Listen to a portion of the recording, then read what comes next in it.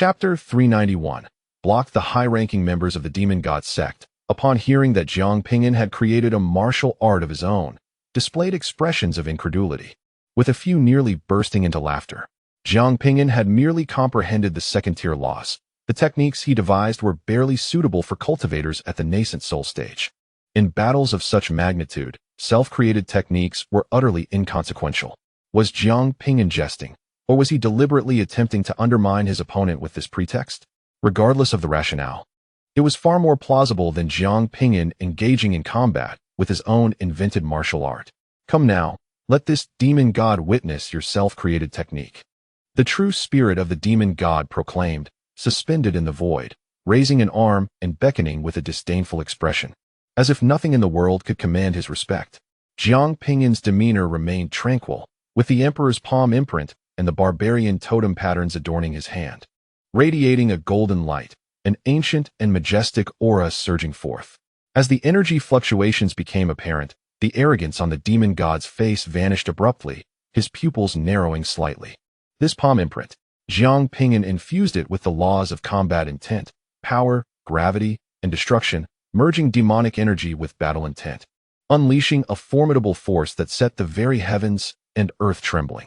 The high-ranking members of the Demon God Sect gazed in astonishment, their eyes widening in disbelief.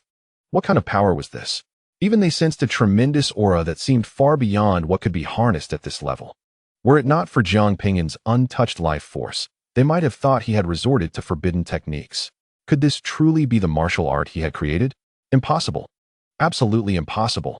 How could a cultivator who had merely grasped the second-tier laws possibly conjure a technique that surpassed his own capabilities?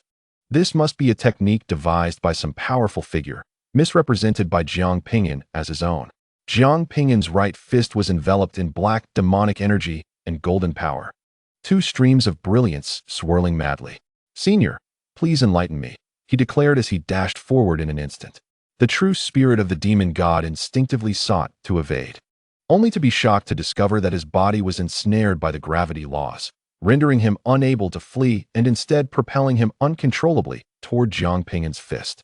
The expression on the demon god's true spirit darkened as he summoned all his energy, raising four arms to coalesce into a black shield, positioning it before him.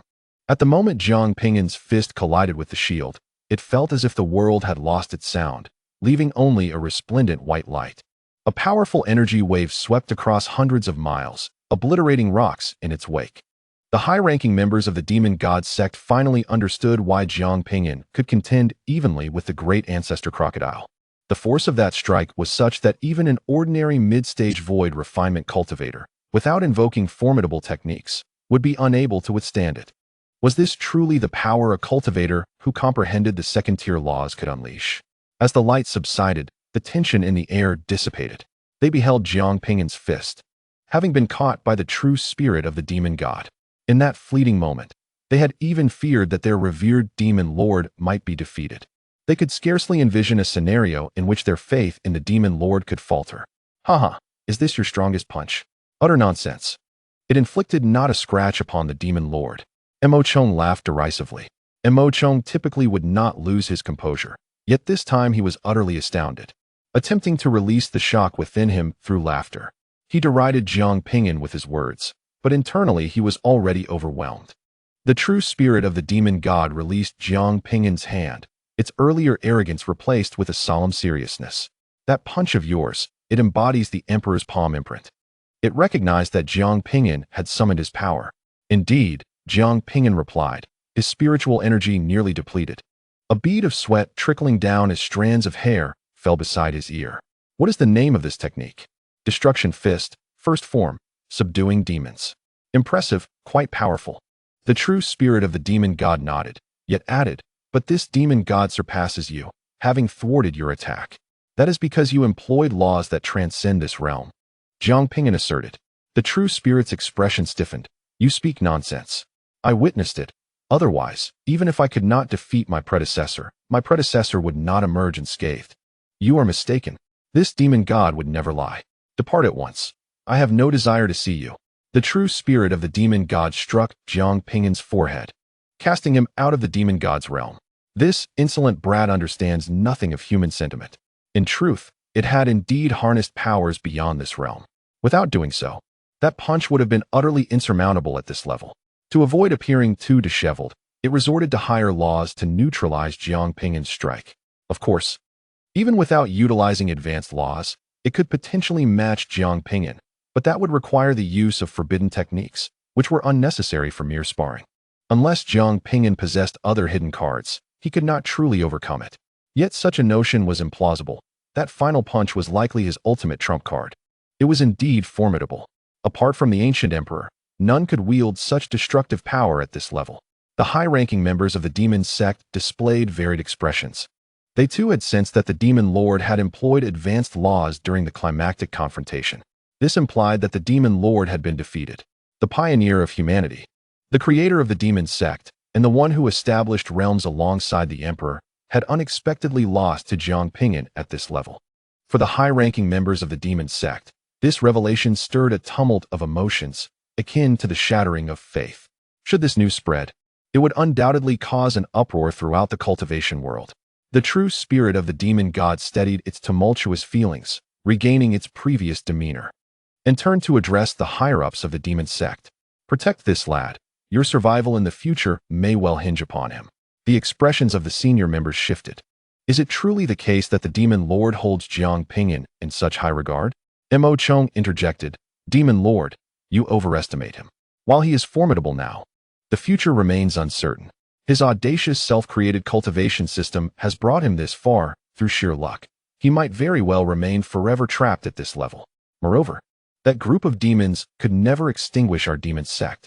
Mo Chong, unwilling to acknowledge Jiang Ping'an's excellence, vehemently opposed. The true spirit of the demon god regarded Mo Chong. The demons certainly cannot annihilate the Demon Sect, but I am not referring to this current crisis. Not this crisis? Then what is it? The crowd was left in a state of confusion. The true spirit of the Demon Lord remained silent, yet his demeanor was profoundly grave. This crisis was hardly significant. The real peril could potentially lead to the annihilation of all races. Outside the demonic space, in the square, Jiang Ping'an was forcefully struck out, crashing heavily to the ground, causing the tiles to shatter and a cloud of dust to rise. Huh, what did I say? What capability does Jiang Ping'an possess to contend with the esteemed Demon Lord? He was expelled so swiftly. Surely he is lost. Mo Bufan exclaimed gleefully upon witnessing Jiang Ping'an's disheveled state. You think you can defeat the Demon Lord? Dream on. Mo Bufan sensed an opportunity to reclaim his position as the Saint's son. Wait, look at Jiang Ping'an's forehead. A disciple of the Demon Sect suddenly shouted, drawing the attention of others. They observed a ghostly blue demonic mark appearing on Jiang Ping'an's brow, radiating an unusual form of demonic energy. This is the Master-S demonic mark. Another disciple exclaimed in shock. The Master-S demonic mark was exclusive to the sect leader. How could it possibly manifest on Jiang Ping'an's forehead? Chapter 392. Becoming the leader of the Demon Sect impossible. Absolutely impossible. As Mo Bufan beheld the markings on Jiang Ping'an's forehead, the smile on his face vanished without a trace. Upon being recognized by the true spirit of the Demon Lord as the Saint's son, a blue dot would emerge on the forehead, known as the Saint's son's mark. However, the blue flame design on Jiang Ping'an's brow indicated that he had attained the status of the sect leader. How could this happen? How could you possibly become the leader? This must be a deception. You, scoundrel, dare to inscribe our divine mark upon your forehead? Remove it immediately. Mo Bufan's composure shattered. His emotions spiraled out of control as he rushed forward, intent on cutting away the Master-S demonic mark from Jiang Ping'an's brow. A stunning figure swiftly interposed itself before Mo Bufan. Yi Wuqing regarded him coldly, her delicate lips parting to utter a single word, leave. You think you can obstruct me? Mo Bufan. Mo Bufan dismissed Yi Wuqing entirely, drawing his sword and striking towards her without mercy, fueled by his uncontrolled emotions. As the son of the eldest elder of the demon clan, even without mastery in combat, he was not someone to be trifled with. His sword was brilliantly radiant. Yet, before it could even reach Yi Wuqing, a terrifying aura of death emanated from her, shattering the sword's energy. In an instant, Mo Bufan was horrified to discover that his life force was rapidly dissipating. His countenance shifted dramatically as he hastily retreated, distancing himself from Yi Wuqing. The law of death. You have actually comprehended the law of death. The The law of death was exceedingly rare. Any cultivator who grasped such a principle was immensely formidable, and no one wished to engage them in battle. Striking such individuals a few times might merely inflict minor injuries, but if they struck you back, one might as well prepare for a coffin. Such a powerful figure was willing to follow Jiang Ping'an. Jiang Ping'an rose from the ground, gingerly touching his forehead. When he had been struck out by the true spirit of the demon lord, the imprint had manifested upon his brow. Listening to the discussions around him, it appeared that this mark was indeed reserved for the leader of the demon clan. Did the true spirit of the demon god truly intend for him to assume the role of the sect leader? The senior members of the Demon God Sect gradually emerged from the demon god space. As Mo Chong gazed upon the master seal etched upon Jiang Ping'an's brow, he gritted his teeth and declared, "Jiang Ping'an may be deemed a holy son, but he is unequivocally unfit to become the leader at his current level. He lacks the qualifications to govern the entirety of the Demon God Sect." Ji Fei, equally astonished, countered Mo Chong's assertion, "If the demon lord has given his approval, what right do you have to dispute it?" Mo Chong retorted, "It is not that I refuse to acknowledge it, but rather that Jiang Ping'an simply does not possess the requisite strength. The demon lord has yet to emerge to refute my claim, indicating that he, too, believes Jiang Ping'an is presently unworthy of the leader's position." Mo Chong was resolute. He would never allow Jiang Ping'an to ascend to leadership.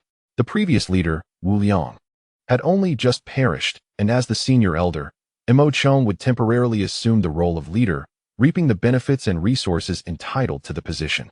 Should Jiang Ping'an become the leader, all of that would vanish. Ji Fei smirked. "It appears you are merely coveting the resources. If you oppose Jiang Ping'an's ascension, then the resources must be allocated to him. Only then can she obtain what is rightfully hers. Why should that be?" Mo Chong flatly refused, asserting, "I have devoted nearly 10,000 years of diligent service to this sect.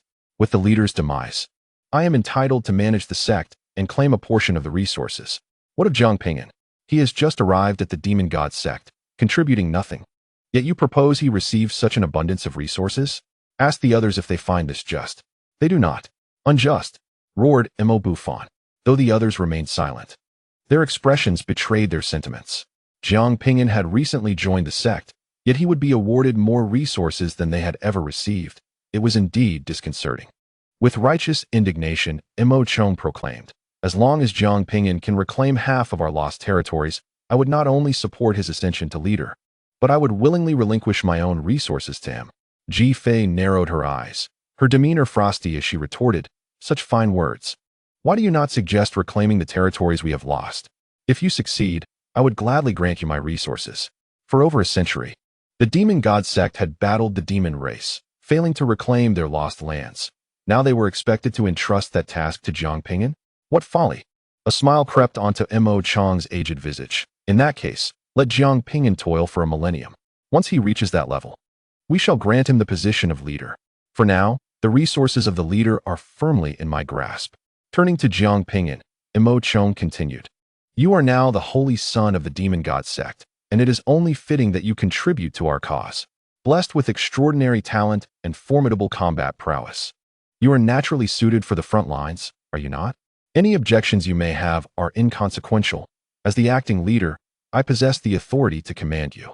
Bring forth a flying vessel for the Holy Sun and escort him to the Duan Tian Ya mountain range. The Duan Tian Ya mountain range harbors a high-grade mine, rich in the precious primordial goldstone, an essential material for crafting treasures. To contend for this mine, formidable warriors and prodigies from both sides converge there, making it the most intense battlefield.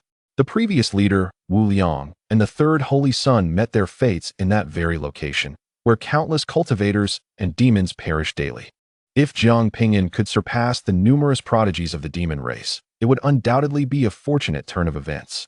Conversely, if Jiang Ping'an were to perish there, it would also be seen as a blessing. After all, in the near term, Jiang Ping'an could never ascend to the position of the leader. As for the earlier assertion that if Jiang Ping'an were to reclaim half of the lost territory, he would be worthy of being the leader, Mo Chong himself hardly took it seriously. For the many formidable experts and practitioners of the Demon God Sect, centuries of bloody struggle had yielded little success. Even with the leader's demise, Jiang Ping'an, despite being a formidable figure at the tribulation stage, could hardly alter the outcome. Through the memories of Wu Liang, Jiang Ping'an grasped the nature of Duan Tianya, a place as harrowing as the Eastern Sea battlefield. With an expressionless gaze, he cast a glance at Mo Chong, then turned to Yi Wuqing and Qian Huanro, instructing them to remain behind and cultivate. No, Yi Wuqing insisted, stepping closer to Jiang Ping'an, unwilling to stay behind. Please, no, Qian Huanro echoed, equally resistant. A flying vessel descended steadily, and Mo Chong, with a smile, remarked to Jiang Ping'an, Holy Son, the future of our Demon God Sect rests upon your shoulders. I have faith in you. You shall certainly sweep through the demons and elevate the prestige of our sect. We eagerly await your journey. Witnessing Mo Chong's exaggerated demeanor, Ji Fei couldn't help but display a trace of disdain. Jiang Ping'an embarked on the vessel bound for the Duan Tianya mountain range. Mo Buffon clenched his fists, unwilling to accept Jiang Ping'an's departure, and whispered to his father, Father, will Jiang Ping'an meet his end there? I cannot say, his father replied. Jiang Ping'an is exceedingly strong. None of his peers can impede him, yet the demon race will undoubtedly find a way to eliminate him. The smile vanished from Mo Chong's face. The memory of Jiang Ping'an's battle with the true spirit of the demon god sent shivers through his body, now uncontrollable. The true spirit of the demon god had indeed been defeated. Jiang Ping'an was formidable, but that did not imply his invincibility. Even those at the tribulation stage could fall. And Jiang Ping'an was no exception. The demon race would certainly devise a means to deal with him. As Jiang Ping'an boarded the vessel, preparing to replenish his spiritual energy, Ji Fei summoned him to a secluded room, erecting a barrier around them. What is it? Jiang Ping'an inquired. Ji Fei seized Jiang Ping'an by the neck, exclaiming, TSK. Jiang Ping'an, I never anticipated that you would have undergone a reversal of possession. Jiang Ping'an remained unfazed. What are you talking about? How could this leader be subject to a reversal of possession? Still pretending? Ji Fei teased, biting Jiang Ping'an's ear. I began to harbor doubts when you refused to kneel before the demon god. How could someone from the Demon God Sect not kneel? You found an excuse to challenge the demon god, which somewhat alleviated my suspicions. However, you revealed a detail that exposed your identity. Do you wish to know what it is? Jiang Ping'an's expression turned cold. This leader is Wu Liang. There is nothing to expose. You fox demons are simply prone to overthinking. Do not bother me. I need to quickly restore my spiritual energy and prepare for battle at the front. How infuriating. I couldn't catch you off guard. Ji Fei had not truly uncovered any flaw. She merely sought to test her suspicions. She pressed Jiang Ping'an down onto a chair and sat beside him, wrapping her arms around his neck, her breath fragrant and intoxicating.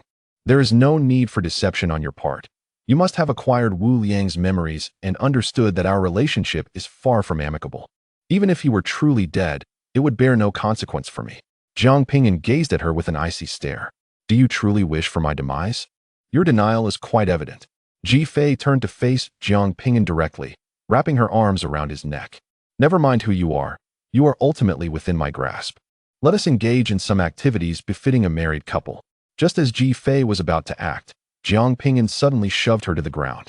Very well. I admit it, I am Jiang Ping'an. Ji Fei, taken aback, exclaimed, after all the effort I expended to test you, you refuse to acknowledge it, yet now you confess? Her frustration surged like relentless waves. Jiang Ping'an would rather reveal his identity than share a bed with her. She, the illustrious beauty of the Demon God Sect, the most alluring among countless races, was the object of many men's fantasies. In Jiang Ping'an's eyes, she should have been a mere trifle to acquire. Yet, he had rejected her. Jiang Ping'an had no desire for such entanglements. Should Xiao Jing learn of this, she would undoubtedly be furious. Xiao Shui and Xiao Yu were also displeased with his interactions with other women, particularly those of a dubious nature. To avoid their ire, he deemed it acceptable to disclose his identity only to this woman. Suddenly, a fluffy white foxtail appeared behind Ji Fei, ensnaring Jiang Ping'an and drawing him closer. Are you not afraid that I might kill you? Ji Fei emanated a terrifying aura. Jiang Ping'an remained expressionless. Let us not squander time. I must cultivate. Once I become the sect leader, the resources will be yours. He had the backing of 3 major powers. They could not possibly act against him. Observing Jiang Ping'an's calm demeanor, Ji Fei's seductive gaze was filled with admiration as her delicate hand caressed his cheek. Such innate talent, such a composed character, and an unperturbed demeanor in the presence of a stunning woman. This remarkable man was indeed captivating. I am quite curious about how you managed to seize his soul. Even if Wu Liang suffered a grievous blow, it should not have been within Jiang Ping'an's capabilities to contend with him. Yet, in the end, it was Jiang Ping'an who triumphed. Perhaps he is merely weak, Jiang Ping'an replied nonchalantly. He attempted to extricate himself from the grip of the fox tail, only to find it tightening further. Your dishonest nature is truly irksome. A lesson is in order. Ji Fei shattered the energy garment enveloping Jiang Ping'an. Her expression one of infatuation. Jiang Ping'an furrowed his brow. A forced relationship bears no sweetness. Why seek a handsome man when you could find someone of your stature? There are many handsome men, but none as exceptional as you. Who can surpass the demon god himself? Ji Fei swallowed hard. Though a forced relationship may not be sweet, it can quench one's thirst. If you dare to do that, I will expose the truth about your soul-snatching. Jiang Ping'an replied coldly. Are you planning for us both to perish? Ji Fei narrowed her eyes. Jiang Ping'an pushed her away forcefully. I seek the assistance of the Demon God Sect to withstand the pressure from the Heavenly Tao Academy and to eliminate the chaos entity. You require resources, we can collaborate. He laid his cards on the table, and the intricate web of schemes was truly exhausting. Do not forget, your life rests in my hands. Only I possess the power to unravel the threads of fate binding you. Ji Fei raised her hand, conjuring a slender line of energy. Yet, to her astonishment, she discovered that the other end was severed, failing to connect to Jiang Ping'an. Impossible. How could this be? You have actually unraveled the life and death talisman. It is not I who have undone it, but rather your talisman was inherently ineffective. The energy garment enveloping Jiang Ping'an reformed as he sat on the bed, beginning to restore his internal essence. There is no way it could be ineffective. This talisman has been passed down through generations. How could it lack potency? Ji Fei's expression faltered, struggling to accept that this talisman bore no effect. You have never utilized it before. Of course, you cannot discern its efficacy. Jiang Ping'an, growing impatient, stated, We are to be allies henceforth, which would be beneficial for us both. Please leave. I wish to cultivate. Useless talisman. Ji Fei gritted her teeth in frustration. Astonished that the talisman she had used to threaten Jiang Ping'an had lost its power, leaving her unable to manipulate this insufferable brat. After a moment of resolve, Ji Fei retrieved a small red vial, uncorked it, and a wisp of crimson vapor escaped. With a gentle breath, the red mist floated towards Jiang Ping'an. This is your doing. This is a specially concocted potion from our nine-tailed fox clan, the soul-locking smoke. Crafted from the finest herbs over centuries to produce a single vial. A mere touch will incite uncontrollable desires towards the first opposite sex encountered, creating an eternal dependence. Even strong enough to ensnare a cultivator in the combined stage. I shall make you my slave. Ji Fei was reluctant to employ such a potion. If sold, it could yield a wealth of resources, as many sought after this elixir. Yet, controlling a prodigy like Jiang Ping'an offered her far greater advantages.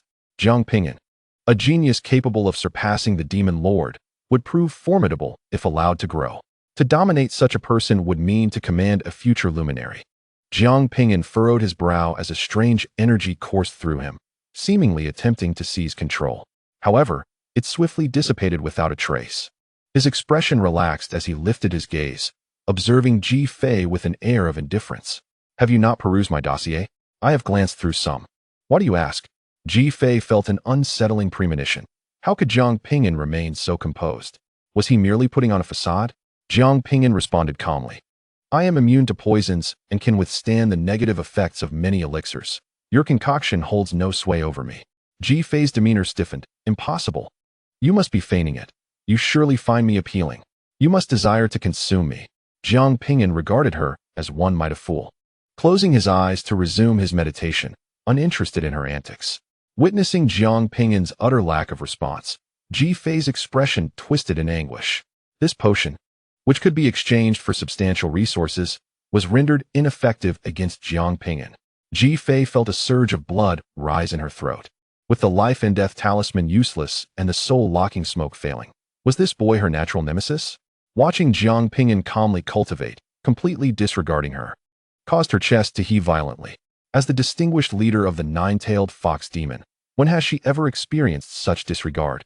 Were it not for the formidable three factions behind Jiang Ping'an, she would have relished the opportunity to strike this insufferable brat down. Suddenly, Ji Fei caught a whiff of an unusual fragrance. Her expression stiffened as she hurriedly looked down at the vial in her hand, from which red gas continued to waft. Damn it, I forgot to seal the bottle. Chapter 394. The demonic clan-esque scheme. Ji-Fei's countenance changed dramatically as she swiftly closed the vial and shut her eyes, hastily fleeing the room. She absolutely could not allow herself to encounter Jiang Ping'an. Her desire was merely for his corporeal form, and she certainly did not wish to become reliant on him. Jiang Ping'an exhaled a long breath. This bothersome woman had finally departed. Are all fox demons this annoying? After shutting the door, he released a fragment of his spirit, entering his spirit beast storage bag to feed the bloodthirsty nine netherworm a corpse.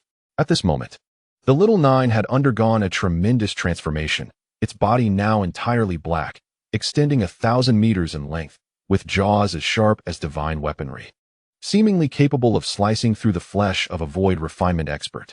Little nine, what abilities will you evolve this time? After consuming the corpse of the shadow blue demon wolf, Little Nine would commence its third evolution. In its first evolution, it acquired enhanced offensive capabilities. In the second, it gained defensive abilities, capable of specifically creating defensive-type insect soldiers. What new powers might emerge in the third evolution? What abilities does the master desire? Little Nine inquired. Jiang Ping'an was momentarily taken aback. Could the evolved abilities be chosen? Little Nine nodded its head affirmatively. Yes, the evolution direction could be selected based on requirements, and the eggs produced post-evolution would inherit such abilities. Truly, as one of the 9 great insect tribes, it was remarkably extraordinary. Then let this evolution lean toward destructive power. As a confrontation with the demon clan looms, Little Nine's insect soldiers ought to be more ferocious. Understood, Master. Little Nine consumed the corpse of the shadow blue demon wolf, radiating a vibrant green light and enveloping itself in a cocoon. Jiang Ping'an watched with satisfaction. As long as Little Nine existed, he alone could command an entire legion. One of the purposes of his journey to the northern domain was to aid Little Nine's growth. Currently, the number of insect soldiers was alarmingly high. With their daily food intake frighteningly excessive, participation in warfare was imperative. Having completed only 2 evolutions, the insect soldiers could already contend with transformation experts. One could only imagine the terror that awaited upon completing all 9. With the curse lifted from his body, he could also begin to comprehend the laws. He replicated the destruction law from the 18-clawed octopus and distributed it among his various spirits. As the spirits entered the time palace to grasp the destruction law, they saved 5-fold the time. The primary reason for enhancing the destruction law first was its formidable strength. The foundation of the destruction law is a 3rd-tier law, possessing immense destructive power. Integrating the destruction law into the annihilation fist would yield even greater devastation. Once he comprehended the 3rd-tier law and reached the integration stage, he would need to grasp the power of the profound meaning. The power of the profound meaning is, in essence, a form of law power, merely a more advanced manifestation of the law. Of course, this realm still lay quite distant for Jiang Ping'an. He now has numerous laws to comprehend: the law of strength, the law of wood, the law of gravity, the law of battle intent, among others. He must grasp all these laws and devise a means to create a 4th realm. However, the 3rd realm, the celestial origin realm, remains incomplete. He has replicated approximately 100 laws of destruction, and the resources at Jiang Ping'an's disposal are nearly depleted. There is an insufficiency of resources. He even plans to repair the treasured gloves. Jiang Ping'an believed he had an ample supply of resources, yet merely replicating 100 laws has left him wanting. One can only imagine the arduous struggle faced by those low-level cultivators without resources as they strive to ascend. Were it not for the treasure basin, Jiang Ping'an would not have reached his current position. It is no wonder that various races are waging wars to seize resources. Resources are finite. To cultivate further, one must continuously conquer other territories. To avoid being plundered, one must enhance their strength, and to enhance strength, one must acquire resources. In pursuit of power and to avoid being robbed, all factions must expand their influence. The so-called rivalry among the myriad races, when examined closely, is merely a contest for resources.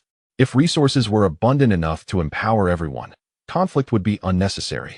Yet the harsh reality is that resources are limited. Some races occupy heights, while others languish in the depths. In the rear of the demon clan, the shadow blue demon wolves, flame demon birds, human-faced demon spiders, and the thousand-legged demon worms, among other prominent clans, have gathered. The human-faced demon spider wore a ghastly expression, pondering their next move. Having gathered information on Jiang Ping'an, it is clear that this individual is quite formidable. Should he reach the front lines to engage in battle, none of his peers would be able to impede him. The thousand-legged demon worm added, based on collected intelligence and information provided by the shadow blue demon wolf, that if a strong individual were to confront him, he would show no mercy towards other lower-tier beings. This individual's bloodthirst and desire for vengeance surpass even those of our demon clan. The numerous high-ranking members of the demon clan were somewhat intimidated upon reviewing the information regarding Jiang Ping'an. The flame demon bird sighed, acknowledging, albeit reluctantly, that even the collective talents of our races might not be sufficient to contend with Jiang Ping'an. We must send a strong individual to assassinate him. He cannot be allowed to live, or else we cannot fathom how many elites may perish, uttered a high-ranking member of the demon clan ominously. There is no need for us to take action. I have a plan. The human-faced demon spider suddenly revealed a terrifying grin. The assembly of demons turned their attention to it.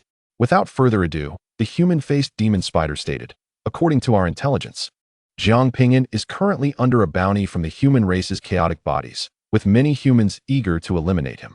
Now, if we disseminate Jiang Ping'an's information, those who wish to assassinate him will undoubtedly come forth. The humans attacking Jiang Ping'an will not only find it easier to succeed, but since it will be an internal conflict within their ranks, the demon god cult will not dispatch strong individuals to eliminate our genius. There are unwritten rules governing various battles, wherein strong individuals do not engage lower-tier cultivators or beings. Once one party takes action, the other will follow suit, leading to a scenario where only the high-ranking individuals remain. Such actions are typically avoided unless absolutely necessary. For instance, the previous Jiang Ping'an, who fought for the great Qian dynasty in the chaotic expanse of the starry sky, was confronted by the Rain clan. With a mere flick of his hand, he annihilated over 10 million of their kin, leaving them in utter devastation. Beside him, the flame demon bird pondered. The chaos body should be the leading figure of this generation of humanity. Why would he attempt to assassinate the prodigious Jiang Ping'an? Wouldn't their alliance render them even stronger? Regardless, the more intense their internal strife, the better. The senior members of the demon clan exchanged glances and erupted into hearty laughter. Dealing with Jiang Ping'an's adversaries proved far more manageable than confronting the son of the demon god. They need not lift a finger, allowing the human faction to handle it amongst themselves. Soon, news of Jiang Ping'an's appearance in the northern domain spread throughout the human realm. Goodness, how did Jiang Ping'an venture so far? Traveling to the north requires a significant amount of spirit stones. No time for complaints. We must hurry. Or else, if Jiang Ping'an falls to another, the enlightenment tree will belong to someone else. I hope to vanquish Jiang Ping'an and become a follower of the chaos body, securing my place in history. Numerous cultivators, eager for rewards, set forth towards the northern domain. For these individuals, Jiang Ping'an's status as a hero of humanity mattered little. They were solely concerned with the benefits of slaying him. The allure of the enlightenment tree was immense. Even the less affluent tribulation stage powerhouses felt its pull. Despite their ethereal demeanor, these unparalleled beings appeared aloof only because ordinary matters did not concern their interests. However, when their interests were at stake, they were no different from common folk, often exhibiting even more reprehensible behavior. This was the reason why the Grand Elder of the Demon God Sect, Immortal, would clash with Jiang Ping'an. If Jiang Ping'an were to ascend as the leader of the Demon God Sect, bestowing Immortal with tenfold resources, who would dare oppose him? Immortal would not hesitate to eliminate any obstacle. Chapter 395. Jiang Ping'an arrives at the dueling in mountain range. This ancient mountain was cleaved by the sword of celestial slaying, resulting in a chasm of unfathomable depth and immeasurable length. Even cultivators at the Golden Core stage, having exhausted their spiritual energy, might struggle to traverse to the opposite side, the breadth of which is truly astonishing. Hence, it was named Dueling End, signifying a precipice that severed the heavens. This place harbors a rare metal, or known as primordial goldstone, a crucial material for crafting precious artifacts, making it a rarity throughout the cultivation realm.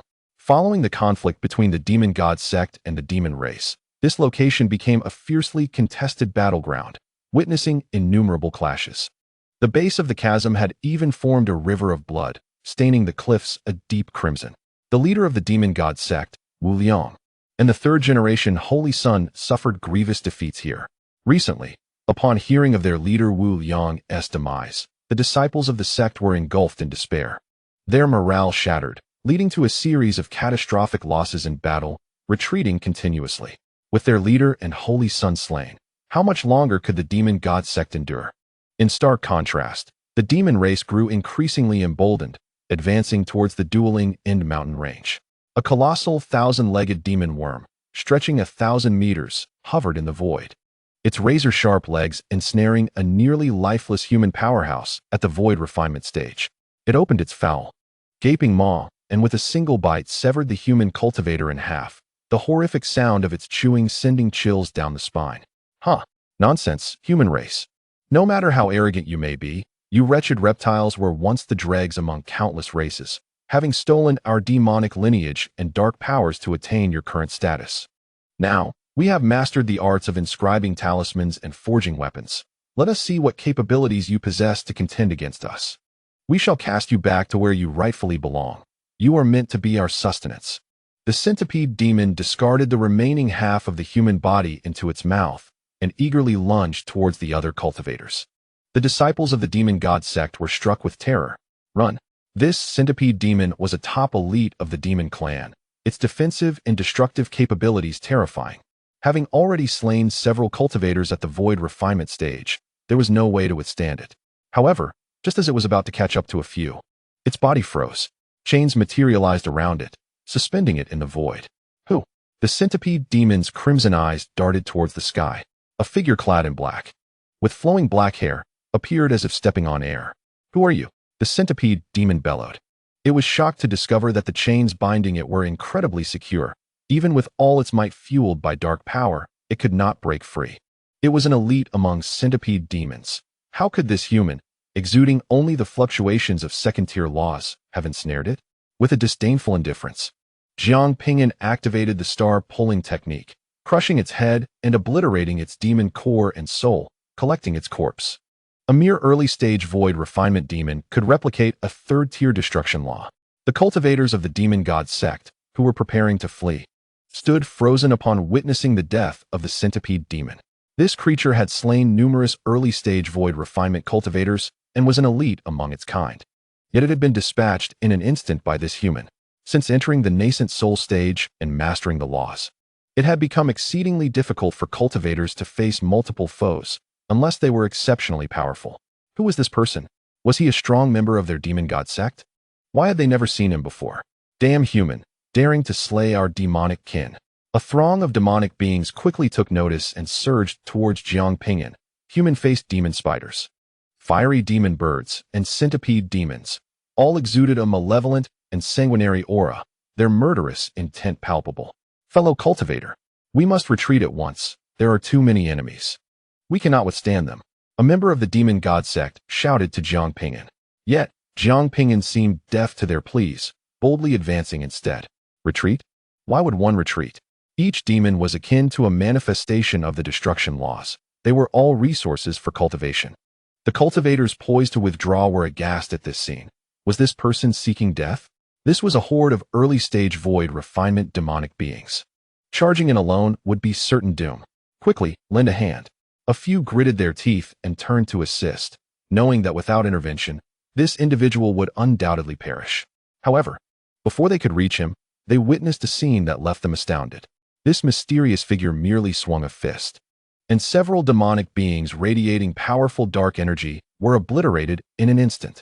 A few individuals froze in their movements, their expressions vacant. Had they fallen under an illusion? This person merely emanated the aura of a second-tier law. How could he possibly annihilate a group of beings who had comprehended the third-tier law? And with a single punch at that, Jiang Ping'an collected the corpses of the fallen demonic beings, casting his gaze towards the others. The remaining demonic entities stiffened, retreating in haste. This individual was undoubtedly no ordinary person. What a statement of the obvious. Even I can perceive it, why mention it? To possess such terrifying power with only a comprehension of the second-tier law, could he be the fabled Jiang Ping'an? Recently, the higher-ups had issued a notification that a human named Jiang Ping'an might arrive on the battlefield. This Jiang Ping'an was purportedly extraordinarily powerful, with no rivals among his peers, effortlessly slaying enemies across a minor realm. The directive was clear: if encountered, one should flee at once. Many demonic soldiers felt that their leaders were exaggerating Jiang Ping'an's prowess. After all, he was merely a cultivator who had just grasped the second-tier law. How formidable could he truly be? This individual could very well be Jiang Ping'an. I must ascertain whether he truly possesses the rumored strength. Suddenly, a blazing infernal bird, enveloped in black flames, emerged. It unleashed its full magical prowess, spewing forth black fire that transformed into a spear, launching an attack at Jiang Ping'an. The black spear melted the very fabric of space it traversed. Moving with the speed of lightning, Jiang Ping'an summoned the infinite fist, casually waving his hand to deflect the black flame spear, which not only returned but intensified in ferocity. The infernal bird, taken aback, sought to flee, only to find itself ensnared by chains, unable to channel its demonic energy to escape. Boom! The dark flame spear instantaneously pierced through the infernal bird's head. The creature's expression turned vacant as blood flowed from its cranium. It had merely sought to test Jiang Ping'an's strength, as rumored, but unexpectedly met its demise in the process. At that moment, both the demonic beings and the human cultivators stood in stunned silence. This individual could not only rebound attacks, but could amplify their potency. Jiang Ping'an, witnessing the efficacy of the infinite fist, felt a semblance of relief. His previous attempts had yielded little success, nearly casting him into despair.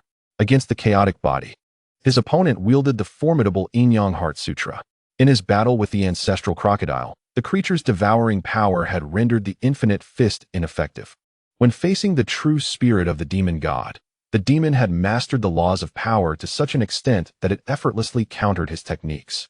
Continuously battling such superlative beings had almost led him to consider the infinite fist a mere inferior technique. For ordinary beings, mastering a high-tier secret art already placed them above the rest. As long as one did not confront those monstrous adversaries, the infinite fist remained commendable, easily allowing the user to transcend realms and vanquish foes with ease. Jiang Ping'an. He must indeed be the Jiang Ping'an. As a cultivator's strength increases, the likelihood of slaying enemies across tiers diminishes. Yet, this human emerged, directly surpassing a realm and obliterating numerous initial stage void refinement experts. This was unquestionably the Jiang Ping'an spoken of by the higher-ups. Retreat at once. Jiang Ping'an has arrived. A formidable humanoid demon spider let out a thunderous roar, its terrified voice reverberating throughout the distant sky mountain range. Chapter 396. The Arbitrary Grand Elder. The soldiers of the demon clan trembled at the mere mention of the name Jiang Ping'an. Was this not the very individual that the higher-ups had cautioned them to regard with utmost vigilance? It was said that upon encountering him, one must flee. The more astute demons promptly turned tail and ran, while others, emboldened by a sense of invincibility, sought to gauge the true strength of this Jiang Ping'an. Alas, those who dared to challenge fate met their demise, their corpses claimed by Jiang Ping'an. The battles across various fronts ceased simultaneously, as all retreated in unison. Within moments, the demon beings that had surged towards the distant sky mountain range were in full retreat. The disciples of the Demon God Sect, who had fought valiantly yet failed to hold their ground, stood in stunned silence at the spectacle before them. The very territory they could not defend was effortlessly surrendered to fear by this man named Jiang Ping'an. Had they not witnessed it with their own eyes, they would never have believed such a thing. Who exactly was Jiang Ping'an? The cultivators engaged in the frontline battles had never heard of him. Jiang Ping'an was the newly appointed holy son of the Demon God Sect. As Ji Fei descended from the Demon Clan's flying vessel and beheld Jiang Ping'an, her heart raced uncontrollably. Cursed soul-locking smoke had ensnared her senses. At that moment, she was consumed by the desire to pin Jiang Ping'an to the ground and assert her dominance. Fortunately, her strength allowed her to suppress this impulse, maintaining her composure. The crowd remained oblivious to Ji Fei's inner turmoil. Upon learning of Jiang Ping'an's identity, the disciples were struck with astonishment. Another holy son? They had already lost 3 holy sons. Would this one meet a similar fate? He exuded a formidable aura, and the moment he arrived, the enemy fled. Curiosity welled among them as one inquired, "Why do we not see the Holy Son's insignia?" Upon becoming a holy son, one would typically bear a blue mark upon their forehead, a symbol of their status. Yet, Jiang Ping'an bore none. Ji Fei addressed Jiang Ping'an. Why conceal the demonic markings upon your brow? Unveil them at once. I have little fondness for such chaotic adornments. Jiang Ping'an believed that the peculiar markings would cast him in a nefarious light, hence he chose to conceal them. Acknowledging the consensus among the onlookers, the blue flame markings reappeared upon his forehead. An ancient and ominous aura enveloped Jiang Ping'an, imbuing him with an air of authority. Upon witnessing this marking, the disciples of the Demon God Sect trembled in awe. This was the Master's demonic seal. Was this not a privilege reserved solely for the sect leader? Could he truly be the sect leader? Ji Fei anticipated their reaction and clarified, this signifies the identity bestowed upon Jiang Ping'an by the great demon lord. Given his current lack of strength, he is recognized merely as the Holy Son for now. Salutations, Holy Son. The disciples of the Demon God Sect promptly bowed in reverence. They had never before encountered a newly appointed Holy Son who was granted the Master's seal, signifying their acknowledgement of Jiang Ping'an. Jiang Ping'an paid little heed to the crowd's reaction, his gaze fixed upon the retreating demons, feeling a tinge of dissatisfaction.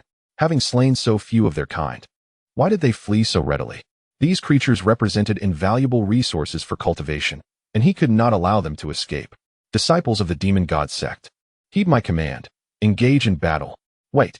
As Jiang Ping'an was preparing to issue orders to pursue the demon race, a terrifying pressure descended, interrupting his words. An elderly man, drenched in blood, returned from the cosmos. The old man's hair had vanished from his head, yet his beard was lush and flourishing. With a mole and a tuft of hair beneath his eye, the aged gaze of the elder fell upon Jiang Ping'an. After consecutive battles, everyone was weary, and their primary concern was to recuperate rather than chase off the enemy. Ji Fei hastily interjected, Elder, I believe we should capitalize on our momentum. The enemy fears Jiang Ping'an, and this is an opportune moment to boost our morale. The senior elder, Lu Dan, regarded Ji Fei with a frosty demeanor and coldly replied, I have heard of Jiang Ping'an. He is indeed formidable, but the demon race is not to be underestimated and will certainly devise ways to counter him. Slaying a few demons will not alter our fate. Securing the Duantian Cliff and mining more primordial goldstone to forge treasures is our utmost priority. Elder, please refrain from further discourse, Lu Dan commanded. Ji Fei, wishing to voice more, was abruptly silenced by Lu Dan.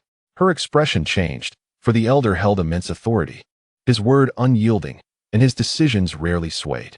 She had envisioned a scenario where Jiang Ping'an could slay more foes to accrue military merit, which she could then seize to exchange for advanced elixirs, but that hope was dashed. Jiang Ping'an furrowed his brow, without the opportunity to pursue.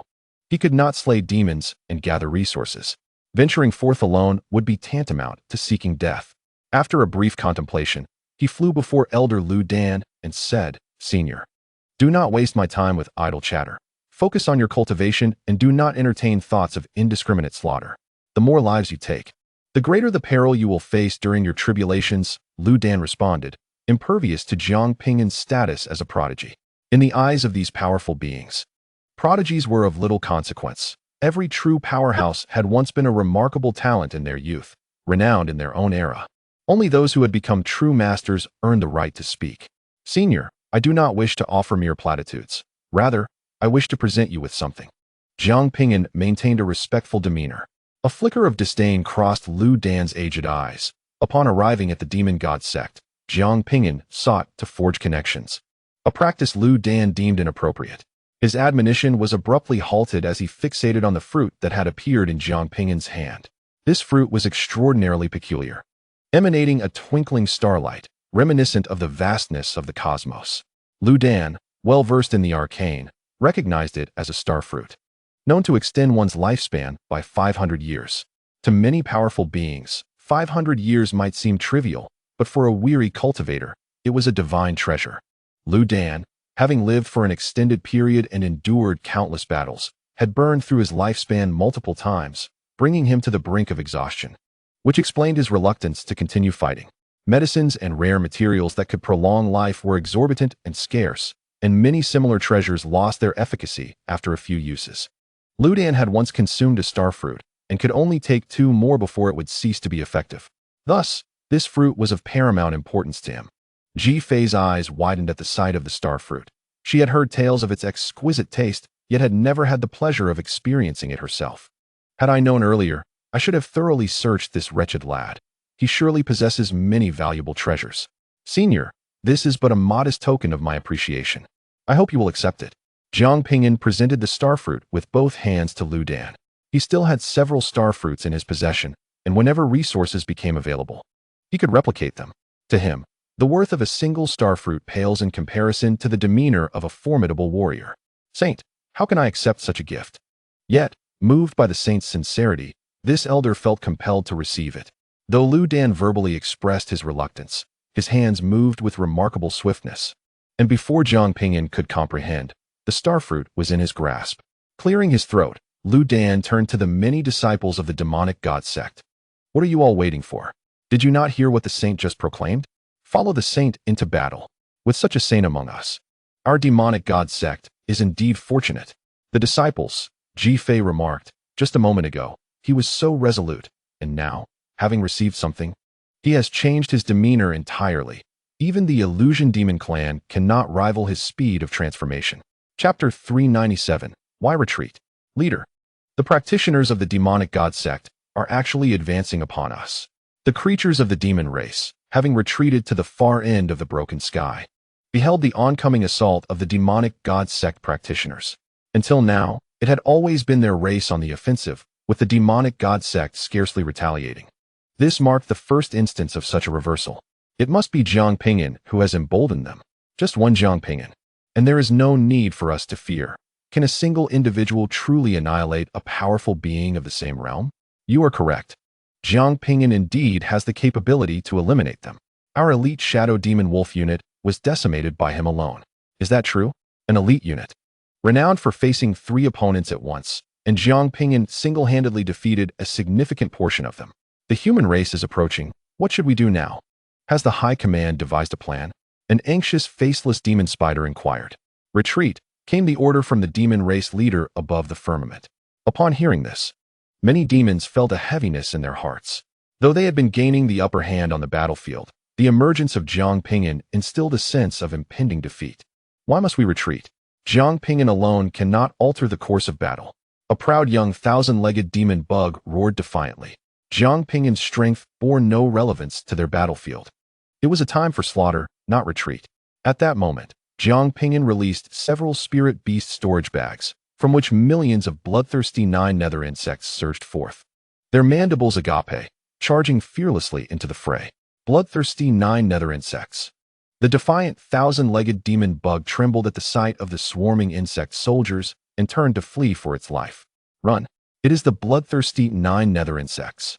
The bloodthirsty 9 nether insects, one of the 9 prominent insect races, held a status comparable to sacred lands or dynasties among the human race.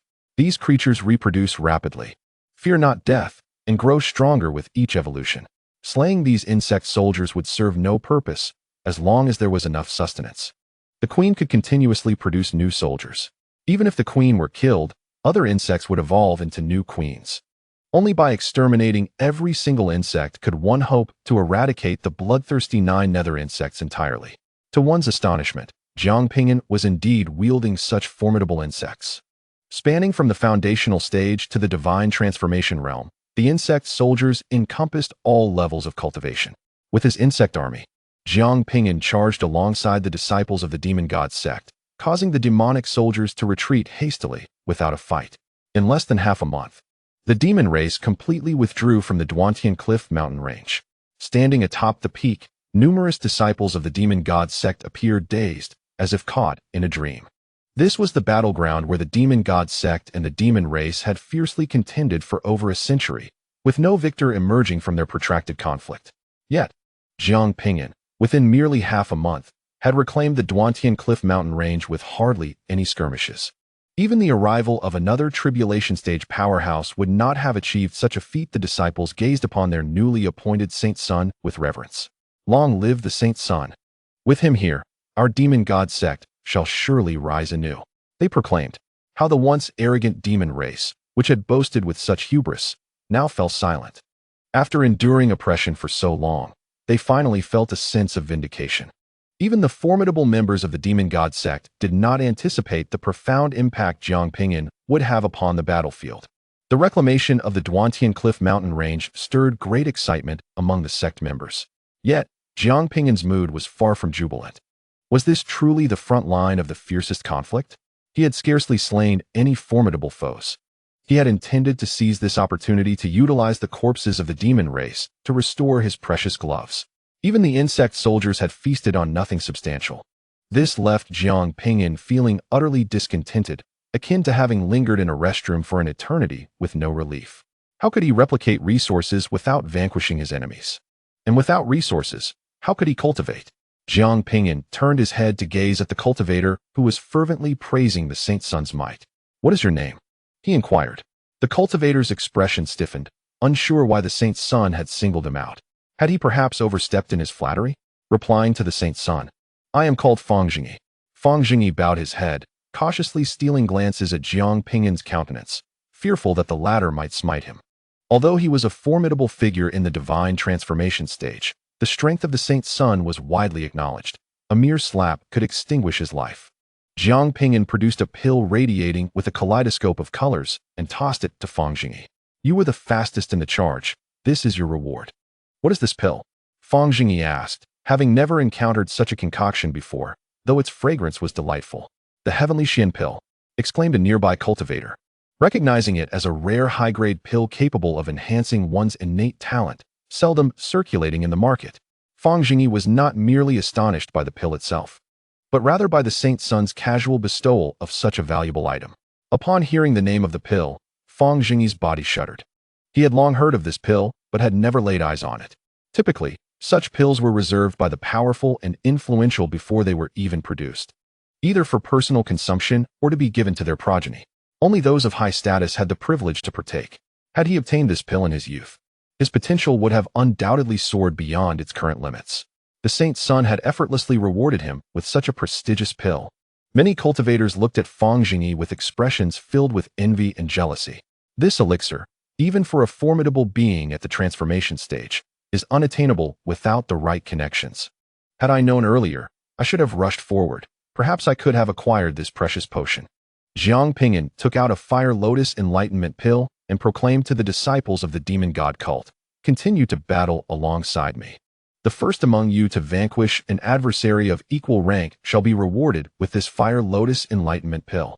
Beside him, Ji Fei's eyes widened in disbelief. "Have you lost your mind? Bestowing such a treasure as a reward? Even for cultivators at the integration stage, the Fire Lotus Enlightenment pill holds great value." She recognized that Jiang Ping'an might be attempting to win hearts, yet this seemed excessively extravagant. Little did Ji Fei know that Jiang Ping'an could easily distribute hundreds of such pills among his numerous souls. Kill. The air was filled with thunderous roars as a throng of disciples from the Demon God cult surged forward, transforming into streaks of light as they charged at the demon soldiers. For those cultivators in the Nascent Soul stage and above, the Fire Lotus Enlightenment pill could save them countless hours of cultivation. For those below the Nascent Soul stage, selling it could yield resources necessary for their advancement. All lower-tier cultivators yearned for such a prize. They were not concerned that Jiang Ping'an would renege on his promise, especially since he had just distributed the Tianxian pill. His motives were clear: to garner loyalty while pushing everyone to press onward and slay more demon entities. If cultivators were to charge forward without any incentives, discontent would inevitably arise. One cannot expect a horse to run without providing it with fodder. For Jiang Ping'an, such treasures were trivial. He could easily replicate them by slaying a few demons. However, for ordinary cultivators, these rewards represented their opportunities to establish himself within the Demon God cult. He needed to win the allegiance of the people. The demon cultivators were invigorated as if they had tasted divine blood. After fleeing for half a month, believing they could escape the confines of the Duantian Cliff, they were preparing to rest when the deafening sounds of battle erupted behind them. They beheld the humans, their eyes ablaze and moving with incredible speed, some even employing high-level talismans to hasten their approach. The demon entities were taken aback. What on earth is happening? Chapter 398. Fear not the human race. Witnessing the indomitable spirit of the Demon God cult disciples, the demon entities felt a twinge of fear. Damn those humans. Do they think we truly fear them? Retreat was no longer an option. They resolved to stand their ground. They had suffered losses, but they knew the humans would too. Indeed, if they continued to flee, the enemy would surely believe they were afraid. This time, the demon leaders refrained from ordering a retreat. To continuously withdraw would only affirm the notion that the demon race was intimidated. They aimed to stall Jiang Ping'an while their comrades fought fiercely in other battlegrounds, hoping to instill fear in these humans and send them fleeing. Kill. With a decisive command, the demon entities launched their counterattack. The battlefield erupted with howling winds, flashing blades, and a chaotic dance of blood and magic. Wind blades, sword rain, and thunder cracked through the void, while dark forces obscured the sky. A multitude of void refinement stage experts encircled Jiang Ping'an, their murderous intent palpable. With so many of us, trapping him will be effortless. We need not fear. A multitude of arachnid entities, each bearing a visage reminiscent of humanity, unleashed vast webs that enveloped Jiang Ping'an. These white filaments were remarkably resilient, akin to exquisite artifacts, nearly impervious to rupture, and were laced with deadly venom. Essentially, once ensnared by these strands, it was a formidable challenge for practitioners of equivalent rank to extricate themselves.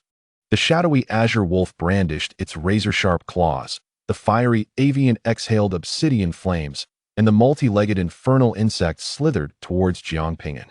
The denizens of the demon realm were convinced that, regardless of Jiang Ping'an's prowess, the sheer multitude of their kind encircling him would render him incapable of stirring any substantial tumult, perhaps even leading to his demise. Even if he could not be vanquished, they believed it would buy time for other battlegrounds. If enough humans fell, they would surely comprehend that one Jiang Ping'an could not alter the tide of fate. Jiang Ping'an surveyed his encirclement, his eyes narrowing slightly. Outnumbered, with a decisive flourish, he summoned 100 primordial spirits, their overwhelming demonic energy piercing the heavens, sending the encroaching fiends sprawling. The sudden manifestation of 100 ethereal entities left the surrounding elite warriors in a state of disbelief. What jest is this? How could a single individual possess 100 primordial spirits? This must be an illusion. A particularly desperate demon spider howled, tearing off one of its own legs in a futile attempt to dispel the mirage through pain. Yet, the vision remained unaltered. 100 primordial spirits stood resolute. Jiang Ping'an commanded his 100 spirits to invoke the star-pulling technique. With a cacophonous crunch, the demon entities were brutally compressed into orbs the size of eyeballs. Each of these formidable beings was a paragon, having achieved their status through countless battles. However, in this moment, all their talent and toil dissipated with the extinguishing of their lives. Upon dispatching these demonic foes, Jiang Ping'an directed his 100 spirits toward the battlefield of the transformation stage. For the carcasses of such creatures were resources not to be squandered. Among his objectives in the northern domain was the efficient collection of resources. Only with ample supplies could he sustain his considerable expenditures. Jiang Ping'an relentlessly advanced against foes of equal rank, donning his secret treasure gloves and battle armor when confronted by higher-tier adversaries.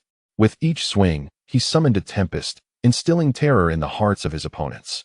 His speed was akin to a specter, swift as lightning, appearing before enemies one moment and vanishing the next, rendering him nearly impossible to track. Each strike carried the weight of cataclysmic might, his fists roaring like thunder and his kicks striking like mountains, reducing his enemies to mere fragments. His spiritual aura was boundless, akin to an ocean of vast profundity, an unending wellspring that exerted relentless pressure upon his adversaries. Jiang Ping'an resembled an ancient demon deity, an unstoppable force that incited dread within the demon horde. In typical warfare, the loss of 1 or 2 practitioners at the void refinement stage over the course of a year was considered significant. Yet, with Jiang Ping'an's emergence, over a dozen had already perished, and the count continued to escalate rapidly. Send reinforcements. This fellow possesses secret treasures. Chief, the battlefield at the void refinement stage cannot withstand the pressure. He must be the reincarnation of a demon god. It must be so. The cries for help echoed from the demon entities engaged in battle at the transformation and void refinement stages. Initially, they believed that even if they could not slay Jiang Ping'an, they could at least impede his advance. However, reality dealt them a harsh blow. The supreme magical artifacts enveloped in protection, combined with unparalleled secret techniques, achieved an astonishing pinnacle of defense, speed, and destructive power. These entities had existed for centuries, perhaps even millennia, and this was the first time they had encountered such a terrifying presence. Not only were they taken aback, But even the ancient monsters had never beheld a human of such extraordinary prowess. Was the demon race weak? No. It was merely that Jiang Ping'an's combat capabilities had transcended the limits of their imagination. The demonic beings were gripped by fear of annihilation. Retreat. Within less than an hour of combat, the demon leader, witnessing the significant loss of numerous transformation phase and void-refining soldiers, was filled with profound sorrow and hastily ordered a retreat. Each transformation phase and void-refining soldier had been cultivated with immense time and resources. Yet, in Jiang Ping'an's hands, they were dispatched as easily as one would slice through vegetables. The disciples of the Demon God Sect surged with newfound vigor, relentlessly pursuing the enemy. After chasing for 100,000 miles, Jiang Ping'an's voice reverberated across the battlefield. Cease the pursuit. Upon hearing his command, the disciples of the Demon God Sect halted, gazing at him with fervor. For many years, they had not engaged in such exhilarating warfare. This unparalleled Holy Sun seemed like a reincarnation of the demon god, utterly dismantling the morale of the demon race. Due to the influence of dark powers, the practitioners of the Demon God Sect often exhibited prideful dispositions, making it difficult for them to feel admiration for others. However, Jiang Ping'an's emergence inspired profound respect among them. He tossed the Fire Lotus Enlightenment seed to Yi Wuqing, rewarding him for being the first to slay an enemy of equal rank. The crowd was filled with a sense of loss and envy, wishing they could have acted just a moment sooner. Jiang Ping'an then produced a bounty of magical artifacts, elixirs, and talismans, generously bestowing them upon nearby transformation phase practitioners without hesitation. The disciples of the Demon God Sect were astonished at this display. Such an abundance of resources, so freely given, was beyond their comprehension. Although the Demon God Sect functioned as a cohesive group, their cultivation system and prevailing ethos often led to solitary and somewhat selfish behavior, aside from family.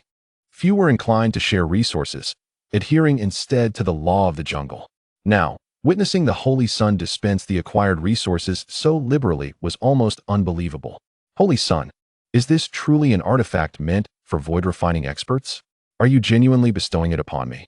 Fang Jingyi, fortunate to be near Jiang Ping'an, received a sword crafted for a void-refining master.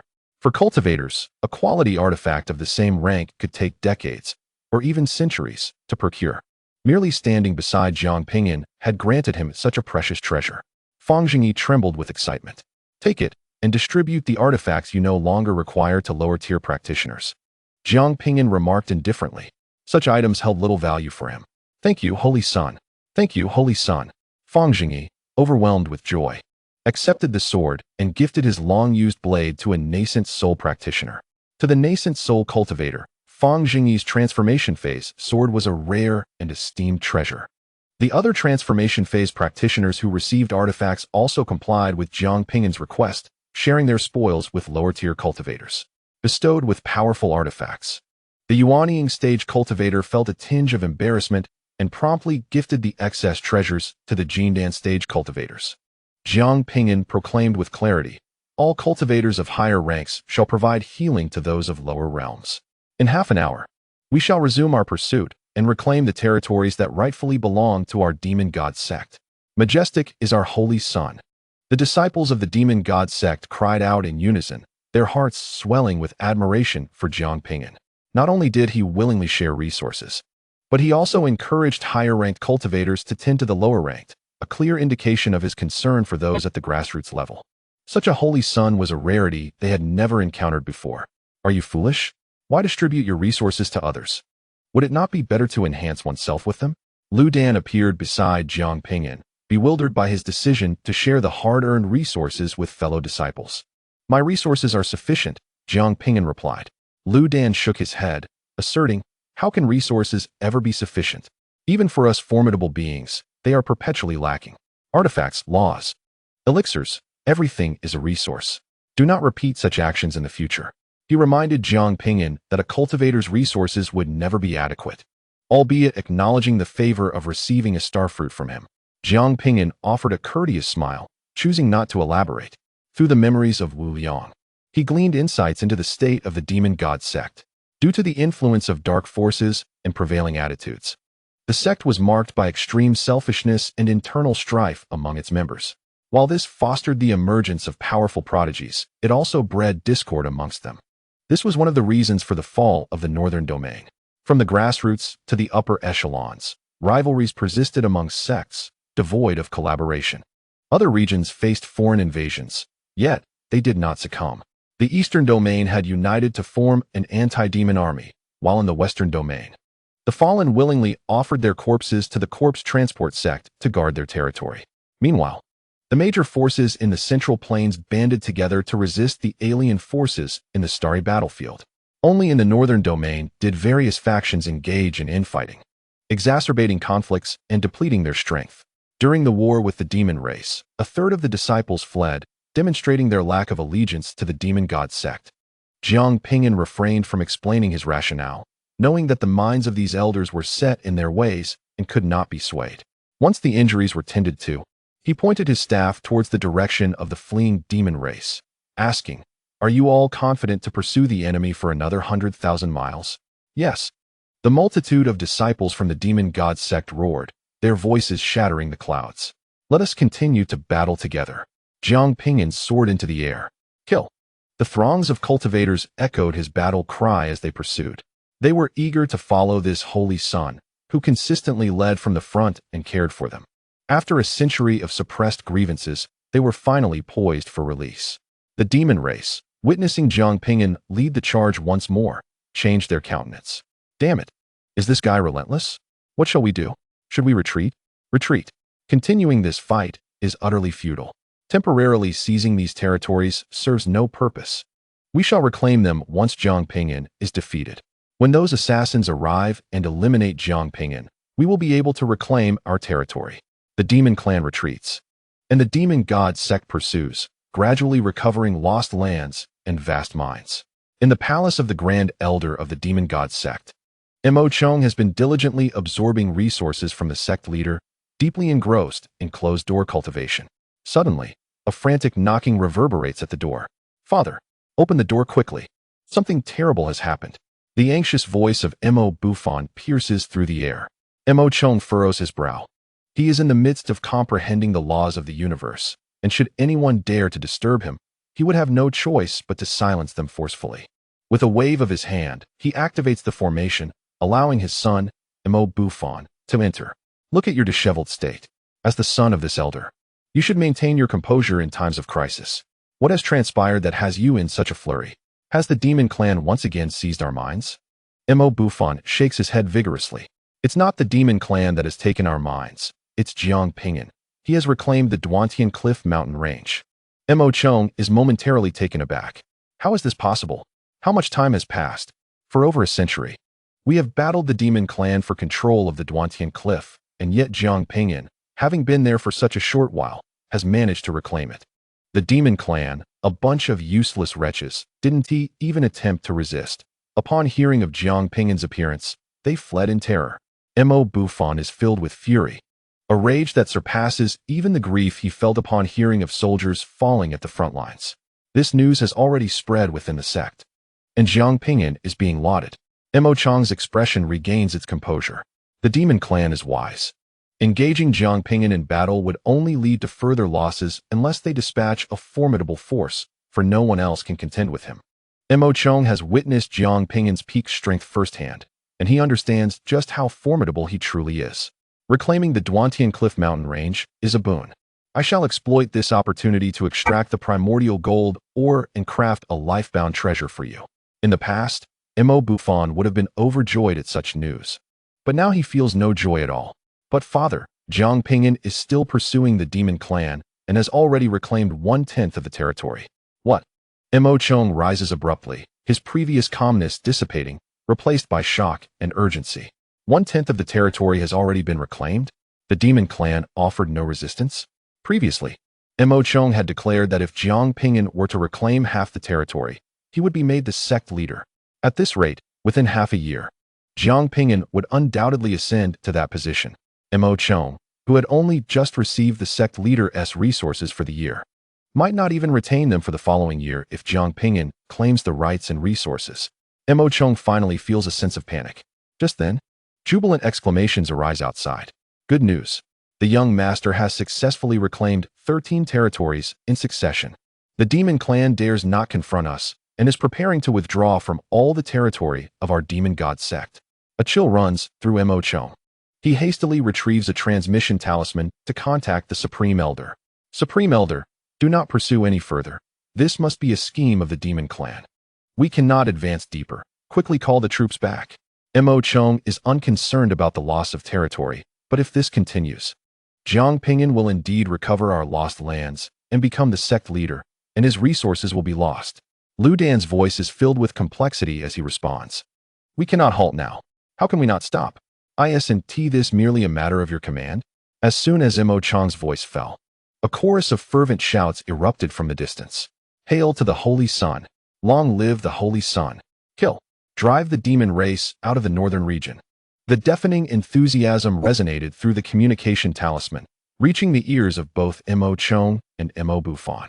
Lu Dan's emotions were complex. Throughout the journey, Jiang Ping'an had distributed all the seized resources among the subordinates. Those below had shared what little resources they possessed with even lower-tier cultivators, ensuring that everyone benefited. Jiang Ping'an's invincibility and selflessness had incited a fervent admiration among these lower-tier cultivators. Now, even his position as the Supreme Elder seemed less influential than Jiang Ping'an's voice. Although Mo Chong did not fully grasp the situation, he could surmise the general sentiment. Their demon god sect had been continually besieged by the demon race. And now that they could strike back, the disciples were undoubtedly elated, fostering their adoration for Jiang Ping'an. Supreme Elder, we must summon the Holy Sun back swiftly. The demon race certainly harbors malicious intentions. It is imperative to bring him back to the demon god sect for his safety. Mo Chong was filled with profound regret. He had personally sent Jiang Ping'an to the front lines, hoping for an unfortunate incident. Yet, Jiang Ping'an had not only evaded peril, but had also achieved military glory. He must not be allowed to continue reclaiming lost territories. Just then, Jiang Ping'an's voice emanated from the talisman. Supreme Elder, I have an extra death substitute talisman to bestow upon you. Holy Sun, why bestow such a treasure upon this old man? Fear not, with me here. No one shall harm you. Allow me to fight alongside you and drive the demon race from our lands. Kill. The communication abruptly ceased. Mo Chong stood frozen, realizing that even the Supreme Elder seemed to have been swayed by Jiang Ping'an.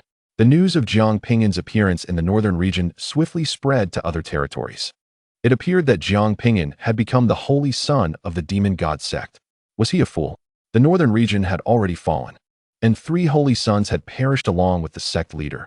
Was he not courting death by going there?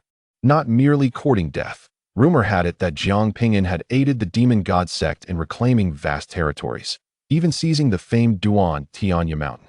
This was even more foolish. Having offended the demon race, they would undoubtedly seek revenge against Jiang Ping'an. Countless assassins now desired to eliminate him. Jiang Ping'an, instead of remaining in the eastern region, had ventured into the northern region, abandoning the protection of the 3 great powers.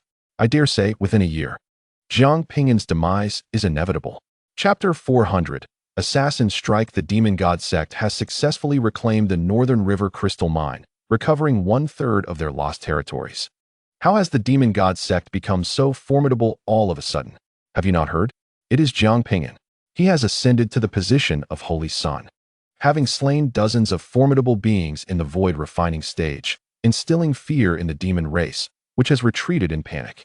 The Demon God Sect, buoyed by this momentum, pursued the enemy for 100,000 miles, reclaiming numerous major mines and territories, recovering half of their lost lands. It is rumored that Jiang Ping'an will inherit the position of sect leader, becoming the youngest leader among the top forces of the human race.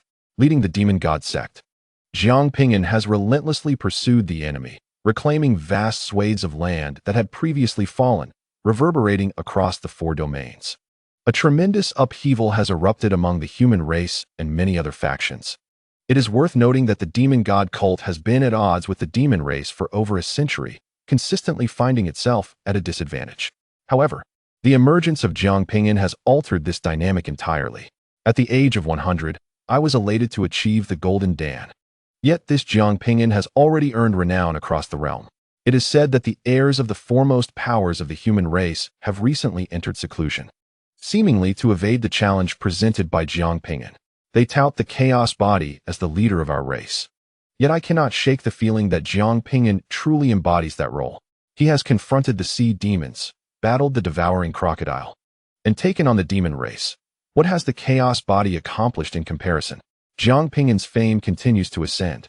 Within the chambers of the esteemed elder Song Hui of the Misty Sect, she is instructing Jiang Xiaoxue in the art of talisman crafting, her gaze frequently drifting toward Jiang Ping'an, who meditates in quietude nearby. Song Hui has also heard the news of Jiang Ping'an's exploits in the northern domain. This man radiates brilliance akin to the sun, while the other cultivators of his age within the Misty Sect squander their time in taverns or indulge in frivolities. Jiang Ping'an has traversed from the East Sea to the northern domain, earning countless accolades. Should he lift the curse that binds him, he would undoubtedly become a pillar of support for the human race. Suddenly, Jiang Xiaoxue lifts her head and exclaims, "Master, do you think father is handsome? What nonsense are you speaking? Focus on your talismans." Song Hui quickly averts her gaze, her expression flustered as she hastily shifts the subject. Jiang Xiaoxue then calls out to Jiang Ping'an, "Father, master says she likes you." "Xiaoxue, what are you babbling about?" Song Hui gasps in shock, her face turning crimson as she hurriedly clarifies, "Jiang Daoyu, please disregard Xiaoxue's words. She is not yet 100 years old and knows nothing of such matters." Jiang Ping'an slowly opens his eyes. "What are you discussing?" He had been intently examining the malevolent spirits within his meridians and had not been attentive to their conversation. "Oh, it's nothing. Please continue your cultivation, Jiang Daoyu." Song Hui quickly leans over to cover Jiang Xiaoxue's mouth. For some inexplicable reason, the realization that Jiang Ping'an had not overheard their exchange brings her a sense of unaccountable disappointment. "Jiang Daoyu, you must exercise caution. Many seek to take your life. And even outside the Misty Sect, a multitude of assassins has gathered," Song Hui cautioned, her voice imbued with unprecedented gentleness. "Thank you for your warning." Jiang Ping'an closed his eyes once more, resuming his study of the malevolent spirits. Previously, while practicing the demon thunder scripture, he had attracted numerous malevolent entities, which began to affect his lifespan, leading him to seal them within his meridians. Now, these spirits had accumulated in ever greater numbers, engaging in a fierce struggle for dominance. Gradually, they fused into a formidable malevolent entity, capable of devouring decades of life force with a single bite. Should they be unleashed, even a transcendent being would find themselves in flight, potentially igniting chaos and harming the innocent. As Jiang Ping'an contemplated how to manage the malevolent spirits, a frown creased his brow. His avatar in the northern domain had, after all, encountered assassins.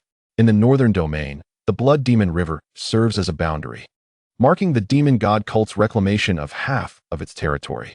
The river churns with tumultuous waves, its depths shrouded in darkness. Yet, the disciples of the demon god cult, having traversed great distances and fought tirelessly, feel no weariness. The morale of the demon clan has waned, lacking the will to fight, and has been continuously routed. In stark contrast, the disciples of the Demon God Sect have suffered minimal losses, consistently seizing magical treasures and resources, thereby growing in strength. While the disciples of the Demon God Sect were resting, a group of over 10 individuals swiftly approached from the distance.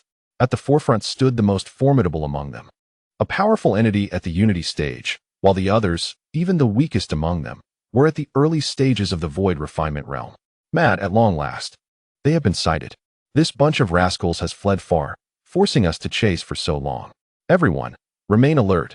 We must not reveal our intentions. Once we complete this mission, we need not worry for several millennia.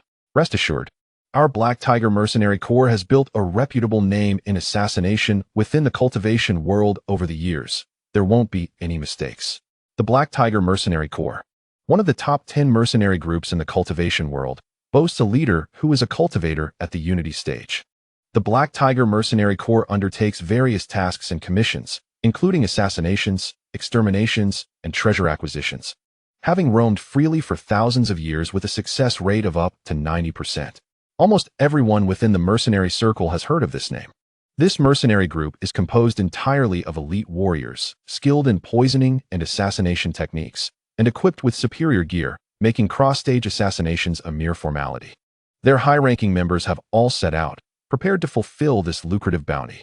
The reward of a Tao Enlightenment tree, along with the treasures possessed by Jiang Ping'an, is sufficient to entice even those at the tribulation stage. The Black Tiger Mercenary Corps is determined to secure this bounty. Prior to their arrival, they had made a prediction, estimating a success rate of 99%, with virtually no chance of failure. Ahead lies the resting place of the Demon God Sect. We must halt swiftly. The guarding disciples of the Demon God Sect noticed these formidable individuals and promptly intercepted them, regarding them with caution. "We have come to pledge our allegiance to the Demon God Sect," stated a handsome man from the group, exuding a cheerful and affable demeanor, easily endearing himself to others. Gao Quan, the founder of the Black Tiger Mercenary Corps, originally rose to prominence by annihilating the sect that had adopted him, and he is exceptionally adept at disguising his true intentions. The guarding disciple looked at the group with suspicion. "How could you possibly wish to join our Demon God Sect?" Over these years, only those who have escaped from the Demon God Sect have been seen. Very few have joined. Moreover, the aura emanating from these individuals was astonishing, clearly indicating they were not weaklings. Just as Gao Quan was about to respond, the guarding disciple suddenly interjected. "Could it be that you have heard of our esteemed son's reputation and believe that the Demon God Sect is destined to rise again, thus arriving to pledge your loyalty in advance?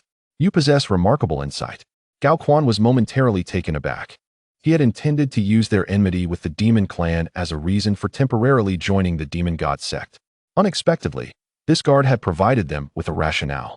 "Indeed, we have heard of the esteem in which the son is held, believing the Demon God Sect is poised for resurgence. And thus we have come to ally ourselves and rise with the Demon God Sect back to greatness." Gao Quan's face beamed with aspirations for the future and reverence for the son. "Excellent, you have a keen eye. Please wait a moment. I shall report this to the son at once." Hearing the praises for the son, the guarding disciple happily went to relay the news. In his perspective, it was entirely reasonable for this group to come forth to pledge their allegiance. After all, who is the son? He is the prodigy who has led the Demon God Sect to reclaim much of its territory, shaking the world with his renown. No one coming to seek refuge would indeed be abnormal. Gao Quan wore a smile on his face, yet his heart was filled with a cold sneer. "Foolishness! What nonsense is this about a holy son? In my presence, it is but a trivial matter to eliminate him. Jiang Ping'an is merely a stepping stone on my path to immortality." Though Gao Quan could easily slay Jiang Ping'an with a mere slap, he could not act directly, for there existed more terrifying powers in this place than himself. What he must do now is to lie in wait near Jiang Ping'an, be it for years or even centuries. As an assassin, one must possess patience, biding time until the opportunity arises for a swift and decisive strike. Poor Jiang Ping'an. Perhaps until the day he meets his demise, he would never fathom that a cadre of elite assassins lurked in his vicinity. Chapter 401. A glimpse from the other side of the cosmos contemplating the potential acquisition of two priceless treasures, Gao Quan felt an extraordinary surge of excitement. With these two artifacts, exchanged for resources, he could undoubtedly ascend to the next realm. Through years of honing his skills, he had reached a level where his emotions remained inscrutable, his face betraying nothing. Not long after, Gao Quan beheld a strikingly handsome man accompanied by an enchanting woman approaching. He had expended a significant sum to procure a multitude of intelligence regarding Jiang Ping'an, one piece of which detailed the latter's appearance. The moment he laid eyes on Jiang Ping'an, he immediately recognized his identity. A plethora of strategies filled Gao Quan's mind for befriending Jiang Ping'an and winning his trust, flattery, gifts, feigned protection, and so forth, each a testament to his accumulated wisdom over millennia. He was confident that he would soon gain Jiang Ping'an's trust and remain by his side. Upon seeing these individuals, Jiang Ping'an conveyed through thought to Ji Fei, "They are assassins, eliminate them." Ji Fei, astonished, retorted, "What nonsense are you speaking? What evidence do you possess to claim they are assassins?" Jiang Ping'an replied sternly, "Do it swiftly, without alerting them. The individual in the middle shares your cultivation level. Both at the early stage of the integration realm, he is exceedingly dangerous." Ji Fei refrained from acting, instead arguing, "The Demon God cult is currently in need of personnel. Your unfounded suspicions and unwarranted aggression will only serve to alienate potential allies." Jiang Ping'an's brow furrowed in concentration. "I can sense the intent to kill emanating from them. You must act now." "What intent to kill? I, a being of the integration realm, cannot even perceive it. What can you possibly sense?" Ji Fei would not heed Jiang Ping'an's wild claims. The Demon God cult was in dire need of talent, and after much effort to attract a cadre of strong individuals. How could one act rashly? Such actions would only breed resentment. Jiang Ping'an ceased his futile chatter, swiftly shattering a teleportation talisman and retreating to the center of the army, shouting loudly, "Assassins!" At the sound of his voice, the resting members of the demon god cult were taken aback, hastily drawing their weapons in defense. Ji Fei's expression changed dramatically. "What foolishness are you engaging in?" However, before she could react, Gao Quan's countenance shifted drastically as he tore through the void, shouting, "Run!" Gao Quan, alongside a dozen experts in the void refinement stage, vanished into the ether. The members of the Black Tiger Mercenary Corps wore expressions of utmost gloom. Damn it! What is happening? Who has leaked our identities? Everyone had concealed themselves well. There should be no breach. There must be some mistake. As she watched the group of over a dozen individuals vanish into thin air, Ji Fei's expression froze. Even a fool would have realized that this group had fled upon hearing Jiang Ping'an's call, clearly revealing their true identities as assassins. But what was the reason behind this? How did Jiang Ping'an discern their intentions? Ji Fei, along with the formidable members of the Demon God Sect, swiftly pursued them. After approximately half an hour, Ji Fei and several powerful figures returned, dragging a few corpses and a handful of living assassins, presenting them before Jiang Ping'an. Only the most powerful among them, Gao Quan, had managed to escape.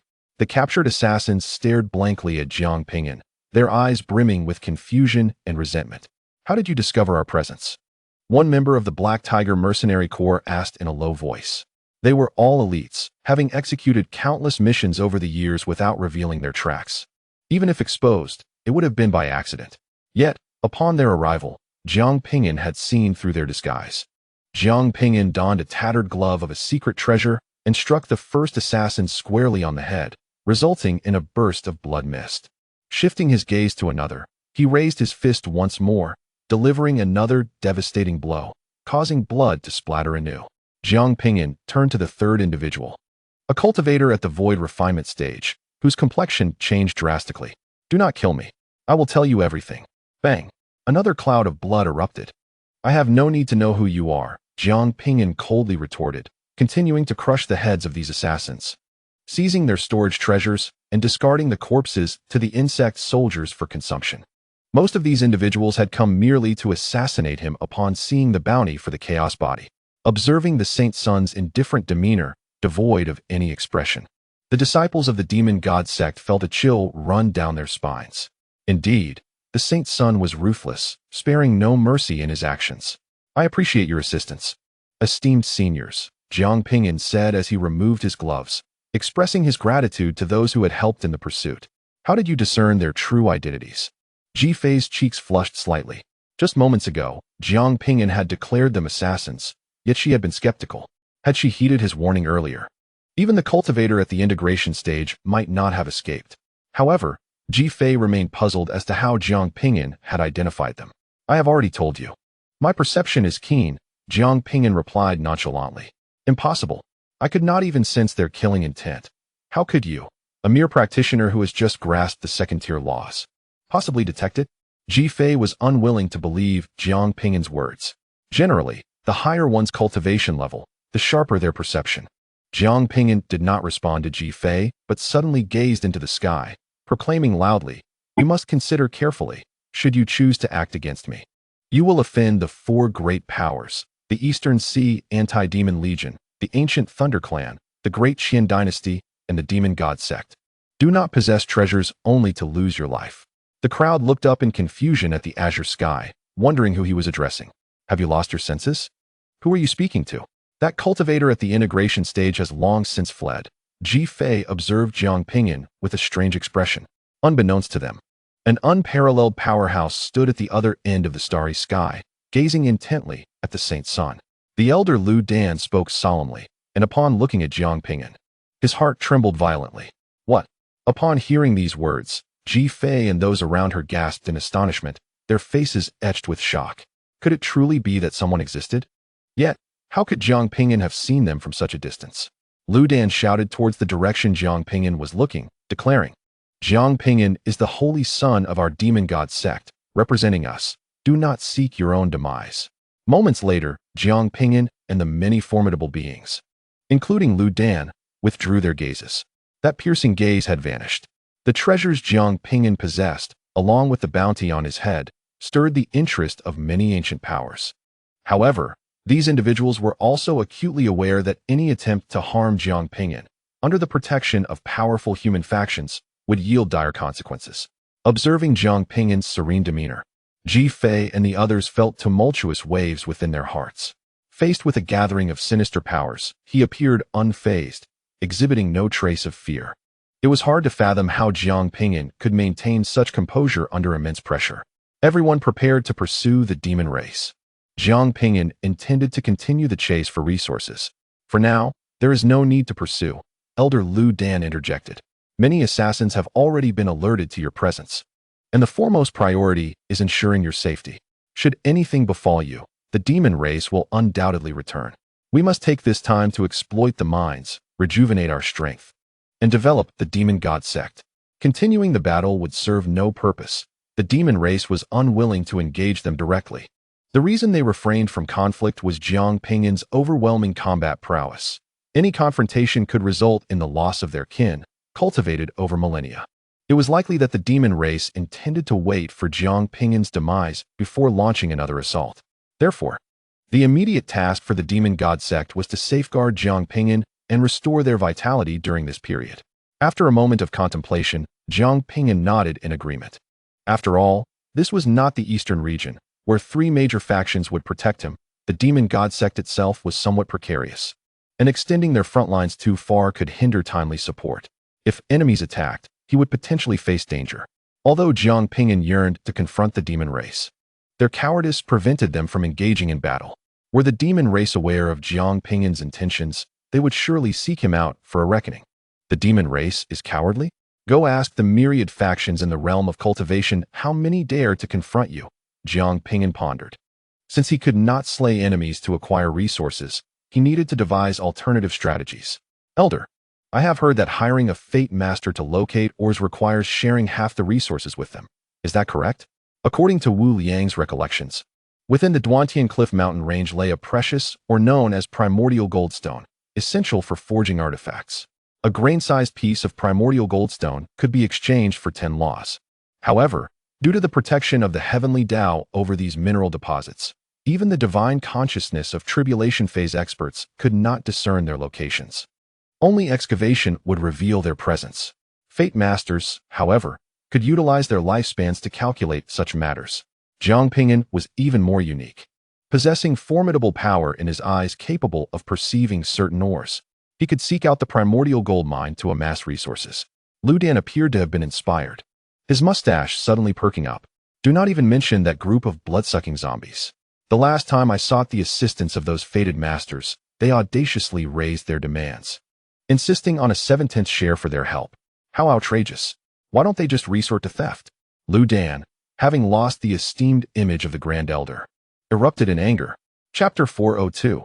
He is a fated master. Even if this elder were to personally delve into the earth and mine, I would never again seek assistance from that bunch. Lu Dan's fury stemmed from a previous encounter with the fated masters, whom he had approached for aid in locating the elusive primordial goldstone. However, that group of fated masters, taking advantage of the ongoing war in the northern region, sought an exorbitant 7/10 share. Although the utilization of their abilities would cost them their life force, the primordial goldstone held immense value. Even a 10th share would yield a substantial fortune. To demand 7/10 would leave the Demon God Sect with negligible profit. In regular mining operations, a 1 or 2/10 profit is typically allocated to the miners. Mining, which involves extracting the natural fate, sees miners referred to as fate thieves. Excessive mining can adversely affect their lifespan, resulting in a generally shorter life for miners. Most factions prefer to have prisoners do the mining, but the number of prisoners is limited. Thus, in most cases, it is the disciples of the sect who undertake the labor. Without adequate resources for these disciples, who would willingly risk their lives for mining? The stones beneath Duantian Cliff are incredibly hard, only accessible by cultivators of the Golden Core realm or higher. The more miners employed, the greater the resource consumption. In summary, it is clear that those fated masters, with their insatiable demands, would render the Demon God Sect incapable of amassing sufficient resources. At that time, Lu Dan had been the chief negotiator, and the failure to reach an agreement had left him feeling quite humiliated. This was why Lu Dan reacted so vehemently upon hearing Jiang Ping'an mention the fated masters. Observing Lu Dan's agitation, Jiang Ping'an hastily offered, "I can assist. As a holy son, how could you stoop to being a minor? That is the work of the lower class." Lu Dan promptly declined Jiang Ping'an's help. If other major factions were to learn that the holy son of the Demon God Sect personally descended into the depths to mine, where would their dignity reside? Seeing that Lu Dan had misunderstood, Jiang Ping'an clarified, "I do not intend to be a minor. Rather, I can locate the primordial goldstone." Lu Dan shook his head. "Holy son, you do not comprehend. Finding ore is exceedingly difficult. It relies purely on luck. Apart from the fated masters, no one can easily discover such stones." Suddenly, Ji Fei beside them had a realization, her eyes fixed intently on Jiang Ping'an. "Wait, you are a fated master." "A fated master?" Lu Dan paused momentarily, then laughed. "Do not jest. I have encountered many fated masters. Those individuals possess feeble life force. While your life force may not be at its peak, it is certainly not comparable to those short-lived beings." "No, I am not joking," Ji Fei exclaimed, her excitement causing the grain storage before her to tremble. "Grand Elder, are you not aware of Senior Shenfeng? He is a disciple of the Holy King. How could you not know? Decades ago, within the Great Xia territory, a fated master extracted him from a forbidden zone, and that master even retrieved a nearly extinct bloodthirsty nine-nether insect." At this, Lu Dan's voice abruptly ceased. His eyes widened in disbelief as he gazed at Jiang Ping'an. The others around them, too, recalled this incident, their hearts racing. Could it be that the individual from that time was indeed the Holy Son?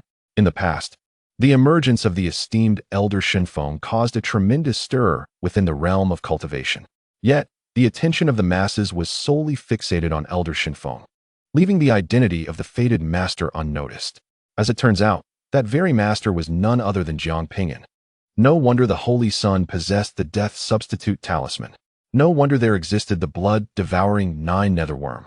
The disciples of the Demon God Sect gazed at Jiang Ping'an with fervent admiration.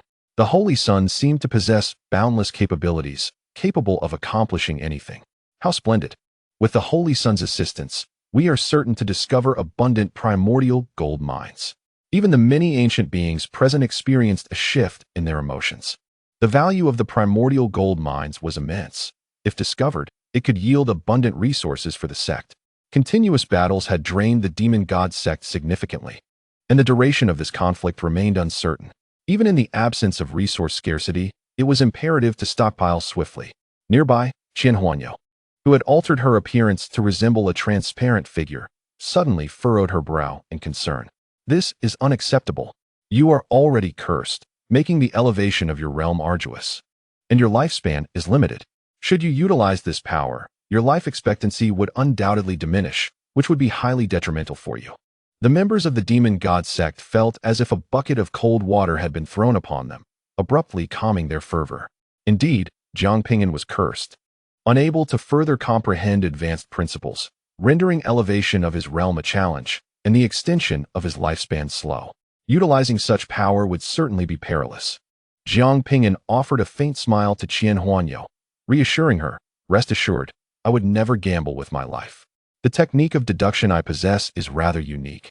Previously, I wagered on stones, and my lifespan has not diminished significantly." Lu Dan's aged face blossomed with a smile akin to that of a chrysanthemum. The old man had been puzzled.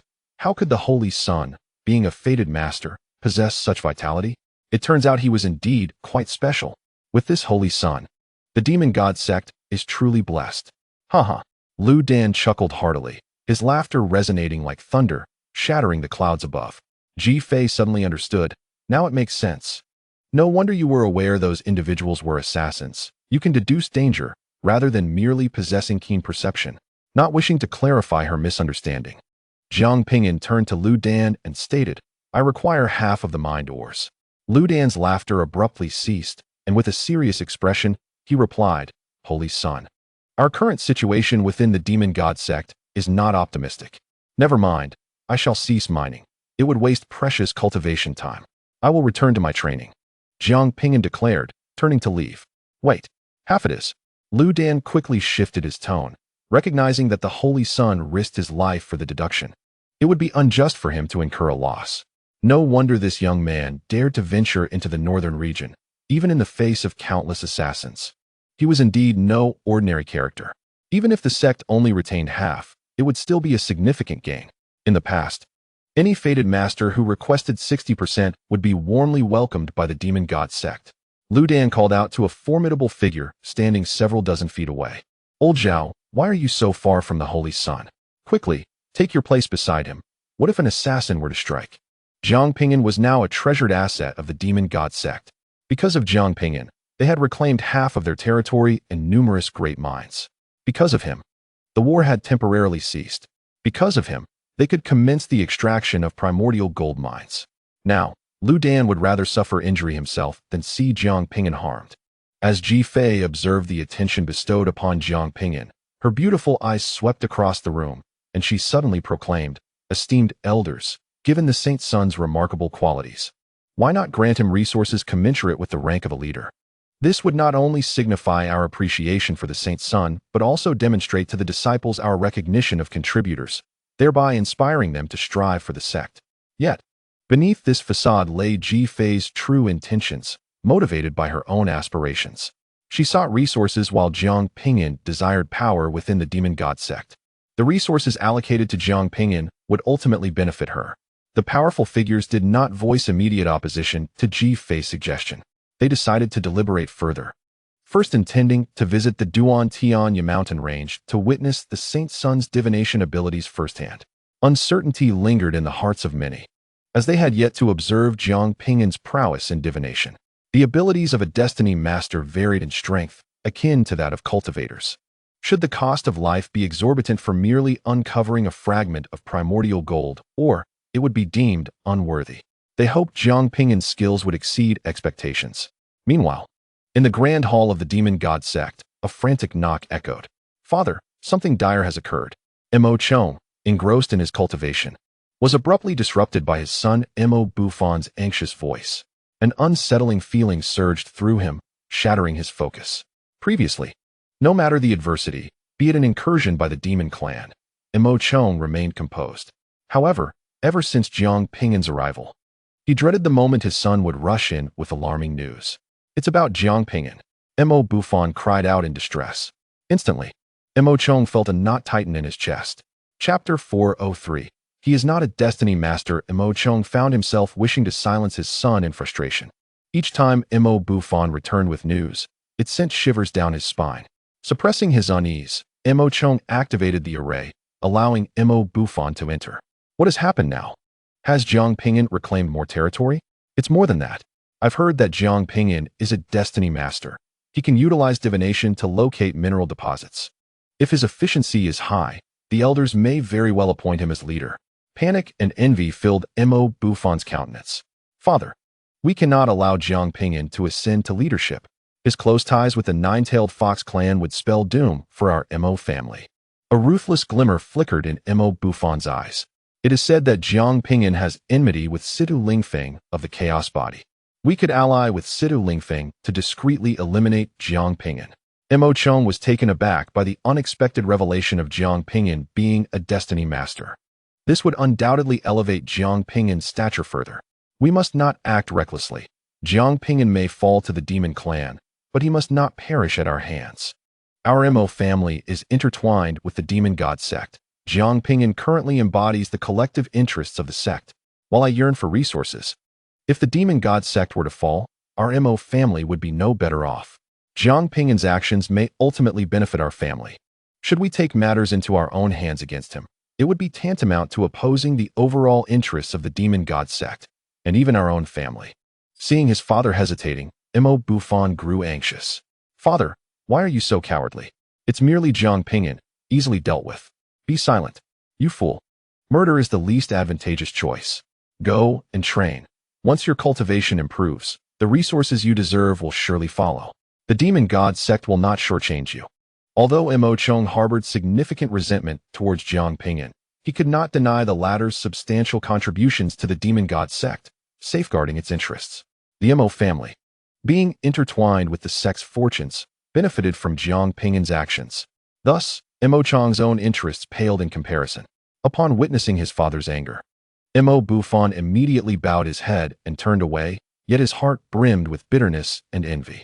Why should Jiang Ping'an, younger than him, not only hold the title of Holy Son, but even aspire to be the sect leader? Jiang Ping'an was merely an outsider. The position of Holy Son should rightfully be his. Jiang Ping'an must perish. If my father forbids me from taking action, I shall do so nonetheless. As long as Jiang Ping'an vanishes without a trace, leaving no evidence, all will be well. Mo Buffon began devising a plan to contact the Chaos Body, enlisting their assistance while he served as an insider. He could not comprehend his father's cowardice. How could one achieve greatness with such little courage? At the Duantian Cliffs, a group of practitioners clad in black and white Taoist robes arrived, emanating an enigmatic aura of law. Should a destiny master witness this power, they would recognize it as the force of the law of destiny. This group consisted of destiny masters. Master, last time we did not show them the courtesy they deserved from the Demon God Sect, demanding a 7-part division. Will they collaborate with us this time? A disciple respectfully inquired beside Hua Hongbei. Despite his hair being streaked with gray, Hua Hongbei's skin retained a youthful elasticity, giving him a crane-haired, youthful appearance. With a smile, Hua Hongbei responded, "You see, last time I deliberately set the division high to prepare for this moment. It is a psychological tactic, having previously stated 7 parts.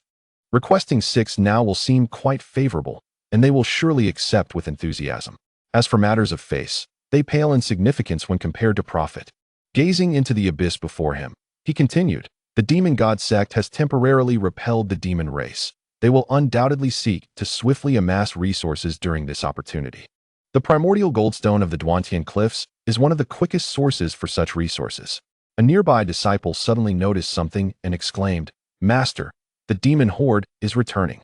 The sky darkened as a throng of Demon God Sect practitioners surged back from the other side of the Duantian Cliffs.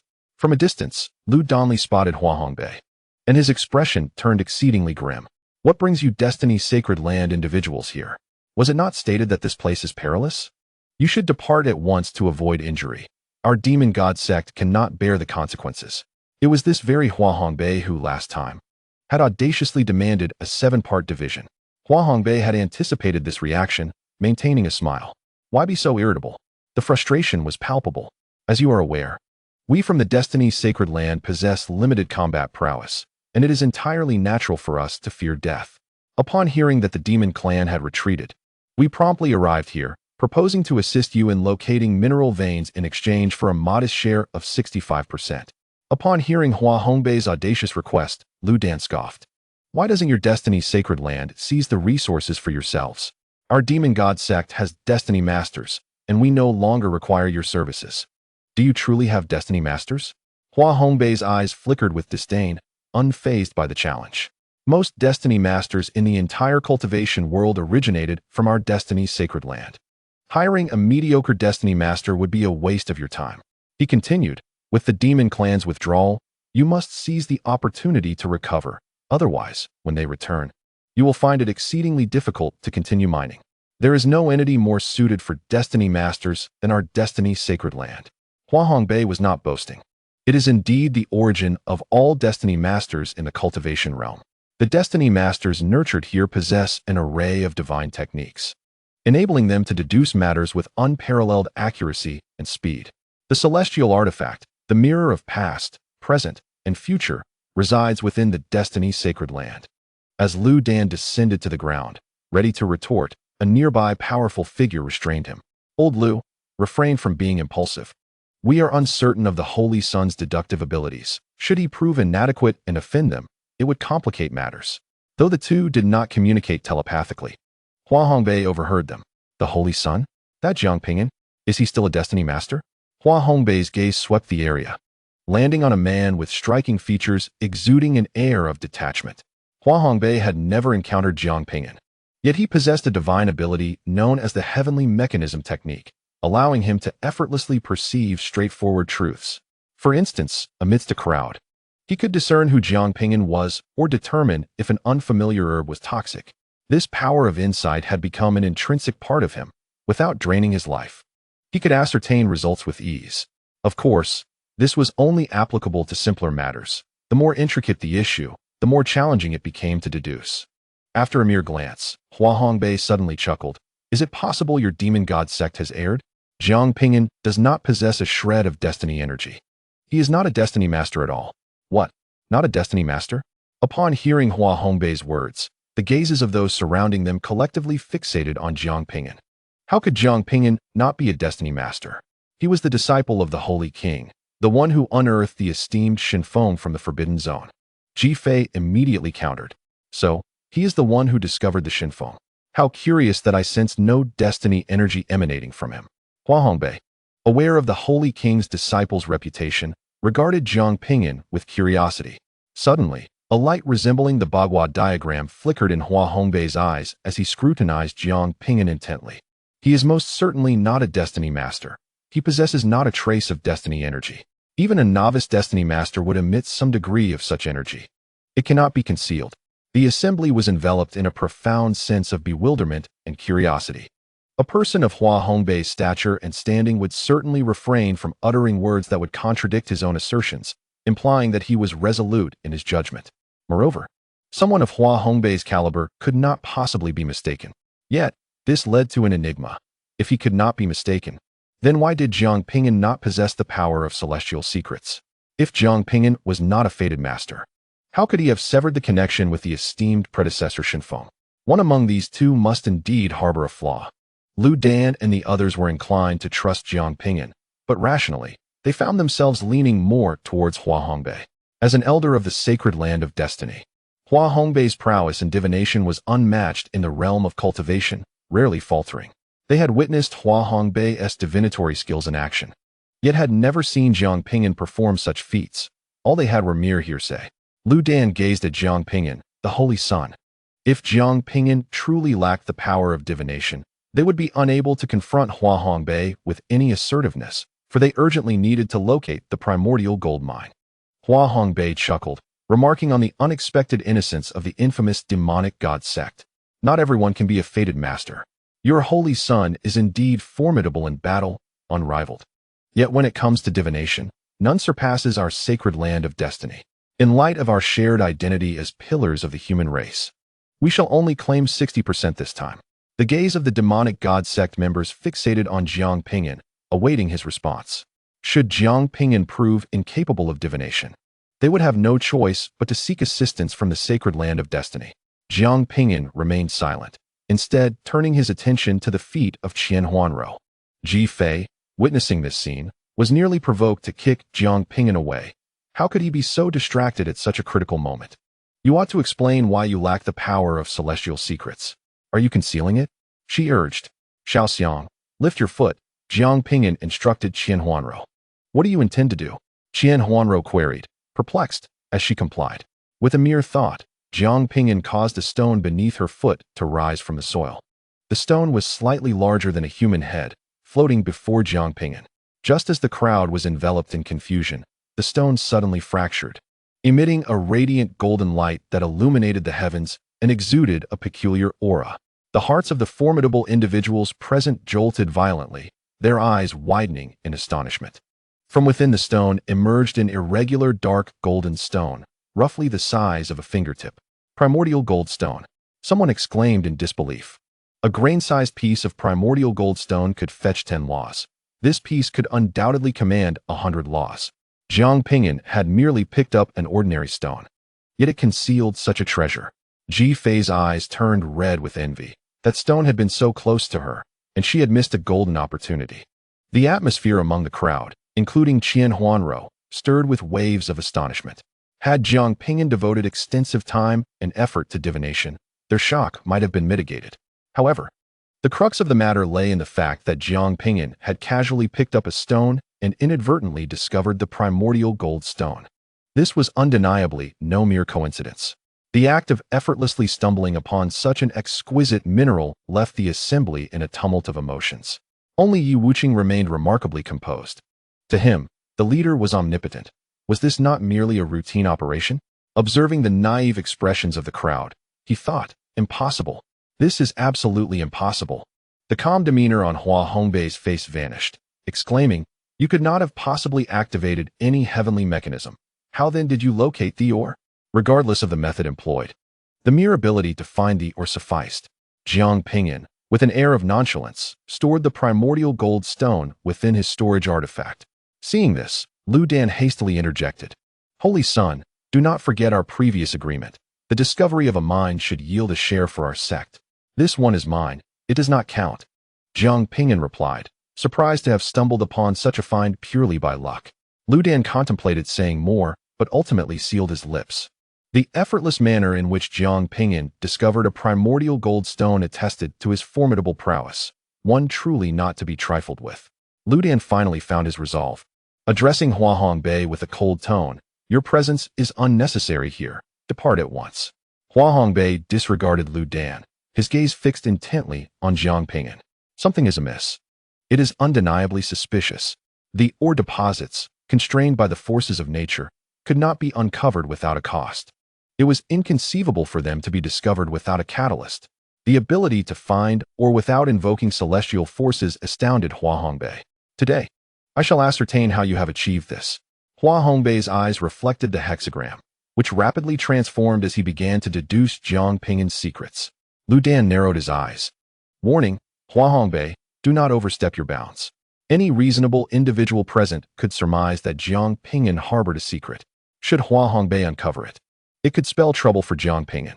Suddenly, an extraordinary event unfolded. A jade talisman at Hua Hongbei's waist shattered, blood spewed from his mouth, and his complexion turned ashen. The onlookers gasped in shock. What had befallen Hua Hongbei? Master, a nearby disciple exclaimed, rushing to support him. The situation was evidently a backlash. Even the special talisman designed to withstand such a force had fractured. The troubling aspect was that Jiang Ping'an was merely a practitioner who had comprehended the second tier of the laws. How could he inflict such a severe backlash upon his master? Even a powerful being undergoing tribulation would not typically provoke such an extreme reaction, much less injure Elder Hua. The hexagram in Hua Hongbei's eyes dissipated, replaced by an expression of horror as he trembled and pointed a quivering finger at Jiang Ping'an. Your power emanates from your eyes, but those are not your own. They belong to a superlative being. Upon hearing this, all eyes fixated on Jiang Ping'an's gaze. These are not your eyes? Whose are they? They pondered. Whose gaze could inflict such a backlash on an elder of the celestial destiny Holy Land? Even a tribulation stage powerhouse might not achieve such a feat. Caught in the revelation of his secret, Jiang Ping'an felt not anger, but rather unexpected joy. Could you assist me in deducing whose eyes they are? I am willing to pay. You shall not bring about my demise. Hua Hongbei exclaimed in alarm, coughing violently as he hurriedly departed with his disciple. He had merely attempted a brief divination when he suffered a backlash. The celestial fate plate shattered, and his lifespan was diminished by a century. Had he truly unraveled the mystery, he would have found himself laid to rest in a coffin. Senior, please do not leave. Jiang Ping'an hastily interjected, yearning to uncover the identity behind the right eye. However, Hua Hongbei hastened away with greater urgency. During his recent divination, he had fleetingly glimpsed a murky vision, countless lifeless beings and rivers of blood. This was the curse of the heavenly fiend, destined to bring death to those nearby. Chapter 405. An incident at the mining conference. The members of the Demon God Sect stared blankly at Jiang Ping'an, the atmosphere around them heavy with silence. It became evident that Jiang Ping'an was not a destiny master, but possessed a pair of extraordinary eyes capable of perceiving mineral deposits. A voice emanated from the direction in which Hua Hongbei had vanished. In the quest for veins of ore, seizing the natural lifespan of the world, though one may not expend their life or delve into the mines personally, the backlash of the rules will inevitably ensue. Without the technique of heavenly secrets from my destiny's sacred land, calamity is assured. What calamity? Jiang Ping'an wished to clarify, but his interlocutor had already departed. LV Dan, standing nearby, interjected, do not heed that fellow's nonsense. In my many years, I have never heard of such a thing. Only those who mine are affected. He merely seeks to deceive us, instilling fear to prevent you from seeking or compelling us to solicit his assistance again. Not a chance. LV Dan was not one to deceive. He genuinely had not encountered such claims. Jiang Ping'an fell silent, remembering the final words left by Hua Hongbei. If there truly was a backlash, he would cease immediately. Thus far, it appeared that no backlash had manifested. The exertion required to harness the power of his eyes was immense, and their use was limited. He could only employ them a few times a day. Jiang Ping'an pointed towards the lower left, stating, If you proceed in this direction, approximately 1,000 meters below, there lies a small deposit of primordial goldstone. Upon hearing Jiang Ping'an's revelation of the primordial goldstone, LV Dan quickly called out, "Miners, come forth to excavate." LV Dan dared not mine himself. Fearing that excessive labor would adversely affect his longevity, he was old and wary of death. An elderly cultivator emerged. This man had once been a miner, but had ceased due to the war. Miners, often dubbed the heaven thieves, faced a reduction in lifespan with over-extraction. Yet the resources they garnered were substantial.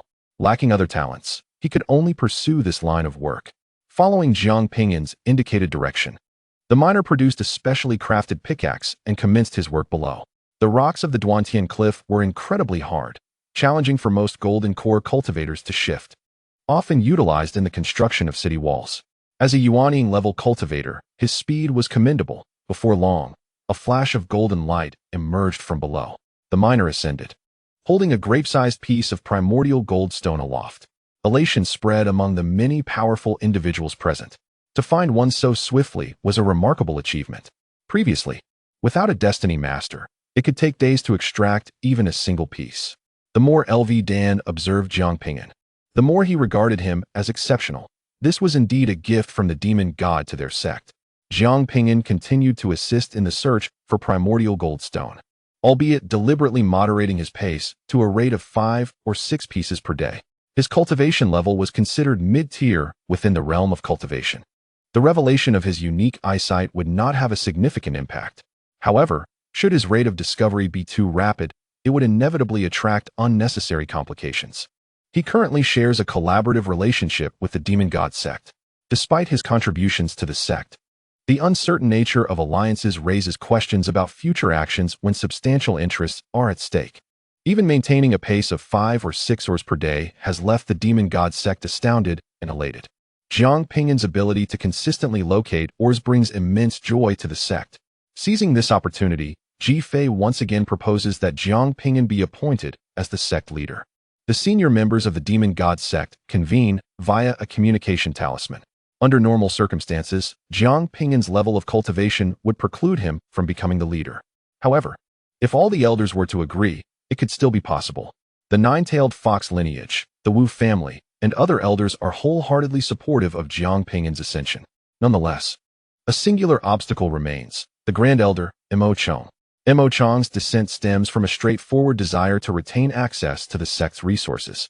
Additionally, Jiang Ping'an's apparent alliances with 2 other factions render his leadership unfavorable for the Mo family. However, Immortal would never voice such sentiments openly. Although the son has made significant contributions to our sect, his cultivation level is too low. Should we allow Jiang Ping'an to become the leader, it would bring disgrace to the Demon God Sect before other major powers. Moreover, everyone is aware of the current state of the cultivation world, where various races are showcasing their strength to avoid becoming targets. Electing a cursed individual as our leader would only demonstrate our weakness and be tantamount to courting disaster. The son has performed remarkably, acquiring resources independently, and does not require the sect to allocate leader resources to him. Ji Fei, eager to counter this argument, was interrupted by Mo Chong, who stated, "Enough. Our sect is in dire need of restoration. I have had some insights and am preparing to break through, so I shall enter seclusion now." With that, Mo Chong abruptly severed the connection to the communication talisman. The prospect of allowing Jiang Ping'an to assume the role of leader while he remained the Grand Elder was out of the question. That old curmudgeon. Ji Fei seethed with frustration. As long as one elder opposed the motion, Jiang Ping'an could not be appointed as leader, and she would be unable to secure the resources she needed. Having reached the pinnacle of the early integration stage, she was on the verge of a breakthrough to the mid-stage.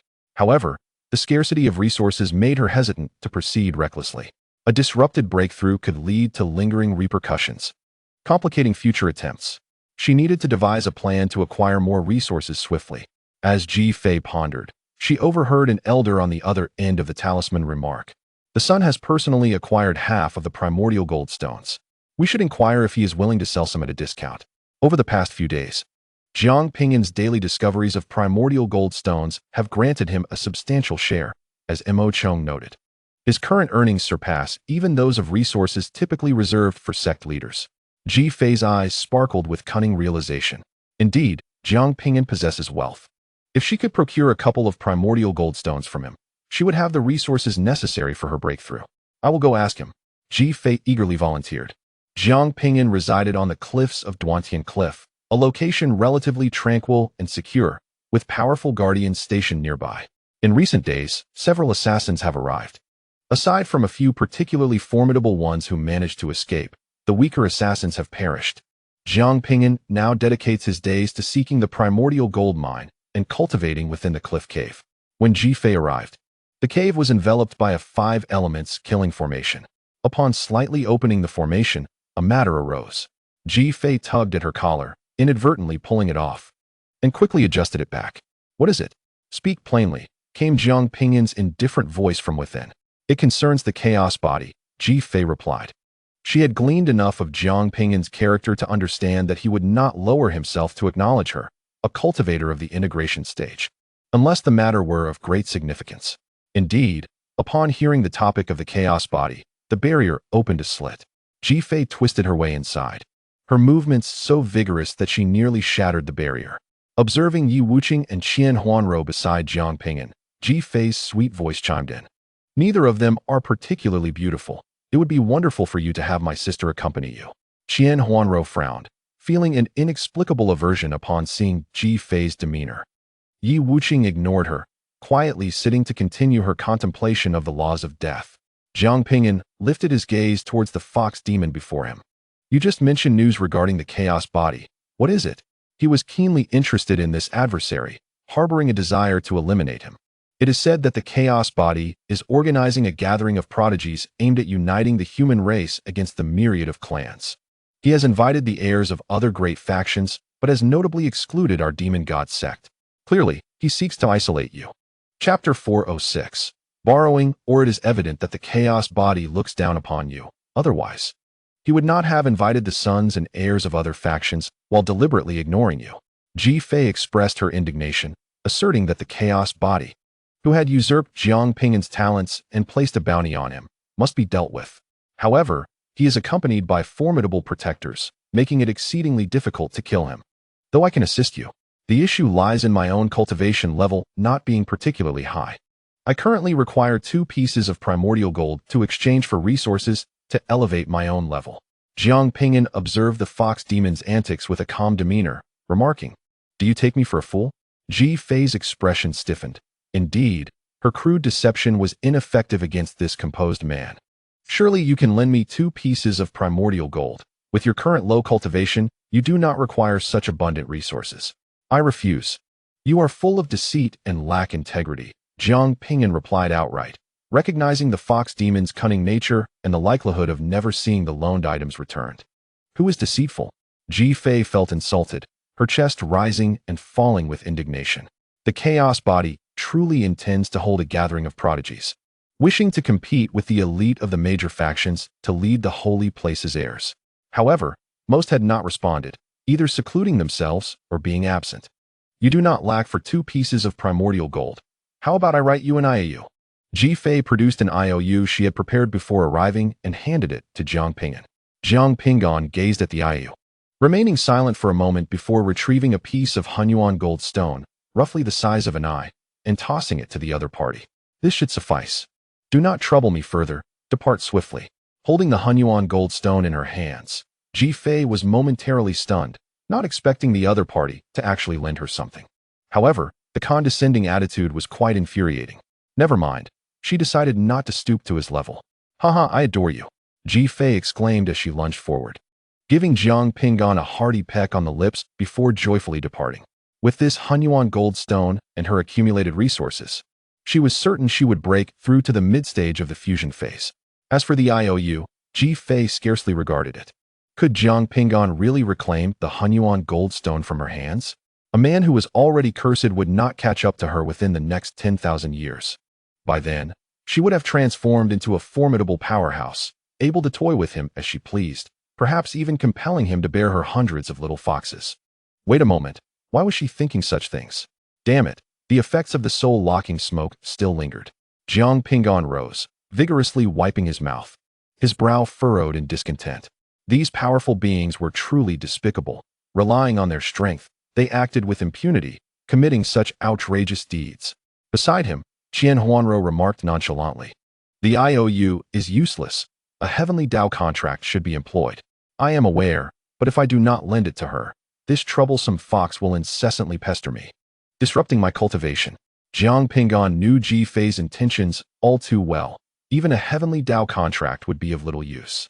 Such contracts contained significant loopholes. Previously, when the Great Xia and the Chu Kingdom signed a treaty forbidding aggression, the Chu Kingdom ultimately attacked regardless.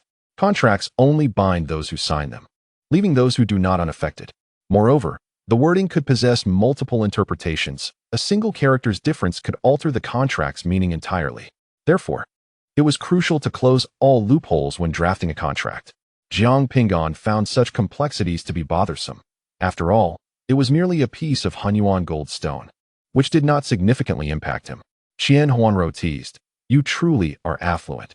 Even the strongest at the fusion stage, let alone those in the Mahayana stage, do not exhibit such generosity. Little Xiang's cultivation relies entirely on you." Jiang Ping'an was suddenly taken aback. Qian Huanro abruptly realized how she had spoken in such a manner. After becoming a formidable warrior and ascending to the throne eons ago, she had ceased to make such teasing remarks. Why had they resurfaced today? "Ahem, boss, I shall take my leave to cultivate." At that moment, Yi Wuqing became aware of his own redundancy in the situation and stood up to exit. Jiang Ping'an shook off his stupor and tossed a storage ring to Yi Wuqing. Upon seeing the contents within, Yi Wuqing trembled uncontrollably. It was 10 death laws. The death laws were exceedingly rare among the laws, and even if one were to purchase them from the Treasure Merchant Guild, acquiring such a quantity was not guaranteed. How could the boss possess so many? To procure this many, the boss must have paid an exorbitant price. Yi Wuqing was filled with gratitude, unsure how to repay Jiang Ping'an, wishing he could offer his very life in return. Unbeknownst to him, this was not a purchase. Jiang Ping'an had replicated them using a treasure basin. Jiang Ping'an observed that Yi Wuqing possessed formidable combat prowess. Should he continue to develop, he would undoubtedly become a significant force. Thus, Jiang sought a fragment from an elder of the Demon God Sect and replicated it. After Yi Wuqing departed, Jiang turned to Qian Huanro and inquired, "Senior, how many acupoints have you forged with the Human Emperor's Sutra?" "I have completed half," Qian Huanro replied, casually brushing her hair back, her demeanor returning to its previous tranquility. "How is that possible so quickly?" Jiang Ping'an was taken aback. It took him 2 months to open a single acupoint, amounting to 6 in a year, which would require 30 years to reach half of her progress. It had only been a brief period, yet she had achieved so much. Noticing Jiang Ping'an's astonishment, Qian Huanro felt a strange sense of delight. She had finally witnessed this man's expression of shock. "I am, after all, a genius. It is no wonder I have become an unparalleled powerhouse. Coupled with the extensive years I have lived, I have delved into advanced runes and various laws, making such a construction speed quite natural." Jiang Ping'an suddenly comprehended. Her rapid progress stemmed from her vast experience. A smile unexpectedly graced Qian Huanro's lips. The world deemed her a failure. Yet, should she one day tread the path of Jiang Ping'an and reclaim her position at the pinnacle, it would be fascinating to see the expressions of those who once scorned her. The anticipation was palpable. However, this journey would be fraught with hardship, with only she and Jiang Ping'an walking it, and the likelihood of reaching the zenith was exceedingly minimal. "Senior, please continue your cultivation. I must venture out to seek ore," Jiang Ping'an said as he rose to leave the cave. It was once again time to search for the elusive Hunyuan goldstone, and today he aimed to find a substantial piece to please the Demon God Sect. More importantly, he intended to restore the precious gauntlet he had received from the emperor of the Great Qian dynasty, Qian Wanshan, which was damaged. Even in its broken state, it significantly augmented his strength. He could only imagine the power of the complete gauntlet. Hunyuan goldstone held immense value, essential for crafting treasures and advanced artifacts. A piece the size of a fist would suffice to repair the gauntlet. Jiang Ping'an descended to the cliff's base, channeling energy into his eyes, rendering the stones transparent. Numerous Hunyuan goldstones appeared before him. He had no intention of concerning himself with these smaller stones today. He sought something grander. To his surprise, the energy consumption while searching for veins exceeded that of combat. After traversing the precipice for a considerable time without locating a satisfactory Hunyuan goldstone, He was about to settle for a couple of smaller fragments when a blinding light caught his eye, instinctively causing him to squint. Straining to open his eyes, Jiang Ping'an beheld a colossal Hunyuan goldstone. The sight of its size sent his heart racing. "Esteemed seniors, please gather here," Jiang Ping'an called out, his voice echoing through the chasm. "What is it? Is there an assassin?" Many powerful figures appeared, immediately on high alert. "It is not an assassin. I have discovered a vein of ore that requires the assistance of many seniors and miners to excavate. The value of the extracted ore would determine its rarity and the potential danger it posed to the miners. For ordinary miners to unearth such a stone would spell certain doom. However, it is beneficial to share this burden of cause and effect. The more miners, the better. And the higher their realm, the better." Upon hearing the mention of mining, Lu Dan's eyes flickered with discontent. Mining is a task best left to the miners. We, the higher-ups, should not be responsible for such labor. They are the upper echelons of the Demon God Sect, the pinnacle of humanity's strength. How could Lu Dan possibly stoop to mining? Even if he were to face poverty, he would never resort to such a profession. Jiang Ping'an remarked, "This ore is quite substantial. We need to mine it together." How substantial could it be? Such trivial matters do not warrant our involvement unless it is a boulder the size of a human head. Otherwise, do not summon us indiscriminately. We are exceedingly busy. Lu Dan turned, preparing to take flight. However, Jiang Ping'an's response caused him to halt abruptly. "This ore is larger than a head." Chapter 407, Backlash. Petrification. What did you say? Larger than a head. Lu Dan whirled around, his eyes wide with astonishment. Since the discovery of the primordial gold stone in the Duantian Cliff Mountains, the largest piece had only been slightly larger than a head. The handful of primordial gold stones the size of a palm were few and far between. What are we waiting for? Where is it? Hurry and have the miners excavate. Lu Dan had shed his earlier nonchalance, urgency now lacing his tone. Jiang Ping'an flew towards the direction of the discovered ore, explaining that the miners lacked the destiny to handle such a stone, and their lives would be at risk. The elder members needed to assist. The powerful figures hastily followed. An elderly man inquired, "Isn't a group of miners sufficient? Just how large of a primordial gold stone has the Holy Sun discovered? Could it be the size of a half-head?" Jiang Ping'an shook his head. The moment he did, the excitement among the crowd diminished. If the ore were not sufficiently large, their share would be minimal. Lu Dan remarked with a smile, "Even if it is only the size of a head, it is still a significant discovery." "Holy Sun, you have achieved another feat, elders. You misinterpret my words. I mean, it is not merely that large. This primordial gold stone is the size of an adult human." Jiang Ping'an's heartbeat quickened. Upon hearing this, the smiles on the faces of the powerful figures abruptly froze, their bodies coming to a standstill. "Holy Sun, are you jesting?" Since the discovery of this vein, no such large primordial gold stone had ever been excavated. If it truly were that size, even they, as formidable as they were, would face the loss of hundreds of years, if not more, of their lifespan in the excavation. Such a massive primordial gold stone could forge two treasures. If the treasures crafted were not formidable or were small, it might even yield three. Jiang Ping'an retorted, "Who would dare to jest with you fiends?" The powerful figures' heartbeats quickened, their chests rising and falling rapidly. Their earlier nonchalance vanished. After a brief moment of suspended air, Lu Dan's voice thundered, resonating through the heavens and earth. "All disciples at the Nascent Soul stage and above, assemble. The Demon God Sect is in dire need of resources. If Jiang Ping'an speaks truthfully, the emergence of this primordial gold stone could significantly alleviate the sect's burdens. Mining may affect our lifespan, but our numbers are plentiful. If each of us takes a share, the impact will be minimal." Jiang Ping'an indicated the precise location of the deposit, and a powerful figure employed a technique to excavate a massive stone, stretching 1,000 meters. Centered around the ore, this giant stone was placed in the Duantian Cliff Mountains, allowing every disciple at the Nascent Soul stage and above to mine upon it. Jiang Ping'an silently stepped back. In his quest to lift the curse, he had already sacrificed a millennium of his lifespan and was reluctant to expend any more. The longer one lived, the greater the probability of attaining immortality.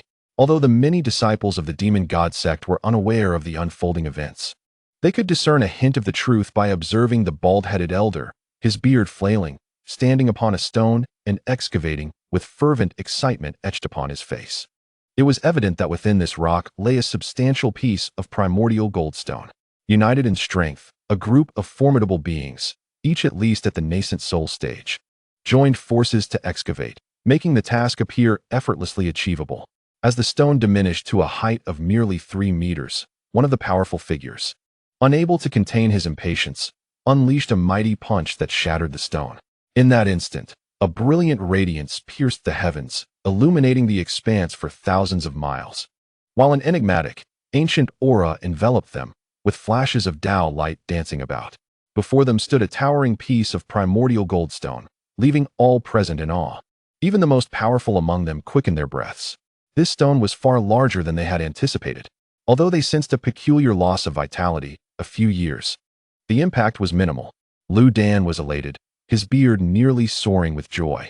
However, the thought of having to share half with Jiang Ping'an dampened his spirits considerably. That insufferable brat, with such a low cultivation level, possessed resources richer than those of seasoned warriors. Such a vast piece of primordial goldstone was of no use to Jiang Ping'an.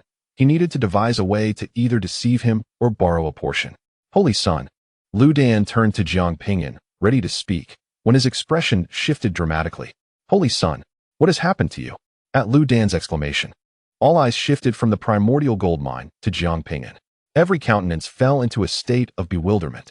The once mysteriously vibrant Holy Son's aura was fading, and more strangely, his hands and arms were turning to stone, assuming a grayish-black hue. The petrification showed no signs of halting, creeping ominously toward his head. Jiang Ping'an furrowed his brow tightly. He attempted to walk, but his legs were beyond his control, and his arms were immobile. No matter how he urged his power, he could not stave off the encroaching petrification. A chilling premonition gripped him. Once fully petrified, death would be inevitable. Holy Son, what has befallen you? A throng of powerful beings sensed the anomaly in Jiang Ping'an's aura, hastily putting away the primordial goldstone and rushing to his side. What on earth could have caused the Holy Son to be in such a state?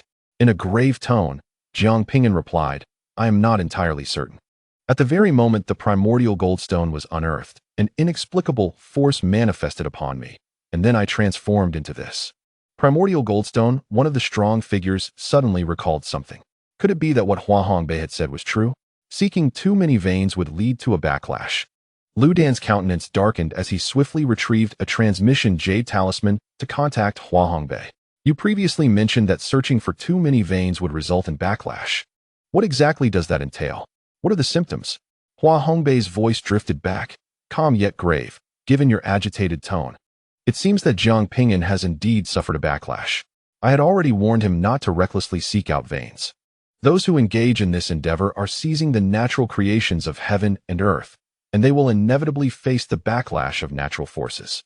While other destiny masters may endure hundreds of years before facing retribution, Jiang Ping'an's formidable gaze hastens the process of backlash, making it inevitable. Enough with the pleasantries. Lu Dan, irritable, interjected. What are the manifestations of this backlash? Is it petrification? Indeed, it is petrification, and it is incurable. Hua Hongbei's tone was laced with a hint of schadenfreude. Once a place is petrified, it will never recover in this lifetime, no matter how extraordinary one's abilities. Even those at the tribulation stage cannot withstand the natural retribution of the heavenly path.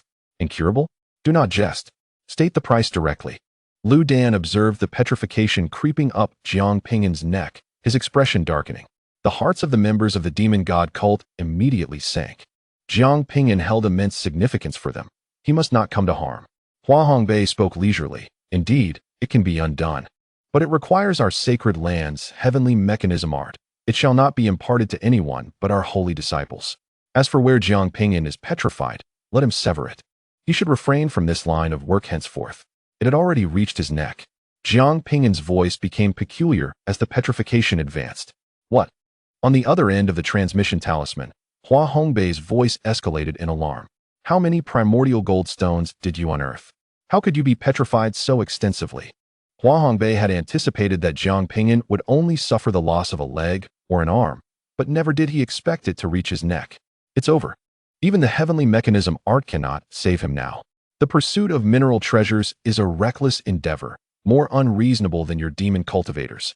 Excessive greed incurs the wrath of heaven. What a pity, a once promising genius destined to meet such an end. You members of the demon god cult should prepare yourselves, should Jiang Ping'an perish. Your sect will once again find itself in peril. Chapter 408. The Crisis of Death. Old Hua. Do not jest. This is an emergency. The petrification continues to spread. If there is a solution, speak it now, no matter the demands. Lu Dan's eyes were bloodshot with urgency. The consequences of Jiang Ping'an's demise were unimaginable. Hua Hongbei sighed. I am not jesting. You know me.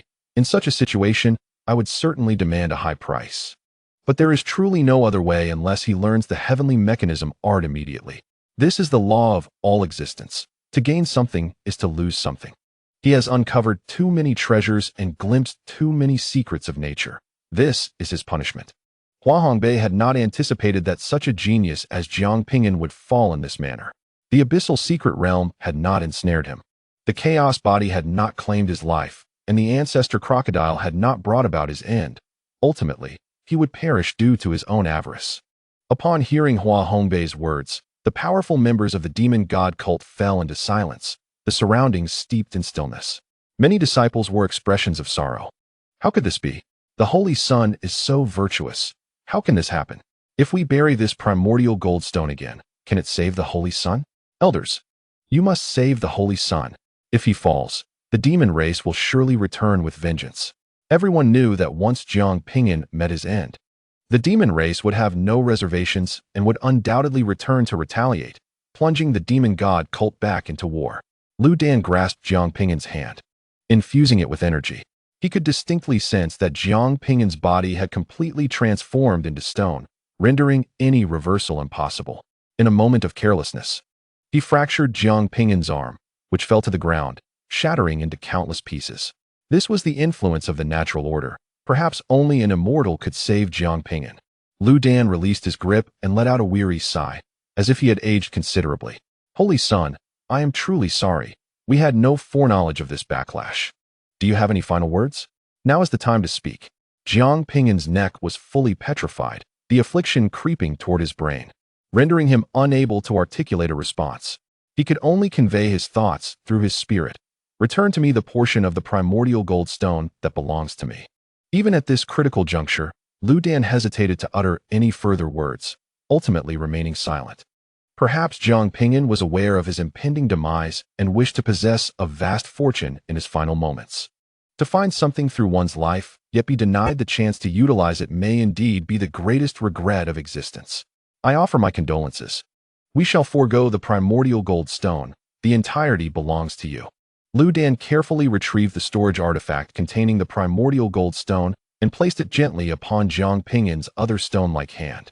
The disciples of the Demon God Sect, unable to bear the sight of Jiang Ping'an's complete petrification, lowered their heads in sorrow. A once great talent of humanity, he had created his own cultivation system, invaded the territory of the celestial crocodile clan, defended the eastern sea, traversed the abyssal forbidden zone, and battled the chaotic divine body. Each of these deeds resonated deeply, inspiring countless cultivators to look up to him. Originally, if Jiang Ping'an had broken the curse, he might have achieved even greater heights. Yet, fate had led to this outcome. Mo Bufan, who had just arrived at the edge of the broken sky, witnessed everything unfold and nearly burst into laughter.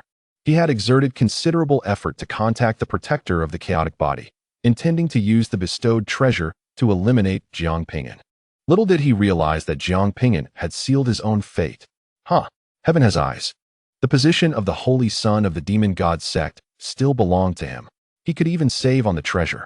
What did it matter if Jiang Ping'an's talent surpassed his? In the end, he was still dead. Suddenly, the smile on Mo Bufan's face froze. He observed that the petrification on Jiang Ping'an's body had abruptly ceased, and his skin began to rejuvenate rapidly. His neck and arms gradually returned to normal, the severed limb regrowing, and his vitality surged back to life. Look, the Holy Sun is unharmed. A gasp of astonishment erupted as the disciples of the Demon God Sect, who had been mourning with bowed heads, lifted their gazes in unison. They witnessed the stone-like condition receding, their eyes wide with disbelief. What was happening? How was the petrification fading? Hadn't the people from the sacred land of destiny declared it unsolvable? The Holy Sun's life force had diminished significantly, likely costing him a millennium of lifespan. Had he employed some special secret technique to thwart this backlash? Those with slightly higher cultivation levels could discern the alteration in Jiang Ping'an's life energy. A millennium of lifespan had indeed been lost. Yet, this was far preferable to succumbing to complete petrification. The disciples of the Demon God Sect, who had felt their spirits plummet, now beamed with joy. Wonderful. I knew the Holy Son would be fine. Indeed, how could our illustrious Holy Son face any peril? I was utterly terrified. The Son of Heaven is truly formidable. The cheers and shouts melded into a resounding chorus, as numerous disciples of the Demon God Sect rejoiced at Jiang Ping'an's recovery. However, only Mo Bufon wore a grimace instead of a smile. What in the world is happening? How could Jiang Ping'an emerge unscathed when even the fated masters cannot alter destiny? I had thought Jiang Ping'an was doomed, only to discover he had merely lost a millennium of his lifespan. As Jiang Ping'an moved to restore his normal state, he exhaled deeply in relief, believing he was on the brink of death. Fortunately, he had the Judge's pen and the Book of Life and Death on his side. With one quasi-immortal artifact and one immortal artifact, he had forcibly reversed an otherwise fatal outcome. The power of the celestial realm is truly extraordinary. Jiang Ping'an was convinced that once he ascended, he could undoubtedly resurrect his parents. The cost of this recovery was immense, having sacrificed a millennium of his lifespan. It turned out that seeking minerals could indeed result in backlash. He resolved never to engage in such endeavors again. He would rather fight across realms than lose his vitality. Jiang Ping'an has recovered? That is impossible. Hua Hongbei, on the other end of the transmission talisman, exclaimed in shock upon hearing the discussions. As a fated master, he understood better than anyone the terrifying nature of such backlash. Under circumstances like Jiang Ping'an's, unless they had perfected the heavenly mechanism technique at the sacred ground of destiny, recovery would have been impossible. Yet, the crowd murmured that Jiang Ping'an had only lost a millennium of lifespan, while the higher-ups of the Demon God Sect were elated. Confusion clouded their faces. What could this mean? Lu Dan stared blankly at the now-normal Jiang Ping'an, pondering how it was possible for him to recover when even Hua Hongbei had declared it impossible. Perhaps I was just fortunate, Jiang Ping'an remarked. The crowd collectively thought, is this how casually he treats the matter? Everyone knew Jiang Ping'an harbored secrets he was unwilling to divulge, so no further inquiries were made. It seemed that the son could no longer seek mineral veins in the future. Indeed, Jiang Ping'an did not wish to expend any more of his life force. Nevertheless, he felt satisfied, having gained enough from this venture, particularly with such a substantial piece of primordial goldstone. Suddenly, Lu Dan realized something, his voice trailing off as his gaze fell upon Jiang Ping'an's hand. He had previously thought Jiang Ping'an was finished and had offered to give him the entirety of that primordial goldstone. Could this lad have taken it seriously? Do not worry. If I were to hoard it all, you would surely smite me, Jiang Ping'an replied, fully aware of the stone's worth, which could forge 3 ultimate treasures. If he consumed it all, these old fellows would definitely have their eyes on him. Lu Dan exhaled in relief. Jiang Ping'an proceeded to divide the primordial gold mine with the other powerful figures. Watching Jiang Ping'an's receding figure, Mo Bufon clenched his fists, gritting his teeth. Jiang Ping'an, do not become too complacent. I shall soon send you on your way. Chapter 409. The restoration of the secret treasure. Jiang Ping'an acquired half of the primordial goldstone. The stone itself was not particularly hard. Even a great ascension expert could break it. Its true strength lay in its ability to withstand the rules of the great Tao, excelling in shaping and inscribing runes. The higher-ups of the Demon God Sect witnessed Jiang Ping'an receiving such a substantial portion of the primordial goldstone and sought to concoct reasons to borrow some. However, Jiang Ping'an firmly rejected their requests, stating that this was earned at the cost of his life. Once these ancient beings are lent something, it may take millennia to reclaim it. Jiang Ping'an returned to the cave to cultivate, feeling a tinge of melancholy as he had lost another 1,000 years of life. He needed to enhance his cultivation swiftly to extend his lifespan. What transpired earlier? Why have you lost so much vitality amid such a commotion? Qian Huanro inquired urgently upon noticing the depletion of Jiang Ping'an's life force. Jiang Ping'an recounted the events that had unfolded, omitting the details regarding the counteraction he had employed. Qian Huanro, visibly concerned, realized that Jiang Ping'an had discovered too many veins, leading to a backlash, something she had not anticipated. From now on, we must refrain from exploring mineral veins unless absolutely necessary. Thank you for your concern, esteemed senior, Jiang Ping'an replied with a respectful gesture. Qian Huanro swatted his fist away, admonishing, stop calling me senior all the time. I have said I am merely pretending to be your maid now. But there are no outsiders present, Jiang Ping'an protested. Even in private, we must be cautious. Should I inadvertently let something slip? Many powerful beings I have offended in the past would come after me if my identity were revealed. We cannot be careless. After a moment of silence, Jiang Ping'an nodded. Very well, Xiaoxiang. A strange feeling lingered in the air, but he chose to sit down and continue his cultivation. Within the Time Palace, a primordial spirit placed the Hunyuan gold stone into the treasure basin, utilizing its restoration capabilities to mend the precious glove. Such treasures are immensely valuable. Only those affiliated with significant powers could afford even a single piece. As a brilliant spectrum of colors flashed, a quarter of the Hunyuan gold stone vanished. The once tattered black glove gradually returned to its original form, with mysterious patterns swirling across its surface, emanating an enigmatic glow. Sensing the fluctuations of the laws within, Jiang Ping'an was momentarily taken aback. Spatial power. This glove possesses spatial abilities. Eagerly, he donned the glove.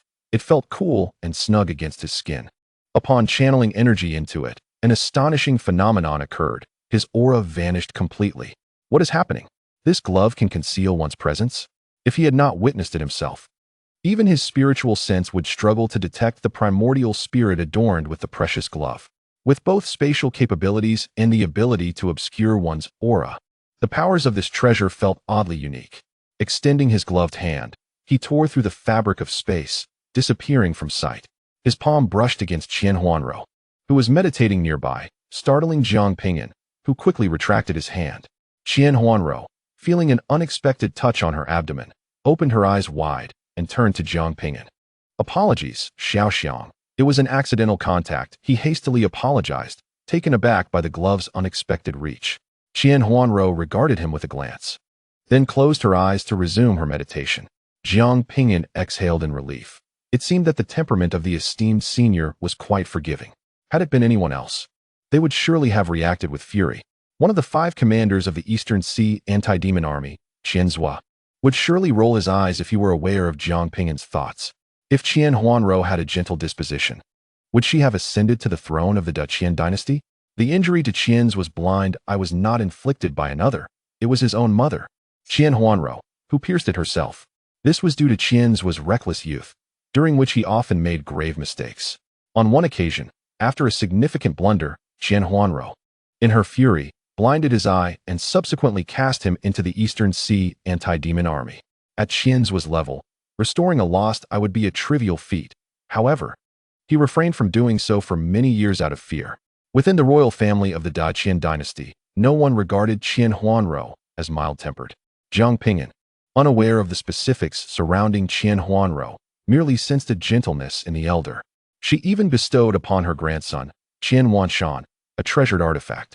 This artifact, a glove, significantly enhanced Jiang Ping'an's combat prowess, alleviating any pressure he might face against practitioners of spatial techniques.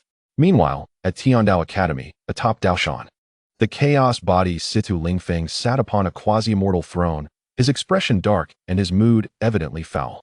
Recently, he had sent invitations to various factions, summoning their heirs to participate in a gathering of prodigies, vying for the title of the foremost prodigy of this generation. However, few responded, most declining under the pretext of seclusion, showing him no respect. Whispers among the crowd suggested that these heirs refrained from contesting for the title because they believed Jiang Ping'an to be the true number 1 of this generation. Young master, do not be upset. Their hesitation to accept your invitation indicates their fear of battling against you. You are indeed the foremost individual of this era, spoke the respectful protector. Changsun Pingshan. Situ Lingfeng's countenance did not soften. Had no one yet managed to deal with that Jiang Ping'an? The mere thought of Jiang Ping'an's previous battle against the ancestor crocodile, which had made waves across the world, felt like a sharp thorn in his heart. How could Jiang Ping'an, stripped of his devouring power and cursed, still possess such strength? The notion of Jiang Ping'an remaining alive was discomforting. Changsun Pingshan assured, young master, you need not worry. Within 3 months, Jiang Ping'an will surely perish. How can you be so certain? Queried another protector, perplexed. Stroking his beard, Changsun Pingshan replied, not long ago, someone from the Demon God Sect contacted me, proposing to eliminate Jiang Ping'an together. I provided them with a painting crafted by the emperor in his early years, instructing them to use it against Jiang Ping'an. That is the genuine work of the emperor. You would employ such a treasure against Jiang Ping'an? Another protector exclaimed in astonishment. The painting, a true artifact from the emperor's past, held immense collectible value, and Nascent Soul often displayed it with pride. It contained the emperor's indomitable spirit, capable of suppressing any cultivator below the integration stage. If this masterpiece were to be auctioned, it would undoubtedly incite a frenzy among the powerful in the world of cultivation. Nascent Soul, however, was willing to use it against Jiang Ping'an.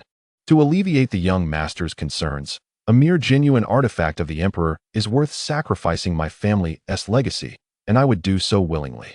Nascent Soul continued to flatter and pledge his loyalty, yet beneath his words lay a profound sorrow. Immortal from the Demon God Sect asserted that assassins were of no use against Jiang Ping'an, for Jiang possessed the ability to sense the murderous intent of his foes, allowing him to detect danger before it struck. The use of other treasures would also create disturbances, rendering stealthy strikes impractical. Only the true relic of the great emperor could quietly eliminate Jiang Ping'an. To bring joy to Situ Lingfeng, any price paid would be worthwhile. As a powerful figure at the tribulation crossing stage, Nascent Soul stood at the pinnacle of the human realm. His willingness to become a protector stemmed from a secret knowledge. By following the chaotic body, one could attain immortality. Otherwise, how could he ever submit to one whose strength was inferior to his own? If he could achieve immortality, everything would be worth it. A smile finally graced Situ Lingfeng's face. He understood the formidable nature of the painting. He had once sought to witness the might of the great emperor by entering the artwork, engaging in battle with the will of the emperor depicted therein. Had it not been for the presence of two protectors by his side, he would have surely perished within. Only by confronting the emperor directly could one grasp the true terror of such power. As soon as the individuals from the Demon God Sect seized the opportunity to draw Jiang Ping'an into the painting, his demise would be inevitable. Chapter 410. The great emperor's artwork. Jiang Ping'an no longer needed to seek outdoors. He could devote himself to his cultivation, fully immersed in his understanding of the laws. The most time-consuming aspect of cultivation was comprehending these laws. Those with higher aptitude grasped them more swiftly. Jiang Ping'an's aptitude was average, however. He was aided by the Fire Lotus Enlightenment Child and the Time Palace. Lacking in innate talent, he compensated with resources. One day, as Jiang Ping'an was diligently practicing, a voice resonated from outside the barrier. Jiang Ping'an, I need to speak with you. The speaker was Immortal, the son of the Grand Elder Immortal. Jiang Ping'an chose to ignore him. The palpable hostility emanating from Immortal suggested no good intentions. Had Immortal not been Immortal's son, Jiang Ping'an would have struck him down without hesitation. Engaging now would hinder his development within the Demon God Sect. Standing outside the barrier, Immortal felt a deep humiliation as Jiang Ping'an disregarded him. As the son of the Grand Elder, he had never before faced such contempt. This damned Jiang Ping'an deserves to die, he thought. Do you believe that by remaining inside, I am powerless against you? Suddenly, Immortal produced a rolled-up painting and swiftly unfurled it. A strange force surged forth, pulling the barrier, along with Jiang Ping'an and Qian Huanro, into its depths. Once he completed this act, Immortal quickly rolled up the painting and stowed it away, fleeing the cave while shouting in alarm, "This is bad. The Holy Sun has disappeared. What has happened?" Powerful beings emerged upon hearing Immortal's cries. He feigned an expression of urgent concern. "I am unsure how this occurred. I heard the Holy Sun was here and came to investigate, but upon arrival, I found him missing. Could the Holy Sun have stepped out?" One of the powerful figures expanded their divine sense, enveloping an area of tens of thousands of miles. Upon failing to detect Jiang Ping'an's presence, their expression shifted. "This is not good. The Holy Sun may be in danger. We must hasten to find him." They were all aware that Jiang Ping'an was a remarkably cautious individual, fully cognizant of the frequent appearances of assassins, and would never recklessly wander about. If there was a vast expanse of land devoid of Jiang Ping'an, it was highly probable that something grave had transpired. The formidable members of the Demon God Sect, unable to devote time to their cultivation, immediately commenced a search. Yet, regardless of how far they ventured, Jiang Ping'an's whereabouts remained elusive. Although they had briefly suspected Immortal, the individual who had discovered Jiang Ping'an's disappearance, they knew that even 1,000 Immortals would be no match for Jiang Ping'an, who could effortlessly crush them. Immortal could not possibly inflict harm upon Jiang Ping'an, unless he employed a treasured artifact. However, such a treasure would undoubtedly create disturbances impossible to overlook. They conducted a thorough search of Mo Buffon, but prior to their inspection, he had already concealed the artwork within a storage artifact, casting it into an abandoned mine beneath Douantiania. With Mo Buffon's suspicion eliminated, the powerful members of the Demon God Sect could only surmise that a certain super-strong individual had used some method to obscure their presence and stealthily abducted Jiang Ping'an. The leadership of the Demon God Sect swiftly mobilized their forces, preparing for the worst. If news of Jiang Ping'an's disappearance spread, the demon race would undoubtedly seize the opportunity to attack. Within the imperial artwork, the world was shrouded in black and white ink wash, with monochromatic mountains, trees, and sky. The only figures in color were Jiang Ping'an and Qian Huanro. Qian Huanro produced a golden sound transmission talisman, renowned for its efficacy and usable within many barriers. However, she found herself unable to establish contact with the outside world, casting a shadow of unease over her heart. That Mo Buffon had evidently employed some unknown means to transport them into a peculiar space. Noticing Jiang Ping'an's lack of response, Qian Huanro turned to him, observing that he was gazing into the distance. Following Jiang Ping'an's line of sight, she beheld a black and white figure standing atop a monochrome mountain. The silhouette faced away from them, emanating an indescribable and overwhelming aura of power. Instinctively, Qian Huanro took a few steps back, nearly losing her balance, only to be swiftly steadied by Jiang Ping'an. Trembling, she stared at that ominous figure.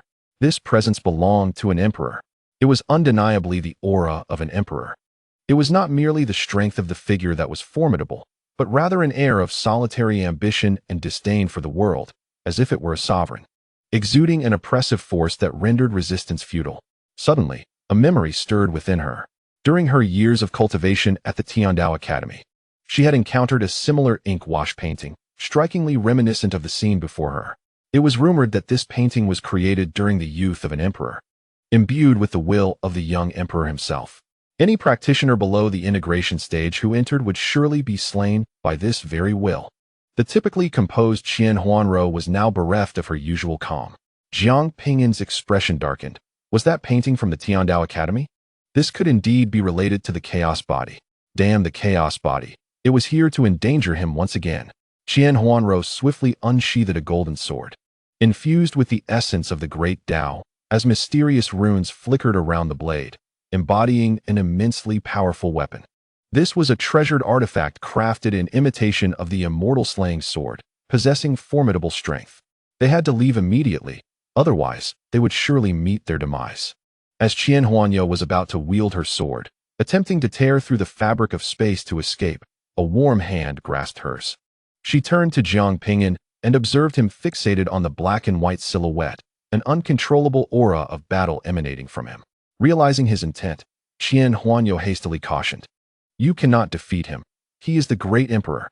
He is merely a fragment of the emperor's will, not the emperor himself."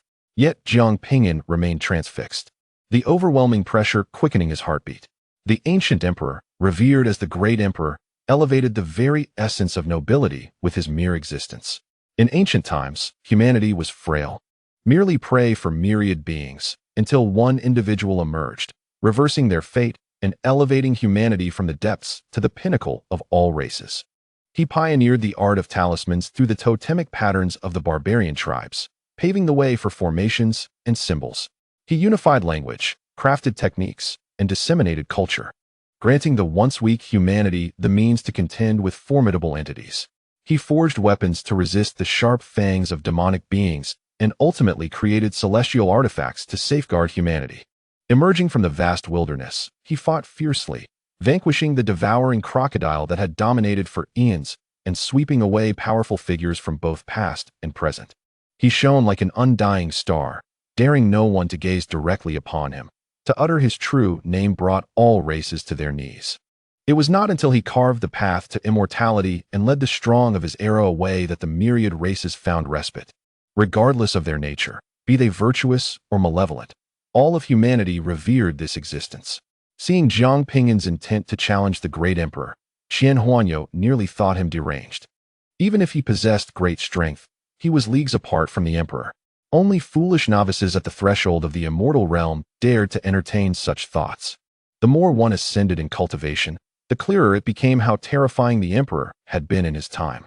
A simple example suffices. Since the departure of that cadre of powerful beings, no one has been able to forge celestial artifacts. And even the creation of quasi-celestial artifacts has become nearly impossible.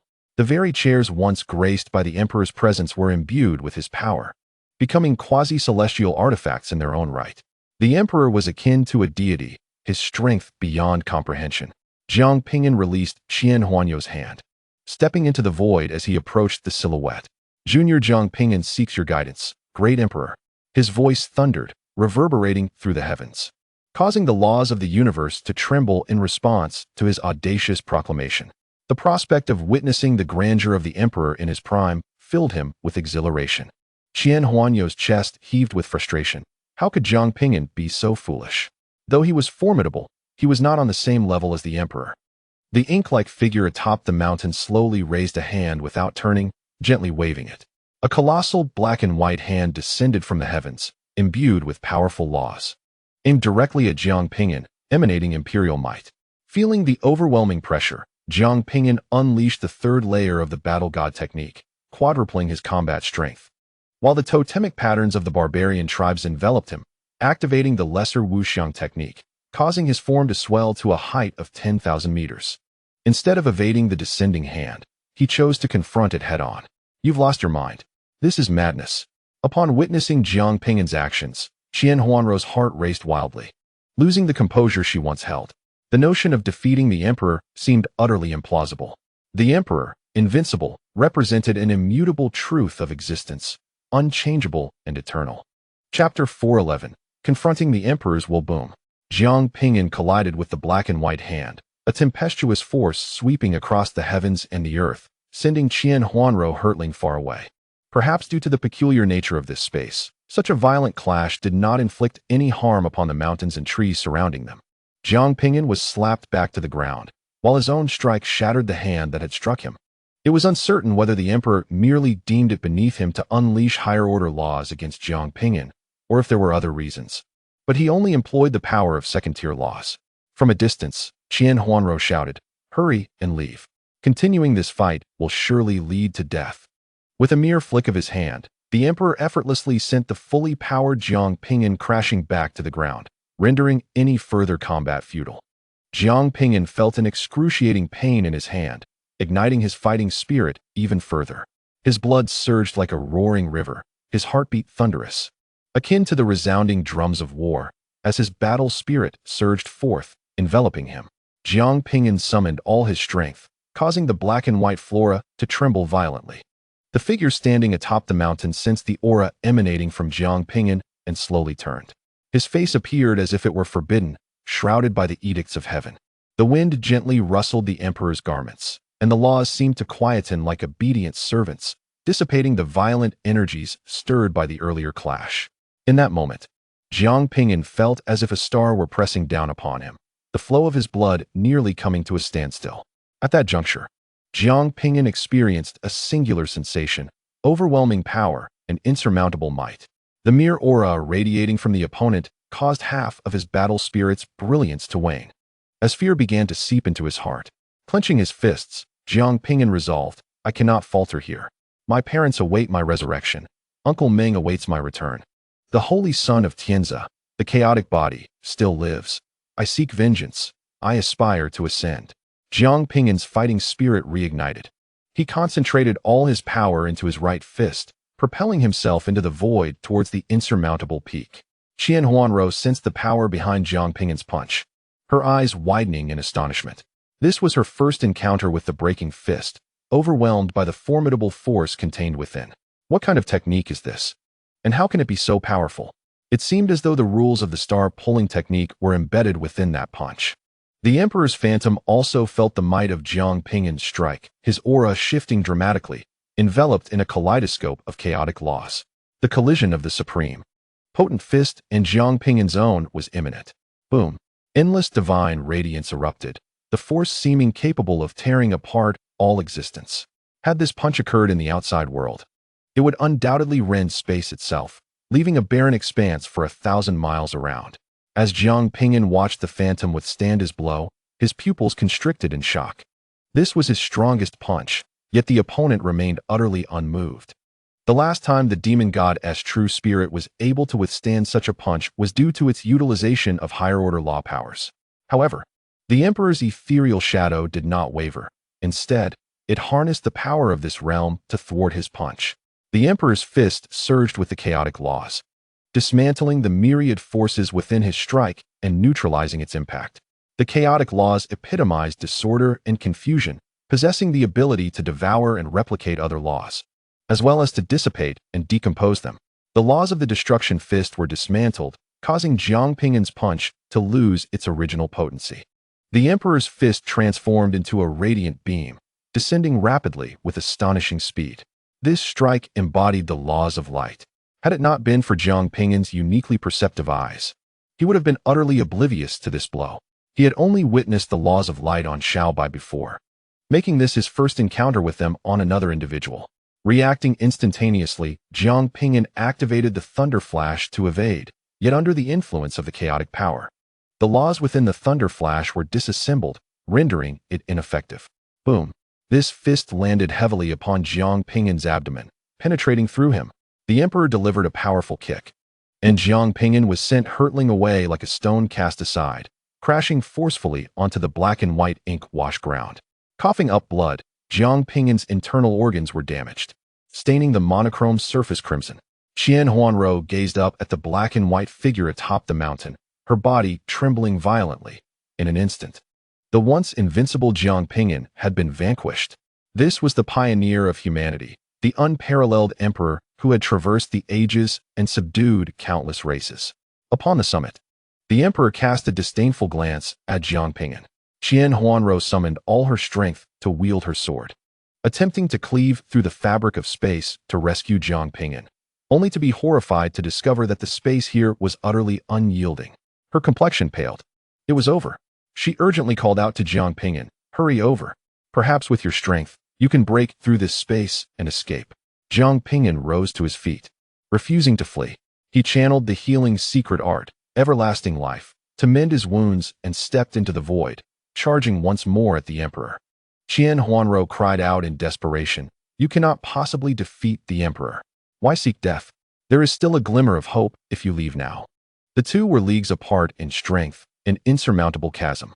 Ignoring Qian Huanrou's frantic pleas, Jiang Ping'an's mind was consumed by a singular thought: to conquer the ethereal shadow left by the Emperor. He sensed that if he could overcome this foe, it would lead to a monumental leap in his power.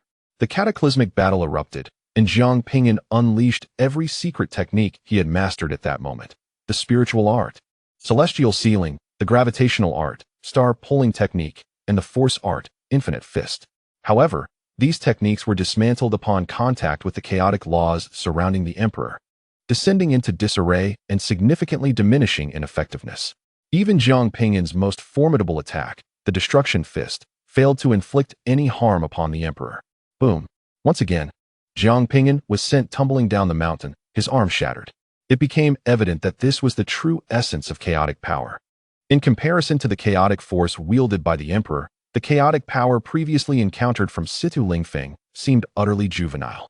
Jiang Ping'an rose once more, seemingly impervious to pain, reattaching his arm and charging forward again. Yet, he was soon struck down again, blood staining his body. Jiang Ping'an stood up again, and once more he surged ahead.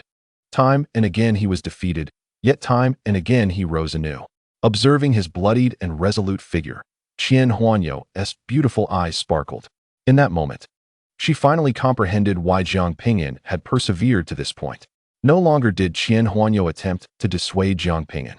Strangely, despite knowing he could not vanquish the Emperor, she felt a flicker of hope within her heart, yearning for this man to forge a miracle thought impossible. The Emperor wielded chaotic power that could render Jiang Ping'an's spells ineffective. The laws of light, epitomizing the pinnacle of speed, made the Emperor's terrifying velocity so astonishing that Qian Huanyou could scarcely perceive his movements, only witnessing Jiang Ping'an's desperate attempts to respond. Even though the Emperor's will was but a remnant, it still bore the grandeur of his former self. Jiang Ping'an's mightiest blow was thwarted, What other means of retaliation could he possibly employ? The emperor had achieved perfection in speed, strength, and defense, leaving no vulnerabilities to exploit. Jiang Ping'an's heart sank to despair. His assaults were dismantled and rendered chaotic by the opponent's might. How could he fight under such circumstances? Chapter 4:12. The art of divine will within the ink black and white space. The laws writhed violently. Faced with Jiang Ping'an's frenzied attacks, the emperor remained unmoved atop a black and white peak. The seven-colored chaotic laws sparkled like stars. In that moment, Jiang Ping'an's speed and strength became meaningless. Qian Huanyo sighed and shook her head. The emperor was simply too formidable to defeat. The most potent aspect of the chaotic laws was their ability to render any powerful technique mundane. Every high-level technique is composed of laws, much like Jiang Ping'an's annihilation fist, which combined the laws of destruction, gravity, will to fight, and strength. Yet, the painstakingly fused power of these laws, under the influence of chaotic laws, disintegrated and dissipated, losing its inherent strength. Just when Jiang Ping'an believed he could not contend with the emperor, he suddenly recognized a kind of law that would not be undone by the chaotic forces, the law of fighting spirit. Why was this so? Why did other laws, even the law of destruction, fall prey to chaotic influence, while the law of fighting spirit remained unaffected? It was because the law of fighting spirit does not belong to the natural order. Rather, it is a manifestation of human conviction, forged from belief.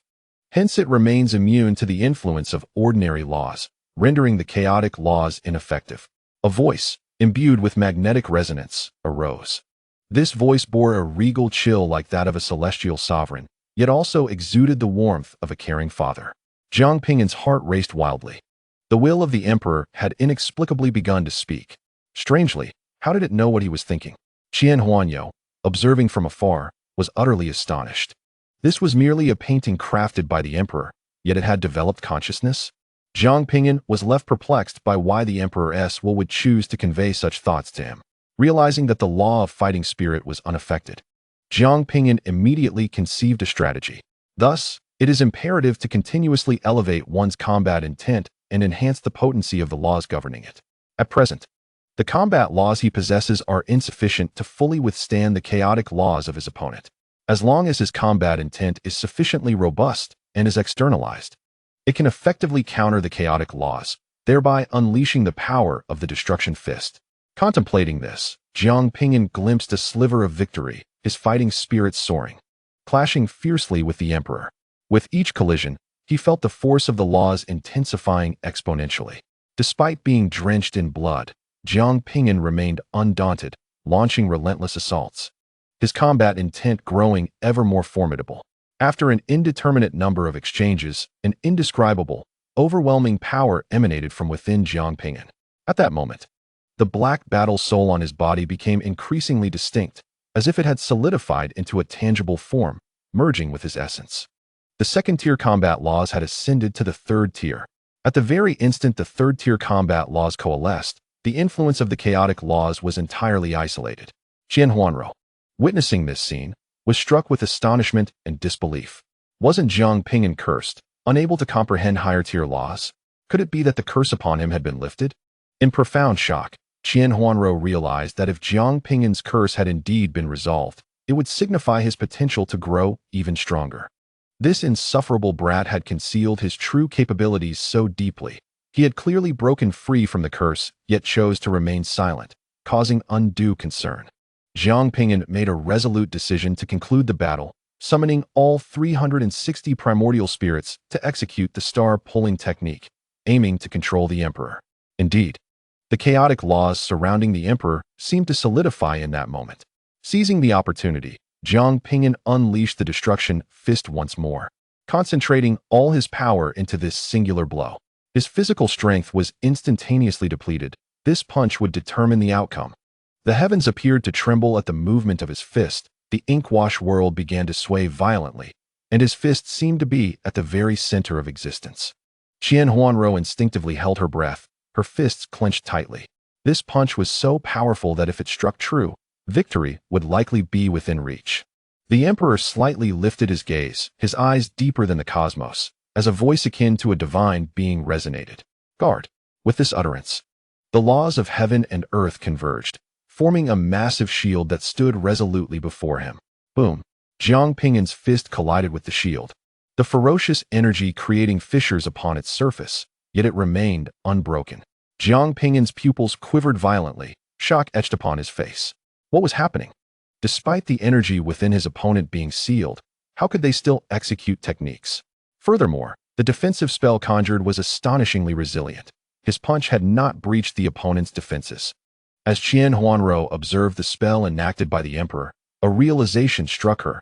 Her heart felt as if it were gripped by an enormous hand, nearly suffocating her. Just as Jiang Ping'an contemplated retreat, the emperor spoke once more. Seal. His tone was remarkably calm, yet it harbored boundless power. Chains coiled around Jiang Ping'an, imprisoning his strength. Jiang Ping'an's expression froze. Wasn't this the mental secret technique, Heaven's Seal? No, this was not merely Heaven's Seal. It was even more potent. The art of divine mind. Indeed, it was the long-lost art of divine mind.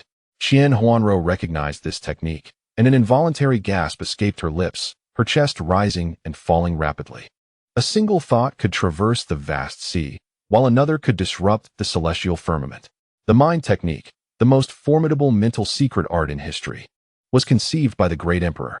Its consciousness could commune with the laws of heaven and earth, manifesting reality at will.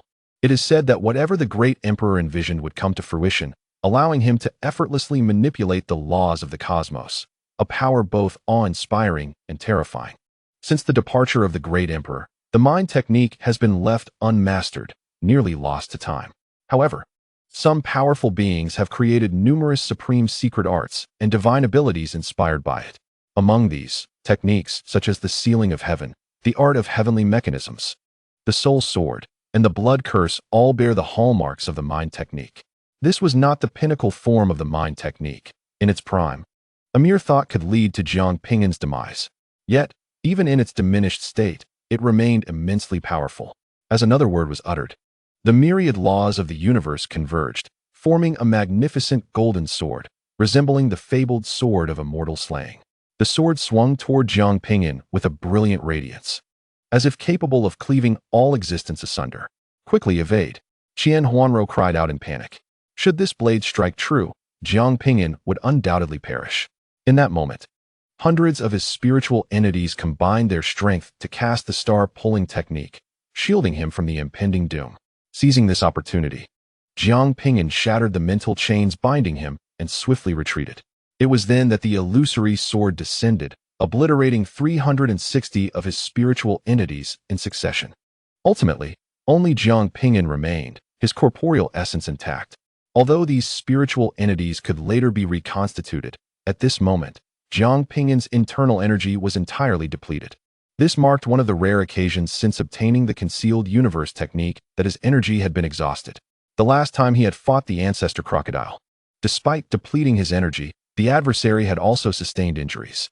However, this time, Jiang Ping'an gazed upward at the projection of the great emperor's will upon the mountain summit, finally comprehending the terrifying nature of such an existence. Since the onset of battle, his opponent had not even moved from their original position, yet had dealt him grievous wounds, rendering him energyless.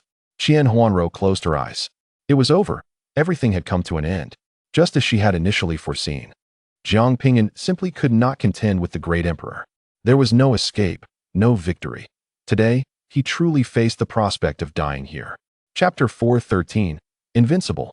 White transformation. Jiang Ping'an was not weak. It was merely that the great emperor was too formidable. With a casual punch, he could obliterate opponents of the same tier. But the emperor existed on an entirely different plane.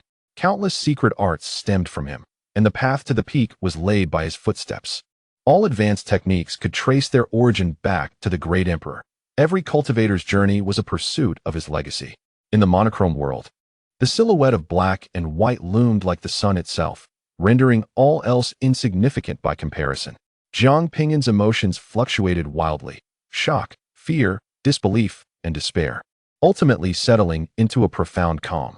With the last vestige of his spiritual energy, he invoked the technique of everlasting life, healing his wounds, and once more surged forth into the void. Though his energy was depleted, he still possessed his physical form, and his battle spirit remained undaunted. As long as the body endured, the spirit of battle would not perish. Qian Huanro opened her eyes, gazing at Jiang Ping'an in confusion. What meaning could there be in his continued struggle? Was it mere defiance? It ought to be said that Jiang Ping'an, invincible among his peers, must surely feel a profound disparity and a sense of resentment when confronting the immensely powerful emperor. The battle rages on, devoid of splendid spells or supreme secret techniques, reduced to the most primal of physical assaults. There are no unforeseen outcomes.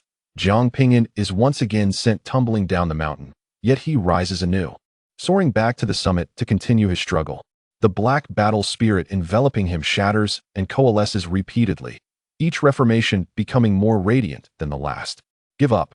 It is futile, Qian Huanro sighs helplessly, unable to bear witness to Jiang Ping'an's pitiful state.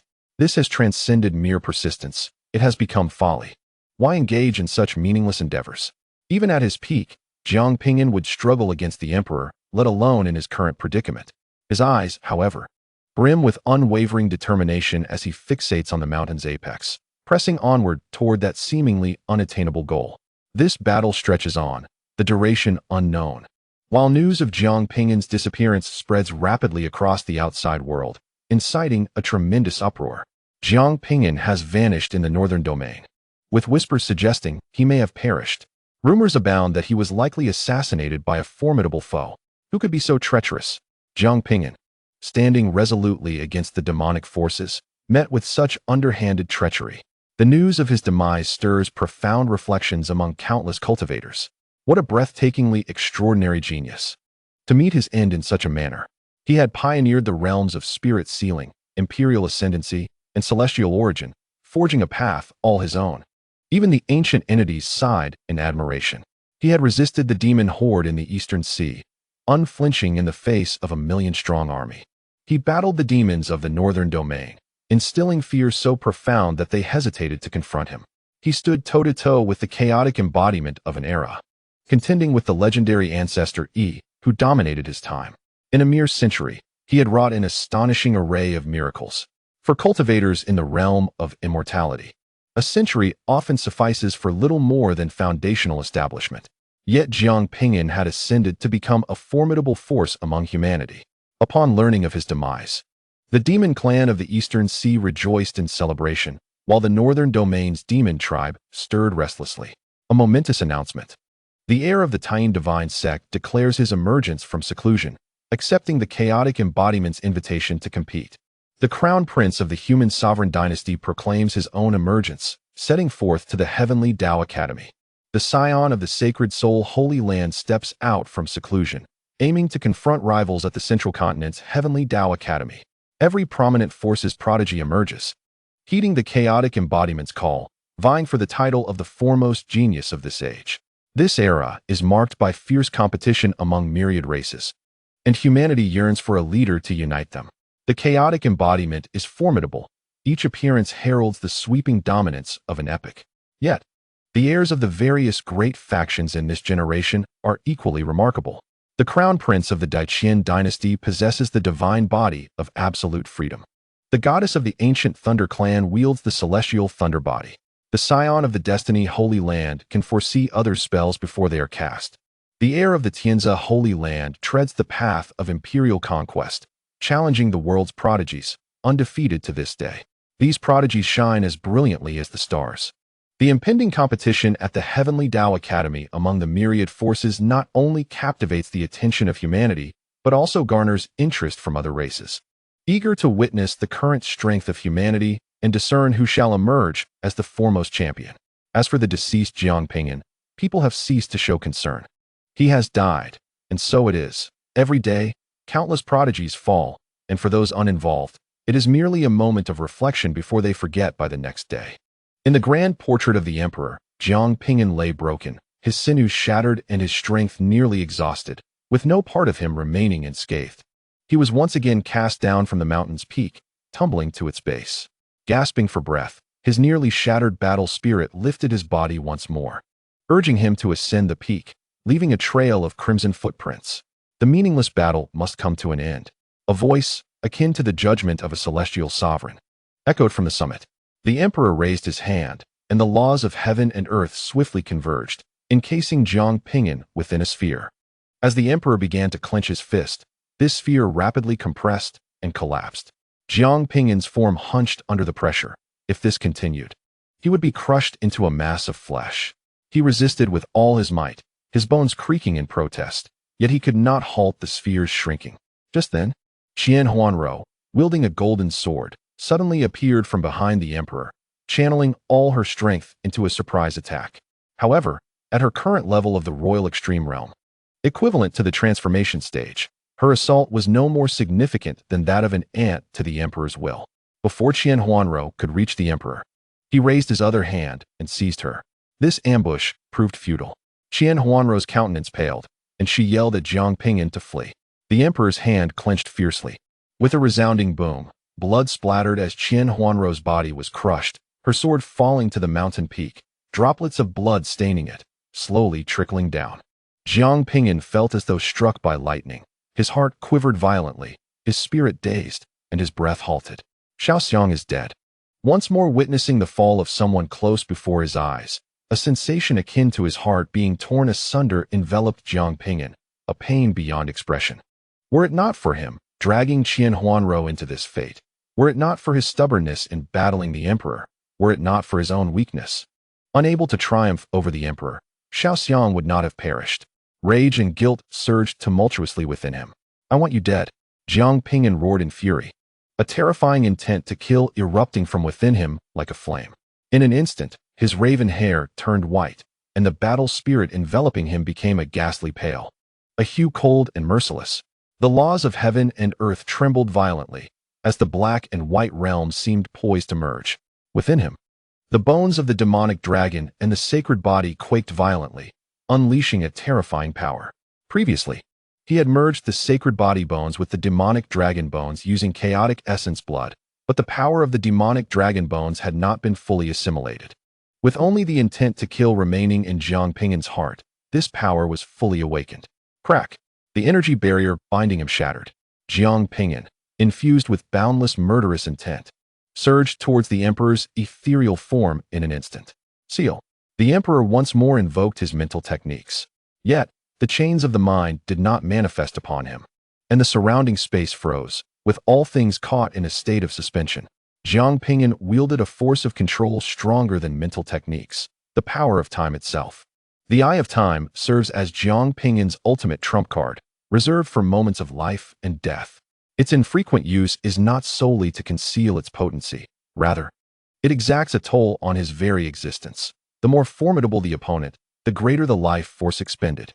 Yet now, he cast aside his reservations, sacrificing a century of his lifespan to immobilize his adversary. The destruction fist once more gathers strength, crashing down upon the emperor. A brilliant radiance illuminates the heavens and the earth, transforming the monochrome world into a realm of pure white. Chapter 4:14. The echo of my former splendor. The howling winds whip through the air, causing the black and white trees to sway violently. Jiang Ping'an stands atop the mountain, his white hair dancing in the gusts. He has vanquished a fragment of the emperor's will, a feat capable of shaking the very fabric of the world, yet within him, there is no trace of joy. As he gazes at the golden sword fallen beside him, Jiang Ping'an slowly closes his eyes, a solitary tear of blood slipping from the corner of his eye. He had once vowed to shield his loved ones from death, yet he has broken that promise. He toiled relentlessly, never indulging in leisure, solely to prevent his parents' tragedy from repeating. Yet, despite his efforts, he remains unchanged.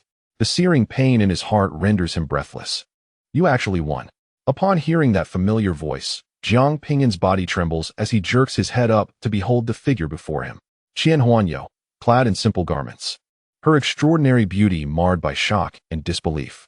Jiang Ping'an's eyes widen in astonishment. Xiang, you're alive.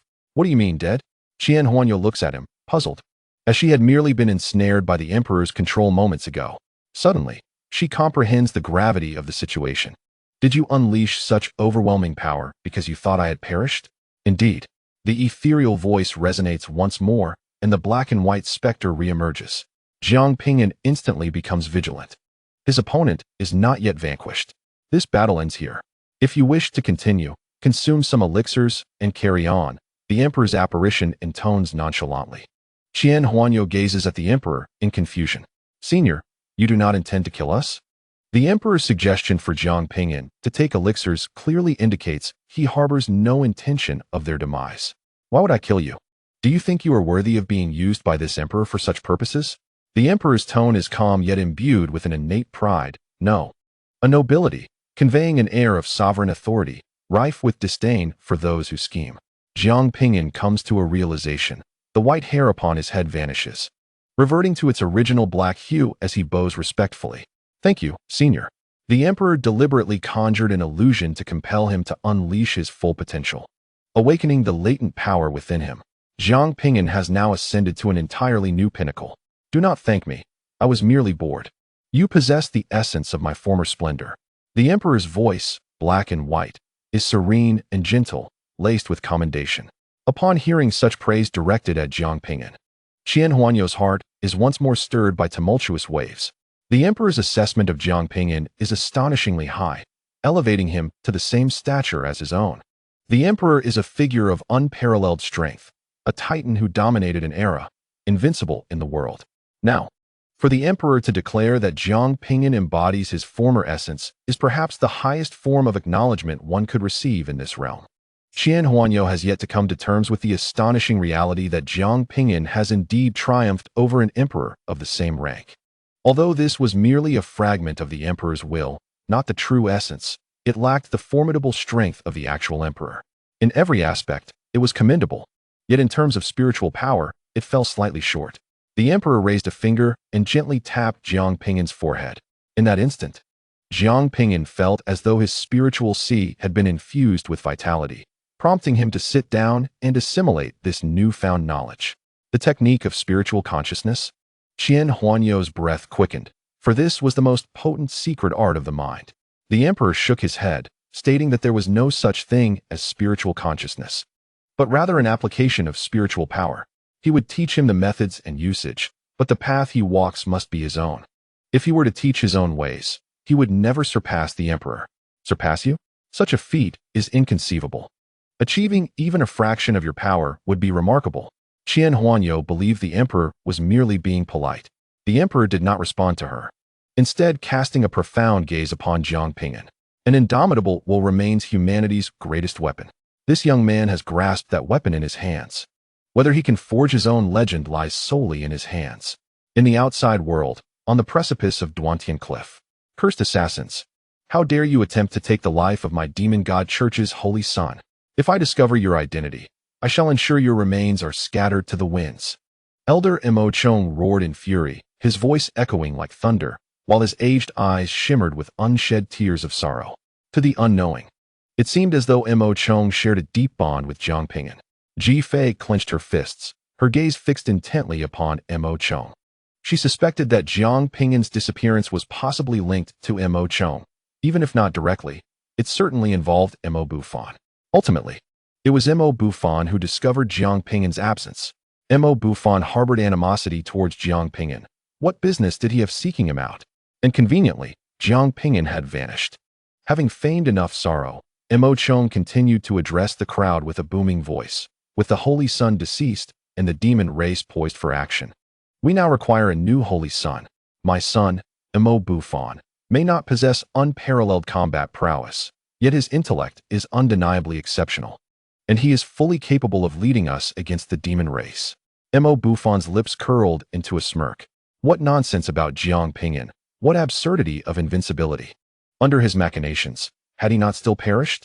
The one who survives to the end is the true victor. As for whether this would incite a counteroffensive from the demon race, causing substantial casualties, such matters held no significance for him. After all, it was not he who would perish. If he could attain the position of Holy Son, he might one day ascend to the role of church leader, leveraging these resources to become even stronger. Suddenly, Mo Bufan sensed a chilling intent to kill. He swiftly turned around to meet the gaze of a beautiful pair of eyes filled with hatred. It was Jiang Ping'an's little brother, seemingly named Yi Wuqing. Yi Wuqing gritted his teeth, fists clenched tightly. Did you kill my brother? Do not slander me, Mo Bufan retorted, though privately he transmitted a thought, and if I did? What of it? Go ahead and kill me if you dare. You outsiders are unworthy to vie for the position of Holy Son. Do you think others do not harbor doubts about me? Yet, They possess no evidence. Even if they did, what of it? Would these elders risk offending my father for the sake of a deceased? What does that look in your eyes? You, who are neither man nor woman, believe that your strength makes you formidable? In my eyes, you are utterly insignificant. This is the territory of my Demon God Sect, and my father is the Grand Elder. Dare to lay a hand on me, and you shall meet your inevitable demise. As Mo Bufan observed the furious Yi Wuqing, he felt an immense sense of satisfaction. He despised those who, blinded by their own power, became arrogant. No matter how strong one may be, they cannot contend with a superpower. This is the nature of authority. This is the essence of status.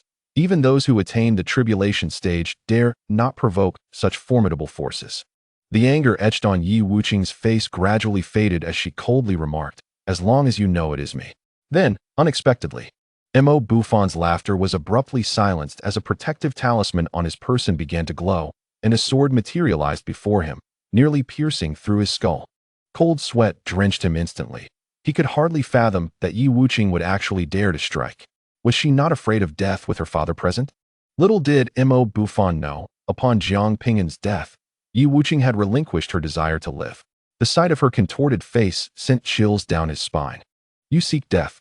Mo Chong was conversing nearby when he witnessed his son being ambushed, his expression shifting drastically. He swiftly intervened, delivering a crushing blow to Yi Wuqing. Bang! Faced with such a powerful attack, no matter how formidable Yi Wuqing was, it was futile. Her body was shattered in an instant. Chapter 415, Jiang Ping'an's Emergence. Mo Chong.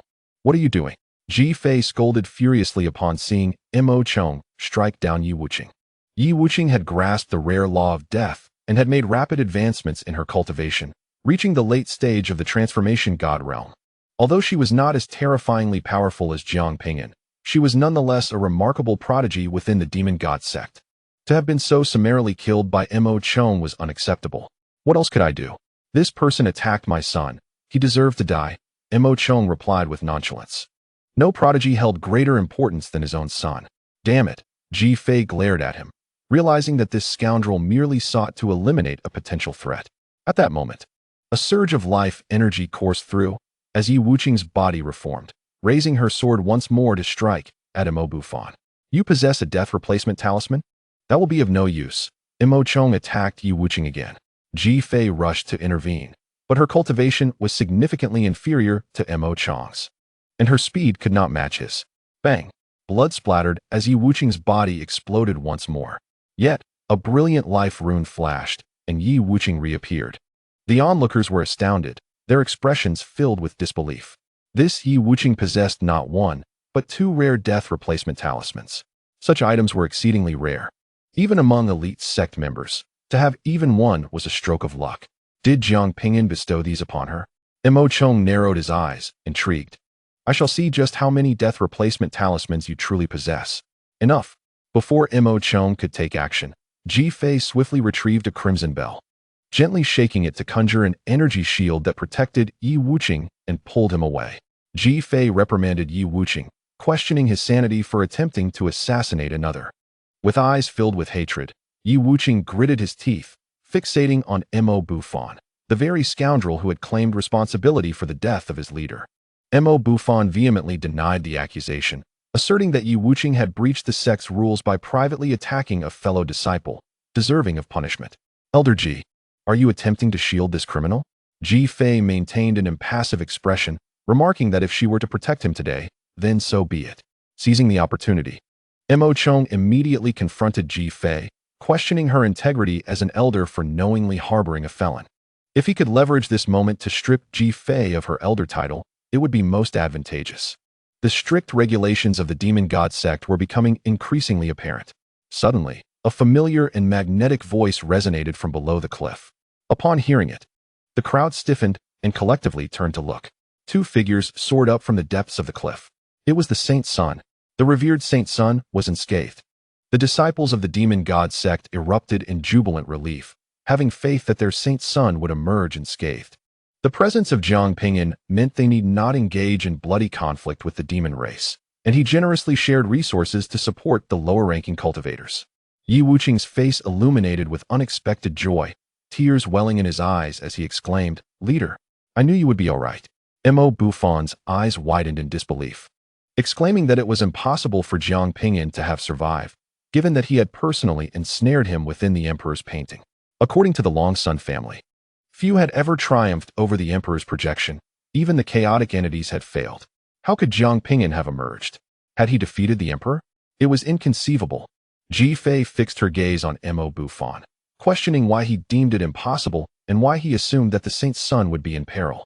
Everyone suspected Mo Buffon's involvement, but lacked evidence. Now, an intriguing spectacle was unfolding. As Jiang Ping'an descended to the ground, he coldly scrutinized Mo Buffon, inquiring whether the Demon God Sect mandated death for assassinating fellow disciples. Mo Buffon, quickly retreating behind his father Mo Chong, sought refuge. Mo Chong's expression darkened. He already suspected his son had attacked Jiang Ping'an and was aware of the means employed. The painting contained a fragment of the emperor's will. How could Jiang Ping'an have emerged unscathed? Perhaps he had utilized some other method to escape? Mo Chong could not fathom the idea of Jiang Ping'an having bested the emperor. Suddenly, a smile broke across Mo Chong's face, exclaiming with relief, "Marvelous! Saint's son, you are unharmed. We were terribly worried. Previously, we discussed the prospect of appointing you as the leader, a notion I find rather commendable. The Holy Child is destined to become the youngest leader of our Demon God Sect. If anyone disagrees, I shall confront them with fervor." Those present could discern that Mo Chong's true intent was to express his support for your ascension while urging you to refrain from causing trouble, and to let bygones be bygones. Jiang Ping'an merely smirked. "I have long surpassed the age of bearing humiliation. Your son, in collusion with the people from Tiandao Academy, nearly took my life with a treasure. Do you truly believe that this can be brushed aside?" Upon hearing these words, the crowd erupted in astonishment. Could it be that Mo Buffon attempted to assassinate the Holy Child? What on earth is transpiring? Damned Mo Buffon. The Holy Child sought to spare our Demon God Sect from war, even risking his life in the pursuit of mining resources. And yet he dares to strike against the Holy Child. Gasps and curses resounded in unison. Mo Chong's expression darkened. "Holy Child, I acknowledge that I have wronged you in the past, but you deliberately concealed yourself for a time, only to emerge now and frame my son for assassination. Is this not excessive? Do you possess any evidence to support your claim that my son attacked you? Did anyone witness this? Present the proof. As long as no one has seen it, he can feign ignorance regarding his son's involvement. Even if the other party produces the genuine artifact of an emperor, it would not suffice to substantiate anything." Mo Chong directly cast aspersions upon Jiang Ping'an. Ji Fei conveyed to Jiang Ping'an through a private message, suggesting he let the matter rest for now, allowing Mo Chong to choose him as the leader, which would be beneficial for all. Jiang Ping'an turned to Ji Fei, expressing gratitude for her defense of Yi Wuqing, stating that the piece of primordial goldstone need not be returned. He then addressed Yi Wuqing. "Wuqing, let us depart from the northern region." At this, the gathered crowd gasped in shock. Elders such as Lu Dan hurriedly intervened. "Holy Child, what are you intending?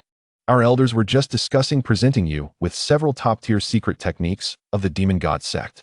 We will soon elect you as our leader, and there will be ample resources available for your cultivation. With the protection of our Demon God Sect, those scoundrels would never dare to lay a hand on the Holy Child." Numerous elders urged him to stay, even offering various enticements to persuade Jiang Ping'an. They were well aware that he had triumphed over the true spirits of the demon clan of his rank. Such a genius is an invaluable asset to the Demon God Sect. Most importantly, Jiang Ping'an possesses a formidable deterrent against the demon clan, preventing them from daring to impersonate an attack.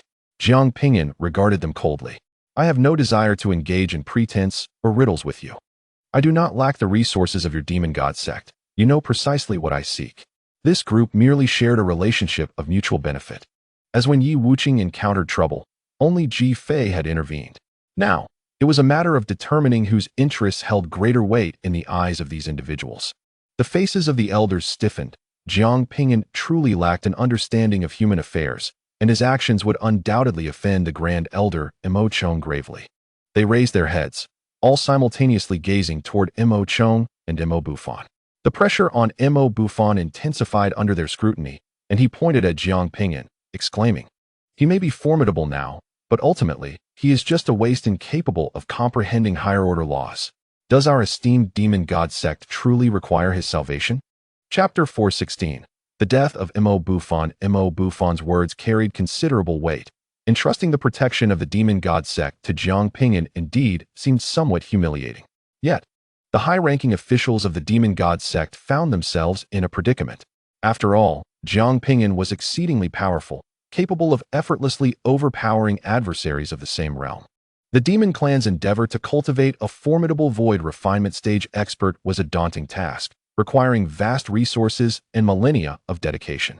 However, the hard-won prowess of such a master could be easily vanquished by Jiang Ping'an. The Demon Clan could ill afford such losses and dared not embark on war recklessly, thus opting for a temporary retreat.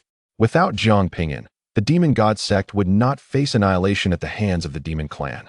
But there was no necessity for continued attrition. Lu Dan stroked his beard with a sigh. Mo Chong, as the Grand Elder, you know what must be done. Do not bring shame upon us all. Mo Chong gritted his teeth and addressed Jiang Ping'an in a solemn tone. This elder can offer you a secret treasure, and we shall consider this matter resolved. Otherwise, if you push everyone to their limits, it will benefit no one. A secret treasure, for those not belonging to a major power and not at the tribulation stage, was indeed a formidable weapon. Mo Chong was confident that Jiang Ping'an would be tempted. However, he gravely underestimated Jiang Ping'an's wrath and the depth of his current capabilities. Jiang Ping'an chuckled coldly. Then allow me to congratulate you on your son's ascension to the position of Holy Son. With that, he turned to leave. Lu Dan hastily flew over to impede him, calling out to Mo Chong, are you truly willing to disregard the interests of our sect? Mo Chong clenched his fist beneath his sleeve and replied gravely. Jiang Ping'an has falsely accused my son, seeking to bring about his demise. Even now, he stubbornly defended Imo Bufon. At that moment, a terrifying wave of dark, malevolent energy surged from the other side of Duantian Cliff, shrouding the sky in darkness. Horrific beings from the Demon Clan returned once more. The faces of the members of the Demon God Sect shifted in alarm. The Demon Clan had undoubtedly received news of Jiang Ping'an's death, prompting their arrival. The expressions of the high-ranking officials turned frigid, their gazes fixating resolutely on Imo Bufon. Seeing the determined countenances of the elders, Mo Chong let out a bitter laugh. Tears of regret streaming down his aged face as he looked back at Imo Bufon with a heart full of disappointment. I warned you repeatedly not to provoke Jiang Ping'an. Why did you not listen? Realizing the gravity of the situation, Imo Bufon fell to his knees, clutching his father's leg in terror as he pleaded, Father, I beg you, save me. As the Grand Elder of the Demon God Sect, you must have a way to rescue me, right? Mo Chong tenderly stroked Imo Bufon's hair and replied with a gentle voice, better to perish by my hand than to fall to others. Father, no. Imo Bufon wept, his face a mask of fear. He did not wish to die. He aspired to be the Holy Son, to lead the sect. Regret consumed him for failing to eliminate Jiang Ping'an. Mo Chong closed his eyes, powerful energy emanating from his hands, and in an instant, his son, Imo Bufon, was reduced to ashes. To protect his own status and the overall interests of the Imo family, this son had to meet his end. The sorrow on Mo Chong's face vanished in a heartbeat, and he cupped his fists towards Jiang Ping'an, saying, This old man has failed in his duties and has sent his son on his way. I implore the Holy Son to remain and join us in resisting our external foes. His demeanor was so composed, as if he had extinguished the life of an inconsequential stranger. My vendetta has been avenged. What of the demise of Yi Wuqing? Jiang Ping'an was relentless. Had it not been for Ji Fei's intervention, Yi Wuqing might have met his end.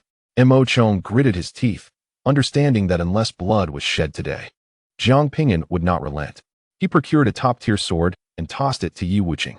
Jiang Ping'an cast a glance at it, only to find it was not even a secret treasure. Produce the secret treasure you just mentioned, Jiang Ping'an. Do not overstep your bounds. Mo Chong could no longer maintain his facade, his face suffused with fury, a terrifying aura enveloping the vicinity. Was a secret treasure a common trinket? Did a mere cultivator at the transformation stage deserve compensation with a secret treasure? Boss, let it be. This artifact is not without merit. Yi Wuqing hastily grasped Jiang Ping'an's arm, wishing to avert a stalemate. Observing Yi Wuqing's temper subside, Jiang Ping'an's wrath diminished. Ignoring Mo Chong, a formidable aura erupted from within him as he gazed upon the demonic army. Begone! The command reverberated through the heavens, sweeping across the land, nearly fracturing the void. The encroaching darkness suddenly halted. It was Jiang Ping'an. He had not perished. Curse it. Which fool declared Jiang Ping'an dead? Those tasked with gathering intelligence have all been sent to the mines. The demonic beings quaked in terror upon witnessing Jiang Ping'an's survival, their hearts trembling with fear. To preserve a semblance of dignity, the powerful demonic entities declared before their retreat, "You will pay for this, demonic God Church. Jiang Ping'an, await your reckoning." The vast demonic army withdrew with unprecedented haste. The disciples of the demonic God Church, who had been prepared for battle, stood stupefied at the unfolding scene. One utterance from Jiang Ping'an had driven the demons away. Even a tribulation-stage powerhouse could not wield such oppressive might. Though Jiang Ping'an's authority stemmed from the entirety of the demonic God Church, it nonetheless underscored his formidable strength. He had swept away all adversaries within a realm, leaving no being capable of obstruction. The human prodigies vying for the title of the era's foremost talent in Central Continent paled in comparison to the Holy Sun. The higher-ups of the demonic God Church regarded Jiang Ping'an with complex expressions. For reasons unknown, they felt an unusual aura of dominance emanating from him, one that transcended mere cultivation and resonated on a spiritual level, as if he scorned all. Lu Dan sighed in relief as the demons retreated and smiled at Jiang Ping'an, saying, "Holy Son, rest assured, the demonic God Church will undoubtedly find a way to lift the curse upon you." He was aware that Jiang Ping'an harbored some resentment due to recent events and sought to make amends. "That won't be necessary," Jiang Ping'an replied coolly. "How could it not be?" Lu Dan insisted. "Without breaking the curse, the Holy Sun cannot comprehend higher laws, nor can he grow stronger." He assumed Jiang Ping'an was merely sulking. Jiang Ping'an raised his finger, and a black sphere materialized upon it, exuding a terrifying power that caused the fabric of space to fracture. With a gentle flick, he propelled the black sphere toward the ranks of the demonic beings. As the sphere, imbued with the essence of destruction, expanded, it engulfed an area of tens of thousands of meters, obliterating all within its reach, including a human-faced spider at the initial stage of the void refinement. The terrifying force sent the demonic beings into a frenzy of screams and frantic flight. Witnessing this scene, the powerful figures surrounding Jiang Ping'an trembled violently. The law of destruction, being of the third tier, Jiang Ping'an's effortless control over this power signified his comprehension of such a law. "Holy Son, have you broken the curse?" Lu Dan inquired, her heartbeat quickening with trepidation. "Indeed," Jiang Ping'an replied, feeling no need to conceal the truth. Projecting strength was essential to garner the attention of the Demon God Sect. The onlookers were engulfed in astonishment and confusion. Jiang Ping'an had truly unraveled the curse, but how had he achieved such a feat? In that moment, a layer of mystique enveloped Jiang Ping'an in their eyes. Seizing the opportunity, Ji Fei proposed, "I reiterate my suggestion that Jiang Ping'an be appointed as the leader." "Who opposes?" The elders collectively turned their gazes toward Mo Chong, the sole dissenting voice previously. Chapter 417, I will not act impulsively. Mo Chong wearily closed his eyes, remaining silent, tacitly acquiescing. The breaking of the curse by Jiang Ping'an held immense value for the Demon God Sect, regardless of any sentiments Mo Chong might harbor. He could not voice opposition. Even if he did, it would be futile. With Mo Chong's dissent removed, Jiang Ping'an was destined to ascend as the leader.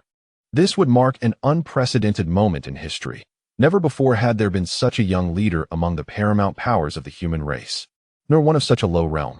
The rationale behind the Demon God Sect's decision was straightforward. The previous leader had perished, leaving the sect in a state of disarray, necessitating the rekindling of the disciples' morale. Jiang Ping'an's influence was evident, making him the most suitable candidate. Hail to the esteemed leader. The disciples of the Demon God Sect knelt before him, their gazes filled with reverence, observing the once proud disciples now bowing in submission. The elders finally grasped why Jiang Ping'an had previously allocated resources to them. Since his arrival at the Demon God Sect, he had been winning hearts, leading them to speculate if his intentions had always been to ascend to leadership. Perhaps, aside from his relatively lower strength, Jiang Ping'an possessed few flaws. The preparations for his ascension to leadership would require time, involving invitations to various factions and the management of numerous affairs, likely taking a year or two. However, his becoming the leader was already a foregone conclusion. Soon, news of Jiang Ping'an's survival spread, along with his impending leadership of the Demon God Sect. Jiang Ping'an is alive. Who disseminated the false information claiming he was dead? Has the Demon God Sect lost its senses by appointing him as leader? Many speculated that the sect was in decline. Despite Jiang Ping'an's strength, he remained at the void refinement stage. How could he possibly lead? The Demon God Sect appeared to be on the brink of collapse, possibly becoming the first top-tier human power to fall. The announcement of Jiang Ping'an's ascension sparked rumors throughout the cultivation world, with many asserting that the Demon God Sect had entered a period of decline. Leaders of other major factions, be they sect masters, holy ones, or emperors, were all at least at the integration stage. Yet Jiang Ping'an, at the celestial origin stage, equated to the void refinement level, a stark disparity. Many believe that the decision made by the Demon God Sect signifies its descent into decline, inevitably leading to its demise. Jiang Ping'an boarded the vessel returning to the Demon God Sect. The demon race would refrain from further assaults for the time being, unless they devised a means to eliminate Jiang Ping'an or awaited his resolution by another party. Upon returning to the rear, Jiang Ping'an could devote himself to his cultivation with greater peace of mind. He entrusted Yi Wuqing with 2 communication talismans, capable of connecting to his other 2 bodies. Henceforth, he advised against impulsive actions. Without the death replacement talismans, he would have perished long ago. Previously, Yi Wuqing had believed him dead and sought vengeance, recklessly confronting Mo Bufan, only to be vanquished twice by Mo Chong. Yi Wuqing said nothing, stowed the talismans, and retreated to a room for cultivation. Given another chance, he would undoubtedly act the same. Jiang Ping'an treated him as a friend, saving his life on multiple occasions and providing resources for his training. A soldier is willing to die for one who understands him, and Yi Wuqing's purpose in cultivation was precisely this. Congratulations, sect leader Jiang, Ji Fei purred, her slender waist swaying as she approached Jiang Ping'an, exuding an intoxicating fragrance. Jiang Ping'an was disinclined to engage with her. The resources promised by your sect leader will be provided. You may leave now. Hey, what's with your attitude? You've not even become the sect leader yet, and you're already so arrogant? Ji Fei raised her delicate hand, poised to drape it around Jiang Ping'an's neck. However, before she could act, a graceful figure interposed itself. Ji Fei narrowed her eyes, glaring at the woman before her. You, a mere maid, dare to obstruct me? Step aside. Qian Huanro replied coolly, when I rose to fame. Your grandfather had yet to be born. You impertinent maid, how audacious. It seems you require a lesson. Ji Fei fumed, vexed not only by Jiang Ping'an's arrogance, but also by that of his maid. She lifted her hand, ready to strike, but Qian Huanro regained her former appearance. Ji Fei's hand halted midair, her eyes wide with disbelief as she stared at Qian Huanro. You get lost. Qian Huanro replied indifferently. Despite her diminished status, the power behind her was sufficient to deter Ji Fei from acting rashly. Years prior, Qian Huanro had already made a name for herself. Her most renowned battle had taken place in the East Sea, where she had cast down 3 small stars from the cosmos. Ji Fei lowered her hand, her gaze towards Jiang Ping'an, now filled with resentment. No wonder your standards are so high. Seeing me doesn't stir your heart, as you can play with such exceptional women every day. Mind your words. I share nothing with my senior, Jiang Ping'an interjected. I understand, Ji Fei replied, feigning secrecy. I came to inform you to keep your identity concealed from the Wu family, so they remain unaware of your true self. Once Jiang Ping'an officially becomes the sect leader, Ji Fei could secure resources without unforeseen complications. Jiang Ping'an responded calmly, my identity holds little significance for them. When the stakes are substantial enough, I can be Jiang Ping'an or Wu Liang. Indeed, Ji Fei relaxed, recognizing Jiang Ping'an's critical importance to the Demon God Sect. Even revealing his identity to the Wu family would bear minimal repercussions. Ji Fei cast a deep glance at Qian Huanro, then turned to leave, muttering to herself. So this fellow is fond of women who appear aloof and high-minded. It must be quite gratifying to play with such a character. As Ji Fei departed, Jiang Ping'an turned to Qian Huanro and inquired, Senior, did you not state that your identity must remain concealed? How then did you inadvertently reveal it? Previously, Qian Huanro had warned of enemies lurking in the shadows, yet she had just exposed herself without caution. Do I need to explain my every action to you? Qian Huanro retorted, unwilling to engage with Jiang Ping'an on this matter. Jiang Ping'an, who often struggled to decipher the thoughts of women, chose not to press her further. Drawing forth the Emperor's genuine artifact, a glint of murderous intent flickered in Jiang Ping'an's eyes. Chaos Body, you have gifted me such a precious token.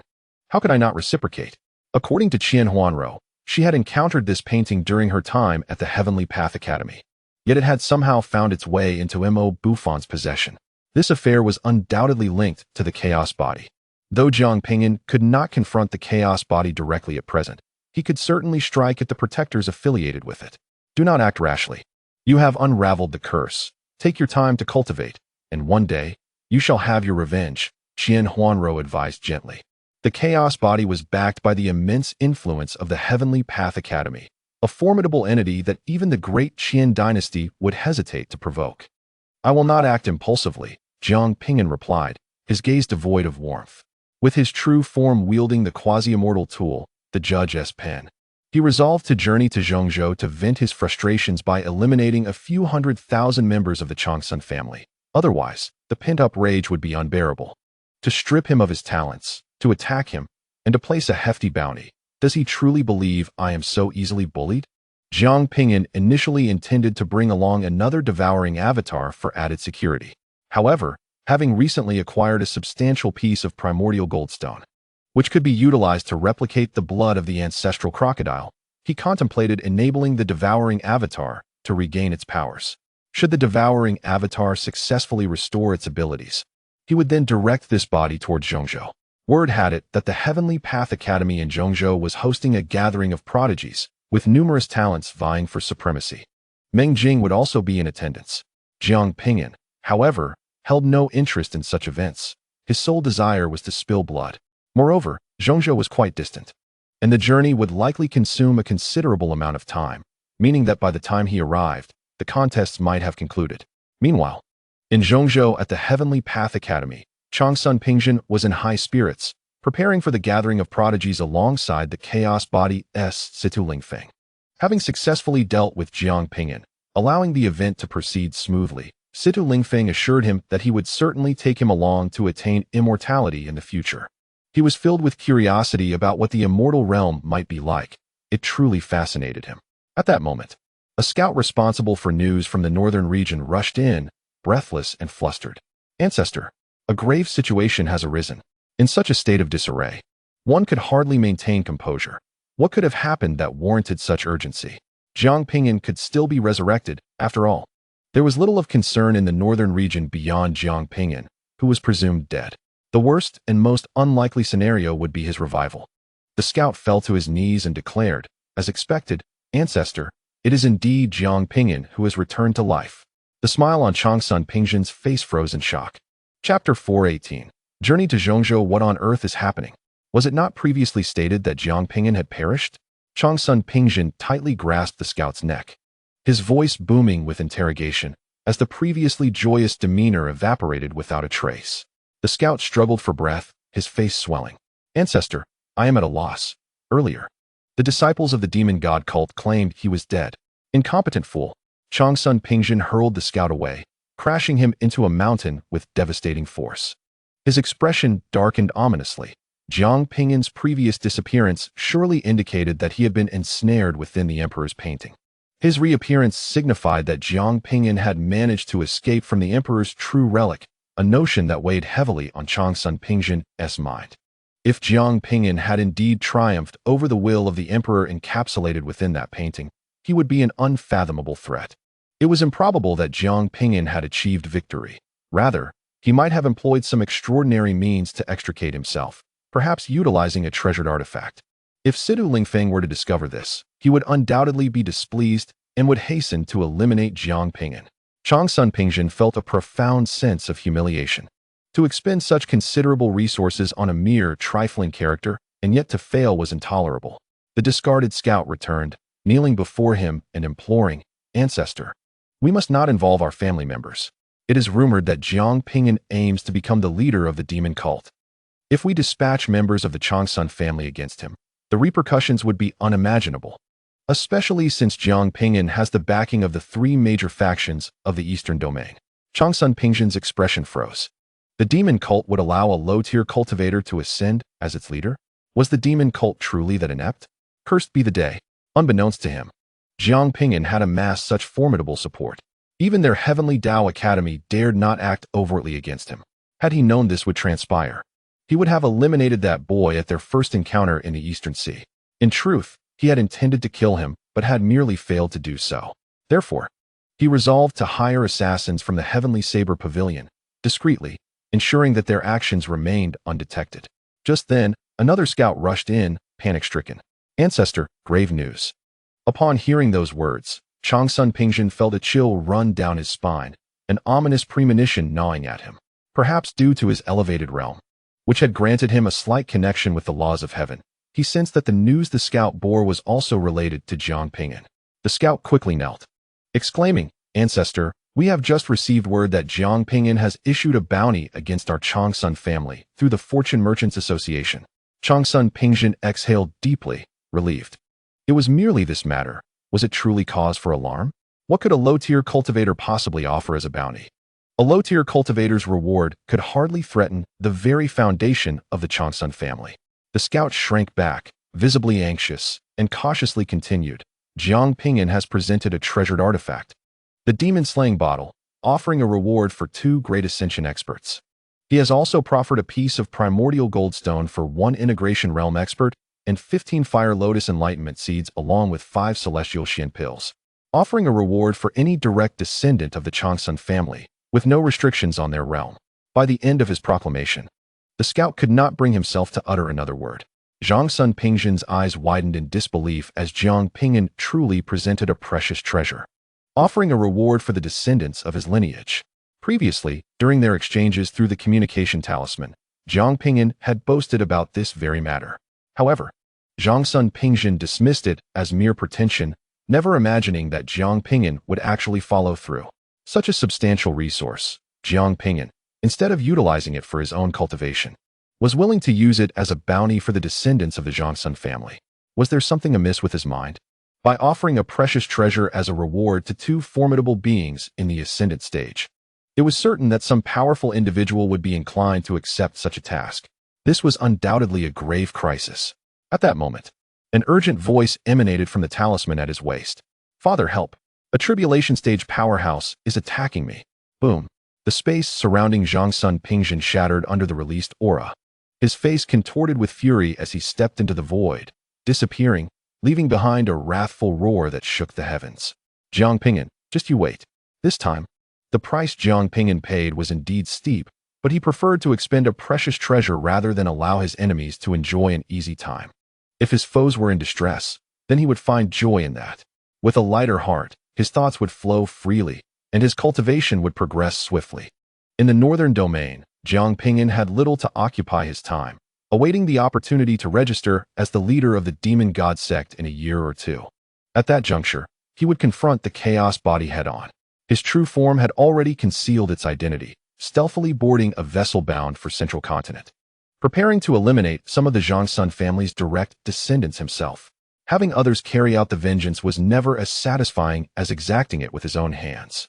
He initially intended to use a teleportation array to reach the Central Continent, but the absence of a direct route made the space-traversing vessel a more expedient and convenient option, sparing him the hassle of back-and-forth trips through the teleportation arrays.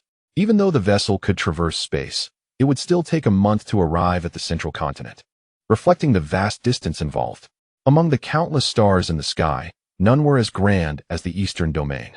This vessel was tasked with transporting goods from the endless mountains to the Central Continent and, incidentally, also carried passengers. Due to the high cost, requiring payment of a rule, most aboard were cultivators in the God transformation stage, with a smattering of Nascent Soul and Void refinement stage practitioners. Upon boarding the vessel, Jiang Ping'an overheard a heated argument, and to his surprise, he recognized a familiar face amidst the commotion. At this gathering of prodigies in the Central Continent, the title of the foremost genius undoubtedly belonged to Lord Situ Lingfeng. With such a figure present, humanity harbored no fear of other races. The chaos body was deemed a despicable character, relying on the strength of tribulation stage powerhouses to usurp the talents of Jiang Ping'an from the Great Xia. Did it truly deserve to be regarded as a pillar of the human race? Hearing others disparage Jiang Ping'an filled Ning Yong with rage. He was the man she idolized, and she could not tolerate anyone belittling him. Ning Yong, the leader of the Tianfu sect, an inconspicuous sect within the Great Xia, had encountered Jiang Ping'an by chance when the emperor's ruins were unearthed years ago. At that time, Jiang Ping'an was still relatively weak, yet within a few decades, his reputation reverberated throughout the cultivation world.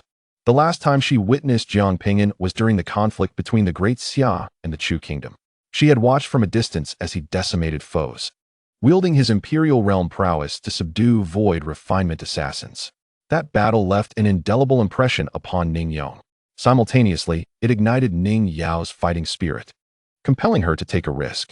Having received the favor of the Great Xia due to her assistance in the war, the Tianfu sect was endowed with resources. Following the emergence of a new Nascent Soul powerhouse within the sect, she resigned from her position as the sect leader, taking a small portion of their resources to embark on a journey to the central continent. In that region, prodigies are abundant and grand sects are numerous, each possessing a multitude of ancient legacies and schools, offering countless opportunities. Upon boarding the flying vessel, she overheard discussions regarding the gathering of prodigies in the central continent and interjected, which quickly escalated into a quarrel. A man clad in a blue robe coldly snorted, asserting, Lord Situ's acquisition of Jiang Ping'an's talent is merely a recognition of Jiang Ping'an's potential. With the devouring talent in his possession, Lord Situ will only grow stronger, thereby fortifying humanity. Do you, with your long hair and limited perspective, possess any vision for the greater good? Fortunately, Lord Situ preemptively seized Jiang Ping'an's devouring talent. I have heard he perished in the northern region. It is truly regrettable that I never encountered him. Had I, perhaps I could have assassinated him and become a follower of Situ Lingfeng. The admiration etched across the blue-robed man's face for the chaos body, Situ Lingfeng, was palpable. Chapter 419. The Black Tiger Alliance's robbery, who claims Jiang Ping'an is dead? I personally inquired with the Great Xiao royal family, and there is no truth to it. It is entirely a rumor. Ning Yao, upon hearing the man's words, felt her head throb with indignation, wishing to draw her axe and strike him down. The blue-robed cultivator scoffed. Even if he is not dead, what of it? He remains cursed, incapable of comprehending the laws in this lifetime. Now, Lord Situ could effortlessly dispatch him. Nonsense. Jiang Ping'an will inevitably break free from the curse, even if he cannot grasp the laws. He can still achieve immortality with his physical form. Ning Yao gripped her axe tightly, her nascent soul aura flickering. This is my family's flying vessel. Dare to make a move, and I'll throw you off. The blue-robed cultivator retorted with a sneer. Ning Yao's expression stiffened. She had not anticipated that he was the master of this prestigious vessel. Gritting her teeth, she replied, Return the laws to me, and I shall leave. On what grounds should I return them? If you want to leave, then go. The disdain in the blue-robed cultivator's eyes was unmistakable, showing no concern for her. Ning Yao tightened her grip on her axe, teeth clenched, declaring, Time shall reveal who is the strongest. With that, she turned and retreated to her quarters.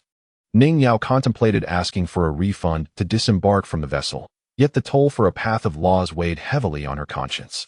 For a not-so-wealthy nascent soul cultivator, such a fee represented a significant sum. In response to Ning Yao's words, Chang Sun Long dismissed her with contempt, thinking her foolish for treating Jiang Ping'an as a deity. He is merely a man. Any one of our family's powerhouses could easily vanquish him. An elder approached Chang Sun Long, advising, The flying vessel is about to take off. Stay alert.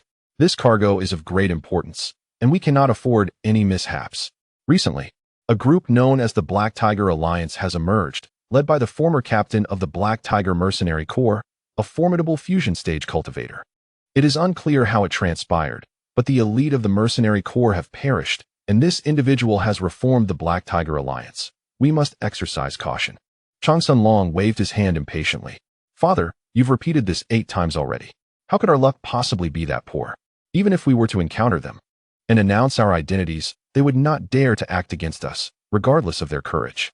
Observing his son's demeanor, the elder sighed helplessly.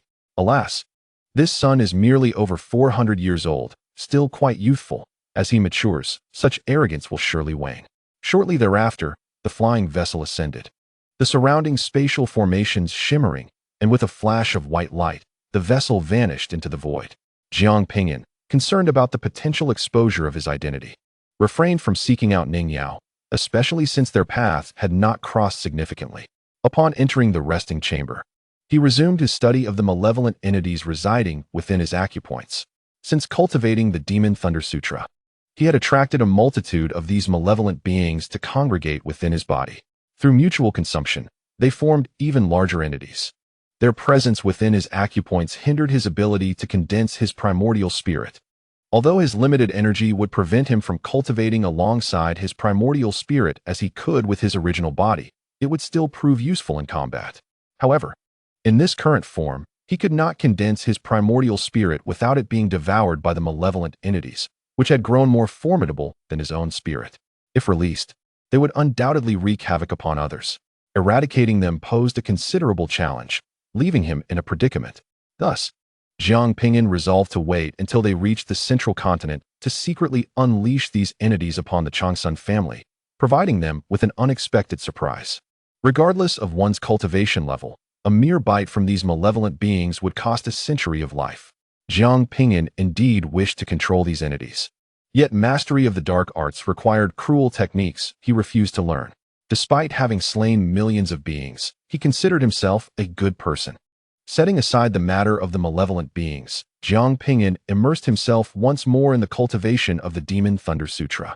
This technique truly lived up to its reputation as the pinnacle of the ancient Thunder Clan's arts. It possessed remarkable qualities. Particularly, the manipulation of the Shadow Thunder proved exceptionally advantageous in battle. Approximately 20 days later, while engrossed in his practice, the flying vessel suddenly jolted violently, as if colliding with something, causing him to crash heavily against the chamber's array. A cacophony of curses erupted from within the vessel. Damn it! Just as I was grasping the essence of the laws, this interruption occurs. Refund. I demand a refund. Suddenly, a powerful aura descended upon the flying vessel. The Black Tiger Alliance is robbing you. All personnel must report to the deck within 3 counts, or face death. 1. The expressions of the cultivators aboard the vessel changed drastically. How unfortunate to encounter bandits. Judging by their aura, there were 4 formidable beings in the void refinement stage and dozens in the divine transformation stage. A powerful force indeed. Our numbers are not vastly inferior to theirs. We should confront them directly.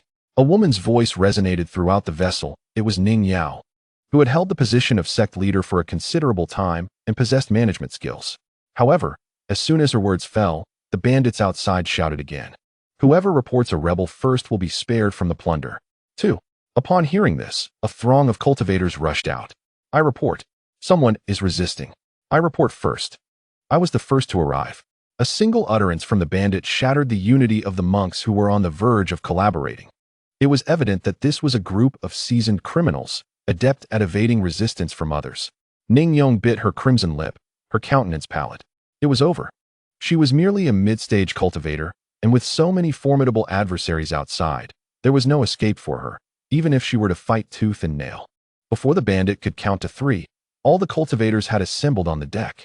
The flying vessel collided with the spatial barrier formed by the 5-element killing formation, and the void was filled with bandits whose icy gazes swept over everyone present, exuding an aura of malevolence and wickedness. Many among them were practitioners of dark arts. We, the Black Tiger Alliance, harbor no desire to spill blood. We simply seek wealth, declared a robust figure, resembling a small mountain. The man brandished 2 large blades, his hairy belly exposed, exuding a wild demeanor. At this moment, each person must surrender 5 laws to pass safely. Those lacking laws may offer treasures as collateral. 5 laws. That is excessive. I have exhausted my laws. This journey to the central continent was solely for profit, a mid-stage cultivator exclaimed hastily. The burly bandit, with his hairy abdomen, let out a derisive laugh. You speak too much. You shall surrender 10 laws, while the rest offer 4. The mid-stage cultivator's complexion shifted dramatically, regretting his impulsive words. He quickly pointed at Ning Yong. I report. That woman was the one who intended to fight you. Someone has already reported ahead of you. The portly bandit replied nonchalantly, wielding his large blade. What nonsense. Reporting another does not absolve one from being looted. It's merely a ruse. The mid-stage cultivator, filled with fury, retorted, You despicable bandits. Let us all rise against them. With that, he drew forth his treasured sword, ready to strike.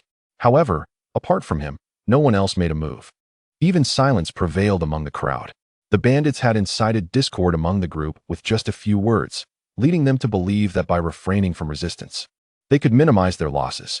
This assembly of strangers preferred to forfeit a portion of their resources rather than risk a rebellion. The mid-stage cultivator's expression darkened, and he hastily dropped his weapon, exclaiming, "I surrender. I wish to join you. This is my treasure, which I acquired for 5 laws." Yet, the portly man with the large blade paid him no heed. The blade in his hand elongated to 40 meters and cleaved the mid-stage cultivator in two. "By killing you, do we not reclaim what is ours?" The corpse fell upon the deck, blood gushing forth, the metallic scent overwhelming and chilling to the bone. To dare resist is to meet such a fate. The gaze of the hefty bandit shifted toward the scheming Ning Yong, remarking, "A beautiful woman. Yet who prompted you to contemplate rebellion? You must face death." Ning Yong smiled bitterly. She had never anticipated that her foray into the world would lead her to such dire straits. No wonder the elder had advised her to maintain a low profile due to her youth. In this grim situation, there seemed to be no glimmer of hope. Resistance would stir naught but turmoil. She vowed to the heavens that any man who saved her would be prioritized above Jiang Ping'an, and if he lacked a partner, she would serve him as a woman, forsaking her previous standards. Chapter 420. Could it be that he fancies me? Ningyu closed her eyes. Though she fantasized about someone coming to her rescue, it remained merely a fantasy.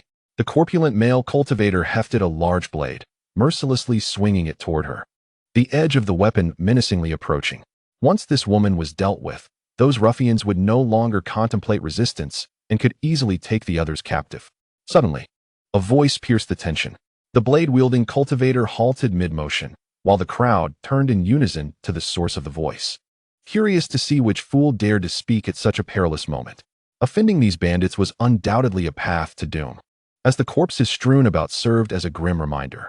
The speaker was an unremarkable cultivator clad in black robes, emanating a peculiar second-tier power. It turned out to be a mere transformation stage cultivator, yet there was something oddly unsettling about the fluctuations of his power, difficult to pinpoint. The glimmer of hope that had briefly ignited within Ning Yu extinguished upon seeing his cultivation level. She had hoped for a formidable savior, but was met with the disappointing reality that this transformation stage cultivator could not possibly save her. The one who spoke was none other than Jiang Ping'an, who had altered his appearance. Stepping forward under the scrutiny of the crowd, he addressed the blade-wielding bandit. "You seek wealth, do you not? I can provide you with rules. There is no need to resort to murder." The bandit sneered coldly. "You, a mere transformation stage cultivator, possess how much in resources? If you can produce 30 rules, I shall spare this woman." "Very well." Jiang Ping'an produced a storage ring and extended it towards the early refinement stage bandit. Upon glimpsing the rules contained within the ring, the bandit's eyes widened in disbelief. This young man truly possessed 30 rules. Such wealth was astonishing. He must be a prime target for slaughter. The crowd, witnessing the bandit's expression, realized the truth and felt a wave of incredulity wash over them. Yet, the predominant emotions on their faces were mockery and pity. This fool was flaunting his wealth in public. Not only the bandits, but even they felt the urge to seize it for themselves. A few individuals even discreetly memorized Jiang Ping'an's appearance. Ning Yu stood frozen, bewildered by this stranger's willingness to expend such vast resources to save her. Could it be that he had taken a liking to her? How embarrassing! She never realized her worth. If he was pursuing her, should she acquiesce? Just then, a splash of blood struck her face, shattering her reverie.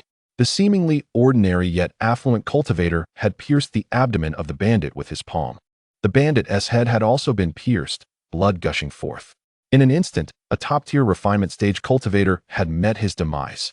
The numerous cultivators aboard the flying vessel momentarily stood in shock, followed by an overwhelming wave of astonishment. This transformation stage cultivator had assassinated an early refinement stage powerhouse. Such an achievement could be boasted of for a lifetime. Witnessing one among them take the lead in slaying a refinement stage cultivator, the others seized the opportunity. "Friends, let us all strike together." However, just as they prepared to unleash their treasures, the owner of the flying vessel, Chang Sun Qianhe, bellowed, "No resisting."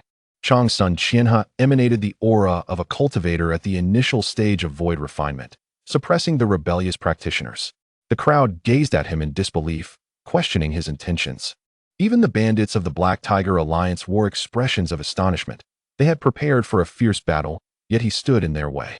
With a smile directed at the bandits, Chang Sun Qianhe stated, "Our clan is far superior to your Black Tiger Alliance, but there is no need for bloodshed." Allow me to offer you some passage fees, and let us be friends. As the saying goes, little devils are hard to deal with. Although the Changsun family surpassed the Black Tiger Alliance in strength, these rogues were unpredictable and difficult to corner. Moreover, the Black Tiger Alliance was no ordinary faction. It had the backing of a formidable cultivator in the fusion stage, making them a challenging opponent. Even if they managed to cripple the Black Tiger Alliance, it was likely that a White Tiger Alliance or Green Tiger Alliance would emerge in due time. The Changsun family lacked the resources to manage such matters. Once they resolved the situation with the Black Tiger Alliance, they hoped to traverse this route without encountering other bandits. The world of cultivation is not merely about conflict.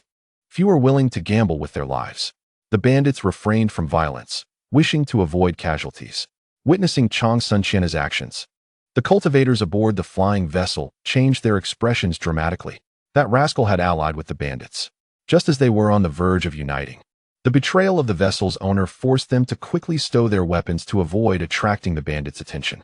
Ningying urgently called out, "It is not easy for anyone to earn resources. If we fight together, there is still a chance. This rare opportunity created by the mysterious individual must not be squandered."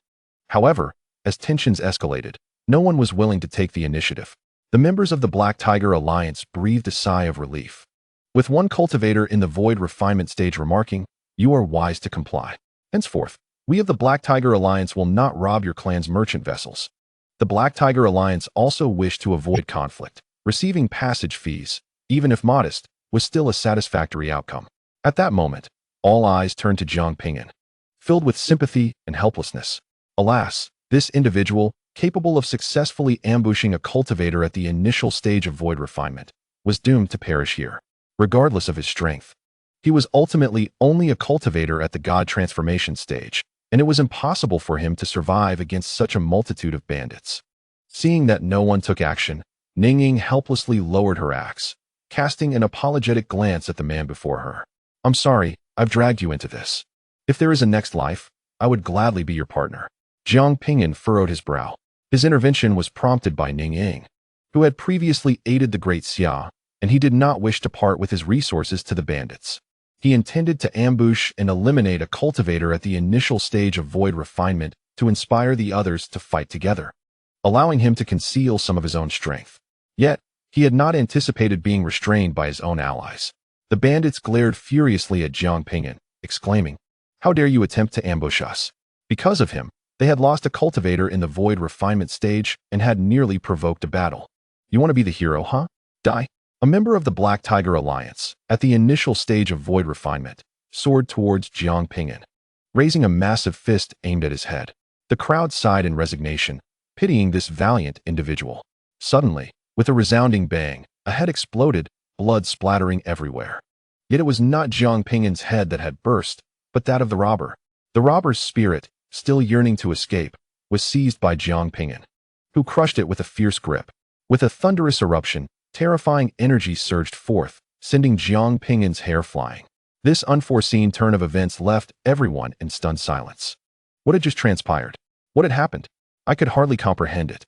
How could it be that this initial stage void refinement expert had met his demise? The speed of the cloaked man was astonishing. He was certainly no ordinary transformation stage cultivator. The onlookers had barely witnessed Jiang Ping'an's actions, with only a few initial stage void refinement experts catching a glimpse of a dark flash. Initially, they believed this individual had managed to ambush a void refinement expert due to an element of surprise. It was only now apparent that this transformation stage cultivator was exceptionally powerful. How could it be that a transformation stage practitioner could slay a void refinement expert? Even if this robber was merely at the initial stage of void refinement, there remained a vast chasm between him and a transformation stage cultivator. The remaining two initial stage transformation stage robbers widened their eyes, exchanging glances before charging towards Jiang Ping'an. They too recognized that this individual was formidable, and one alone might not suffice to contend with him. However, two initial stage void refinement experts could surely handle the challenge. Chapter 4:21. Rewarding kindness with malice. As the two initial stage void refinement cultivators approached, Jiang Ping'an felt little pressure. Although his true form was not as formidable as that of his holy demon clone, he was certainly not one that these robbers could withstand. It was the perfect opportunity to test the might of the demon thunder scripture. "Fellow cultivator, I am here to assist you, came the voice of a male cultivator behind him. This man was also an initial stage void refinement expert. Seeing that only 2 robbers remained and recognizing Jiang Ping'an's strength, he decided to intervene. However, before his words could fully escape his lips, Jiang Ping'an transformed into a streak of black light, vanishing from his original position in an instant. Bang! Bang! As the 2 robbers' bodies exploded, the would-be helper froze in shock, his expression blank. The other cultivators also wore expressions of disbelief, their spines tingling in the suffocating silence, where even the sound of their breathing seemed painfully clear. Many felt their minds go blank. 4 initial stage void refinement experts had been dispatched in an instant by a transformation stage cultivator. When had void refinement experts become so weak? Was it not said that once a cultivator reached the void refinement stage, death became a rare occurrence? How could they be so easily annihilated? Had it been an intermediate stage void refinement expert, or one of equal standing possessing such extraordinary power, they would not have been so astonished. The crux of the matter was that this individual emanated only second-tier law fluctuations, not the third-tier laws. It dawned on the crowd that this individual had been concealing his cultivation level all along. Moreover, the laws he wielded seemed to be infused with a sinister, dark energy. Could it be that he was a demonic cultivator? No wonder he appeared so treacherous. Too weak, Jiang Ping'an sighed. These 2 were far too feeble to adequately test the strength of the demon thunder scripture. The onlookers, they suspected this young man was merely putting on an act, yet lacked any evidence to substantiate their claims. The remaining few dozens of divine transformation stage bandits shuddered suddenly. Run! One exclaimed, this individual is a demonic cultivator. They attempted to flee, only to realize that they were ensnared within a 5-element killing formation they had set up, utterly unable to escape. Having already made their move, it seemed prudent to eliminate them all at once. Jiang Ping'an raised his hand, and a small black serpent, crackling with dark arcs of electricity, swiftly darted through the heads of the dozens of divine transformation stage bandits. In the blink of an eye, they all perished. Jiang Ping'an felt a sense of benevolence, allowing this group to meet their end peacefully, free from suffering. The cultivators aboard the flying vessel watched in horror as this scene unfolded. These individuals had endured countless hardships to attain the divine transformation stage, yet in an instant, this man had eradicated them all. Moreover, he bore an expression of indifference, as though he were simply having a meal with acquaintances. This person must undoubtedly be a demon. Jiang Ping'an collected the bodies, intending to feed them to Xiaojiao, or perhaps use them to replicate resources. These individuals had cultivated for over 1,000 years, providing a significant boon for Xiaojiao. Finally, he stowed away the banner of the 5-element killing formation, a valuable asset capable of controlling even virtual refinement stage cultivators, proving indispensable in critical moments. As Jiang Ping'an turned, everyone instinctively recoiled. They harbored a deep-seated fear of demonic cultivators. This was not the northern region, where ordinary cultivators held profound biases against their kind. You actually killed them all. Do you have any idea the trouble you've stirred? Long Sun Qianhe questioned angrily, weapon in hand. Jiang Ping'an furrowed his brow. Were these bandits not deserving of death? The individual offered no assistance and even suppressed others, exposing a hint of his own power.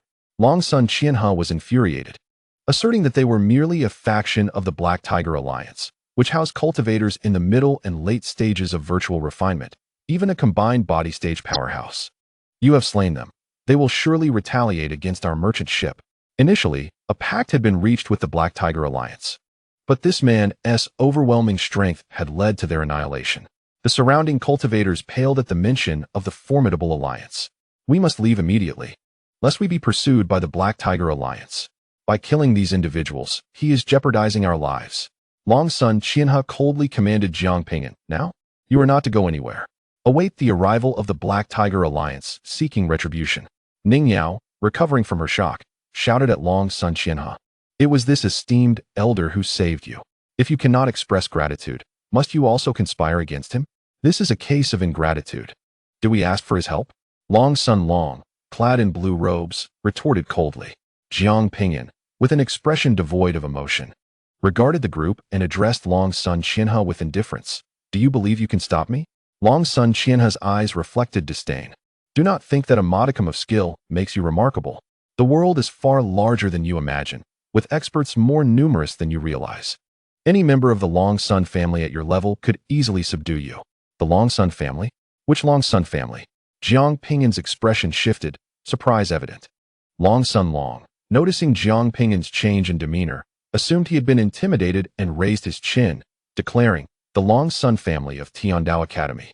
His voice boomed, as if fearing others might miss his proclamation. The surrounding individuals trembled. It turns out to be the Changsun family of the Heavenly Tao Academy. Named after the concept of celestial principles, the Heavenly Tao Academy gathers countless prodigies from across the world. To enter the academy, one's divine body must have attained immortality in the annals of history. The Changsun family is one of the founders of this esteemed institution, holding a position of unparalleled prestige and wielding mastery over numerous top-tier secret arts and various rare treasures. Being part of such a lineage indeed provides a sense of pride. Ning Yao, who sought to aid Jiang Ping'an in seeking justice, fell silent upon hearing the identity of her adversaries. Such a colossal entity was beyond the reach of mere individuals like them. Although cultivators in the transformation stage might seem formidable to ordinary practitioners, they are nothing but trifles in the eyes of superfamilies. Ning Yao hastily conveyed a message to Jiang Ping'an, urging him to abandon the confrontation, for they could not provoke such a powerful force. Suddenly, Jiang Ping'an burst into laughter, his hearty, resonant chuckle echoing across the heavens. It had been long since he felt such joy. His laughter startled those around him. What was wrong with him? Had he lost his senses? Was he begging for mercy? Impossible. Changsun Long found Jiang Ping'an's nonchalant demeanor exceedingly irksome. As Jiang Ping'an's laughter subsided, he fixed his unwavering gaze upon Changsun Qianha. Do you possess a soul imprint? The soul imprint, once a victim was slain, would be marked upon the slayer, facilitating tracking.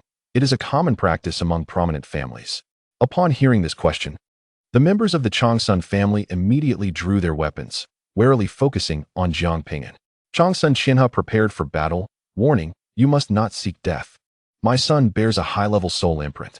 He could not fathom that this individual before him would be foolish enough to challenge the Changsun family. Indeed, most would not dare. However, Jiang Ping'an had come to Zhongzhou with intentions directly aimed at them. A smile blossomed on Jiang Ping'an's face. "That is splendid. If I slay your son, your family will come looking for me." The hearts of the Changsun family members sank. This man undoubtedly harbored a grudge against them. Changsun Qianha bellowed to those around him. "Fellow Taoists, he stands alone. Assist me in eliminating this person, and the Changsun family will reward you handsomely." Yet, the individuals aboard the flying vessel scattered in a panic, vanishing from sight in an instant, fearing they would be caught in the fray. "Assist you? Have you lost your mind? Did you not see how easily this fellow could obliterate a practitioner at the initial stage of the void refinement?" They fled to save their lives, lest they fall victim to this fiend. In the blink of an eye, the once crowded deck, filled with cultivators, was left with only a handful of individuals, most of whom were from the Changsun family. Jiang Ping'an remained the sole outsider. Changsun Qianha's icy gaze brimmed with derision. "Do you believe that by slaughtering a few worthless beings, you have become invincible?" Even after witnessing Jiang Ping'an's earlier display of power, Changsun Qianha, a practitioner at the initial stage of void refinement, remained entirely unfazed. "I previously stated that the reason for refraining from attacking the Black Tiger Alliance was due to their backing. I wish to avoid complications. Regardless of who you are, since you intend to bring harm upon the Changsun family, you shall leave your life and resources behind." A blood-red glow erupted from Changsun Qianha, enveloping him in an aura of formidable laws. In but a fleeting moment, he ascended from the initial stage of the void refinement realm to its mid-stage, a tempestuous aura sweeping across the heavens. This was a unique, extraordinary talent possessed solely by the Changsun family, enabling them to temporarily elevate their power by one minor realm. Other cultivators seeking to achieve a similar elevation would undoubtedly require the use of forbidden arts, paying a dire price with their very lives. Yet, the Changsun family could accomplish this merely through their innate gift, experiencing only a brief period of fatigue without significant detriment to their bodies. Such a remarkable bloodline talent. Previously, when Jiang Ping'an had sought the Changsun family's cultivators at the Kaiyuan Merchant Association, he procured various pieces of information regarding the family, becoming aware of this particular ability. Finally, he was poised to thoroughly test the thunderous magic scripture. The few void refinement cultivators he had encountered moments ago were utterly inept. As one of the founders of the Celestial Tao Academy, The Changsun family possessed a plethora of top-tier secret techniques, wholly unmatched by ordinary cultivators from the outside world. Yet they remained arrogant. In an instant, Changsun Qianhe appeared before Jiang Ping'an, his fist launching forward with blinding speed, howling fiercely as the third-tier wind principle surged. Jiang Ping'an transformed into a streak of black light, swiftly retreating. This flying vessel was of high caliber and must not be destroyed, for it would soon belong to him. Arrogant fool, don't run. Changsun Long, the son of Changsun Qianhe, mocked as he witnessed Jiang Ping'an's escape. The audacity of this individual to provoke the Changsun family was truly reckless. As Jiang Ping'an retreated, Changsun Qianhe pursued him. His speed of attack and chase augmented by the wind principle. A spiral coalesced before his fist, merging the wind principle with the gold principle, warping the very fabric of space as he closed in on Jiang Ping'an. A glimmer of joy flickered in Changsun Qianhe's eyes at such close proximity. The man could not possibly evade his attack. Faced with the Changsun family's most formidable secret technique, Golden Windbreak, this individual would either perish or be gravely wounded. Boom! A resounding impact echoed as a tempest of energy surged through the skies. However, a peculiar black energy shield materialized before Jiang Ping'an, intercepting the ferocious assault. Changsun Qianhe's pupils constricted, and the onlookers aboard the flying vessel were equally astonished. As cultivators of the Changsun family, they recognized Golden Windbreak and understood its immense power. This technique, a fusion of the gold and wind principles, possessed formidable destructive capability. Rarely could any cultivator of the same tier withstand it, and it was renowned throughout the realm. Yet, it had been effortlessly thwarted. What was this black barrier? It shimmered with the essence of the lightning principle, which only deepened the mystery. Should not the lightning principle embody the utmost strength and brilliance? Why did this manifestation appear so sinister? As if it emanated from the depths of darkness? The fabled Yin thunder. Changsun Qianhe seemed to come to a realization, disbelief etched across his face. This form of lightning had long been relegated to the realm of myth, purportedly surfacing only once in ancient times. How could this individual wield such power? Just who was he? However, Changsun Qianhe had no time for contemplation, swiftly utilizing the power of wind to tear open the fabric of space for defense. Jiang Ping'an's palm was enveloped in dark thunder, striking into the void, and taking advantage of this moment, Changsun Qianhe rapidly retreated. Who exactly are you? Changsun Qianhe fixed a grave gaze upon Jiang Ping'an. To wield such power, one must be extraordinary, perhaps affiliated with a prominent clan. Jiang Ping'an offered no reply. Stepping forth with dark lightning, advancing rapidly, Changsun Qianhe's expression darkened. He was astonished that the opponent would dare to launch an attack. Did he truly believe that the elder could not breach his defenses? He summoned the principles of wind and gold, engaging Jiang Ping'an in a clash of speeds. He was confident that with Golden Windbreak, he could surely triumph over his adversary. The cultivators aboard the flying vessel could hardly discern the figures of the two, only witnessing the swirling black light and tumultuous gales. Father, subdue this man. Let the name of the Changsun family resonate. Although Changsun Long was astonished by the power of this mysterious figure, he held firm in his belief that his father would not falter. The two were separated by a minor realm, and his father commanded advanced secret arts. How could he possibly lose? Unless the opponent was a prodigy capable of shaking the world, but clearly, this individual did not reach such heights. Nevertheless, this person was undeniably formidable, able to contend with his father on equal footing. As the battle unfolded, Changsun Qianhe grew increasingly alarmed. He was of a higher realm than his opponent and wielded high-tier secret techniques. Had his opponent been a mere cultivator at the mid-stage of void refinement, he would have driven him away long ago. Yet now, he had not inflicted a scratch upon the other. The defenses of Dark Thunder were too robust to penetrate. While Bright Thunder boasted great destructive power, Dark Thunder excelled in its defensive capabilities. Dark Thunder, too, possessed the swiftness of Bright Thunder, and crucially, its offensive strength was not significantly inferior. After a prolonged exchange, no matter how fiercely Changsun Qianhe attacked, he could not breach Jiang Ping'an's defenses. Suddenly, Changsun Qianhe's body stiffened. His movements halted. His pupils constricted violently. What was happening? Why was his body immobilized? Dark Thunder. It dawned on Changsun Qianhe that amidst their combat, Jiang Ping'an had gradually infused Dark Thunder into his body. Initially, he had dismissed this minimal power, considering its impact negligible. Little did he know that these dark thunders seemed to possess a consciousness of their own, suddenly converging to magnify their destructive power, causing his body to seize up instantaneously. This was a unique force of the thunder system. When attacked, it could render enemies paralyzed. Dark thunder was even more peculiar. Dispersed dark thunder would infiltrate the enemy's body like tiny insects, ready to be triggered when needed. Dark thunder embodied a treacherous form of lightning. In that fleeting moment, it was the opportune time for a thunder cultivator to strike. Jiang Ping'an's fist, imbued with dark thunder, crashed against Changsun Qianhe. With a resounding thud, Changsun Qianhe was propelled away at great speed, landing heavily upon the ground, causing the mountains below to collapse and dust to billow. Jiang Ping'an stood suspended in the void, surrounded by swirling black thunder. Unlike the ferocious brilliance of bright thunder, dark thunder was subdued and ominous, its appearance resembling liquid as it flowed around him, presenting a remarkably peculiar sight. While its offensive power was somewhat lacking, Jiang Ping'an was quite satisfied with the defensive capabilities of dark thunder, though he found its attacking strength to be somewhat insufficient. The members of the Changsun family aboard the flying vessel stared vacantly at Jiang Ping'an, then at Changsun Qianhe, who lay on the ground, blood pooling around him. To have been beaten so severely across a realm, could one truly deem such a display as weak and offensive power? Little did they comprehend Jiang Ping'an's own definition of strength. With a surge of dark lightning beneath his feet, he instantly appeared before Changsun Qianhe. Amidst the ruins, Changsun Qianhe, flickering with black electric energy and bleeding profusely, felt a sudden resurgence of energy upon seeing Jiang Ping'an rush towards him. The weariness on his face vanished, replaced by a sinister grin.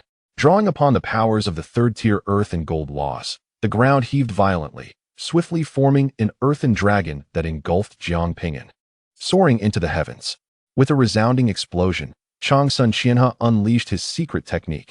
The earthen dragon erupted in the skies above. The tremendous force of the blast shattered the ominous clouds, rendering the sky brilliantly clear, with cultivators miles away sensing the terrifying explosion. Sunlight bathed the earth as Changsun Qianhe wiped the blood from his lips and slowly rose. Indeed, he was formidable, yet ultimately still too inexperienced. The outcome of a battle is influenced not solely by raw power, but also by wisdom. Chapter 4:23. Arrival of the Black Tiger Alliance. Changsun Qianhe had merely feigned weakness, biding his time for Jiang Ping'an to descend and execute his special secret technique, a combination of the earth and gold laws. This technique, known as Dragon Explosion, derived from the dragon lineage, fused the two laws with a unique dragon seal to create a devastating explosion. The mere act of detonating it had drained most of Changsun Qianhe's strength. Even a typical late-stage void refinement cultivator would be injured by such a blast. For a cultivator at the early stages of void refinement, death was certain.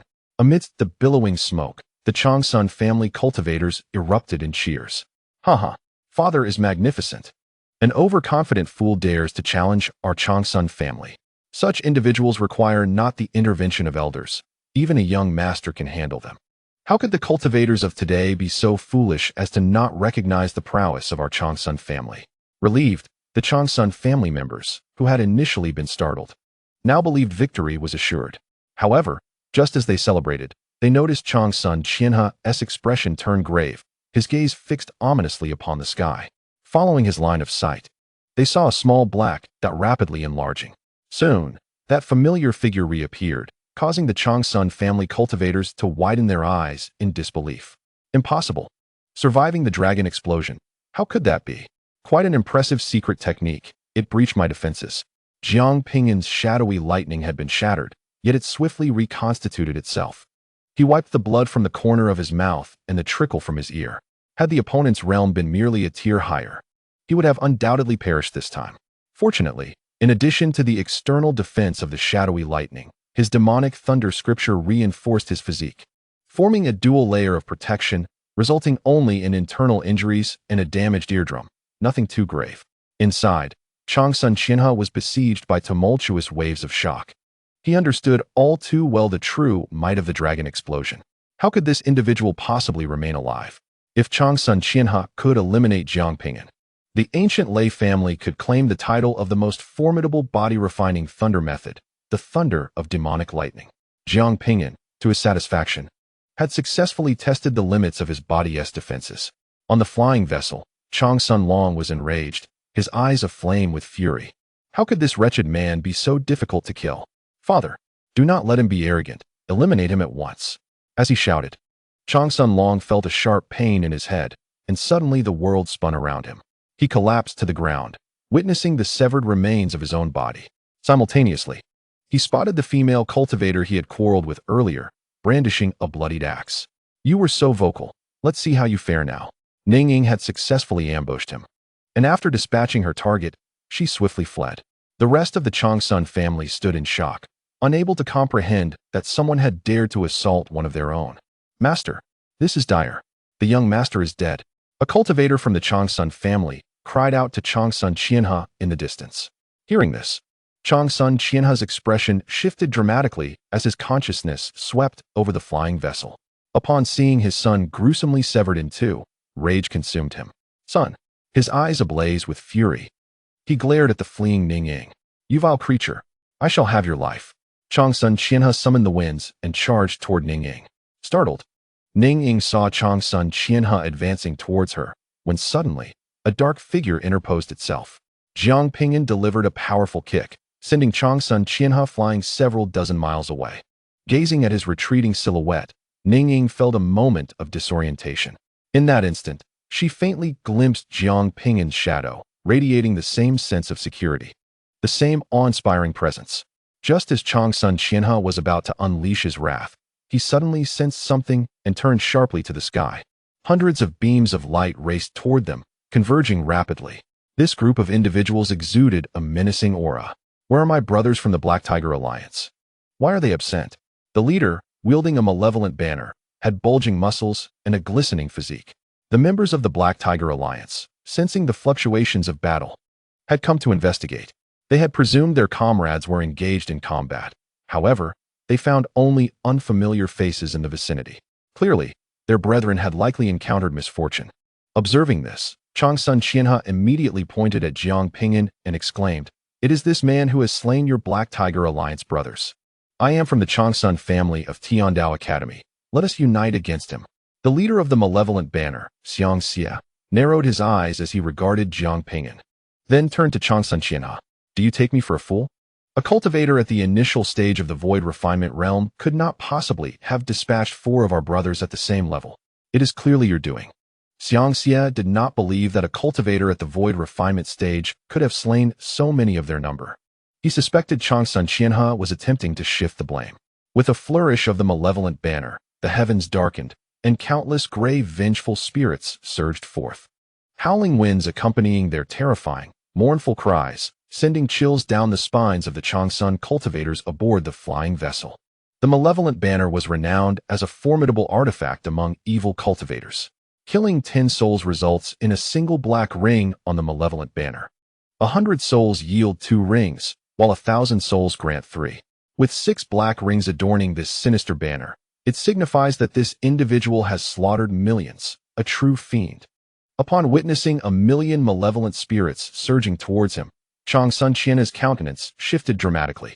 He bellowed, "Indeed, this man has slain your brethren. I am of the Chang Sun clan.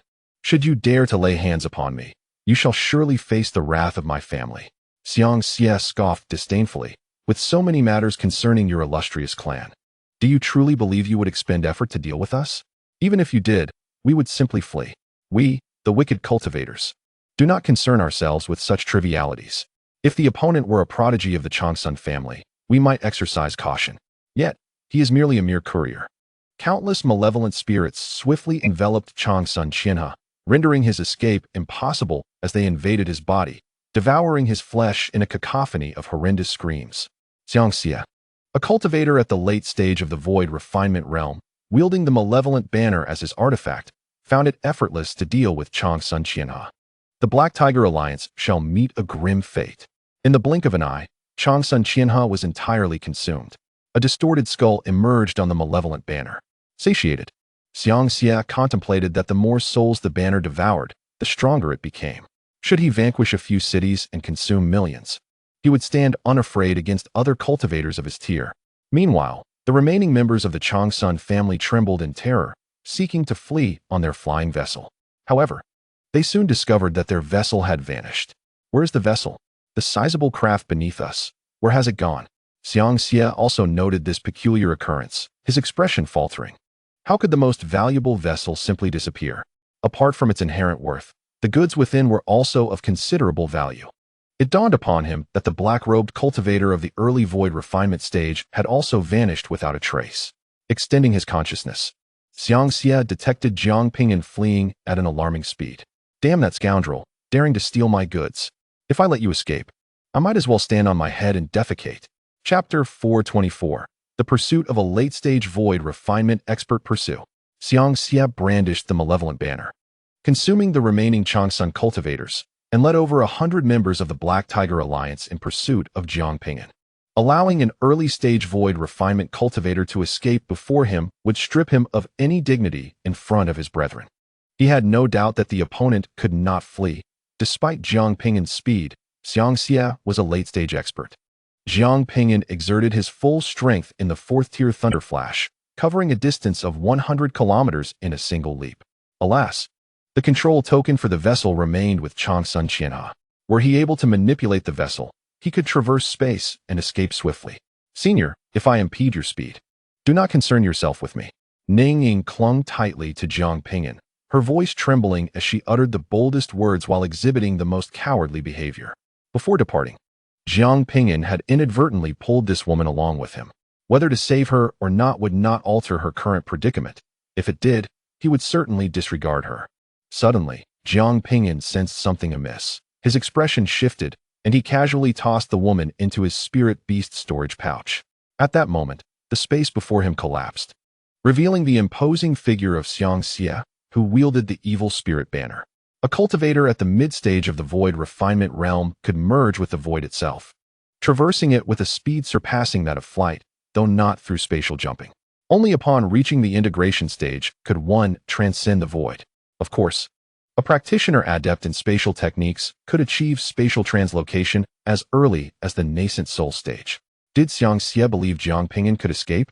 With a flourish of the evil spirit banner, 1,000,000 vengeful spirits surged forth, encircling Jiang Ping'an. What could a mere initial stage void refinement cultivator hope to stir? This evil spirit banner could inflict harm even on late-stage void refinement experts when surrounded. Evil spirits are peculiar entities. Ordinary attacks are ineffectual against them. Only the most potent yang energy can inflict damage. A cultivator at the void refinement stage, imbued with dark powers, could not possibly unleash such radiant energy, rendering him vulnerable to the malevolent spirits. Crack! Just as Xiang Xie was certain Jiang Ping'an would be consumed, the halo on the evil spirit banner shattered unexpectedly. The once formidable aura of the banner plummeted. Xiang Xie's pupils contracted as he stared at the banner in disbelief. What was happening? Why had the black ring upon the banner fractured? Crack, crack. The black rings that symbolized power on the evil spirit banner continued to shatter, its strength diminishing rapidly. With a spurt of blood, Xiang Xie realized that this was his life's work, crafted over thousands of years, intricately linked to his very essence. Now, with the banner damaged, he too suffered a backlash. Yet, the banner had not been attacked. Why was it deteriorating? Xiang Xie suddenly turned to the cultivator besieged by the malevolent spirits. The once crowded throng of 1,000,000 evil entities had diminished by more than half. Where had his spirits gone? Where did all those malevolent spirits vanish to? They had seemingly entered this individual's body and disappeared. This was impossible. Evil spirits and malevolent entities are embodiments of extreme evil and wickedness. Even evil cultivators dare not absorb them into their own bodies for fear of shortening their lifespan. Yet, this person was absorbing the evil spirits. This was utterly abnormal. There must be a great terror within this individual, voraciously devouring the evil spirits. As Xiang Xie surmised, the malevolent entity sealed within Jiang Ping'an's meridians, long starved, began to ravenously consume the incoming spirits. For others, evil spirits were terrifying. However, for Jiang Ping'an, they posed no threat whatsoever. Damn it, you wretched creature. Stop. Xiang Xie, witnessing the spirits he had painstakingly nurtured being devoured, felt his eyes redden with rage as he charged toward Jiang Ping'an. A flicker of combat spirit ignited within Jiang Ping'an's gaze. But upon seeing the 100-strong bandits pursuing him, he decisively unleashed the thunder flash and chose to flee. In a series of 10 instantaneous flashes, he traversed 1,000 miles. Yet, such speed could not escape a late-stage void refinement expert's pursuit. Should so many powerful beings catch up to him, his fate would surely be dire. He had to escape. Without hesitation, Jiang Ping'an retrieved from his spirit beast storage pouch a little girl with a ponytail. The young girl stood over a meter tall, appearing to be in her teenage years, her entire being shimmering with flecks of white light. In one hand, she grasped a medicinal pill, while the other clutched a book, her small face etched with confusion. The sudden grasp of the boy, Xiaobai, left her somewhat bewildered. She pouted and swatted away the hand that clutched her collar. "Do not carry me like this. It makes me seem diminutive. I am already an adult." Xiaobai lamented her current stature, vexed that even after all these years, she had not grown. At that moment, a terrifying aura swept over them. "I see where you think you're going." The enraged Xiang Xie thundered as he pursued them through the shattered space. "Oh dear." Xiaobai was so startled that her body stiffened, swiftly transforming into a magnificent beast resembling a horse, her form entirely white, with a coat that sparkled like crystal, pure as snow. As a flash of white light enveloped her, she vanished from the spot alongside Jiang Ping'an. Xiang Xie's attack missed, leaving him in a state of shock. What was that? How could it move so swiftly? In the blink of an eye, the beast had galloped 1,000 miles away. The law of light. A look of astonishment crossed Xiang Xie's face. This beast had indeed comprehended the rare law of light, despite possessing merely the cultivation level of the transformation realm. Its speed was astonishing. This must be a rare treasure. If he could capture it and present it to the Lord of the Alliance, he would undoubtedly be richly rewarded. Now, in addition to harboring deep hatred for the cultivator, Xiang Xie felt an overwhelming desire for this extraordinary creature. Xiaobai soared through the air, sensing the pursuing enemy closing in, nearly on the verge of tears. "Woo-woo, I am still so small, I cannot fight. Quickly, return me to the storage pouch." Xiaobai, known for her timidity, preferred to hide in Jiang Ping'an's spirit beast pouch, consuming medicinal pills and reading books. Encountering such a perilous situation for the first time filled her with dread. Jiang Ping'an, seated upon Xiaobai's back, glanced back at their pursuer. "I cannot match their speed. If caught, you shall never have the chance to read again, being ridden daily and whipped." The thought of such a dreadful fate sent a shiver through Xiaobai, prompting her to quicken her pace even further. Observing Xiaobai's remarkable speed, Jiang Ping'an breathed a sigh of relief. His long-term investment in nurturing her had not been in vain. Having captured Xiaobai before establishing his foundation, he had nurtured her until now, finally putting her to use. Meanwhile, Xiang Xie, in hot pursuit, felt his greed intensify as he witnessed Xiaobai's increased velocity.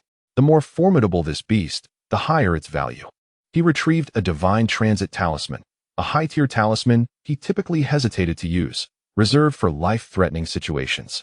If he could capture this beast, not only could he afford one talisman, but even 10.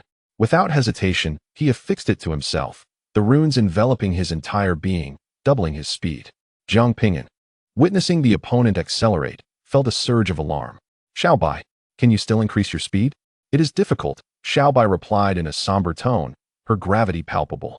After all, she was merely at the transformation realm, while the enemy was at the void refinement late stage, a significant disparity in cultivation levels. Noticing her use of the word difficult rather than impossible, Jiang Ping'an, anxious, pressed on. "How difficult? How many medicinal pills do you need?" "I have plenty," he added. "If it requires sacrificing longevity, I can compensate you later." The bandit was rapidly closing in. Any price was worth paying. Xiaobai spoke solemnly. "This requires the subsequent chapters of the tale I wish to ascend to immortality." Jiang Ping'an, "What do you mean? What are your demands?" He thought he must have misheard. "The subsequent chapters of I wish to ascend to immortality. I previously asked Xiao Shui for assistance in finding them, but to no avail." Xiaobai replied in a grave tone. "If you can help me locate the subsequent chapters, I shall make an effort." Jiang Ping'an was now certain that he had not misheard.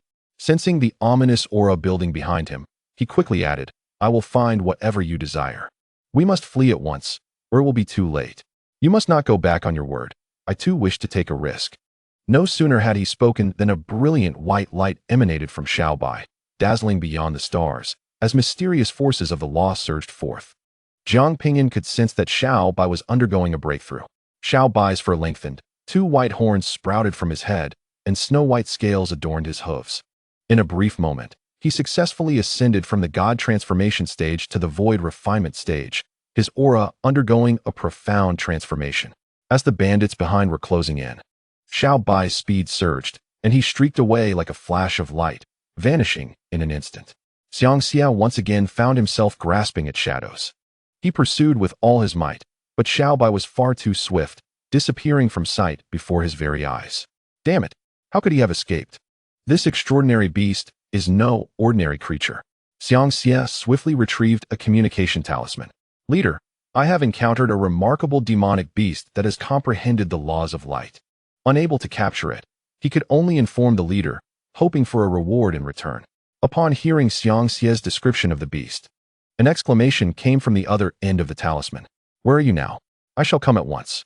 Gao Quan was intrigued. A demonic beast of the God transformation stage eluding a void refinement stage cultivator was indeed remarkable. This must be a creature imbued with high-grade divine blood. Xiang Xia promptly relayed his approximate location to the leader. Unbeknownst to Jiang Ping'an, he had caught the attention of a powerful cultivator at the integration stage. Clinging to Xiao Bai's neck, his face was a portrait of astonishment. So fast, this speed is beyond my reach. Not only him, but even those void refinement stage cultivators who lack expertise and speed could not hope to match it. Jiang Ping'an felt deceived. Had Xiao Bai not previously stated that escaping was quite difficult? When had Xiao Bai turned to such cunning? It was a misunderstanding on Jiang Ping'an's part. This was Xiao Bai's first proactive breakthrough. Previously, he had merely indulged in food and drink, becoming excited while reading the tale and inadvertently breaking through. He had not anticipated that ascending to the void refinement stage would be so straightforward. Hadn't Xiao Shui said it was exceedingly difficult? Such deception. Jiang Ping'an lifted his head and gently touched the white horns on Xiao Bai's head. Xiao Bai, what exactly are you? Xiao Bai's performance left Jiang Ping'an utterly astonished and even a touch envious. This little creature, who seemed to do naught but watch tales all day, possessed such terrifying speed. I do not know, Xiao Bai replied. When I first became aware, a few horses sought to harm me, and I dealt with them. Then you, this rogue, captured me. After flying for half an hour, completely unaware of the distance covered, Xiao Bai spotted a city and promptly halted. She transformed back into her human form. Yet her stature remained unchanged, still resembling a child. With a petite and exquisite figure, her delicate features were striking. Her brows arched like willows, her eyes sparkled like stars. And her lips were a rosy hue, her fair skin akin to jade, exuding an air of innocent charm that drew others towards her. Two small horns adorned her head, bestowing upon her an unusual allure. Hurry, you promised me you would buy me a storybook, Xiao Bai exclaimed, shaking Jiang Ping'an's arm. Anxious that he might go back on his word, Jiang Ping'an found himself both amused and exasperated by her insatiable love for such items. Having given his word, he naturally had no intention of breaking it. Before entering the city, he altered his appearance slightly, tying Xiao Bai's hair into two small pigtails to conceal her horns. And together they ventured into the city.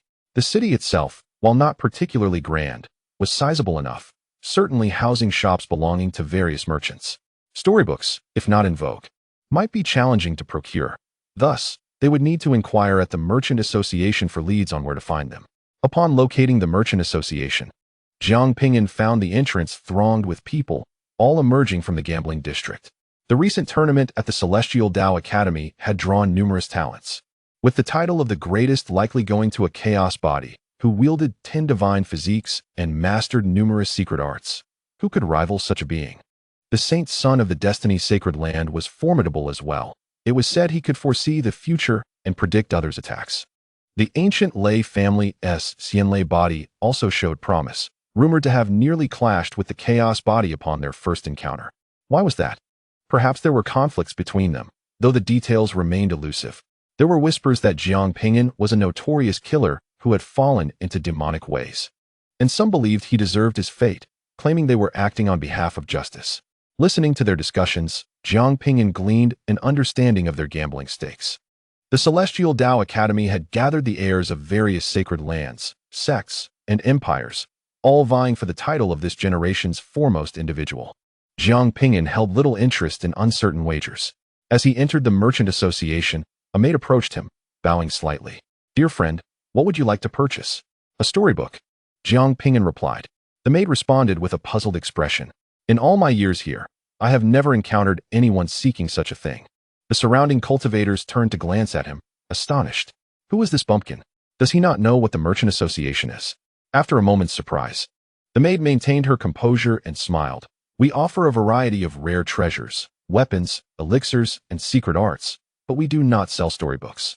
If you wish to procure one, it would be best to inquire elsewhere. She refrained from speaking harshly, reflecting the quality of the Merchant Association's members. It would be one thing to seek secret arts here, but to request a storybook was quite another. Jiang Ping'an then exuded an aura of second-tier law power. Sensing this force, the maid and those around her trembled.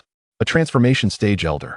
The surrounding cultivators hastily withdrew their peculiar gazes, refraining from further scrutiny. Such an ancient being was beyond their capacity to provoke. The attendant promptly interjected, "Senior, please, allow me to escort you to a private room. I will contact the person in charge immediately." A figure of such caliber was not within her purview to accommodate.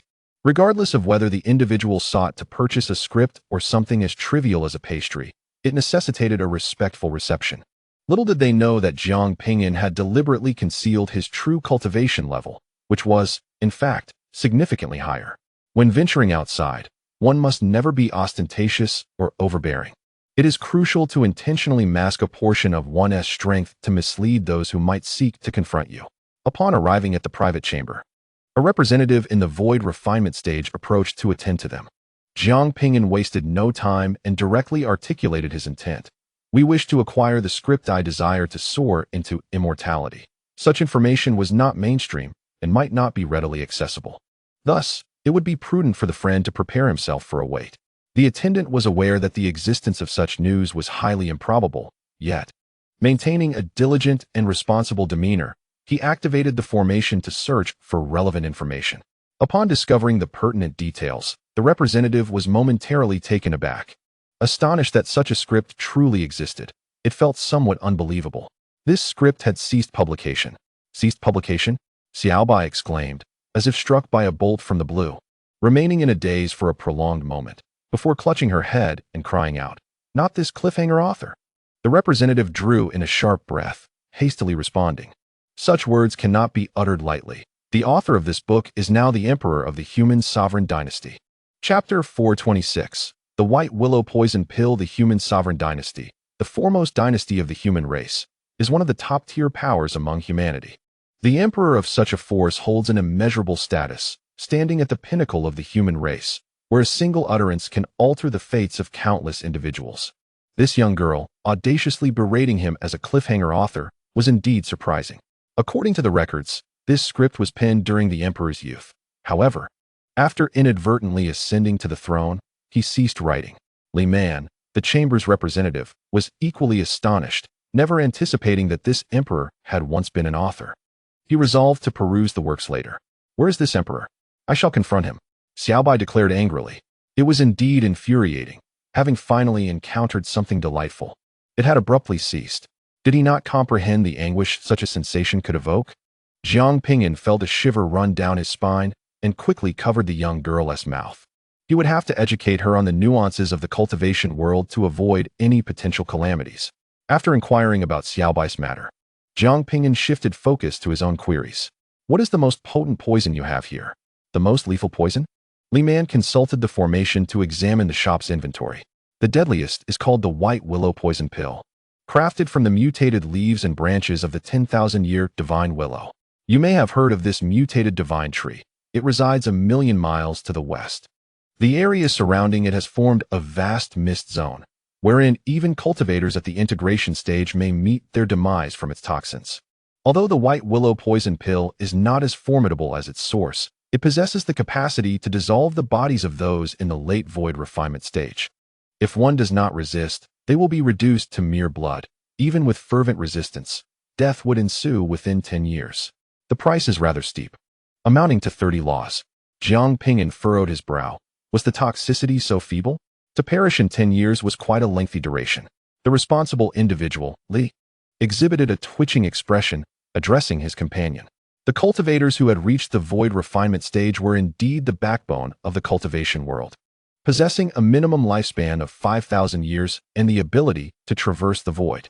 Particularly, Those at the later stages of void refinement were even more formidable, on the brink of entering the integration stage and achieving a higher level of transcendence.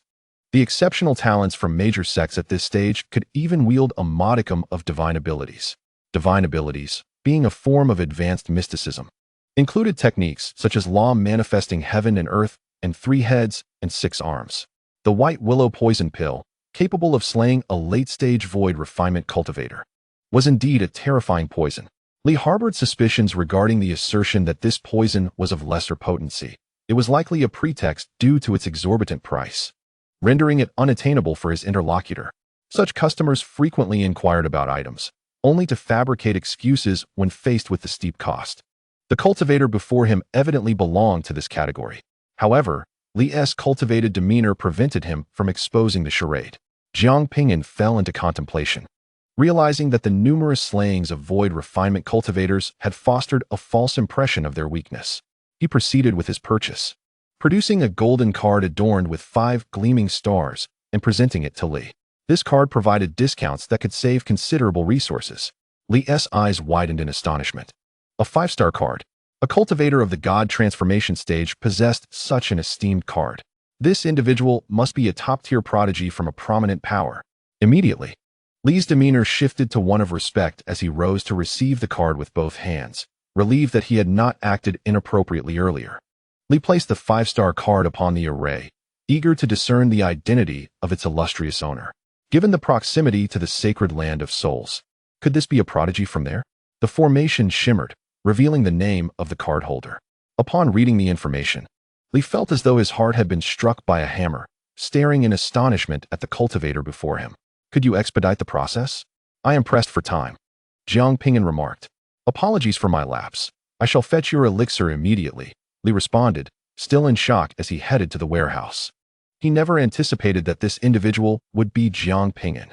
The card bore a soul mark, making it impossible for anyone else to utilize, thus ensuring no misidentification. After all, it was not mere gossip. Jiang Ping'an was currently in the northern domain, preparing to assume leadership of the Demon God Sect. What brought him to Central Continent? Was he here to participate in the gathering of prodigies? Soon, Li returned with the white willow poison pill, securely contained within a white jar, sealed to prevent any leakage of the potent toxin. After completing the transaction, Li inquired, if I may be so bold, are you here to attend the gathering of prodigies?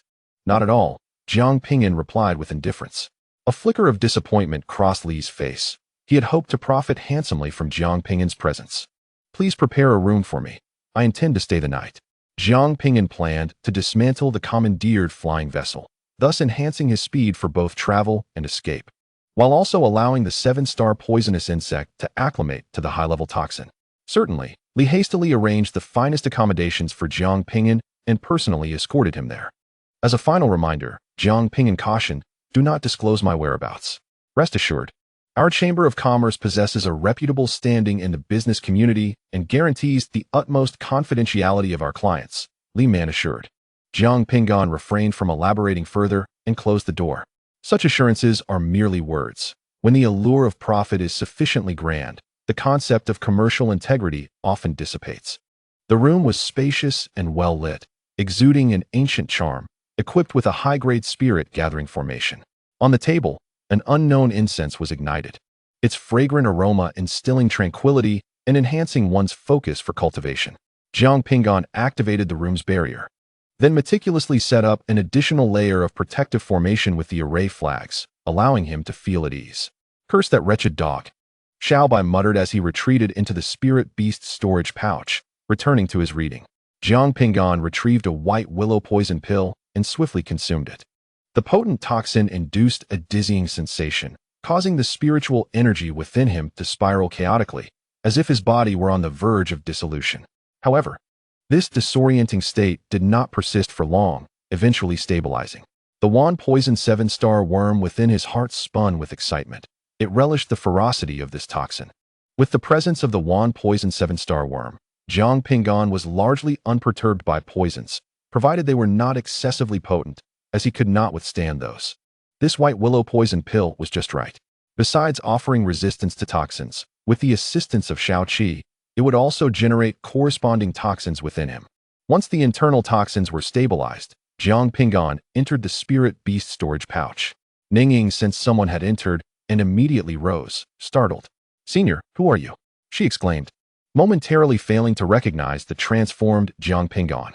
"You bear a soul imprint," Jiang Ping'an observed calmly, fixing his gaze upon Ningying. Previously, she had slain a young man from the Changshan family, who bore the very soul imprint he now referenced. Upon hearing Jiang Ping'an's voice, Ningying realized he was the one who had rescued her. She was astonished that this senior could evade pursuit from a late-stage refinement void cultivator. Truly remarkable. Hearing Jiang Ping'an mention the soul imprint, her beautiful face nearly contorted in distress. At that moment, I simply wanted to eliminate that fellow without considering the consequences. With this soul imprint, even if I fled to the ends of the earth, the Changshan family could track me down, she fretted, anxiety mounting as the moon grew red. Jiang Ping'an replied nonchalantly, "That genius is not of high rank, and the soul imprint is not of superior quality. I can dispel it.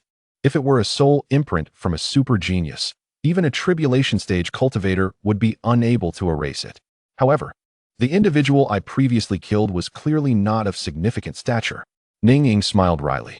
"Senior, this is a soul imprint from the mid-refinement void stage. Requiring immense mental strength to erase, you cannot dismantle it." Although this senior was formidable with astonishing combat prowess, even mid-refinement void cultivators struggled to undo a soul imprint. It was evident that this senior had not yet reached such heights. Chapter 427. Unraveling the airship. Jiang Ping'an had always been disinclined toward idle chatter. He unleashed his mental force, enveloping Ningying. Upon sensing this formidable surge of mental energy, Ningying's eyes widened in disbelief.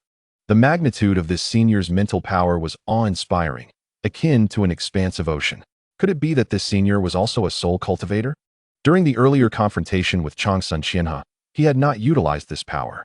Who exactly was this senior to possess such capabilities? Suddenly, Ningyao was struck by a thought. Her complexion flushing as a wave of spiritual energy enveloped her entirely, rendering her completely transparent. A crisp sound echoed as the soul imprint within her shattered. "All right, let us depart." Previously, Jiang Ping'an had intended to utilize this soul imprint as bait for a grand prize, but it had become imprinted on this woman. It seemed a bit excessive to use her as bait. Observing the swift dissolution of the soul imprint left Ningyao astonished. Had it not been said that such imprints were difficult to break? How could it have shattered so quickly? The prowess of this senior's spiritual force was indeed formidable. As if making a resolute decision, Ningyao knelt before Jiang Ping'an with a soft thud, her back arching gracefully. "I am deeply grateful for your salvation, esteemed senior. I, Ningyao, am at a loss to repay your kindness and wish to apprentice myself to you, dedicating my life to serve you." Despite the senior's cultivation not being extraordinarily high, their combat prowess was remarkable, undoubtedly hinting at an extraordinary future. Most importantly, Ningyao wished to express her gratitude for the life-saving favor. "No, you are far too weak," Jiang Ping'an replied bluntly. Ningyao's expression stiffened. This senior was rather direct. "Master, I am quite formidable. At less than 200 years of age, I have already reached the transformation realm, a rare genius. I do not wish to take on an apprentice. Depart now." Jiang Ping'an reiterated his refusal. Ningyao forced a wry smile. Speculating that the senior must be an ancient being, perhaps several thousand years old, now jaded and disinterested in women. "Esteemed senior, I cannot leave just yet. The members of the Black Tiger Alliance are pursuing you. If I go out, I may inadvertently expose your whereabouts." She clung resolutely to this senior, determined to find a way to stay by their side.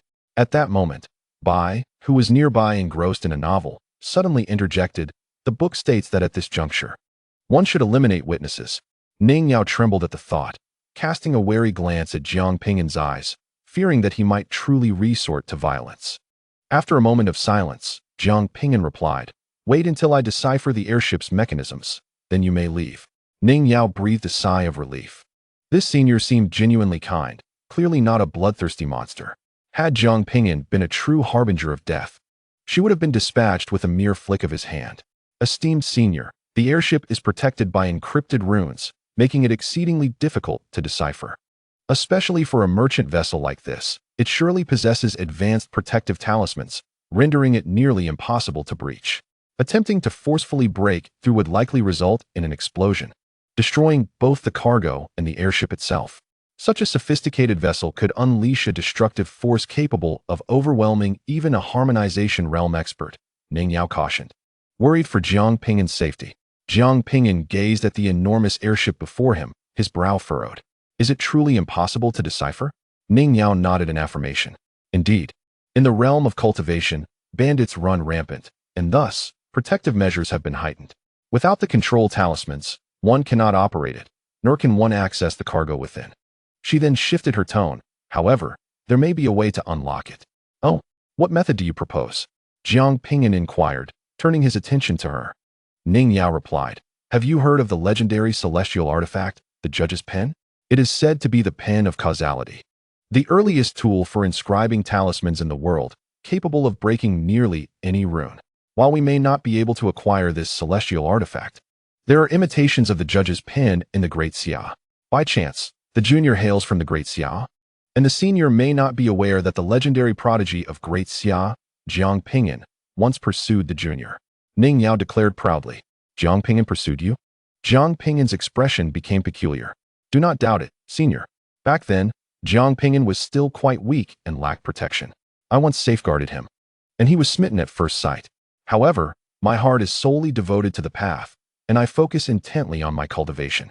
Until I reach the pinnacle of the great Tao, how could I indulge in romantic affairs? Ning Yao, maintaining a serious demeanor, crafted an image of herself as a dedicated practitioner, hoping that this senior would recognize her fervor and take her on as a disciple. After indulging in this fantasy for a moment, Ning Yao returned to the matter at hand. I have previously assisted Great Xia, and they have treated me well. Senior, you may accompany me back to Great Xia to borrow the Judge's Pen to decipher the encrypted runes. However, there may be a price to pay. This cargo ship might house something valuable. If so, it would be a profitable venture. The latter part of her statement was not a lie. During the previous war with the state of Chu, the Tianfu sect had intervened and achieved merit, establishing connections with the royal family of Great Xia. Jiang Ping'an gazed deeply at Ning Yao, uttering no words, and vanished into the flying vessel. Ning Yao sighed. This senior truly exuded an aloof demeanor, and perhaps she would never have the opportunity to become his disciple. Rising from the ground, she suddenly recalled something and turned to look at the little girl nearby who was engrossed in her reading. Little sister, may I inquire the name of this esteemed senior? The young girl, glanced up at Ning Yao, her large eyes filled with sympathy. It is probably best that you remain unaware. Ning Yao was perplexed. Why would it be advantageous not to know the senior's name?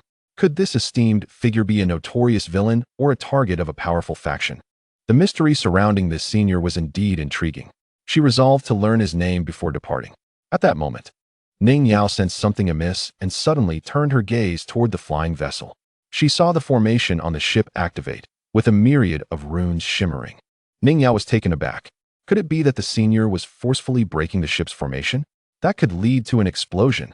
The detonation of such an advanced flying vessel might overwhelm even an early-stage cultivator in the combined body realm.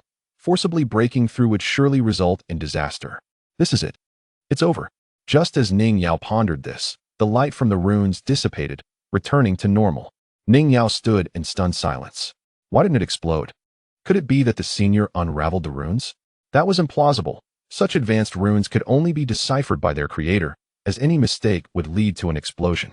Could it be that the senior was an accomplished rune master?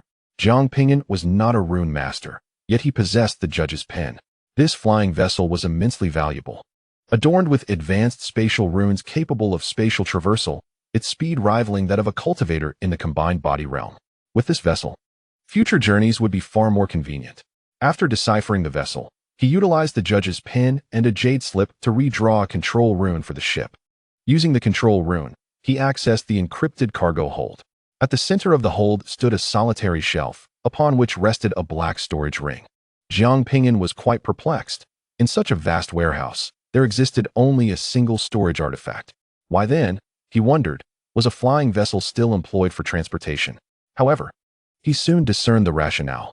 Firstly, the speed of the flying vessel was remarkable, allowing it to traverse the void and execute spatial jumps akin to the velocity of a cultivator in the integration stage, thus proving to be more economical than hiring an integration stage adept.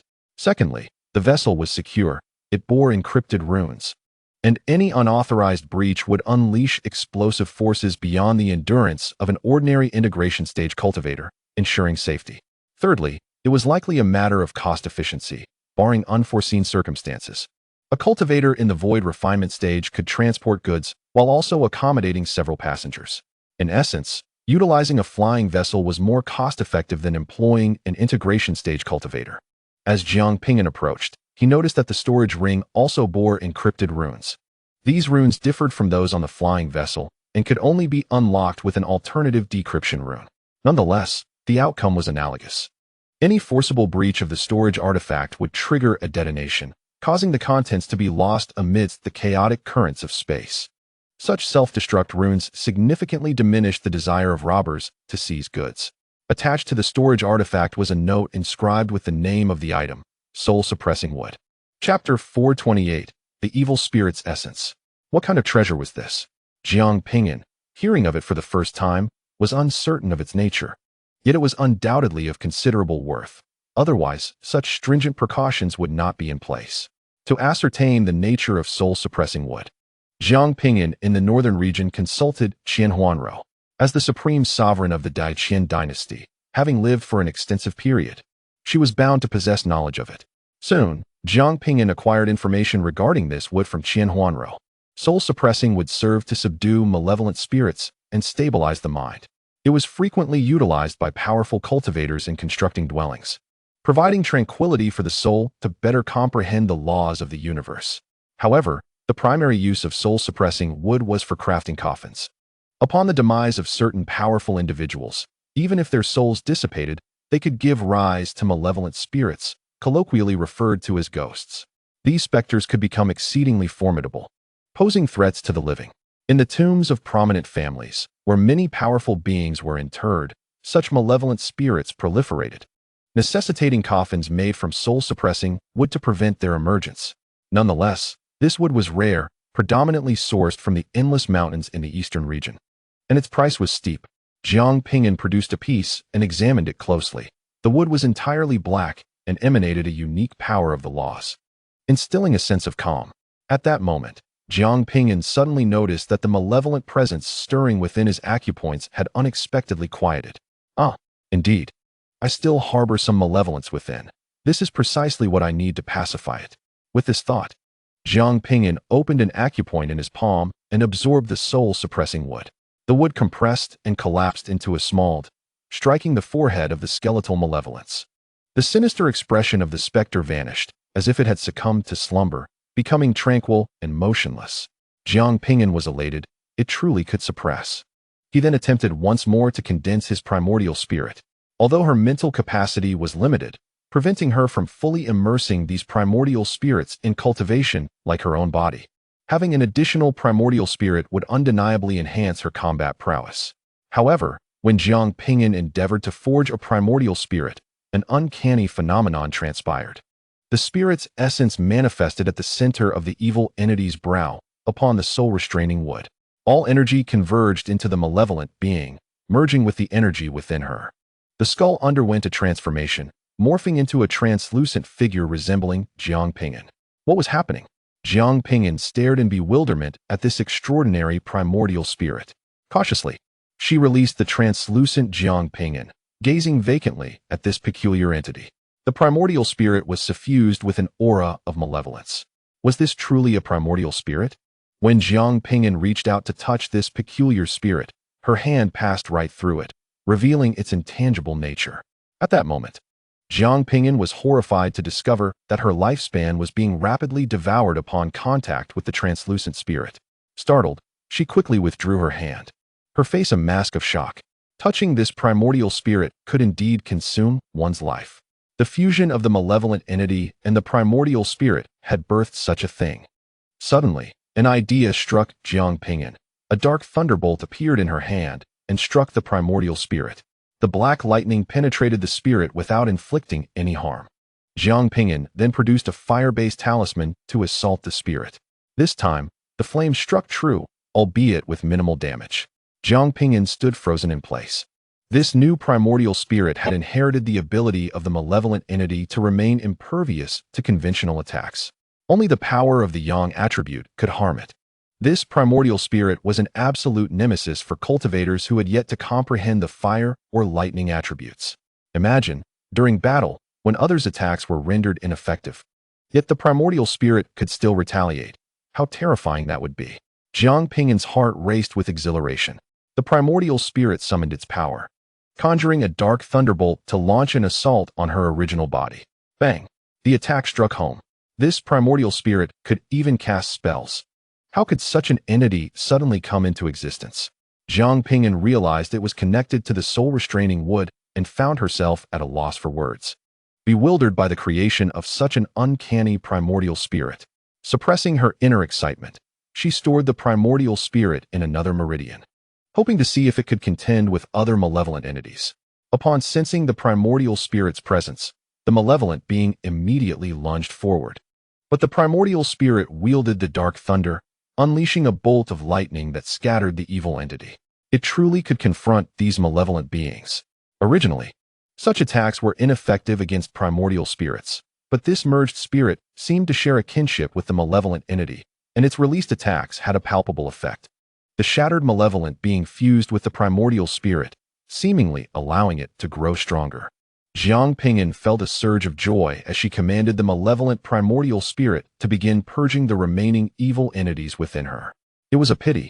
She had initially intended to discard these malevolent beings into the Long Sun family's possession, but they would not reap the benefits.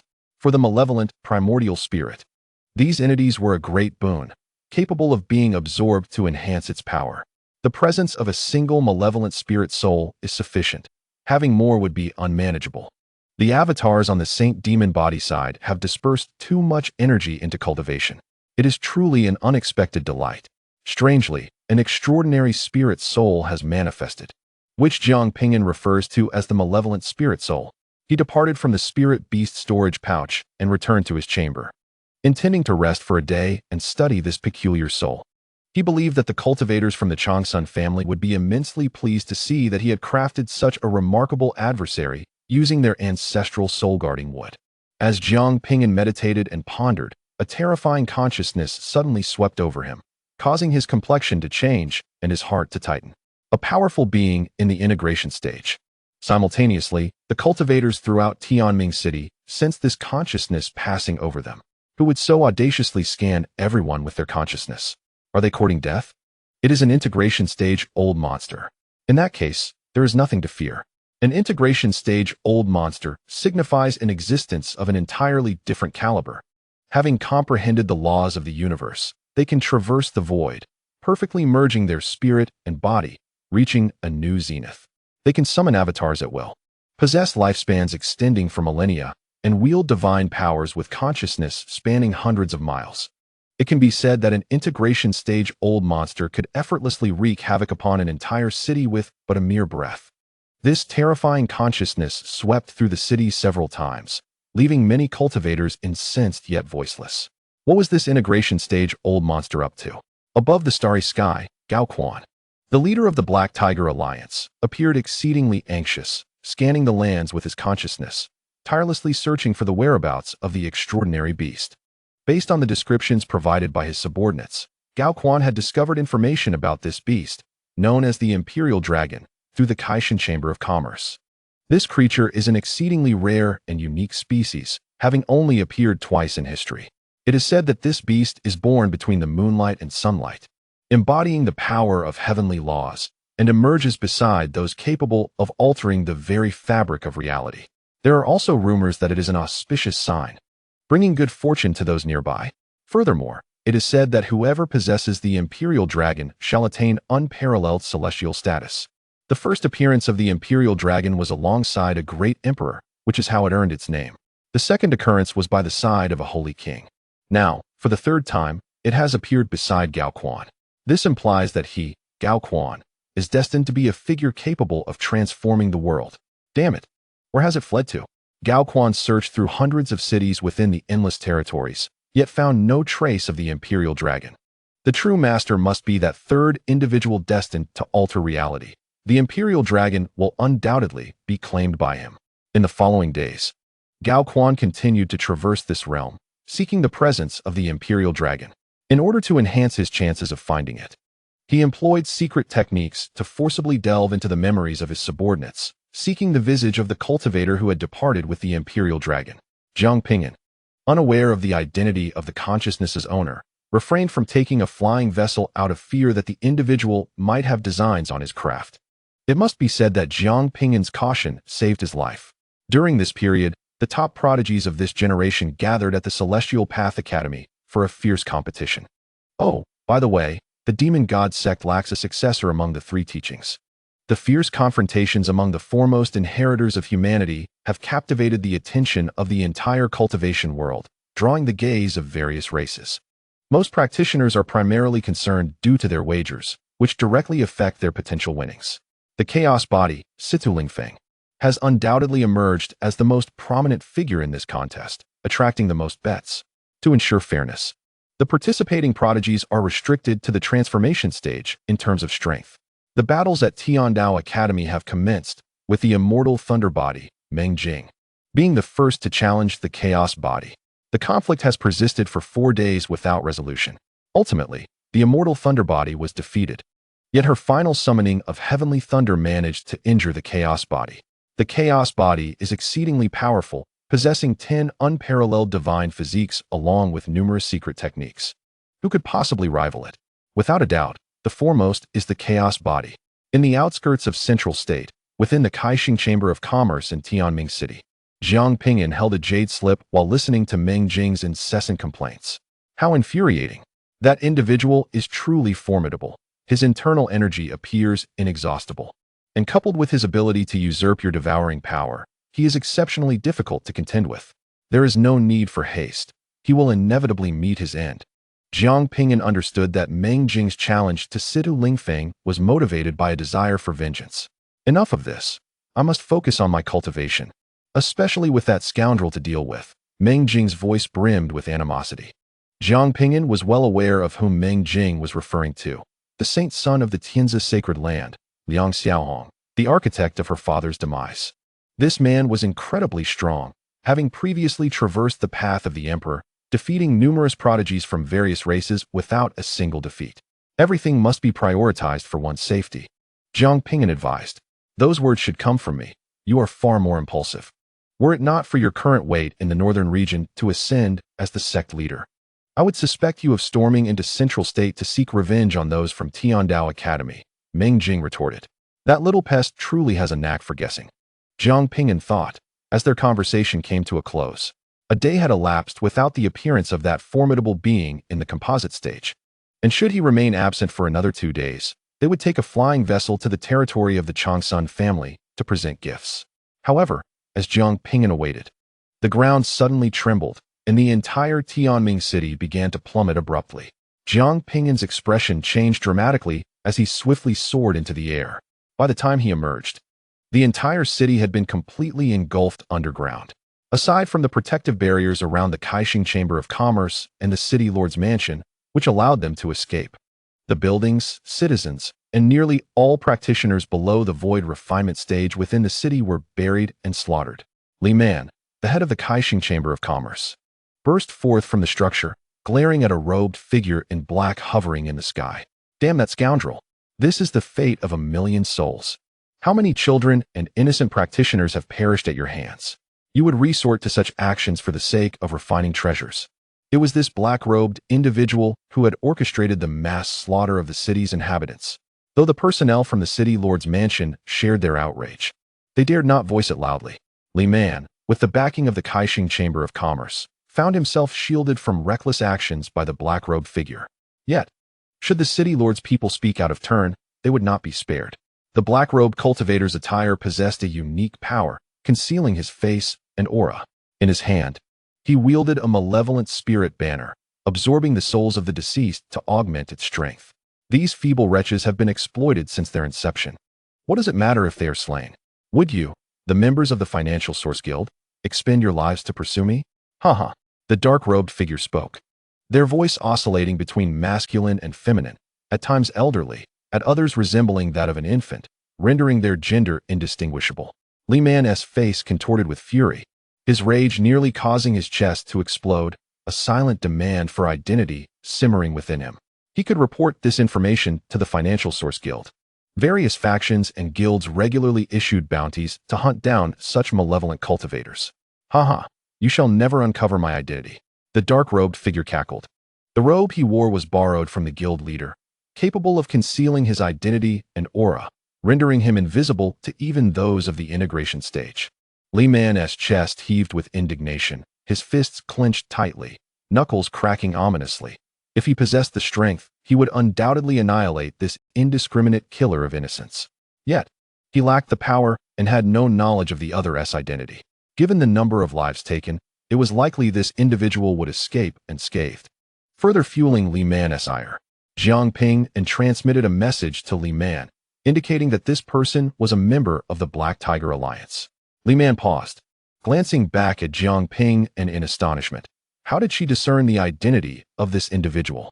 Though puzzled, he trusted that Jiang Ping'an would not deceive him without cause.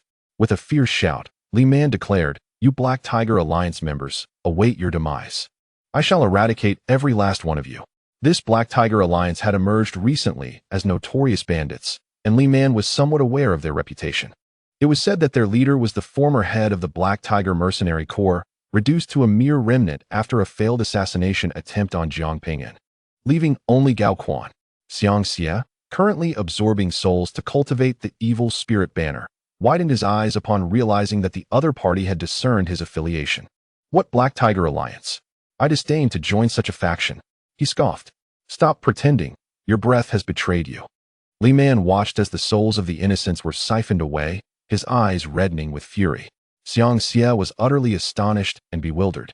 He was clad in the leader's black robe, yet this person, merely at the initial stage of void refinement, should not have been able to unveil his identity. Suddenly, Xiang Xie recalled that Li Man had glanced back at a distant cultivator moments earlier. Could it be that cultivator had divulged his identity? However, that individual's aura was weak, merely at the initial stage of void refinement, and clearly not a master. How could he have perceived anything? Damn it! All should perish. The frustrated Xiang Xie was consumed with rage. His massacre of 1,000,000 innocent civilians would undoubtedly make him a prime target for pursuit, and the Black Tiger Alliance would inevitably face repercussions. The leader would surely blame him. Enraged, Xiang Xie swiftly darted towards the cultivator at the back, intent on eliminating him. Regardless of whether this cultivator was the source of the leak, he would serve as nourishment for the evil spirit banner. Xiang Xie dared not touch anyone from the Financial Source Guild, yet he had no qualms about dealing with this type of individual. Be careful, Li Man exclaimed in alarm, hastily warning him. However, his warning came too late, as the speed of the late-stage void refinement cultivator was blindingly swift. Wielding the evil spirit banner, Xiang Xie launched an assault on Jiang Ping'an. Panic and terror etched across her face. She raised her fist to retaliate. Upon witnessing this scene, Xiang Xie cast a disdainful glance, regarding the lackluster speed and power of his opponent as beneath his notice. In that fleeting moment, Jiang Ping'an's panic evaporated, and his palm manifested the divine patterns of the Emperor and the tribal totems. The laws of power, combat intent, gravity, and destruction coalesced harmoniously.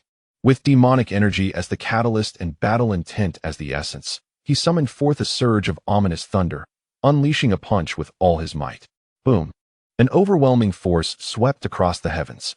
Xiang Xie sensed the shift and attempted to retreat, yet was ensnared by gravity, slowing his escape. In that instant, power descended upon him. Xiang Xie's body hurtled backward as if a meteor had plummeted from the sky, the malevolent banner slipping from his grasp, his black robe torn away, and his form collided violently with countless mountains. The clouds above, cleaved asunder by the might of that punch, revealed a vast expanse of azure sky. A tempest swept across hundreds of miles, obscuring vision and forcing eyes shut. Jiang Ping'an stood resolutely in midair, his hair billowing like dark silk. The members of the city lord's mansion and the financial association were left in stunned silence. What had they witnessed? A cultivator in the early stages of virtualization had sent a late-stage virtualization powerhouse flying. Was this truly the extent of power a fledgling cultivator could wield? Chapter 430 schemes with his hair dancing in the wind. Jiang Ping'an exuded a terrifying aura akin to a legendary sword, suffocating in its intensity. The onlookers from the city lord's mansion were transfixed. Who was this individual? Despite emanating only the aura of an early-stage cultivator, why was he so formidable? This level of strength transcended their comprehension. Li Man, the head of the financial association, suddenly came to his senses. This was Jiang Ping'an, the renowned warrior who had clashed with the Chaos Body and stood toe-to-toe with the legendary Taizu crocodile. As long as this bandit from the Black Tiger Alliance did not possess supreme secret techniques or high-tier artifacts, slaying Jiang Ping'an would prove exceedingly difficult. However, it would also be a challenge for Jiang Ping'an to eliminate his foe, unless he resorted to his treasured possessions. Jiang Ping'an caught the malevolent banner and the tattered black cloak, gazing at Xiang Xia. Indeed, he had not perished, merely wounded. The strength of his true form was not as potent as the sacred demon body. Had it been the latter, even if his opponent survived, he would have certainly been left in tatters. Coughing, Xiang Xia spat blood, his bones shattered, and his organs ruptured. His eyes filled with incredulous hatred as they locked onto Jiang Ping'an. A low-tier cultivator had managed to injure him. This was a disparity of an entire small realm. Upon noticing the ominous thunder surrounding Jiang Ping'an, Xiang Xia instantly recognized his identity. It was you, the very same cultivator who had absconded with the flying vessel, riding a mystical beast just days prior. Xiang Xia hastily retrieved a communication talisman, intending to contact the leader of the Black Tiger Alliance, Gao Quan. For days, the leader had sought this individual in vain, only to discover he was concealed right here. However, as soon as Xiang Xia extracted the talisman, it exploded in his hand. His pupils dilated in shock. What was happening? Why had the communication talisman detonated? Jiang Ping'an possessed a unique ability that allowed him to attack anything within his line of sight. Yet, as his adversaries grew stronger, this power had seen little enhancement and had become infrequently utilized. However, this formidable power proved highly useful at such a moment, shattering the communication talisman and successfully thwarting the summoning of reinforcements. The Emperor assisted Jiang Ping'an in further augmenting his mental prowess, and once fully assimilated, this force would amplify even more. Jiang Ping'an gazed at the malevolent spirit banner in his hand, countless wailing, vengeful souls manifesting upon it, accompanied by the haunting cries of infants. Jiang Ping'an's expression darkened as he crushed the malevolent spirit banner, unleashing a torrent of vengeful spirits. The furious entity, Xiang Xia, roared in rage. As the malevolent spirit banner erupted, Xiang Xia expelled a copious amount of blood from his mouth once more. This was his life-bound artifact. Its destruction would inflict severe damage upon him as well.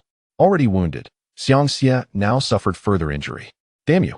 Xiang Xia's eyes blazed crimson. An overwhelming aura of terror emanating from his being, malevolence surging violently. As a practitioner at the pinnacle of the void refinement stage, even in a state of injury, he was not to be underestimated. Achieving such a realm entailed a comprehensive understanding of the laws of power, rendering his combat prowess extraordinarily formidable. In a single bound, Xiang Xia traversed the void, appearing before Jiang Ping'an in an instant, a terrifying force descending upon him. It's over. The hearts of those within the city lord's residence of Tianming City sank. Though this individual's attack was formidable, he was still merely at the initial stage of void refinement. A single punch from a practitioner at the pinnacle stage would undoubtedly spell his doom. Li Man's heart raced with anxiety. Now was the moment to employ the treasured artifact. If Jiang Ping'an utilized the treasure alongside his inherent combat capabilities, there remained a chance to vanquish this malevolent cultivator. Bang!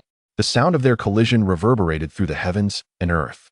The shadowy thunder before Jiang Ping'an shattered, his body hurtling backward at an astonishing speed, generating a series of explosive sounds as he struck the ground with tremendous force, causing the earth to crack and countless stones to scatter.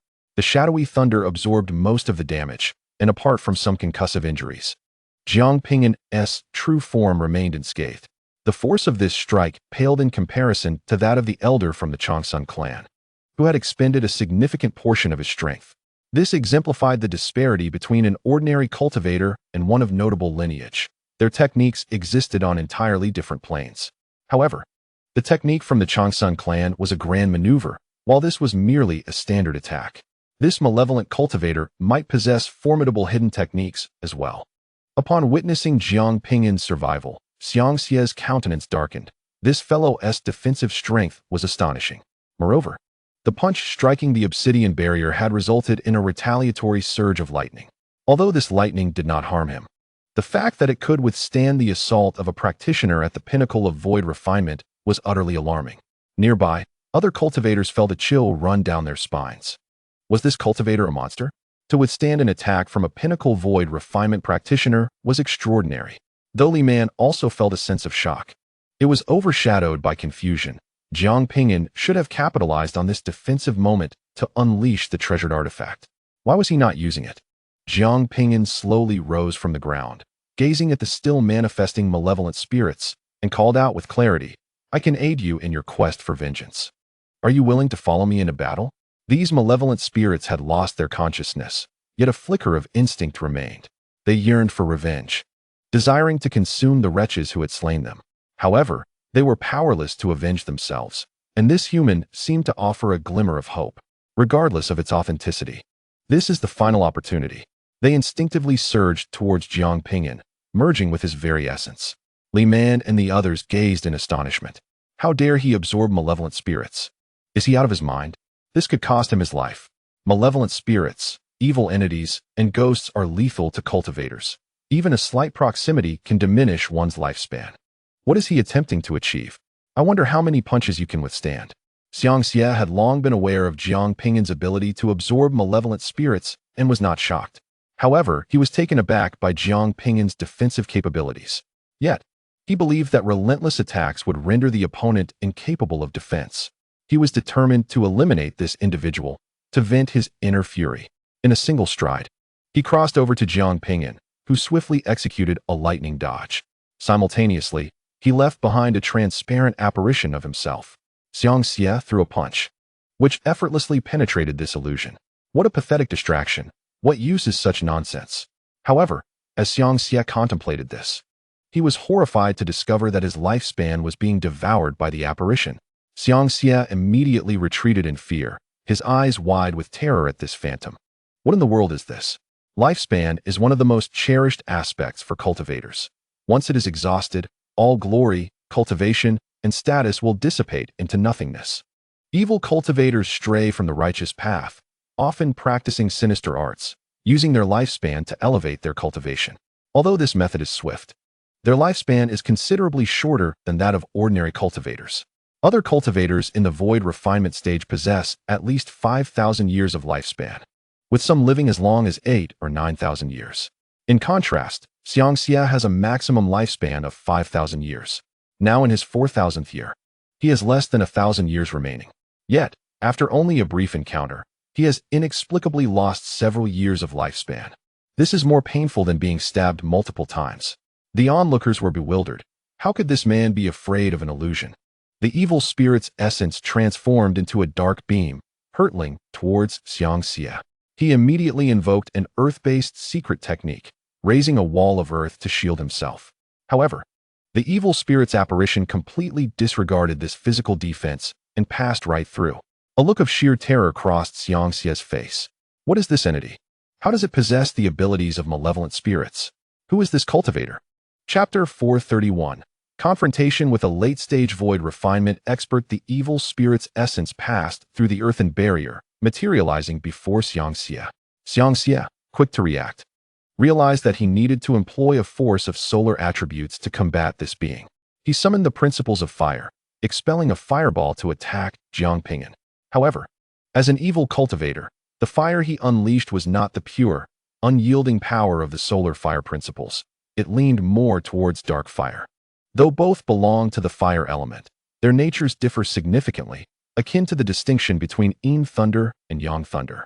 This dark fire, while capable of affecting Jiang Ping'an's evil spirit essence, posed far less of a threat than that generated by a standard fire cultivator. The dark fire penetrated the essence's form without inflicting substantial harm. Xiang Xie's expression darkened immensely. Suddenly, he sensed something amiss and swiftly turned to counterattack. Attempting to ambush me? Not for another 100 years. Xiang Xie sensed Jiang Ping'an's presence behind him, preparing to obliterate his corporeal form. However, at that very moment, Xiang Xie's body stiffened, his attack faltering. It dawned on him that during their initial confrontation, Jiang Ping'an had cunningly infused his body with Yin Thunder, which was now activated. Damn it! What a crafty bastard! Nevertheless, as a peak cultivator of the void refinement stage, Xiangxia was only minimally affected by this level of Yin Thunder. Before Jiang Ping'an could strike again, he swiftly seized Jiang Ping'an's fist. With murder in his eyes, Xiangxia aimed a second fist at Jiang Ping'an's head. Convinced of his opponent's impending demise, the force of his punch distorted the space around them, causing it to collapse and shatter as the laws of nature surged wildly. Li Man and the others felt their hearts drop. It was over. Bang! Jiang Ping'an's head exploded. A sinister grin spread across Xiangxia's face, reveling in the thought that such trash dared to challenge him. Yet suddenly, he realized something, and the smile froze on his lips. The foe before him had disintegrated without spilling a drop of blood. This was not his true body, but rather his primordial spirit. A transparent wraith had already reached behind Xiangxia, piercing through his heart and unleashing the power of Yin Thunder within, instantly destroying his heart. While the shattering of his heart was a mere injury, what terrified Xiangxia was the vanishing of his lifespan. Damn it! Damn it! Xiangxia recoiled, roaring as he decisively fled. In a brief skirmish, he had been ensnared and wounded repeatedly. That despicable wretch had feigned terror from the very beginning to lower his guard, then seized the opportunity to launch a devastating strike, severely injuring him. Subsequently, this person had destroyed his life-bound artifact, inflicting further damage. Then, he had unleashed a bizarre entity that consumed his lifespan. Finally, he had intentionally used his precious primordial spirit as bait, the true aim being to facilitate a sneak attack from the lurking entity. Fear engulfed Xiangxia, spreading through his heart. Despite being merely a novice in the void refinement stage, this individual had never shown any fear in their battle from the outset. It was as though he had calculated every move, inflicting harm upon Xiangxia. Such a person must be an extraordinary prodigy of a major power, possessing unparalleled combat experience. Xiangxia even suspected that his opponent might have previously challenged beings stronger than himself. Reluctantly, but decisively, Xiangxia chose to flee. His timidity was the very reason he had survived thus far. He had never engaged in conflict with those of equal cultivation, only daring to bully those beneath him. Yet, he had not anticipated encountering such formidable resistance this time. As Xiangxia fled at breakneck speed, the onlooking cultivators were left dumbfounded. A novice in the void refinement stage had actually driven a peak cultivator to retreat. Had they not witnessed it with their own eyes, they would never have believed it. Even the top prodigies of the great sacred lands would not possess such combat prowess, would they? However, Xiangxia had not escaped far when he slammed into a barrier. Blocking his retreat, Jiang Ping'an had already set up the 5 elements killing array to prevent his escape. If given time, Xiangxia could surely break through the barrier. But Jiang Ping'an would never allow him that opportunity. You serve as my means to demonstrate this realm to the heavenly Tao, thus you cannot escape. Jiang Ping'an calmly appeared behind Xiangxia, while the evil spirit's primordial spirit stood nearby. Xiangxia abruptly turned around. Although he did not comprehend the meaning behind the other's words, he was certain that the intent was to kill him. Do you know who our Black Tiger Alliance's leader is? Our leader is an unparalleled powerhouse in the integration stage. Leave now, and I shall not hold this against you, or you will undoubtedly face death. In response, Jiang Ping'an launched an attack, for he despised hesitation. At that moment, he ceased to hold back and unleashed his full power. Utilizing the lesser formless technique, his physique expanded rapidly, channeling the battle god technique to amplify his combat strength, his massive fists descending from the heavens like stars. Xiangxia's expression shifted dramatically as he bellowed in fury. Do you truly think I cannot defeat you? Since escape is not an option, I shall send you to your demise. Though injured, Xiangxia believed that this battle would yield significant losses for him. Yet he was resolute that he would emerge victorious in the end. The disparity in their realms was evident. From Xiangxia emanated a terrifying black shadow, spanning 50,000 meters, 500 kilometers, 5 times larger than Jiang Ping'an's manifestation of the lesser formless technique. For mortals, this was an exceedingly exaggerated figure. Even a mortal walking for 10 days might not cover such a distance. This was the might of the cultivators in the realm of cultivation. To mortals, those of such caliber were akin to immortals. The overwhelming sense of pressure caused the personnel from the City Lord's mansion and the Financial Source Association to swiftly retreat, fearing they would be caught in the fallout. The colossal forms clashed, the reverberations echoing for thousands of miles, as the five-element killing formation trembled violently. Jiang Ping'an was forced back. To avoid harming those below, he maneuvered the five-element killing formation to ascend into the starry expanse. Xiang Xia, controlling the immense shadow, pursued relentlessly, declaring, "No matter who you are, I shall rend your corpse to pieces." The terrifying fluctuations of the laws shimmered with brilliant light as Xiang Xia quickly closed the distance to Jiang Ping'an, raising his massive fist once more. Jiang Ping'an summoned the power of the laws and executed the infinite fist.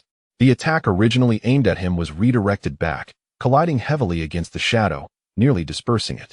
Xiang Xia's countenance darkened. The infinite fist was a distasteful technique indeed. Nevertheless, a single application of the infinite fist was insufficient to bridge the chasm of power between them. Xiang Xia continued to strike with his fists, but at that moment, a terrifying gravity descended upon him. Though he could not be fully restrained, it nonetheless slowed his speed. Jiang Ping'an's earlier attack hindered Xiang Xia, and the evil spirit's primordial spirit launched a sudden ambush from behind. Utilizing its unique power, it incessantly siphoned Xiang Xia's lifespan. While the primordial spirit lacked the terrifying nature of the death law, capable of consuming vast amounts of life in a single strike, its frequency of attack was relentless. However, Jiang Ping'an was not unscathed. His body endured immense pressure, bones aching and cracking, muscles tearing and bleeding. After all, Xiang Xia was a late-stage void refinement expert, having comprehended the laws of fire, earth, and power, all at the third tier. Were it not for the numerous secret techniques augmenting Jiang Ping'an's strength, he would undoubtedly struggle against Xiang Xia's onslaught. The two parties had now reached a state of equilibrium. Neither was unscathed, and it was merely a matter of who would outlast the other.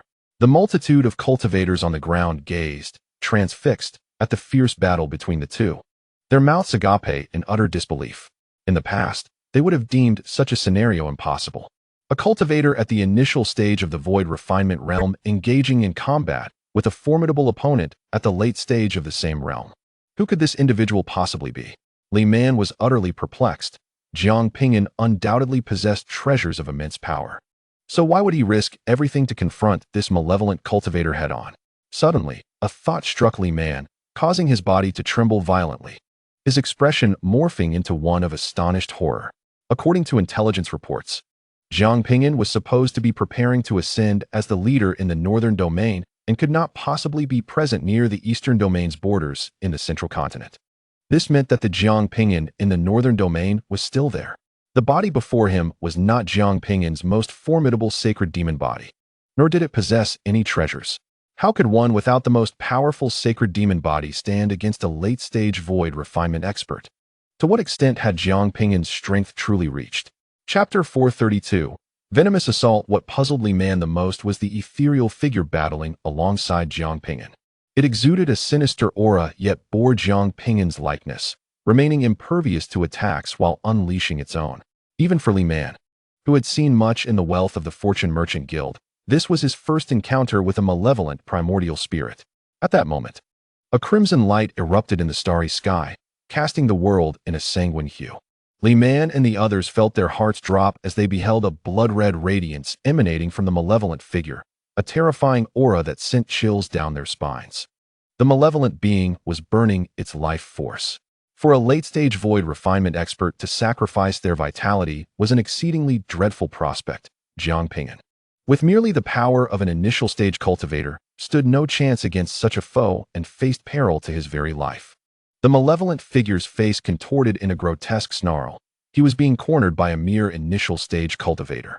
Desperate not to be consumed, he unleashed his full might, igniting a century's worth of lifespan to summon tremendous strength. With a single punch, he struck Jiang Ping'an heavily against the protective barrier, causing the latter to spit blood. Damn you! I refuse to believe you possess any hidden cards. This time, even the Emperor cannot teach you a lesson. Enraged, the malevolent figure resolved to slay this foe and use his flesh for a savory broth.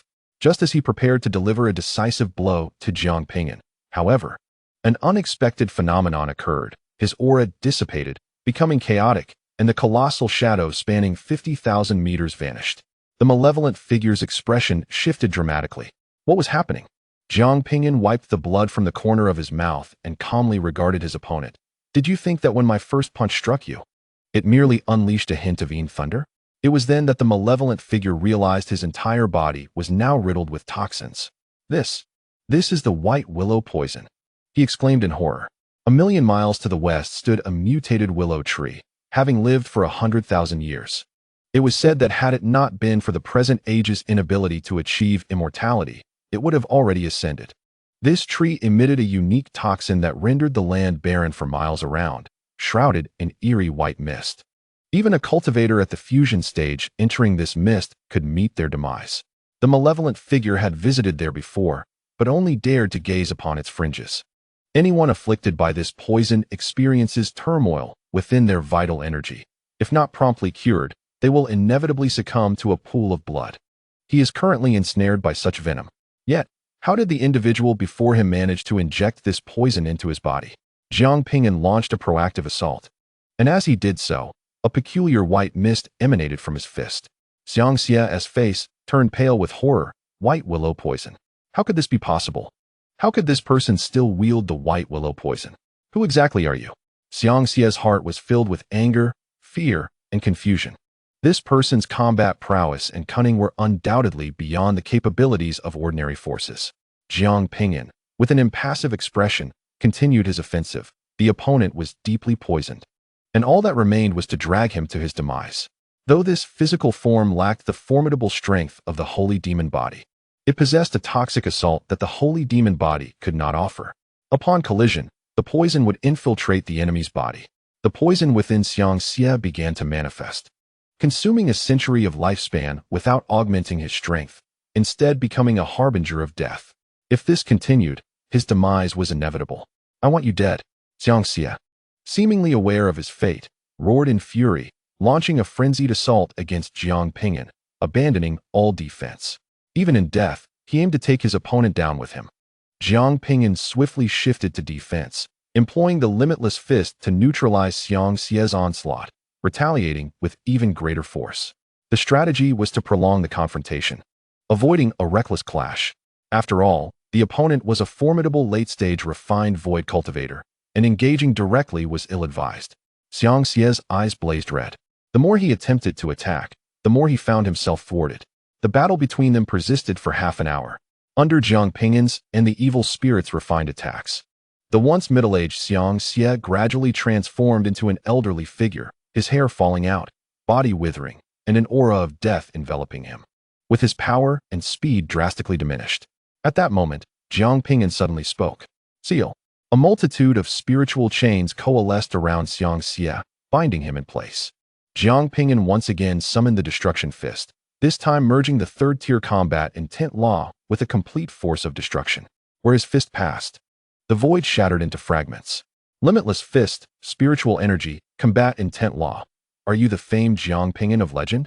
In the final moment, Xiang Xie seemed to realize Jiang Ping'an's identity, his expression one of terror. A brilliant radiance swept through as Xiang Xie's body was brutally cleaved in two, blood staining the void. The Lord of Tianming City and the members of the Wealth Source Merchants Association stood in stunned silence, witnessing the scene before them. A late-stage refined void cultivator had been slain by an early-stage refined void cultivator in less than an hour. What had the evil cultivator uttered before his death? Jiang Ping'an? That legendary prodigy of the era. Jiang Ping'an exhibited no discernible emotion on his face, showing no joy at having vanquished a powerful foe. He wiped the blood from his body, gazing into the void, and spoke softly. This realm is known as the Tianyuan realm. No longer does he seek the approval of the heavens. Rather, he declares his path. The journey he undertakes requires no validation from others, regardless of the outcome. He shall pursue that distant goal. A peculiar sound reverberated through the heavens and the earth, as an endless array of resplendent, multicolored clouds enveloped Jiang Ping'an. This was a divine blessing from the heavens. The 7-colored clouds bore the fortune of the world, granting the fortunate recipient an extraordinary destiny. For an ordinary individual, obtaining even a palm-sized fragment of such clouds during a breakthrough would be considered remarkable. Yet, Jiang Ping'an was graced with a magnificent expanse of these clouds, spanning 100 miles in radius. Observing the towering figure above, the cultivators below were awash with awe and admiration. He had dared to breach the territory of the Swallowing Sky Crocodile clan, thwarted the armies of the Eastern Sea Demon Clan, repelled the Northern Domain's demonic incursions, battled chaotic entities, matched the formidable ancestor crocodile, innovated his own realm, forged an unparalleled primordial spirit, and vanquished formidable foes in the late stages of the void refinement realm. Each of these feats had sent tremors throughout the world, leaving other cultivators in his wake. Strangely, the thought of other prodigies currently engaged in martial contests at the Heavenly Tao Academy, vying for the title of this era's foremost genius, struck him as somewhat ludicrous. Jiang Ping'an had transcended the mere title of prodigy. He had become a paragon in his own right. As he absorbed the vibrant clouds, he suddenly sensed something amiss and abruptly turned around. A cultivator, harmonizing with the laws of heaven and earth, emerged, exuding an aura of dominion that demanded reverence. This individual stared in astonishment at the surrounding clouds, clearly taken aback by their abundance and utterly perplexed by their presence. Upon seeing this person, a jolt of recognition surged through Jiang Ping'an. He had encountered this individual before, previously, during his time in the Northern Domain. His avatar of the holy demon body had crossed paths with a group of assassins, among whom this leader was a formidable figure in the fusion stage who had managed to escape. But what was he doing here? The two locked eyes for several seconds, confusion evident in their gazes. Jiang Ping'an endeavored to maintain his composure, knowing that his altered appearance rendered him unrecognizable. At that moment, a member of the city lord's manor knelt, proclaiming, "We thank you, Jiang Ping'an, for vanquishing this scourge that threatened our city, avenging the citizens of Tianming City." Gao Quan's eyes widened in disbelief. Jiang Ping'an was instantly drenched in sweat. Confronting a late-stage void refinement expert was already a daunting challenge. Facing a fusion stage being who had grasped the profound laws of existence was an entirely different matter. Even wielding a celestial artifact, he might not be able to inflict even the slightest harm. The reaction time and speed of such beings had ascended to an entirely different level, making it virtually impossible to land a blow. One strike from this individual could spell his demise. The specter of death loomed over him, causing Jiang Ping'an's heart to race, his hair standing on end. Chapter 433, The Oppressive Might of a Fusion Stage Expert. In that fleeting moment, Jiang Ping'an made a swift decision. He quickly retrieved the recently refined flying vessel and activated its spatial traversal capabilities. As the vessel powered up, countless spatial runes surged outward, radiating brilliance as the fabric of space opened, allowing him to flee westward. Gao Quan could scarcely believe his eyes. He had unexpectedly crossed paths with Jiang Ping'an. Months prior, he had led a painstakingly cultivated mercenary band to the Northern Domain to assassinate Jiang Ping'an. However, for reasons unknown, Jiang Ping'an had discerned their true identities, leading to the demise of all his subordinates save for himself. Gao Quan had been plagued by regret over this incident and had come here to establish the Black Tiger Alliance to gather resources. He never imagined he would encounter Jiang Ping'an in this place. At this moment, both anger and exhilaration surged forth simultaneously. Should Jiang Ping'an be slain, not only would vengeance be achieved, but treasures could also be seized from him, along with the opportunity to obtain the enlightenment tree from the chaos body. Was this not a fortuitous chance bestowed upon him? Here, no formidable guardian stood to protect Jiang Ping'an. Even if he possessed celestial artifacts, his demise was all but certain. Observing the flying vessel vanish into the void, Gao Quan scoffed disdainfully. Did it truly believe it could escape such a vessel of this caliber? With a single step, he traversed the void, pursuing it directly. Upon witnessing Jiang Ping'an's sudden disappearance, the personnel at the city lord's mansion were momentarily stunned. They soon grasped the gravity of the situation, their expressions shifting drastically. It seemed they had inadvertently brought calamity upon Jiang Ping'an. It was over. With such a powerful adversary in pursuit, his chances of survival were negligible. The disparity in their realms was insurmountable, rendering victory impossible. Li Man hastily produced a communication talisman, reaching out to the higher echelons of the Kaiyuan Merchant Association, imploring their swift intervention. Yet he was acutely aware that the likelihood of saving Jiang Ping'an was non-existent. Even if Jiang Ping'an possessed a vessel capable of traversing space, a harmonization stage expert could also maneuver through the void. Within a mere 5 breaths, Jiang Ping'an would undoubtedly meet his end. As Li Man sought assistance, Gao Quan had already caught up to Jiang Ping'an's flying vessel. He effortlessly breached its defenses and entered the cabin, standing before Jiang Ping'an. A terrifying aura enveloped him, akin to a deity's descent. resonating with the laws of heaven and earth, rendering Jiang Ping'an immobile. If I allow you to escape, I might as well perish, Gao Quan declared, locking onto Jiang Ping'an to ensure his entrapment. This vessel belongs to the Changsun family, does it not? Is that imperial dragon not in your possession? Having previously accessed Xiang Xia's memories, Gao Quan recognized the resemblance of this vessel to the one described therein. That vessel had been seized by the one riding the imperial dragon, who was likely none other than Jiang Ping'an himself. What imperial dragon? Jiang Ping'an's expression darkened. This adversary was overwhelmingly powerful, making escape from such a high-tier vessel impossible, let alone defeating him. The mere presence of this individual suffocated him, making movement a Herculean task. It is the beast that has comprehended the laws of light. Gao Quan's smile was uncontainable. He felt that fortune was smiling upon him as he not only captured Jiang Ping'an, but also discovered the trail of the imperial dragon. An era belonging to Gao Quan was on the brink of dawn. Jiang Ping'an narrowed his eyes, realizing that the name of his companion, Little White, bore an unexpected grandeur. Feeling that the one who read tales daily did not quite match such a title. Noticing Jiang Ping'an's silence, Gao Quan's brow furrowed. This young man was indeed arrogant. Very well, I shall send you to the netherworld, leaving only your corpse behind. With a casual flick of his hand, Jiang Ping'an's form was cleaved in two. However, Gao Quan's pupils constricted in shock. The body before him was devoid of blood. It was not Jiang Ping'an's true form, but rather his primordial spirit. With a deafening roar, the flying vessel erupted in a cataclysmic explosion, the fabric of space fracturing and countless spatial currents tearing at Gao Quan's body. Damnable wretch! You dare to scheme against me! Gao Quan surged forth, propelled by fury through the chaotic spatial currents. In that moment, he was no longer the transcendent figure of before. He was bloodied and battered, with wounds revealing stark white bones, a sight of utter disarray. Spatial turbulence is indeed a terrifying phenomenon, its assault disregarding external defenses, striking at any vulnerable point on the body. When this encrypted vessel detonates, it unleashes a unique force of law, creating spatial turbulence that can harm foes and prevent anyone from deciphering the vessel's secrets. Gao Quan could hardly fathom that Jiang Ping'an would resort to self-detonating such a valuable craft, demonstrating a remarkable willingness to sacrifice.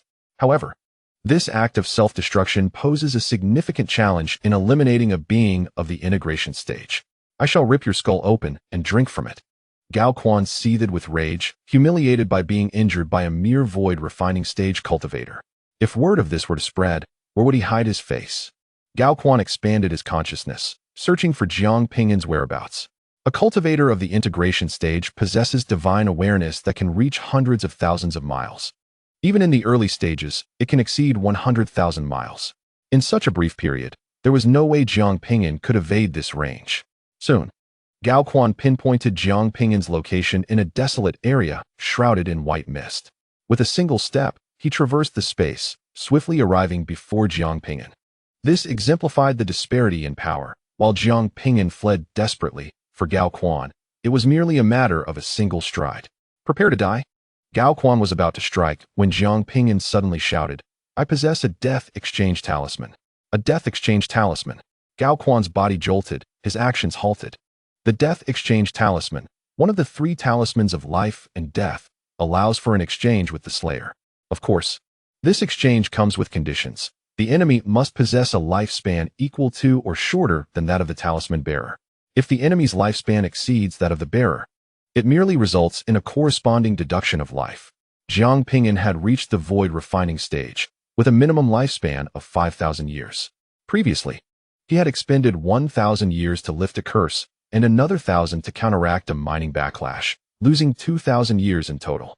However, he had consumed 3 starfruit, replenishing 1,500 years. Thus, his lifespan now lingered around 4,000 to 5,000 years. In contrast, a cultivator of the integration stage enjoys a lifespan exceeding 10,000 but less than 20,000. Gao Quan, being in the early integration stage, hovered around 10,000 years. Having already lived over 8,000 years, should he kill Jiang Ping'an, even if he survived, his remaining years would be few. At that moment of Gao Quan's astonishment, Jiang Ping'an swiftly activated the Yin Thunder runes within him, shattering the teleportation talisman in his grasp, and, engulfed in mist, fled westward with all his might. Huh. still engaging in futile struggles. Since I cannot personally end your life, I shall capture you and let another do the deed. For a cultivator of the integration stage, capturing a mere void refining stage cultivator is akin to child's play. Gao Quan found Jiang Ping'an's desperate flight laughable, a mere death throes. With another step, he closed the distance once more. At that instant, the thunder Jiang Ping'an summoned stirred the forces of heaven and earth. The ominous winds howled as endless black thunder rained down, enveloping dozens of miles around. Before the black thunder could strike Gao Quan, it dissipated. Do you think this will be of any use to me? Gao Quan scoffed, raising his hand to grasp Jiang Ping'an.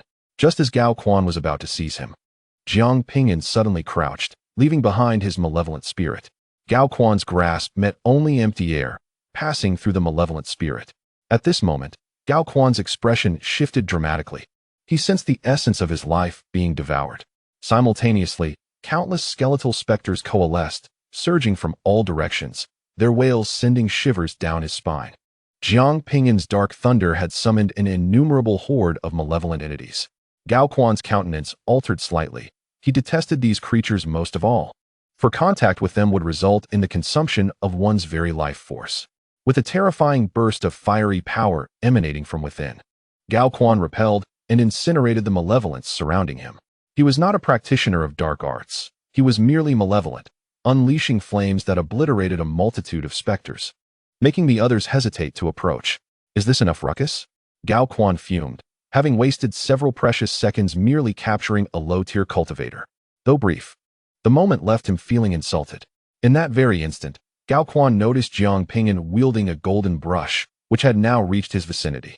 Observing the brush pulsating with the vibrations of the Tao, terror flashed across Gao Quan's face. A quasi-immortal artifact. Chapter 434. Jiang Ping'an's intentions. Jiang Ping'an infused all his strength into the judge's brush and swung it with all his might. A resplendent golden light sliced through the mist, unleashing terrifying Tao power toward Gao Quan. Blood splattered as the golden light swiftly vanished into the fog. Jiang Ping'an's expression turned grim. Gao Quan's speed was too formidable, and instead of cleaving through his torso, he merely severed one of his arms. Failing to land a decisive blow, Gao Quan reacted swiftly, seizing the judge's brush with his remaining hand and forcefully pinning Jiang Ping'an to the ground. The overwhelming force caused Jiang Ping'an's chest to cave in, bones shattering and blood gushing forth. Haha, a quasi-immortal artifact. It truly is a quasi-immortal artifact. Gao Quan paid no heed to the severed arm, his face alight with genuine exhilaration, his laughter echoing through the white mist. Not to mention a quasi-immortal artifact. Even a treasured possession was beyond the reach of a rogue like him. The rumors were true. Jiang Ping'an indeed possessed an immortal artifact. Yet now, all of it belonged to Gao Quan. His era had arrived. To acquire a quasi-immortal artifact so early on, what fortune awaited him in the future? After a prolonged fit of laughter, Gao Quan finally cast his gaze upon the barely conscious Jiang Ping'an. You think you deserve such a treasure? Something that is not yours will inevitably return to its rightful owner.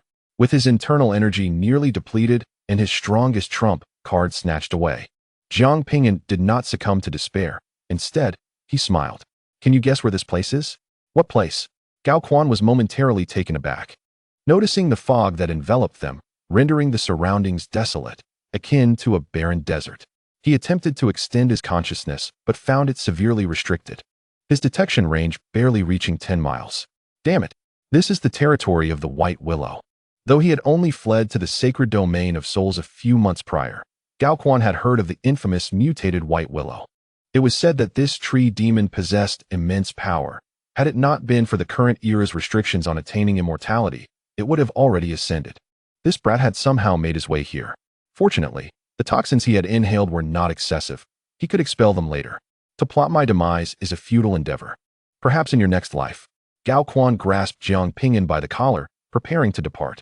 At this moment, the surrounding white mist seemed to boil and churn violently. Who dares to attack me? From within the fog emerged a roar that reverberated through the heavens, accompanied by a terrifying and ominous aura that swept across the land, causing all living beings within a vast radius to cower in fear. Gao Quan's expression changed drastically. The source of this menacing presence was incomparably more powerful than he could fathom. The aura emanated from the depths of the mist, It must be that mutated willow tree. But what could have provoked such a sudden outburst? Without daring to linger, Gao Quan stepped into the void to escape, only to be met by a sudden appearance of a white willow branch that pierced through the air and struck him heavily. His body was as fragile as a leaf, easily severed, and he fell violently to the ground, blood staining the earth. Jiang Ping'an was also flung away.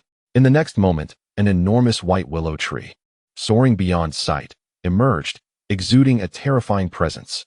This tree bore a human face, grotesque in its expression, with a golden gash from which green liquid flowed, as if it had been wounded. Jiang Ping'an suddenly pointed at Gao Quan and shouted, "Senior, I report him. He was the one who attacked you with that pen." Gao Quan. In that instant, Gao Quan finally comprehended that he had once again fallen victim to Jiang Ping'an's schemes. Previously, Jiang Ping'an had activated a quasi-immortal artifact, not to assault him, but to target this tree demon hidden in the mist. This was the very reason Jiang Ping'an had lured him here. Enraged, the tree demon unleashed a frenzy of willow branches within the fog. No wonder it dared to harm me. It wielded such a treasure. Do you think this will be of any use against me? Senior, it's not what you think. Let me explain. Gao Quan attempted to clarify, but upon seeing another willow branch strike towards him, he hastily wielded the judge's pen to block. The white branch was severed, thwarting the attack. You dare to resist. The tree demon's fury intensified as countless willow branches, resembling unparalleled swords, surged from all directions towards Gao Quan. Despite wielding a quasi-immortal artifact, the disparity in their realms rendered it futile. This tree demon had already reached the pinnacle of the tribulation stage. Its attacks imbued with the power of the Tao, far beyond what a nascent fusion stage cultivator like Gao Quan could withstand. Gao Quan's body was pierced, the willow branches draining his energy and lifespan. Damn Jiang Ping'an! Gao Quan roared in rage, his voice shaking the heavens. He channeled his remaining strength into the judge's pen and aimed it at Jiang Ping'an.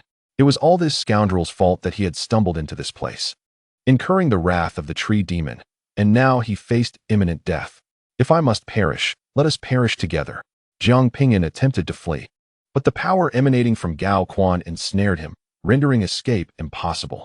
Gao Quan, a formidable cultivator in the fusion stage, could effortlessly manipulate the laws of the heavens to suppress a cultivator of Jiang Ping'an's caliber with ease. Resolute, Jiang Ping'an chose to self-destruct. Boom! His body shattered into fragments. The attack released by Gao Quan soared deep into the mist. Gao Quan felt an overwhelming sense of unwillingness. How could a distinguished cultivator like him be outwitted and killed by a mere initial stage cultivator?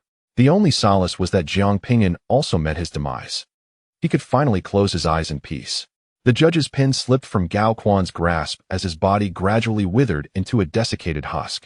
As Gao Quan was on the verge of closing his eyes, his gaze suddenly widened, for he beheld Jiang Ping'an, who had just self-destructed, mysteriously reconstituting. The death replacement talisman. This wretch possesses a death replacement talisman. Gao Quan was infuriated, filled with resentment, anger, and helplessness. He had wished to perish alongside Jiang Ping'an, yet he found himself devoid of strength. Ultimately, Gao Quan became a lifeless husk, his eyes wide open, refusing to close, presenting a frightful visage. He could never have anticipated that Jiang Ping'an harbored such a trick, evading the attack through self-detonation. Jiang Ping'an, manipulating his mental energy, sought to retrieve the judge's pen. Suddenly, a willow branch surged forth from the white mist, piercing through Jiang Ping'an's abdomen. Such a thing is not meant for scum like you to touch. The white willow tree demon's branch shot out, ensnaring the judge's pen. Jiang Ping'an collapsed to the ground, toxins spreading throughout his body, convulsing in agony. The white willow tree demon paid no heed to Jiang Ping'an, whom it regarded as insignificant, instead examining the judge's pen, its tree form trembling with excitement. Truly a semi-divine artifact, it contained the essence of higher laws. Perhaps with my current strength, coupled with this pen, I could shatter the constraints of heaven and earth and ascend to the celestial realm. It had lived for 100,000 years, its lifespan nearing its end, always yearning for ascension. Yet, in this era, the path to immortality was sealed, rendering ascension impossible.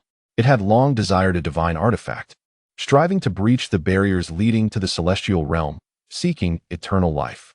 Unfortunately, such artifacts were solely in the possession of powerful human factions, leaving it without an opportunity to acquire one.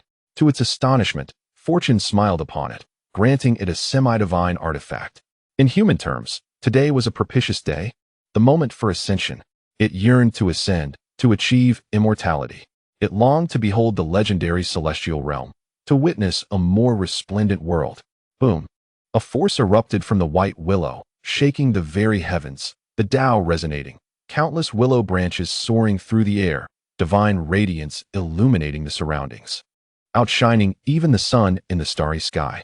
At that moment, all powerful beings in the world sensed this disturbance. Who was breaching the barriers of the celestial realm? Chapter 435. Breaking into the celestial realm, heavenly thunder roared, shaking the world, a cataclysmic storm enveloping a radius of 1,000,000 miles. In the tribulation stage, the most potent force in the human realm, upon overcoming the heavenly tribulation, one could ascend to immortality. The white willow had indeed undergone a tribulation once before. Yet the disappearance of the path to immortality had thwarted its ascension. Had the path not been severed, it would have already soared to the heavens. This time, bolstered by the semi-divine artifact, it believed it could surely break through the constraints of the heavenly Tao and ascend to the celestial realm. The tribulation stage beings across the world sensed this surge. However, these formidable entities understood that it was a futile endeavor. Those who had endured heavenly tribulations were aware that the path to ascension was sealed by the celestial realm. The reasons behind this were unclear to them. Many beings who had faced tribulations met their demise without ever having the chance to ascend. Some tribulation stage beings nearing the end of their lifespan either sought ways to seal themselves or took risks in an attempt to attain immortality. However, over the years, only the enigmatic Taoist Qinshu, who had forged his own cultivation system, had managed to ascend. All other powerful beings had failed. A terrifying thunderbolt descended from the heavens, its formidable aura instilling a sense of dread. Jiang Ping'an, gripped by fear, burrowed underground to seek refuge, while Bai Lu brandished her white willow branches, effortlessly shattering the unparalleled terror of the thunder. You could not stop me during the first tribulation, nor can you do so now. All of you begone. The voice, imbued with an arrogant and dominating presence, echoed across the cosmos, as countless willow branches danced gracefully, each resembling a treasure of great worth. These branches soared into the tribulation clouds, swirling violently, tearing them apart with sheer force. Concealed beneath the earth, Jiang Ping'an peered through the soil, witnessing this spectacle. His heart overwhelmed with shock. The profound laws, the chilling divine thunder, and the figure enveloped in a misty white haze opened his eyes to a new realm.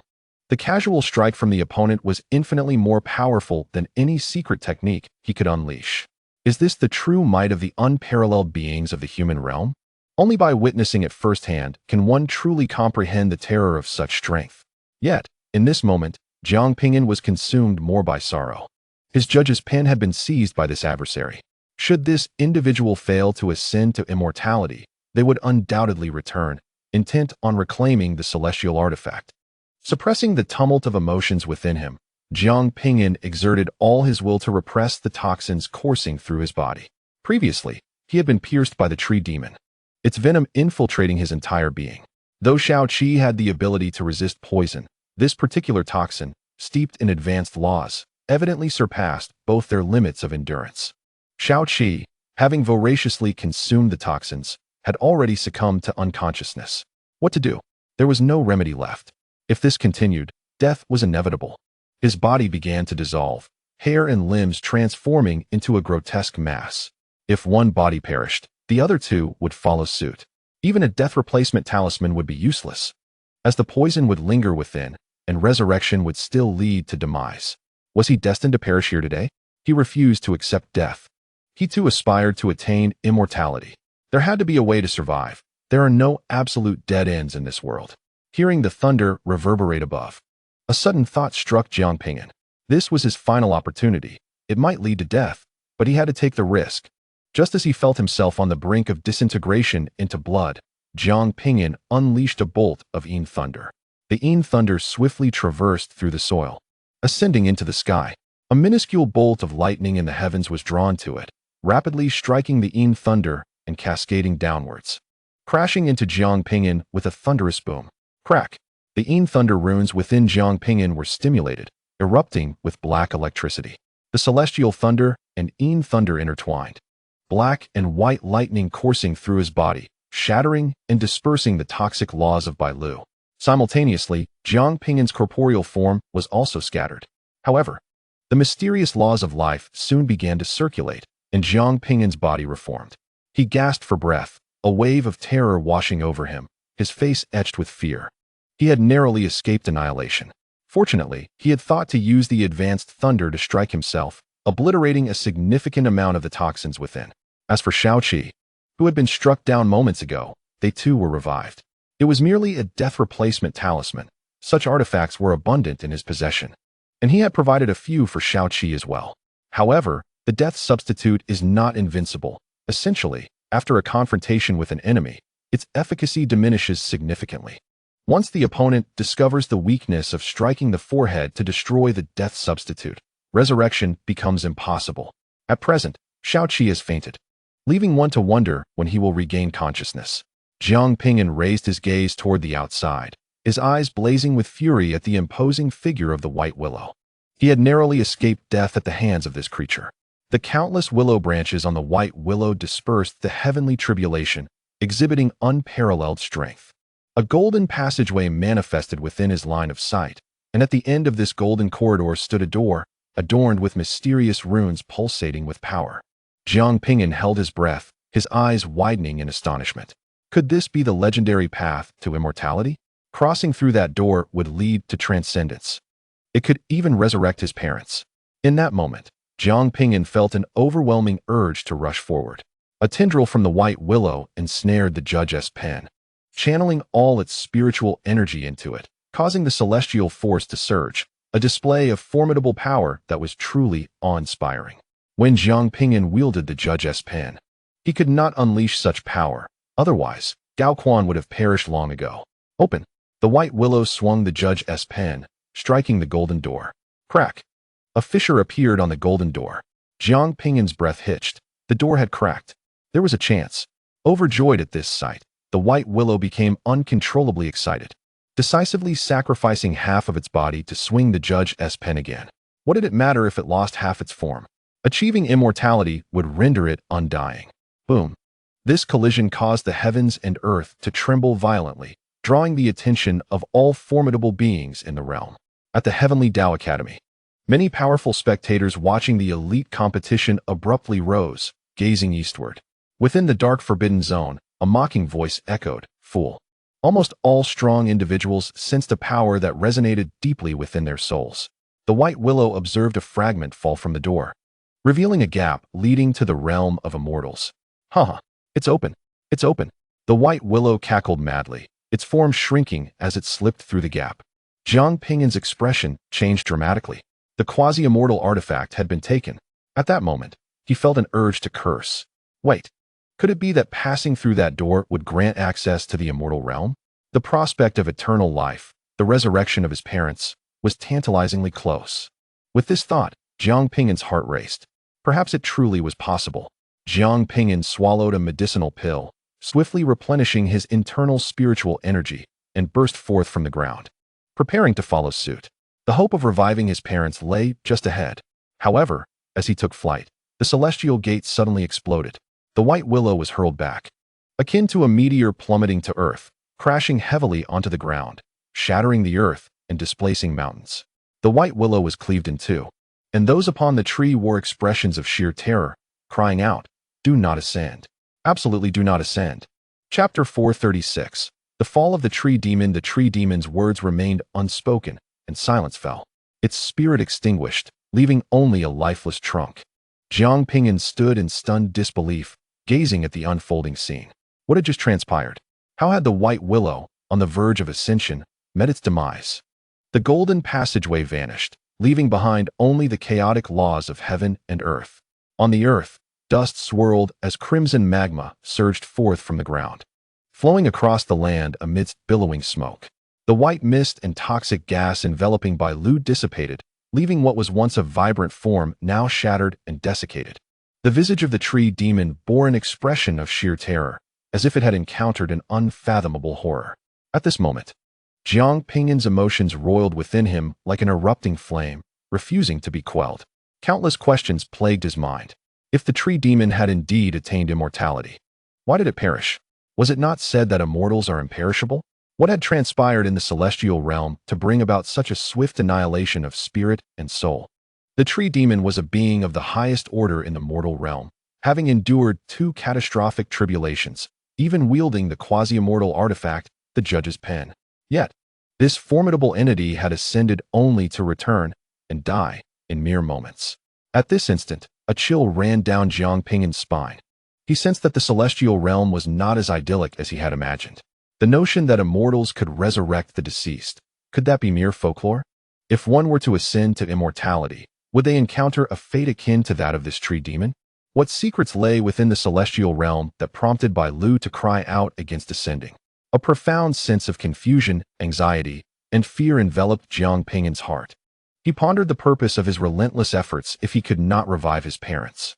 After a moment of silence, he lifted his hand to touch his right eye, and his previously bewildered expression transformed into one of unwavering resolve. If there existed no method of resurrection in this world, then he would forge one. Should he fail to create such a means, he would grow powerful enough to master the path of time, enabling him to reverse the fabric of reality. Since his battle with the Emperor, Jiang Ping'an's will had reached unprecedented heights. He would feel fear, trepidation, and confusion, yet he would never surrender. He gathered the body of Gao Quan beside him and flew to the side of Bai Lu, reclaiming his Judge's Pen. After much wandering, the Judge's Pen had returned to him. That which belonged to him could never be lost. Gazing at the colossal willow tree before him, Jiang Ping'an's emotions were tumultuous. This tree had lived for 100,000 years, enduring countless events and crafting innumerable tales and legends. It seemed unfathomable that it could die so easily. Yet, perhaps death was a blessing. The corpse of such a high-caliber tree demon, if sold, would be worth more than mere treasures. Just as Jiang Ping'an prepared to collect the tree demon, a formidable surge of mental energy struck, sending him crashing heavily against a mountain. Such power was beyond the grasp of a mere mortal like him. A man clad in white flew rapidly towards him. Exhilarated at the prospect of claiming the tree demon's body, Su Yin felt his fortune was soaring. Upon sensing movement in the vicinity, he had come to investigate and stumbled upon such a treasure. Once he sold it and acquired resources, ascending into the fusion phase would surely be within his reach. Su Yin looked down upon Jiang Ping'an with an air of authority and inquired with an imperious tone, what transpired here? How did Bai Lu meet his demise? Su Yin was aware that someone had undergone tribulation, yet he remained oblivious to the specifics of the events that had unfolded. He regarded Jiang Ping'an merely as a passerby. Jiang Ping'an raised his gaze, fixated on the other party, asserting that it was he who first discovered the corpse of the tree demon. The lifeless body of the white willow, akin to a priceless treasure, had fallen into his hands, only to be snatched away. Do you realize whom you are addressing? Su Yan's eyes turned icy. Did this fellow fail to discern his realm? A formidable mental force surged from Su Yan, pressing down upon Jiang Ping'an. This was a unique secret technique of their sacred land of souls, known as soul pressure, capable of exerting spiritual dominance over an opponent's soul. As a late-stage cultivator of the void refinement realm, dealing with such low-level practitioners was a mere trifle. However, to Su Yan's astonishment, the other remained unfazed. Maintaining direct eye contact, this was impossible. His mental strength was so overwhelming that even peers of the same cultivation level would be affected. How could someone merely at the early stage of void refinement remain entirely unaffected? Return what you have taken, or face death. Jiang Ping'an's voice was icily resolute. Having narrowly escaped death multiple times that day, his mood was exceptionally foul, teetering on the brink of losing control. Upon hearing the threat, Su Yan nearly erupted with laughter. You want me dead? Come, let us see how you intend to accomplish that. It was the first time he encountered such audacity. A mere early-stage cultivator daring to threaten a late-stage soul cultivator. Had he lost his mind? A smile graced Su Yan's face, yet a fierce anger simmered within. It was utterly vexing to be threatened by a fledgling of the early void refinement stage. Although the sacred land forbade killing, eliminating an ordinary passerby would likely go unnoticed by the sect. Just as Jiang Ping'an was about to take action, a flurry of lights flashed as 3 formidable cultivators arrived. Jiang Ping'an's expression darkened, and he quickly stepped back. This group was also composed of soul cultivators, and they were allies. Su Yan's demeanor shifted as well. Why had several elders come? This was disastrous. The corpse of the tree demon was surely lost now. Greetings, esteemed elders. Su Yan hastily bowed in respect. The elders of the sacred land of souls paid no heed to Su Yan, their attention fixated on Jiang Ping'an. Jiang Daoyu? A handsome young man clad in green spoke tentatively. Jiang Ping'an regarded him warily. How did this person know his identity? Su Muyun, observing Jiang Ping'an, smiled and said, I am Su Muyun, the second elder of the sacred land of souls. We received a distress signal from the Kaifeng Merchant Association and have come to locate you. Jiang Daoyu. May I inquire if you are indeed Jiang Daoyu? Despite being a powerful figure, Su Muyun exhibited no airs of superiority. Su Yan stood by, dumbfounded. When had the second elder ever smiled? This elder was notorious for his stern demeanor, perpetually wearing a poker face. Had he consumed some expired elixir? A sense of foreboding washed over Su Yan. Second elder, you must have mistaken him. He is merely a passerby, a cultivator at the early stage of void refinement. Upon discovering that the other party hailed from the sacred land of souls, Jiang Ping'an felt a slight relief. He was unafraid of such a formidable faction. Rather, it was the reckless rogue cultivators who were truly concerning. Those rogues, after committing misdeeds, would simply flee, showing little fear of retribution. However, powerful factions operated differently. Even in opposition, there would be a semblance of decorum. Moreover, it appeared that the other party had come to offer assistance. Jiang Ping'an restored his original appearance and respectfully clasped his fists in greeting to the elders, expressing his gratitude for their efforts, assuring them that he was unscathed. Upon recognizing him as Jiang Ping'an, the elders, including Su Muyun, exchanged astonished glances. They had received word that Jiang Ping'an was being pursued by a powerful being at the fusion stage, yet here he stood, alive and well. This was nothing short of miraculous. They had not dared to hope, merely seeking to inquire with a practitioner of the late void refinement stage who happened to be nearby. And to their astonishment, it truly was him. How had this been achieved? If Jiang Ping'an had managed to lift the curse, it signified the return of an extraordinary talent. Jiang Ping'an cast a glance at Su Yan and addressed the group, asking if this individual was a disciple of their sacred land, claiming he had stolen something from him. Chapter 437. Grandfather to mediate. Upon hearing Jiang Ping'an's words, the second elder Su Muyun snapped out of his shock. His expression darkened immediately as he turned and struck Su Yan across the face, sending him spinning over 100 times. You have brought disgrace upon our divine soul's sacred land. How has this sacred land raised you? Return the item to Jiang and apologize at once. Su Yan, dazed from the blow and clutching his face, protested, Second elder, have you made a mistake? He is merely an initial stage void refinement practitioner. What right does he have to be called a friend? Even if this practitioner were a disciple of another major power, he still lacked the standing to address an elder as a friend. Smack! The third elder delivered another slap to Su Yan's other cheek, sending a few bloodied teeth flying. Enough of your nonsense. Go reflect in solitude for 300 years. The third elder stripped Su Yan of his storage talisman and flew to Jiang Ping'an, personally returning it. I apologize, Jiang. My disciple has not been properly educated, allowing you to witness this disgrace. To express my regret, I hope you will visit our sacred land, where we shall extend our utmost hospitality. Su Yan, clutching his face and feeling dizzy, gazed mournfully at the treasures he had just acquired, shouting, Elders. That was the corpse of the white willow tree demon, worth more than any secret treasure. Thud! The fifth elder kicked Su Yan away, sending him hurtling into the distance like a shooting star. Ignoring Su Yan's plight, the fifth elder approached Jiang Ping'an with a smile, seizing his arm. Friend Jiang, I am but a humble elder with a granddaughter aged 28, who has recently broken through to the Nascent Soul stage and has long admired you. Jiang Ping'an had no desire to visit, but the group of elders insisted on dragging him along, leaving him no chance to escape. They paid little mind to the corpse of the white willow tree demon, no matter how precious it was. Could it rival the value of the leader of the Demon God Sect? The elders traversed the void, bringing Jiang Ping'an to the grand hall of the divine soul's sacred land, designated for hosting guests. Bring forth the highest standard of banquet preparations. The elders personally accompanied him with drinks, surrounded by numerous beautiful maidens, as exquisite delicacies and divine fruits wafted their enticing aromas.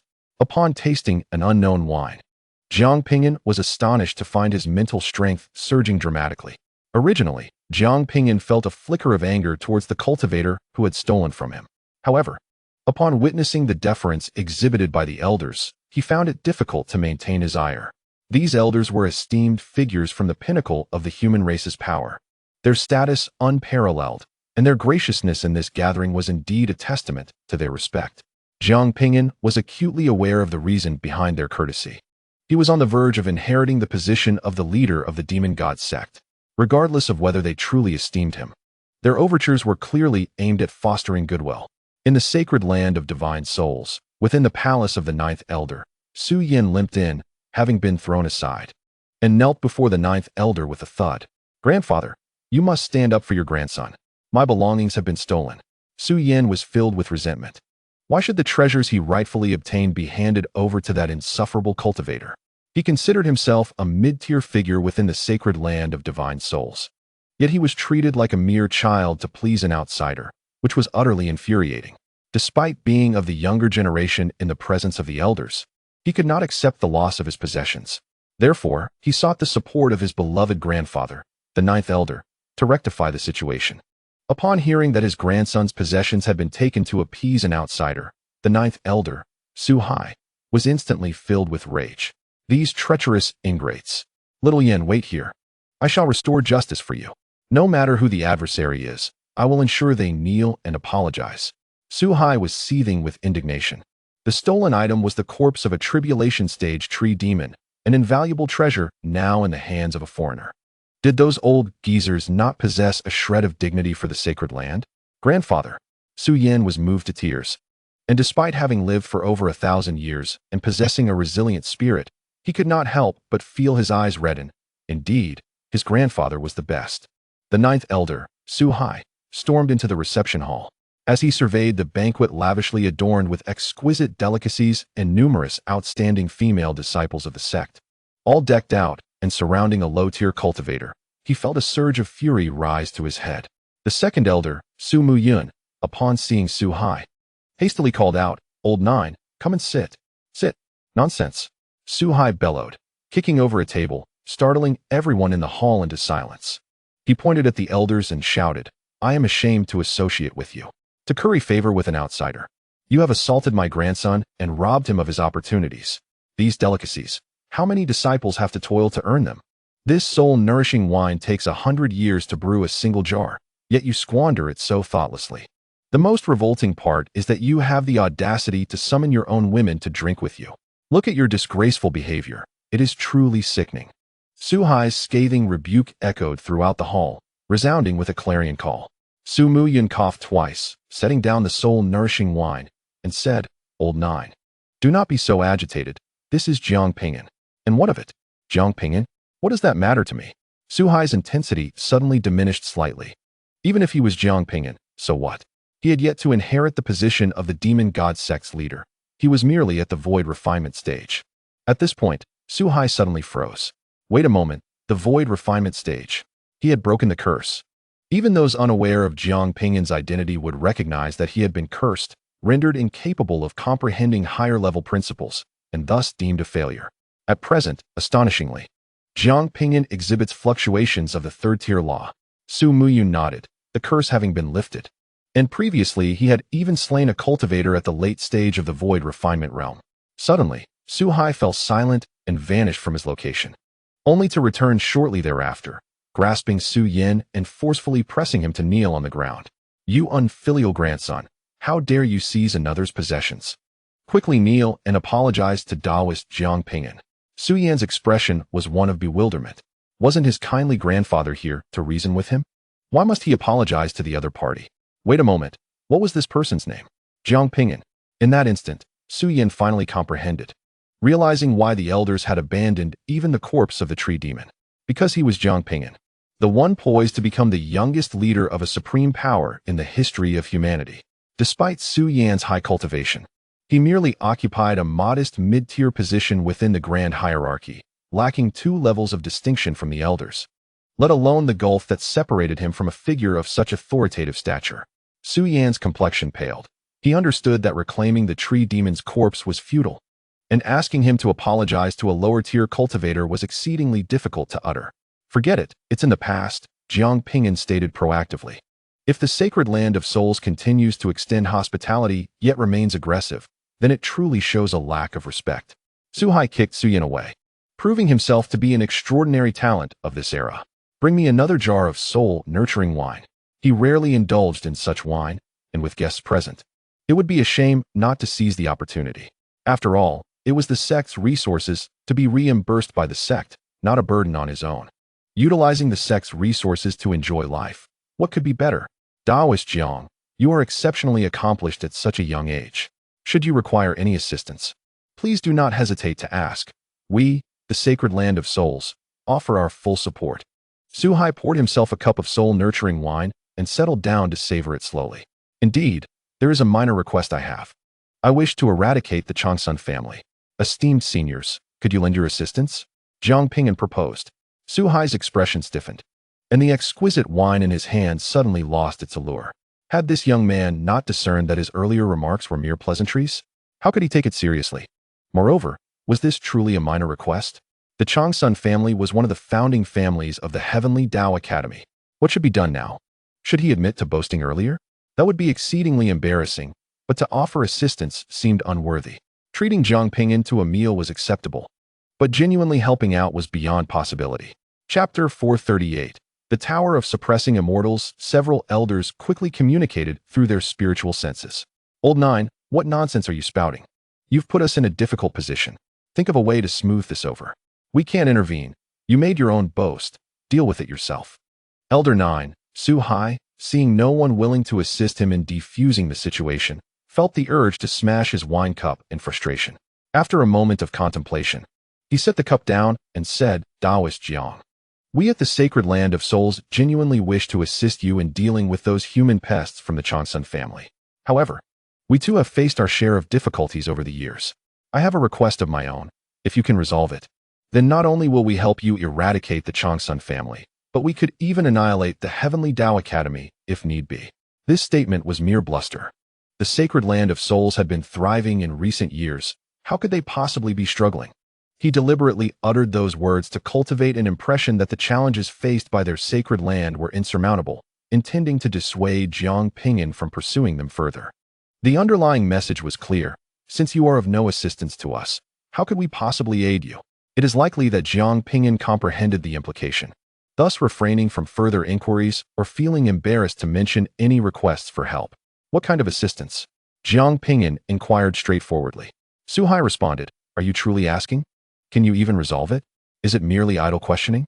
In truth, Jiang Ping'an sought to ascertain whether there were any resources the other party required, which he could replicate through his treasure trove, fostering potential collaboration.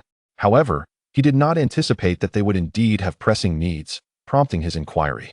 Suhai glanced at the other elders, who feigned ignorance, continuing to savor their delicacies. The consequences of dishonesty manifest in such ways. Fabricating a falsehood necessitates an array of subsequent lies to maintain the facade. Fortunately, as a soul cultivator, Suhai's mind operated with remarkable swiftness, quickly devising a solution. Friend Jiang, you must have heard of the Soul King, a figure from our ancestry, the most formidable soul cultivator after the Emperor. He established the cultivation system for our lineage based on the framework created by the Saint King. In his time, the Soul King avenged his beloved by infiltrating the enemy's stronghold alone, annihilating an entire race, yet he perished in the process.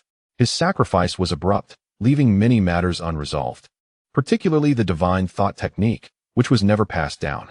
However, this technique resides at the pinnacle of our sect's celestial artifact, the Jinshin Tower. Yet, no one has ever ascended to that height. If you can reach the top and acquire the divine thought technique, we will assist you. Moreover, the Soul King once proclaimed that whoever ascends to the summit of the celestial tower shall directly become the sovereign of the Sacred Land of Souls. Upon concluding his remarks, Suhai exhaled deeply, relieved to have salvaged the situation and preserved his dignity. His statements were indeed truthful, yet the reality remained that no one from the mortal realm could ascend to such heights. Many powerful beings had attempted, all failing, let alone a novice like Jiang Ping'an. Suhai continued addressing Jiang Ping'an. Surely, with your extraordinary talent and immense willpower, you can resolve this issue for our Sacred Land of Souls, correct? This insolent young man. Today I shall teach you what should and should not be said. Jiang Ping'an gazed outward, beholding the celestial tower radiating golden light, its essence swirling around it. Soaring into the clouds, evoking a sense of solemnity. The celestial artifact represents humanity's ultimate foundation. The quasi-celestial artifact of the Jiang sect was modeled after this very tower. My cultivation is insufficient. I cannot ascend, Jiang Ping'an candidly admitted. Suhai chuckled. This tower does not gauge one's cultivation, but rather one's will and soul, typically employed to temper the resolve of disciples. You, friend Jiang, are a prodigy of this era, endowed with formidable willpower. I firmly believe you can reach the summit. Once you do, the sovereign will step down, and you shall rise to take their place. Together we can sweep away the parasites of the heavenly Tao Academy. In his fervor, Suhai did not afford Jiang Ping'an the opportunity to resist, seizing him and instantly transporting them to the tower's base. The celestial tower boasts 10 levels. And since the Soul King's sacrifice, only 2 individuals have succeeded in reaching the 9th level. Others can ascend to a maximum of 8 levels. Achieving this height allows one to compete for the position of the Holy Master. However, reaching the pinnacle is an unattainable feat unless the Soul King is resurrected. Go forth. We await your good news.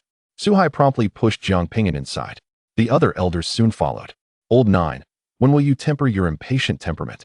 The profound soul pressure within could pose a threat. Should anything happen to Jiang Ping'an, how would they explain it to the Demon God Sect? The elders were exasperated by Suhai's actions. None had anticipated he would undertake such a bold move, yet it was somewhat expected. Suhai nonchalantly remarked, "It's your fault for not offering assistance before. I had no choice but to act thus. After all, he is unlikely to reach the summit." Bored and seeking entertainment, he proposed a wager over a pot of soul-nourishing wine, asking them to guess how many levels Jiang Ping'an could ascend. This lad possesses considerable determination. He should be able to reach 5 levels. Achieving 5 levels on his first attempt would already be a commendable feat among the disciples of their sacred land of souls. Few could reach 5 levels even after years of rigorous training. Reaching 6 levels would mark one as a key focus for cultivation, while 7 levels would qualify one as an elder candidate. Attaining 8 levels would permit contention for the title of Holy Master. Suddenly, the second elder, Su Mian, spoke with grave seriousness. Old 9, are you aware that within the Emperor's ruins of the eastern region, there exists a path to ascend to the heavens? I am aware. Why mention it? Suhai inquired, perplexed. Suhai had visited the Emperor's ruins once before and observed many traversing that path. He had attempted it himself, but only reached over 90 levels without achieving the summit. The pressure exerted by the path to the heavens differs from that of the celestial suppression tower, yet bears a semblance. Su Muyun continued in a low voice. Do you know that Jiang Ping'an has already reached the summit? He has reached the summit? That is impossible. The smile vanished from Suhai's face. He had personally experienced the difficulty of the path to the heavens and knew how challenging it was. If he could not ascend, how could Jiang Ping'an? The other elders displayed expressions of disbelief upon hearing this revelation. That is the truth, Su Muyun stated, gazing at the celestial suppression tower before them. This boy possesses extraordinary perseverance. He may indeed reach the apex. Suhai's expression shifted several times. I underestimated this lad. But the path to the heavens differs from the tower. It tests not only determination, but also the soul. No matter how formidable he is, reaching the summit is improbable. 7 levels should be the limit. The third elder suddenly inquired, what if he truly does reach the summit? Suhai shot him a disdainful glance. Such a possibility is utterly non-existent. Do you consider him to possess the will of an emperor, or the sole power of the Soul King? Our sacred land of souls has existed for so long and has birthed countless powerful beings, yet none have ascended to the 10th level. It requires immense mental fortitude. Even ancient beings of 10,000 years cannot achieve it. How could a mere child just over 100 years old possess such resolve? Even if Jiang Ping'an were a prodigy, he is merely a cultivator who comprehends 3rd-level laws. Reaching 6 or 7 levels would be remarkable. I said, what if? The third elder insisted. Such a premise is non-existent, Suhai declared, waving his hand dismissively to silence such impractical conjectures. Yet, in his heart, Suhai harbored a deep-seated fear of such a scenario. Just as their conversation unfolded, a familiar figure emerged from the celestial platform. Suhai watched as Jiang Ping'an emerged and smiled at the elders beside him, saying, see, what did I tell you? He has come out, hasn't he? You have all overestimated him. I bet you thought Jiang Ping'an would ascend to great heights, but you were completely mistaken. It has barely been a short while, and he was forced out. What face does this young man have left to bring up matters of assistance? However, Suhai would not entirely disregard the other's dignity. It was enough that they all understood the situation. Chapter 439, I truly ascended. Jiang Daoist, let us return to our drinking. This soul-nourishing wine is not something just anyone can partake in. Suhai refrained from inquiring how many levels Jiang Ping'an had ascended in the Immortal Tower. He presumed it was perhaps only 3 or 4 levels. If he were to ask, it would surely embarrass the other. Yet, Jiang Ping'an spoke up. Does the Ninth Elder's promise still hold? If I obtain the divine consciousness technique, will you assist me in annihilating the Changsun family? I have always honored my word. Suhai replied, if you help us acquire the divine consciousness technique, we shall aid you in your vengeance. He underscored the notion of mutual assistance, implying that if Jiang Ping'an did not help them, they would not extend their aid to him either. Jiang Ping'an nodded and produced a blue, ancient jade stone, presenting it to Suhai. This was obtained from the 10th level. It should be the divine consciousness technique. Suhai was momentarily taken aback, then burst into hearty laughter. Haha, I initially thought you were a serious person, Jiang Daoist. I did not expect you to have such a sense of humor. The surrounding elders joined in the laughter, realizing Jiang Ping'an was merely jesting, albeit not finding it particularly amusing. After all, he was destined to be the future leader of the Demon God Sect. No one believed that Jiang Ping'an truly possessed the divine consciousness technique. They dismissed his actions as mere jest. I am not joking. This is indeed the divine consciousness technique, Jiang Ping'an asserted earnestly. All right, let us continue our revelry. The divine consciousness technique is granted to you, Jiang Daoist, Suhai replied nonchalantly. Continuing this jest would soon lose its charm. I do not seek the divine consciousness technique. I desire your assistance, Jiang Ping'an stated. He understood the strength of the divine consciousness technique. Yet the emperor had once told him that he had his own path to follow and need not learn this technique. Suhai's expression gradually turned cold. Jiang Daoist, what you are doing is rather tiresome. We, the elders, have already given you considerable respect by accompanying you personally. If you persist in this charade, it will truly become dull. If you could genuinely ascend to the 10th level, we would offer you the position of our sovereign, but you cannot rise. If you truly wish for our help, it would be better to present us with something enticing. Suhai directly laid bare his thoughts. Jiang Ping'an finally comprehended that they did not believe he had genuinely reached the 10th level. Suhai's expression confirmed his suspicions without need for words. Entering the Immortal Tower subjects one to immense mental pressure. The higher one ascends, the greater the pressure becomes, stemming from the weight of will and soul, piercing directly to the heart. Those who lack resolve, who are mired in confusion, or who possess insufficient conviction find it nearly impossible to advance even a step within. Even these elders would require time to ascend to the 8th level. Yet, Jiang Ping'an had merely entered for a brief moment. Less than the time it takes to brew a cup of tea, only to emerge and claim he had reached the 10th level. Who would believe such a tale? No one would believe in matters that transcend their understanding. Jiang Ping'an turned to gaze at the celestial tower, exuding an aura of profound principles, and inquired, Senior, which level did I just ascend to? Suhai, puzzled, asked, who are you speaking to? Of course, it is the spirit of the tower. Don't all celestial artifacts possess a spirit? Jiang Ping'an replied. Suhai looked at Jiang Ping'an as if he were a fool. Do you really think the spirit would pay heed to you? What are you thinking? Even the Holy Lord is seldom acknowledged by the spirit. Suddenly, a peculiar wave of Tao resonance emanated from the celestial tower, shaking the surroundings with a thunderous roar, as laws danced chaotically and divine radiance illuminated the entire sacred ground, creating a breathtaking spectacle. The disciples within the sacred ground sensed the commotion and looked toward the tower in confusion. What is happening? It seems the tower is stirring. The tower trembles. Surely something significant is about to unfold, either a battle or the selection of a holy lord. Could it be that trouble has arisen once again in the starry battlefield? The disciples of the sacred ground whispered among themselves. The elders beneath the tower were taken aback, their expressions filled with shock. The spirit of the tower has actually reacted. Is this mere coincidence? A voice, ethereal and elusive, resonated, confirming that he had indeed ascended to the 10th level. Upon hearing this, several elders were struck as if by lightning, their eyes wide with disbelief, their minds blank. What did the spirit say? Jiang Ping'an truly reached the 10th level? How is that possible? They had traversed thousands, even tens of thousands of years, without attaining such heights. Yet Jiang Ping'an accomplished it in less than the time it takes to brew a cup of tea. If this were not spoken by the spirit itself, they would never have believed it. Even with the spirit's declaration, they found it difficult to accept, remaining dazed for a considerable time. To what terrifying extent had Jiang Ping'an's willpower ascended? What obsession did he harbor that enabled him to withstand such overwhelming pressure?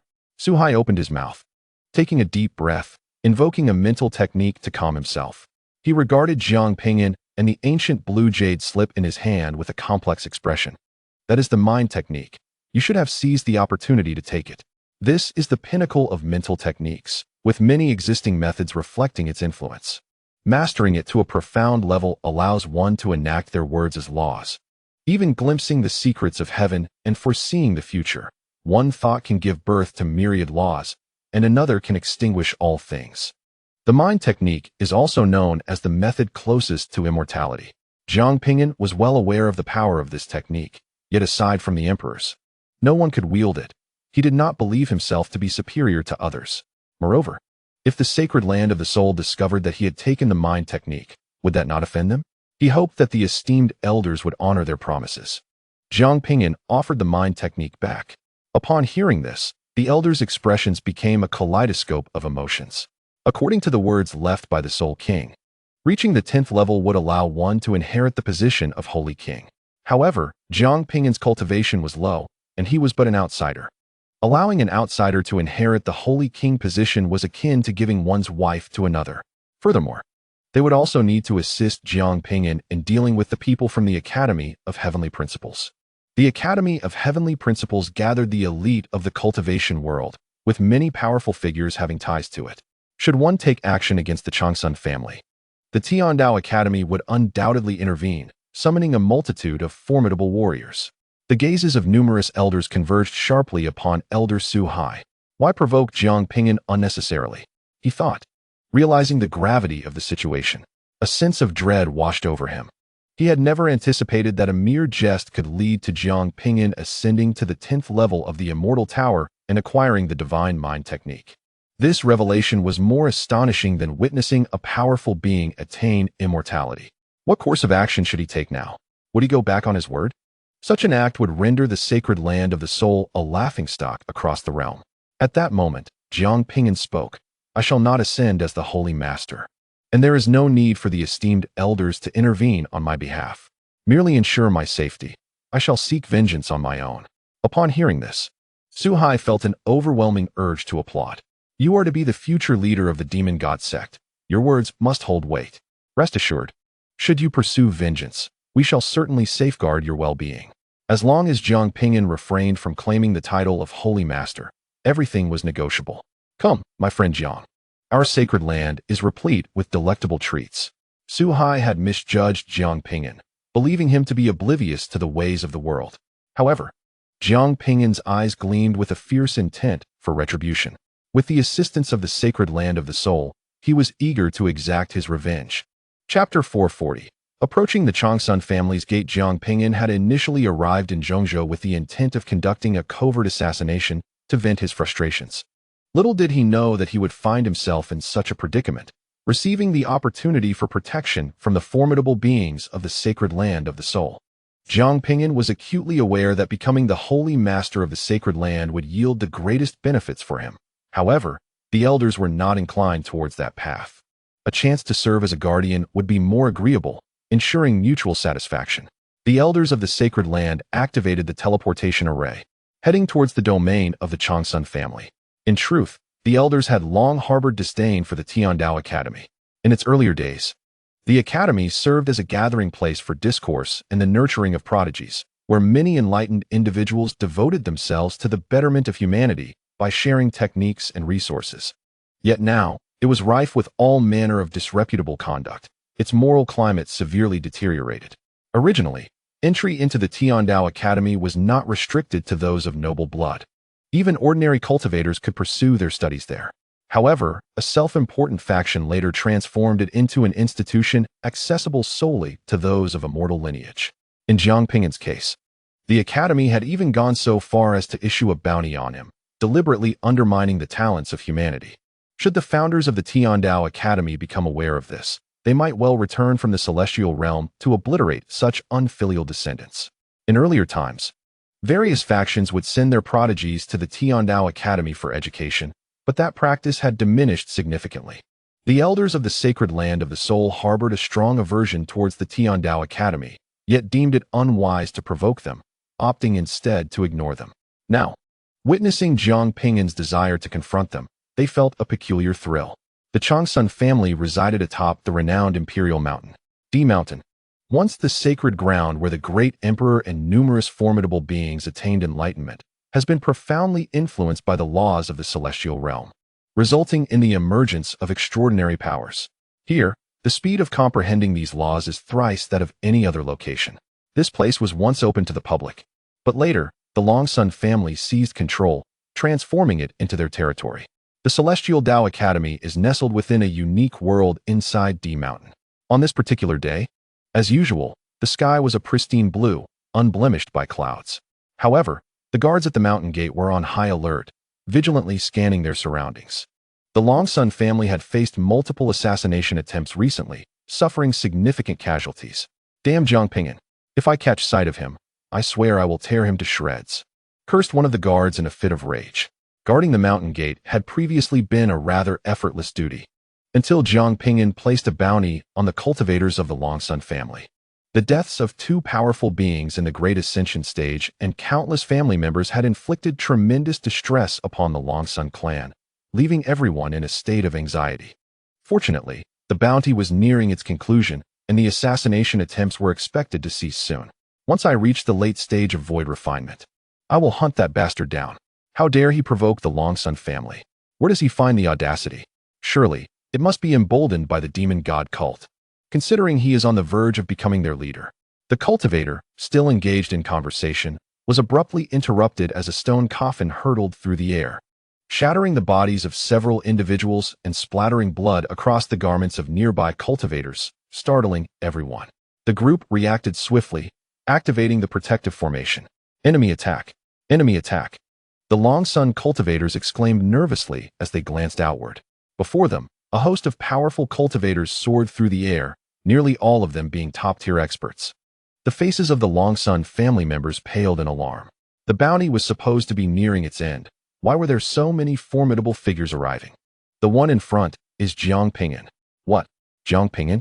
Could these individuals be from the demon god cult? The cultivators who had just vowed to eliminate Jiang Ping'an now appeared ashen-faced with fear. You members of the Sacred Soul sect, what do you intend to do? A furious roar echoed from within D Mountain, as the Longsun family's powerful figures emerged one after another. Most of the powerful beings recognized one another, and the Longsun cultivators identified the allies of Jiang Ping'an as individuals from the Sacred Soul sect. The second elder, Su Muyun, wore an expression of indifference, stating, "We owe Jiang Dao you a favor, and we have come to repay it." The Longsun cultivators' expressions darkened. Are you from the Sacred Soul sect planning to make a move against our Celestial Dao Academy? Are you declaring enmity with us? Do not misinterpret our intentions. Whatever Jiang Dao Yu does is his own affair.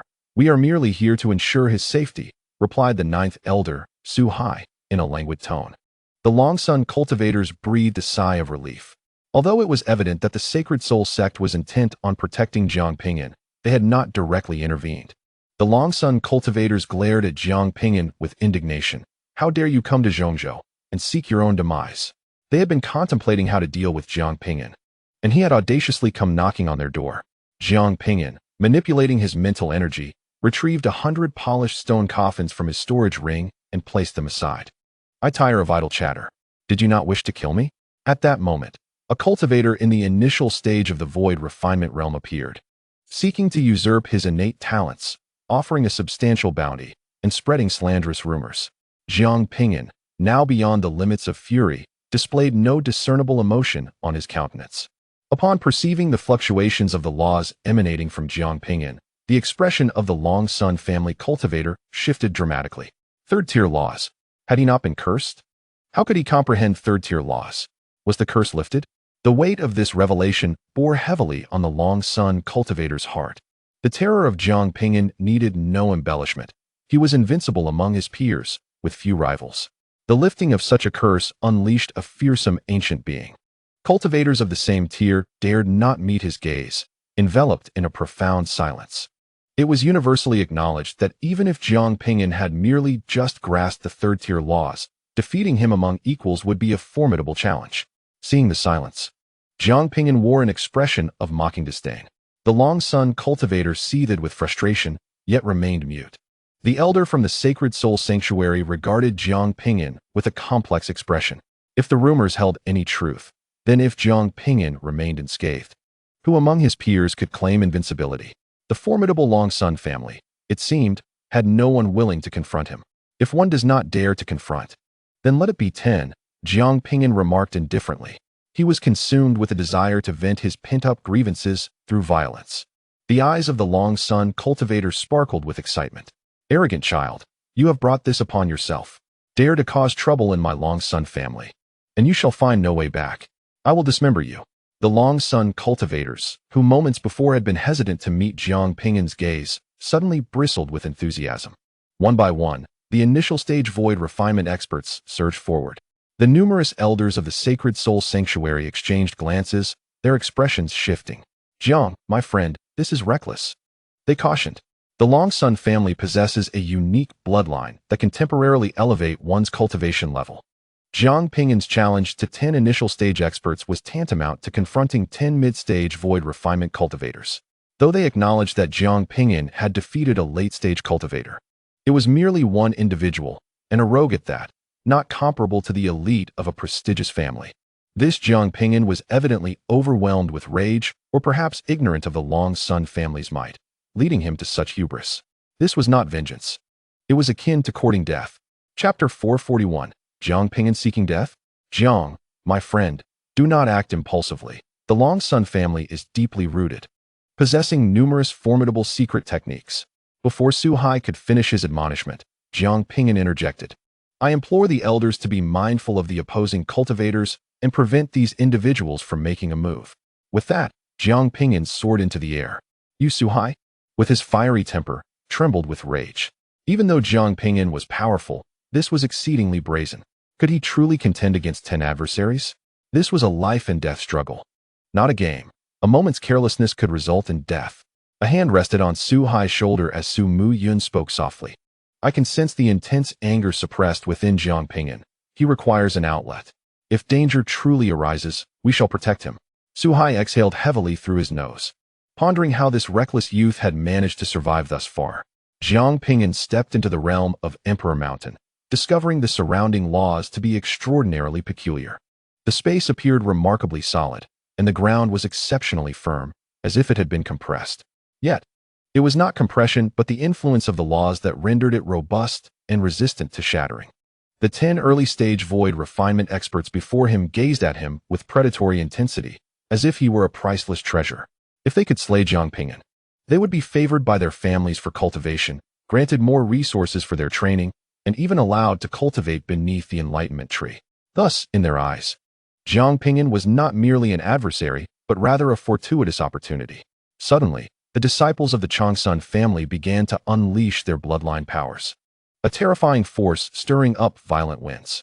The manifestations of the laws of fire, gold, earth, and water shimmered with divine brilliance. The overwhelming surge of power rendered breathing arduous.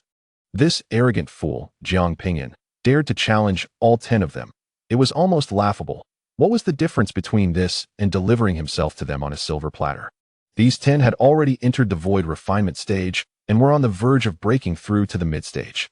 If they could not kill Jiang Ping'an, they might as well take their own lives. At the moment they activated their bloodlines, they suddenly felt an unbearable heaviness in their bodies, their inner strength inexplicably restrained, as if bound by chains. The expressions of the 10 men shifted dramatically. In that fleeting instant, Jiang Ping'an's physique expanded, and he unleashed his destruction fist. Bang! Jiang Ping'an's fist struck heavily against the group, causing the ground to quake violently, the sound reverberating throughout Emperor Mountain. The earth here was incredibly solid, yet it did not shatter. Jiang Ping'an slowly lifted his fist. The 10 individuals who had emerged moments ago were nearly unrecognizable, obscured by a deluge of blood, a testament to the lives that had been extinguished here. The wind tousled the hair of all present as they stood transfixed, gazing at the scene before them. 10 top-tier early-stage void refinement experts, dispatched in an instant. What kind of martial art was this? How could it be so terrifying? Was it a divine ability? The onlookers were utterly astonished. In their many years of existence, they had never witnessed such a fearsome strike at this level. Jiang Ping'an disdainfully wiped the blood from his hands, muttering that a coffin was superfluous. They would not need one, as they had perished without a trace. Nearby cultivators, sensing the commotion, approached to investigate, only to be met with bewilderment at the scene. Has another person come to the Changsun family to commit murder? Is there a bounty? They wondered. It seemed unlikely. A few among them appeared to be elders from the Sacred Soul sect. How had a conflict erupted between the two parties? As these onlookers remained puzzled, a Changsun family expert roared in fury, Jiang Ping'an, "You scoundrel! How dare you kill my family's cultivators?" Cultivating these experts required an immeasurable amount of resources, and losing 10 of them in an instant was a colossal blow. Jiang Ping'an coldly scoffed. "By what right do you claim the ability to kill me, while I cannot do the same to you? What are you?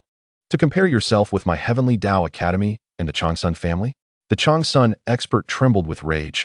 "I may be nothing, but your family's members are incapable of killing me. They are not even worthy of being considered."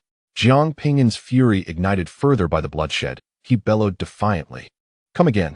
His voice resonated through the heavens, exuding unparalleled dominance.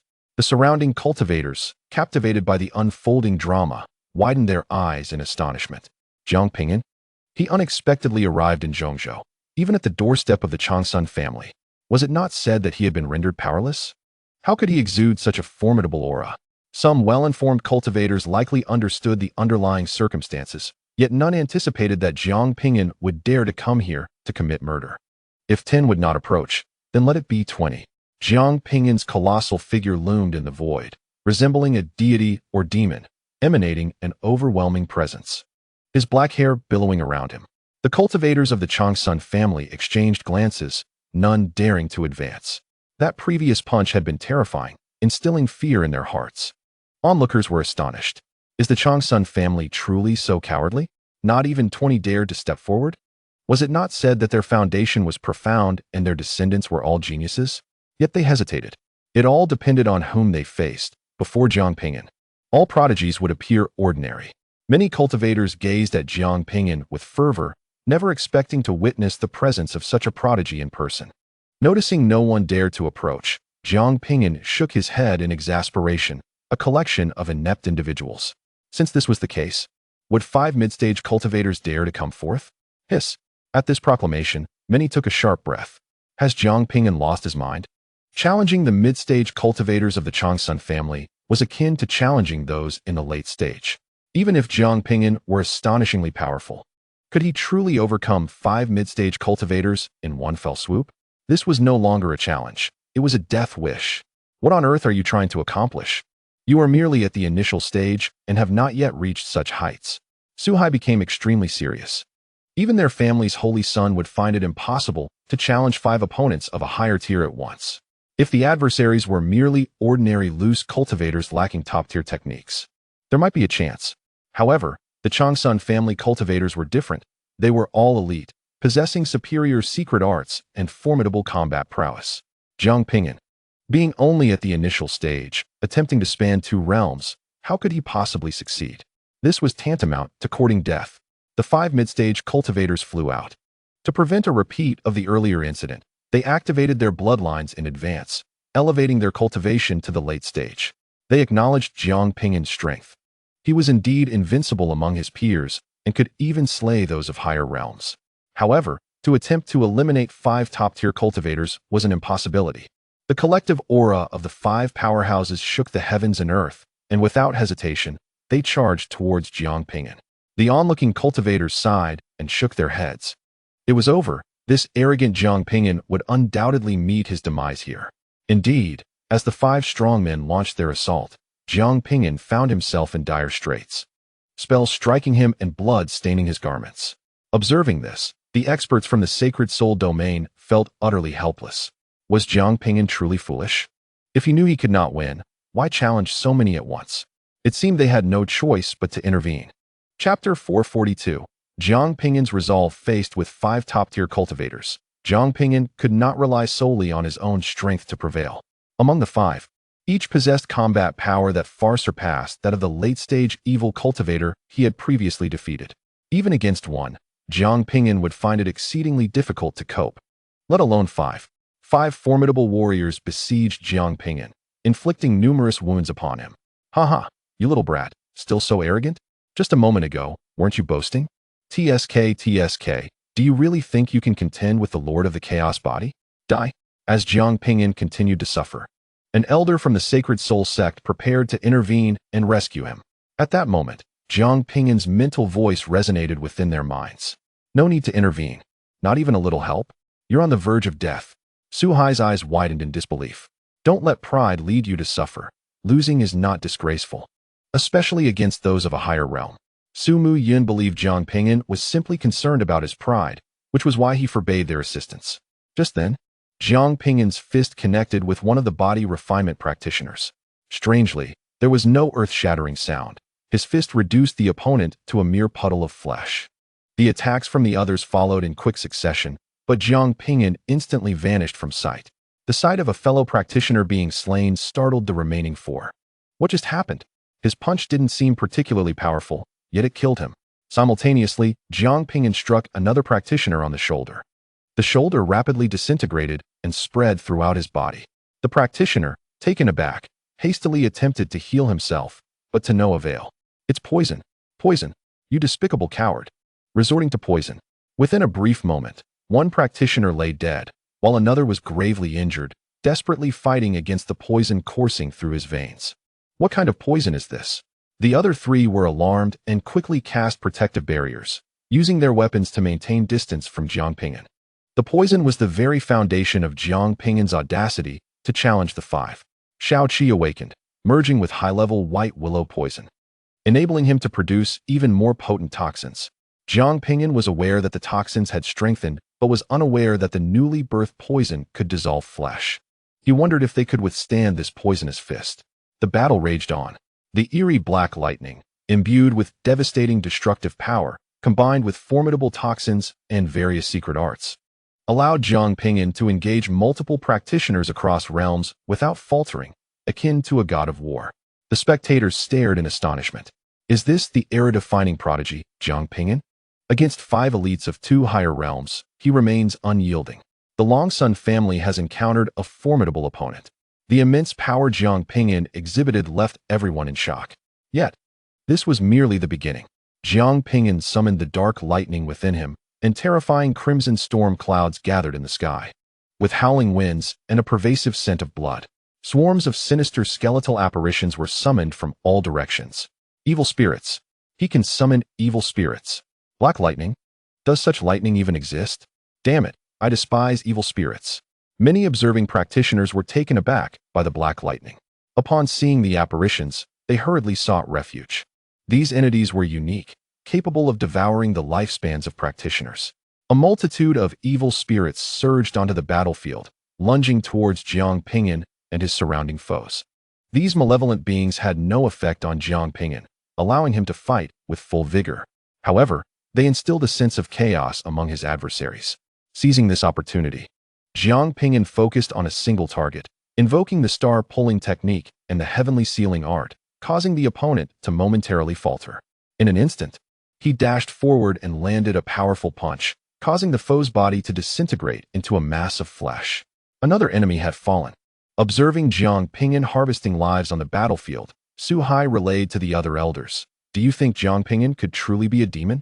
His aura is so peculiar. It emanates dark energy, sinister lightning, and calls forth evil spirits, along with a mastery of poison. It seems this young man is amassing all the traits of a villain. Damn it." The members of the Changsun family trembled with rage, never having anticipated Jiang Ping'an's formidable prowess. If this continued, several of their elite could very well perish here. Suddenly, a powerful warrior raised his hand, launching a sneak attack on Jiang Ping'an. A formidable mental barrier appeared, blocking the strike. The collision unleashed a terrifying wave of energy, as if the very heavens were about to rend asunder. The Changsun family warrior glared at the experts from the Sacred Soul sect, demanding, "What does this matter have to do with your Sacred Soul sect?" Su Hai mocked, "You lot should spare yourselves the embarrassment. Youngsters are engaged in a duel, while the elders resort to sneak attacks. It is no wonder the Heavenly Tao Academy has fallen from grace." Once, the Heavenly Tao Academy commanded respect, with its students scattered throughout the cultivation realm. Now, it had become an object of scorn. Upon witnessing the sneak attack, a cold glint flashed in Jiang Ping'an's eyes. My favorite pastime is when you powerful beings take action, for it compels me to adhere to the rules. Hearing this, the Changsun family expert realized the gravity of the situation, his expression shifting as he shouted to the remaining cultivators, "Return quickly." Yet, it was too late. A white willow branch materialized in Jiang Ping'an's hand. The remaining cultivators, initially startled, believed he was about to wield a treasured artifact, only to feel their apprehension dissipate upon seeing it was merely a branch. Is this all? One swordsman attempted a surprise attack from behind Jiang Ping'an. In a flash, Jiang Ping'an pivoted and casually swung the willow branch, effortlessly slicing through the swordsman and his weapon as if they were mere tofu. The onlookers could only stare in astonishment. This was inconceivable. How could a single willow branch be so sharp? While an ordinary willow branch would indeed lack such power, this was a branch from a white willow tree demon that had endured 2 thunder tribulations and entered the celestial realm. The remaining cultivators, gripped by terror, contemplated flight. Yet Jiang Ping'an would not grant them such an opportunity. He imbued the branch with the essence of annihilation and pursued them, swinging the branch. 2 cultivators, as fragile as paper, were cleaved into pieces, plummeting from the sky. Blood clouds billowed overhead, and chilling winds howled as Jiang Ping'an, enveloped in dark lightning and wielding the bloodied willow branch, emanated a sinister aura that rendered the air itself unbreathable. 5 formidable adversaries, each 2 minor realms above Jiang Ping'an, lay dead. The crowd was rendered speechless in shock. Even the illustrious prodigies competing within the Heavenly Tao Academy did not possess such terrifying might, did they? Did you not wish to kill me? Did you not place a bounty on my head? Did you not seek to bring about my demise? Here I stand, come forth. Jiang Ping'an's voice reverberated around the imperial mountain, and the murderous intent within him surged forth like a raging flame. This group of individuals, in their eagerness to curry favor with the chaotic body, had repeatedly thrust him into perilous situations, drawing the attention of assassins upon him, leaving him in a constant state of vigilance, fearing an enemy's strike at any moment. Such pressure could only be truly understood through personal experience. These individuals considered themselves superior, believing that their noble lineage granted them the right to dictate the fates of others. Yet, he refused to conform to the destiny they had orchestrated for him. Did they wish for his demise? Then let them perish first. The members of the Changsun family harbored a deep-seated hatred for Jiang Ping'an, this detestable scoundrel who had embarrassed them and caused significant losses among their ranks. When had the Changsun family ever endured such humiliation? They yearned to eliminate Jiang Ping'an, yet felt utterly powerless. Jiang Ping'an was too formidable. He could not be slain by those of the same rank, while higher-tier protectors shielded him from harm. The upper echelons of the Changsun family commanded their subordinates, quickly enter the Heavenly Tao Academy and seek assistance from Lord Situ. Chapter 443. The defeat of the chaotic body. Now, the only one capable of obstructing Jiang Ping'an was Situ Lingfeng of the chaotic body. Do not flee. Soon you shall find no place to bury your remains. The cultivators of the Changsun family glared at Jiang Ping'an with venomous intent. Within the small world of the Imperial Mountain, the elite of the human race and the prodigies sat in the arena, observing the contest of champions. At this moment, all were frozen in disbelief, their faces marked by shock and incredulity. Changsun Ping's expression was one of stupefaction. It was impossible that the young master had actually lost. Within the spatial barrier of the arena, Situ Lingfeng's body was on the verge of disintegration, his heart visibly still pulsating. Even so, he remained alive. His eyes of rule filled with daze and confusion, fixed intently on the holy son of Tianzi, Liang Xiaohong. What martial art did you just employ? Liang Xiaohong's last punch was immensely powerful, harnessing both devouring and chaotic forces, yet it had been unstoppable. Liang Xiaohong casually brushed his hair aside and replied, "The Imperial Fist." Upon hearing these 2 words, the powerful figures present abruptly rose, their terrifying auras uncontrollably emanating. The Imperial Fist? Could it be the technique created by the Emperor? It must be. I just sensed a unique pressure. This is certainly beyond what ordinary secret arts can produce. Wasn't this technique supposed to be lost? How could Liang Xiaohong possibly master it? The Imperial Fist, the mightiest martial art in existence. It was through this technique that the Emperor vanquished the ancient ancestral crocodile. ventured into the three great forbidden zones, and forged a future for humanity with his fists. However, this supreme art had never been passed down throughout history. It had only retained a single name. Even with just a name, the world was willing to regard it as the most powerful martial art. Now, Liang Xiaohong claimed to have mastered the imperial fist. How could this not astonish everyone? Liang Xiaohong became the focal point of all attention. His tall and sturdy figure reminiscent of a mighty mountain, with muscular lines subtly visible beneath his azure garment. His brows were like swords, his eyes twinkled like stars. His nose was high and proud, and his lips were distinctly defined, exuding an inherent air of nobility, akin to a regal king. Many female cultivators found their hearts racing uncontrollably. Meng Jing clenched her fists, her gaze filled with resentment as she fixed her eyes upon Liang Xiaohong. She had not anticipated that he would prove to be so formidable, surpassing even the chaotic entity. Beside her, the elder of the Lei family, Lei Song, spoke in a deep voice. This individual is not to be underestimated. He has acquired extraordinary fortunes. You cannot defeat him. I am aware. Yet Mu too will avenge my father, Meng Jing replied, filled with unyielding determination, though she possessed the wisdom to recognize her limitations. Even C2 Lingfeng, who commanded 10 divine bodies and numerous secret arts, had succumbed to defeat. How could she hope to prevail?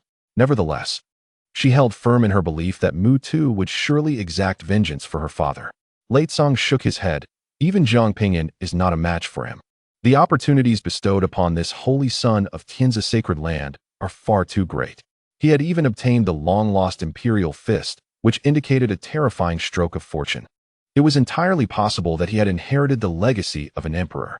Mu too will undoubtedly triumph. He is invincible, Meng Jing declared, resolutely gripping her fists, placing unwavering trust in Jiang Ping'an. Lei Song, however, could only shake his head in resignation. His granddaughter was utterly blinded by infatuation. Liang Xiaohong stood within the spatial barrier, surveying the assembly of prodigies. He proclaimed loudly, "In this era of rising myriad clans, the status of humanity hangs by a thread. Our generation requires a leader to unite our kin and repel the encroaching foreign races. I, Liang Xiaohong, though lacking in merit, aspire to become that leader, shouldering the burden of humanity's backbone and dedicating myself to its protection."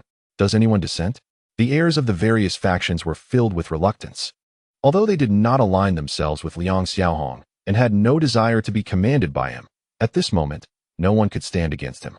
The title of foremost prodigy could only belong to Liang Xiaohong, and publicly, he would ascend as the leader of this generation of humanity. Seeing that no one spoke against him, a smile crept upon Liang Xiaohong's lips. In that instant, he stood atop the monument of human civilization, destined to inscribe this chapter of history as his own. Whenever humanity faced dire straits, unparalleled heroes would inevitably arise to turn the tide, and this time, it would be Liang Xiaohong who would compose this segment of human history. Suddenly, an alarmed shout pierced the air as all eyes were fixed upon Liang Xiaohong. A panicked member of the Changsun family rushed before Changsun Pingzhen, exclaiming, "Elder, we are in grave trouble." The news of C2 Lingfeng's defeat had left Changsun Pingzhen in a foul mood, and upon hearing the outcry, his temper flared. "What are you shouting for? You are only embarrassing me." With a swift motion, he struck the individual across the face, sending him flying. The disciple, despite being knocked back, hurriedly returned. "Elder, it is truly dire.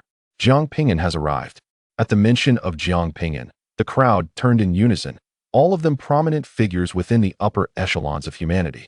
Well aware of who Jiang Ping'an was, Meng Jing, who had just taken her seat, leapt to her feet, her heart racing with joy and excitement. Mu too is here. In an instant, she activated her lightning flash technique, vanishing from her spot.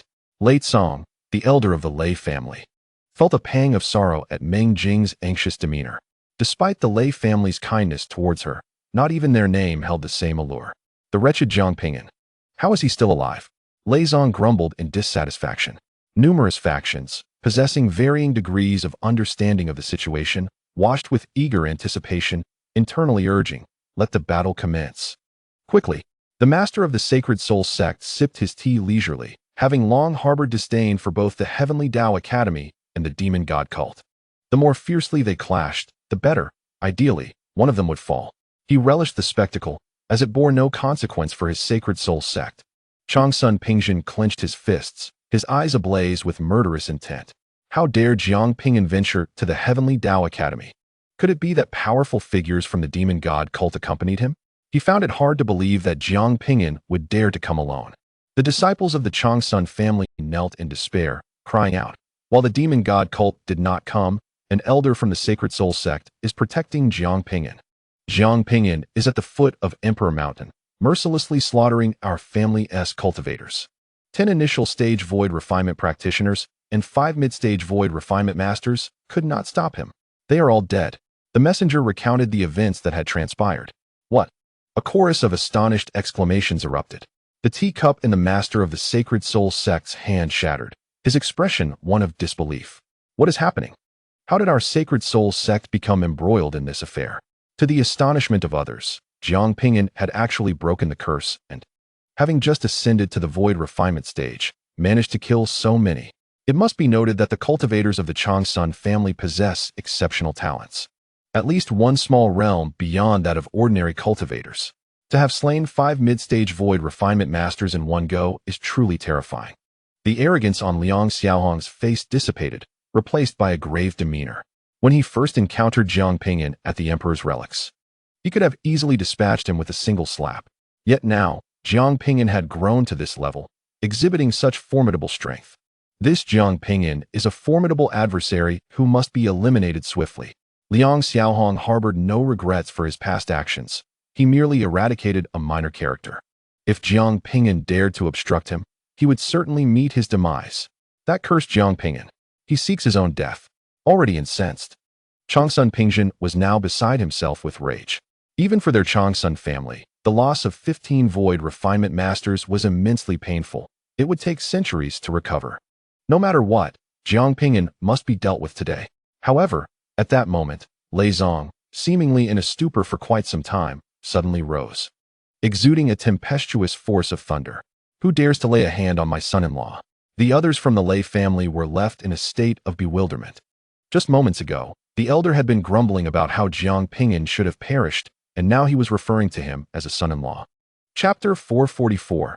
The protection of major factions. Initially, Lei Zong had opposed Meng Jing's relationship with Jiang Ping'an out of concern that Jiang Ping'an would hinder her cultivation. Thus, he had insisted that Jiang Ping'an challenge the top talents of the human race to seek the chaotic thunder fruit. Unexpectedly, Jiang Ping'an had broken the curse, enabling him to comprehend the laws anew. Moreover, with Jiang Ping'an poised to become the leader of the demon god cult, his value had escalated significantly. In a fit of rage, Lei Zong kicked over the table before him, unceremoniously pointing at Jiang Ping'an and berating him. You wretches of the Jiang family. How shameless can you be, hiring assassins to kill my son-in-law? This matter is far from over. The crowd murmured disparagingly about the shameless old man. Why had he not defended Jiang Ping'an earlier? The lord of the sacred land of souls hastily soared into the air, eager to discern the unfolding situation and the involvement of their domain. Meng Jing arrived at the foot of D Mountain, her gaze immediately locking onto the figure she had long yearned for.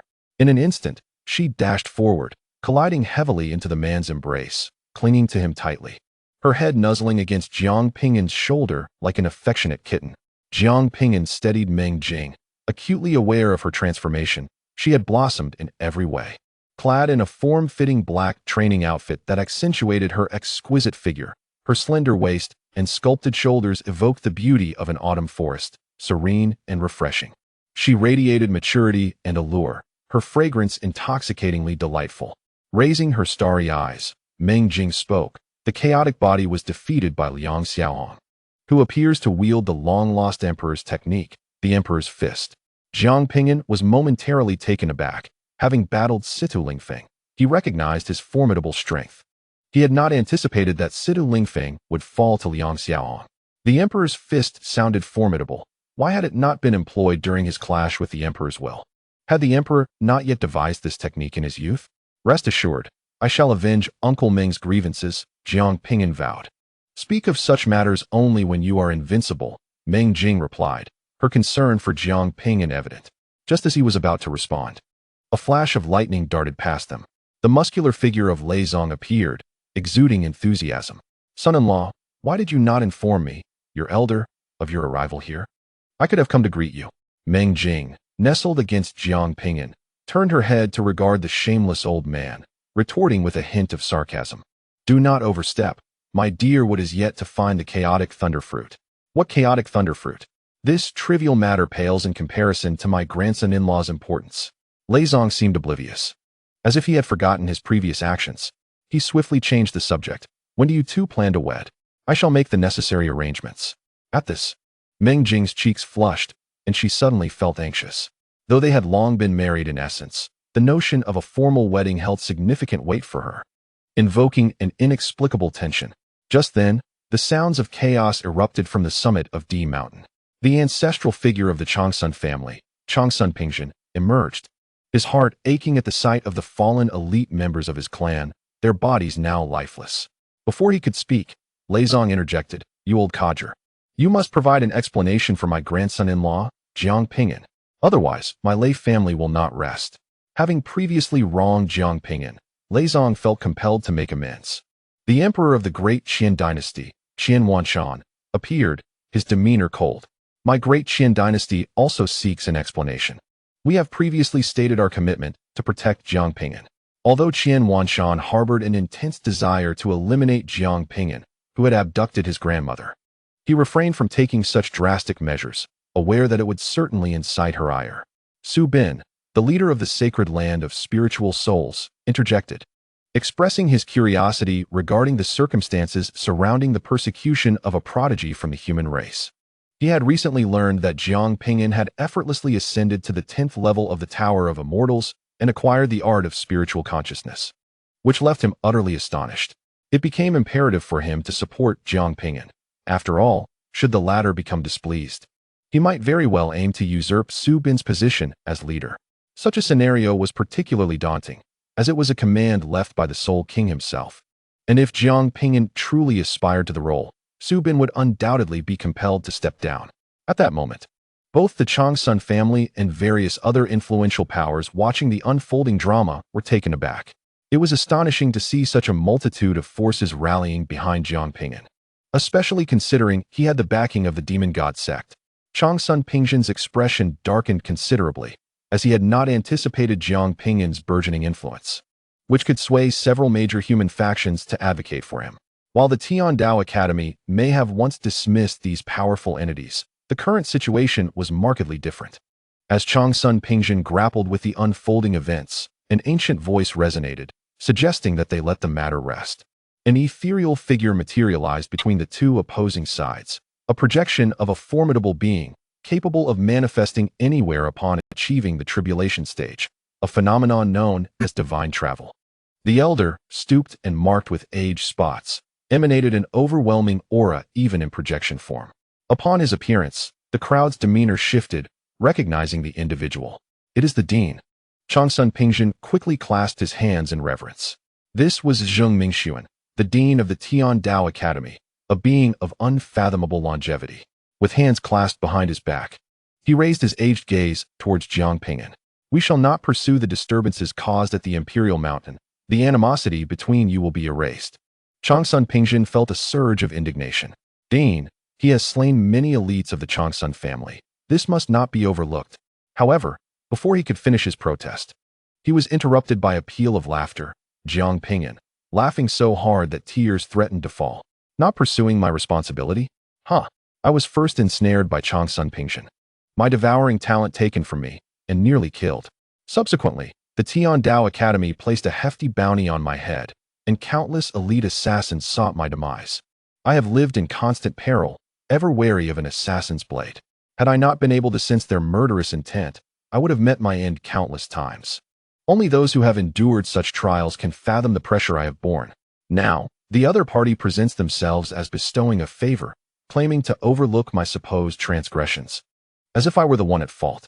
Zheng Mingxuan's brow furrowed, clearly displeased by Jiang Ping'an's laughter, which seemed to mock him. With a cold gaze, he regarded Jiang Ping'an, stating, This is an opportunity for you. Do not squander it. To hell with that.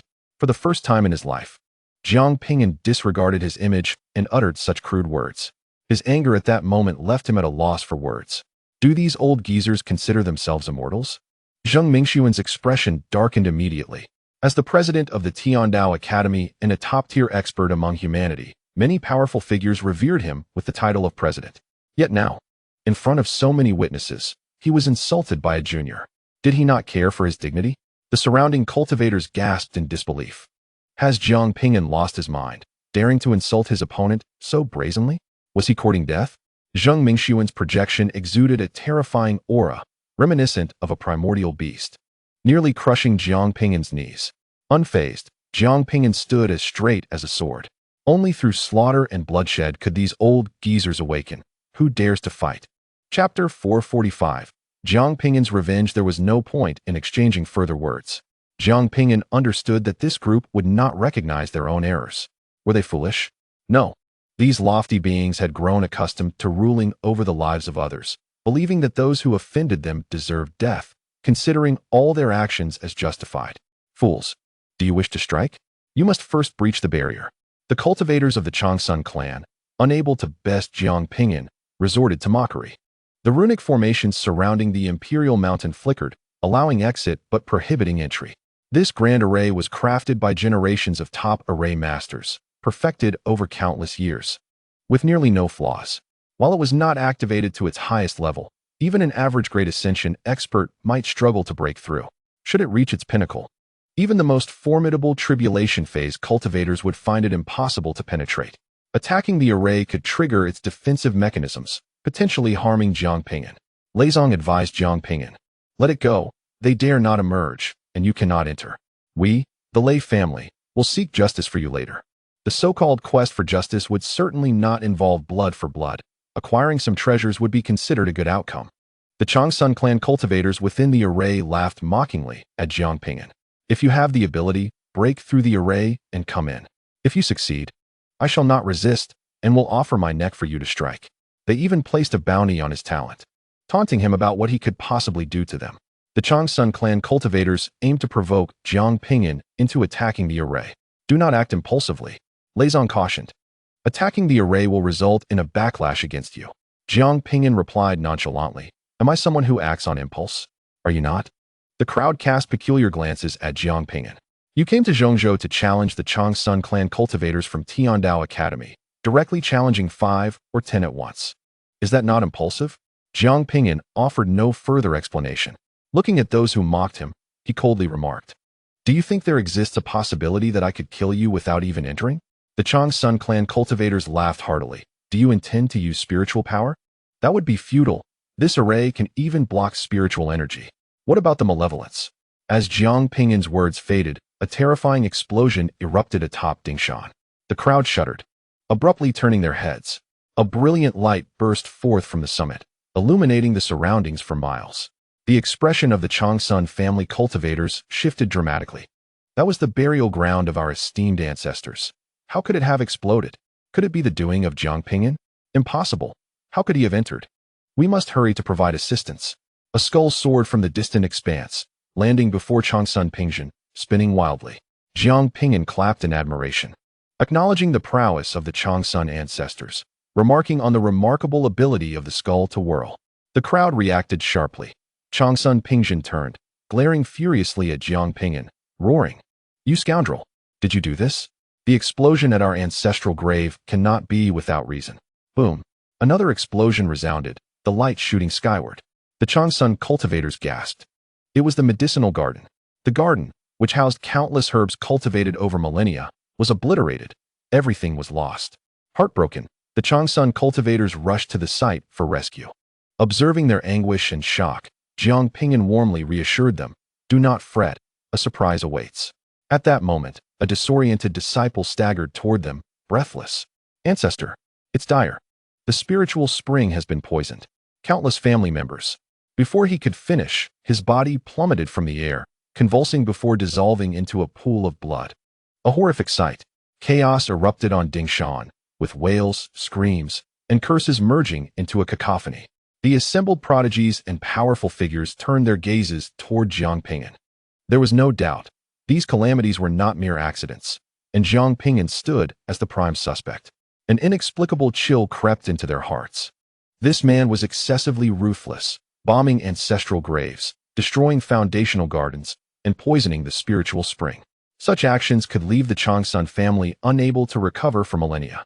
Many powerful individuals silently resolved to avoid provoking this man in the future, for his desire for vengeance was profound. Jiang Ping'an, emulating the demeanor of the renowned President Zheng Mingxuan of Tiandao Academy, declared, "Well, I have vented my frustrations. Let us consider our grievances settled."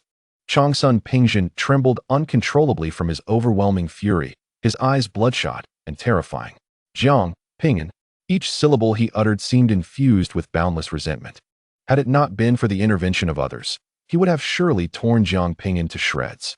Jiang Ping'an chuckled coldly, feeling distressed? Does it hurt? Only when the knife strikes you do you truly comprehend pain. Yet, I know you do not believe you have erred. You do not regret your actions against me. Your only regret is why you did not eliminate me sooner. But now what can you do? You cannot best me among cultivators of the same rank. And the masters cannot act against me. Do you not feel powerless? Do you not feel enraged? At this moment, Jiang Ping'an sought to make them experience the emotions he had endured, powerlessness and fury. The space surrounding Changsun Pingxuan was shattered by the powerful aura emanating from him, with cracks spreading like wildfire. He was perplexed by how Jiang Ping'an managed to achieve this. The formation was indeed activated, and even a formidable cultivator in the transcendent stage could not stealthily infiltrate. Yet, Jiang Ping'an had accomplished it. Others were equally curious, but it was evident that Jiang Ping'an would not divulge his secret. During the previous battle, Jiang Ping'an's sinister primordial spirit had not manifested. He had stealthily entered to place charms and poison. If the Changsun family fully activated the formation, they could undoubtedly thwart the malevolent spirits. The dilemma was that fully activating the formation would consume an immense amount of resources. It was unfeasible to unleash the formation's full power against a cultivator of Jiang Ping'an's caliber, thus providing the spirit the opportunity to wreak havoc. I shall confront him. A deep voice resonated just as Changsun Pingxuan was at a loss about how to deal with Jiang Ping'an. The crowd turned to see Situ Lingfeng, a golden-haired figure radiating with a kaleidoscope of light. At that moment, Situ Lingfeng was engulfed in a tumult of suppressed fury. Having been defeated by Liang Xiaohong and stripped of his title as the foremost prodigy, he felt humiliated. He needed to reclaim his honor. And defeating Jiang Ping'an would not only restore his reputation, but also allow him to vent his frustrations. Upon seeing Situ Lingfeng's arrival, the cultivators of the Changsun family became exhilarated. Lord Situ, you must eliminate that scoundrel Jiang Ping'an.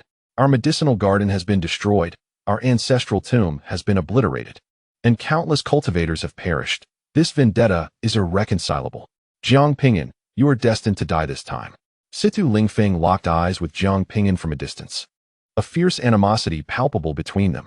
Today, one of them must fall, and both were convinced it would be the other.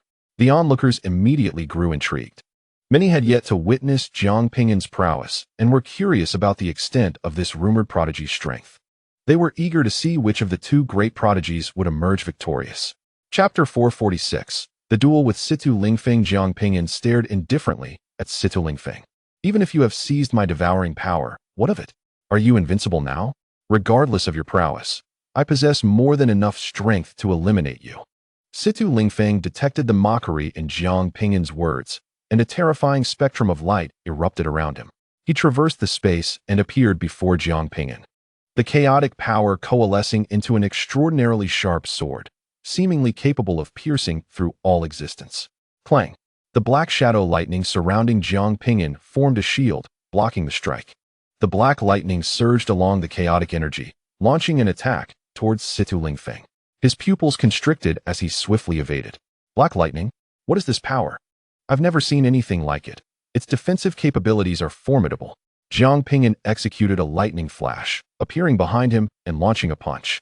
The battle was imminent. The seven-colored chaotic energy clashed with the black shadow lightning in the sky, divine lights swirling as powerful waves of law reverberated, shaking the heavens and the earth. Both combatants moved at incredible speeds, imperceptible to those who were not top-tier prodigies or high-level experts. Lei Zong observed Jiang Ping'an's shadow lightning with a look of incredulity. Jiang Ping'an had indeed succeeded in cultivating the shadow lightning. Initially, Lei Zong bestowed the demonic Thunder Sutra upon Jiang Ping'an, merely to deceive him, harboring no belief that Jiang could successfully cultivate it. Historically, apart from the original creator, No one has ever mastered the demonic Thunder Sutra. How did Jiang Ping'an overcome the malevolent forces? It is utterly astonishing. He is indeed a prodigy, an unequivocal genius. The saintess of the dominant body clan inquired of Prince Qinyu of the Daqian dynasty regarding the outcome of this battle. Who would emerge victorious? Having witnessed the confrontation between Jiang Ping'an and Situ Lingfeng, Qinyu might possess some insight. However, the prince shook his head, asserting that the two were evenly matched, making it impossible to ascertain a clear victor. He had observed Jiang Ping'an's prowess, but had also witnessed the terrifying might of Situ Lingfeng, sensing little disparity between them. Upon hearing Qinyu's assessment of their parity, the crowd began to grasp the extent of Jiang Ping'an's strength. They had seen Situ Lingfeng in battle. During his clash with Liang Xiaohong, had it not been for Liang utilizing the Imperial Fist, the victor might well have been Situ Lingfeng. Boom, boom, boom. On the peak of Mount D, beneath the vast sky, a cacophony of sound reverberated. Jiang Ping'an's fist, imbued with venom, relentlessly struck against Situ Lingfeng's hands. Yet his expression grew increasingly grim. You fear not the poison? To his astonishment, Jiang Ping'an's venom proved ineffective against Situ Lingfeng. I have achieved perfection, devoid of any flaws. My defeat lies not with Liang Xiaohong, but with the emperor. Situ Lingfeng simmered with suppressed rage, raising his hand to unleash a supreme secret technique that sent Jiang Ping'an hurtling away. Were it not for the Imperial Fist, he would never have succumbed in his battle against Liang Xiaohong. As these two prodigies clashed at breakneck speed, all observers noted that Jiang Ping'an seemed to be at a disadvantage. Situ Lingfeng, possessing a natural physique and devouring power, was indifferent to energy consumption, continually replenishing his spiritual essence. In contrast, while Jiang Ping'an also unleashed top-tier techniques, he exuded an air of hesitation and caution. The absence of devouring power significantly impacted Jiang Ping'an. It was rumored that Jiang Ping'an could release 360 primordial spirits at once. Why did he not employ this ability? The answer was simple: fear. Utilizing such power would hasten the consumption of spiritual essence, and should Situ Lingfeng counter, defeat would be inevitable for Jiang Ping'an. These elite warriors, endowed with abundant combat experience, quickly discerned Jiang Ping'an's current shortcomings. The Long Sun clan's practitioners were filled with excitement. Lord Situ, shatter Jiang Ping'an and avenge our Long Sun clan. They taunted. Jiang Ping'an, where is your arrogance now? Huh? Is this what you call a prodigy of the era? You pale in comparison to Lord Situ. Whether the Long Sun clan's practitioners intended to provoke Jiang Ping'an or not, their voices resonated loudly, seemingly aimed at inciting him. In battle, any emotional turmoil could undoubtedly influence the outcome. Meng Jing clenched her fists anxiously. Although she had faith in Jiang Ping'an, it appeared he was indeed at a disadvantage. Boom. Situ Lingfeng's furious fist pierced through space, circumventing the Shadow Thunder Shield, and struck Jiang Ping'an's chest with tremendous force, sending him flying. Situ Lingfeng's hair danced wildly, enveloped in divine radiance, exuding an unparalleled aura in the void. This era ultimately belongs to me, Situ Lingfeng. To him, Jiang Ping'an was merely an afterthought. He would soon devise a solution for that one who wielded the Imperial Fist. Gazing upon the formidable and unparalleled Situ Lingfeng, Liang Xiaohong's eyes were filled with solemnity. Situ Lingfeng possessed a chaotic physique and the power of devouring, having mastered 10 divine bodies and numerous secret arts.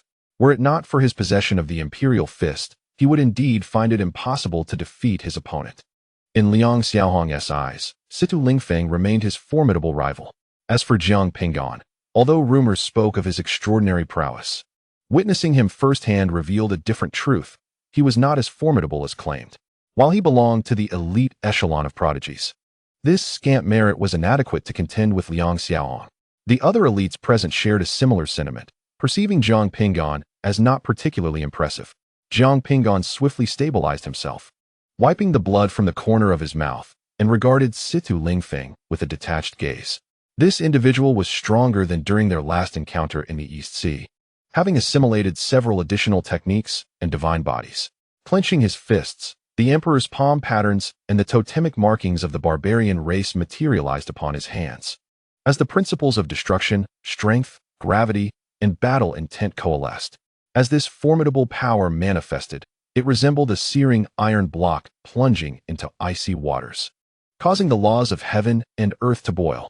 In an instant, Jiang Ping'an flashed to Situ Lingfeng's front, unleashing his full might in the form of the destruction fist. As if the very heavens were being stirred, the expression of the powerful onlookers shifted slightly. What an overwhelming force! Upon experiencing this tremendous power, Situ Lingfeng's eye of rules trembled violently.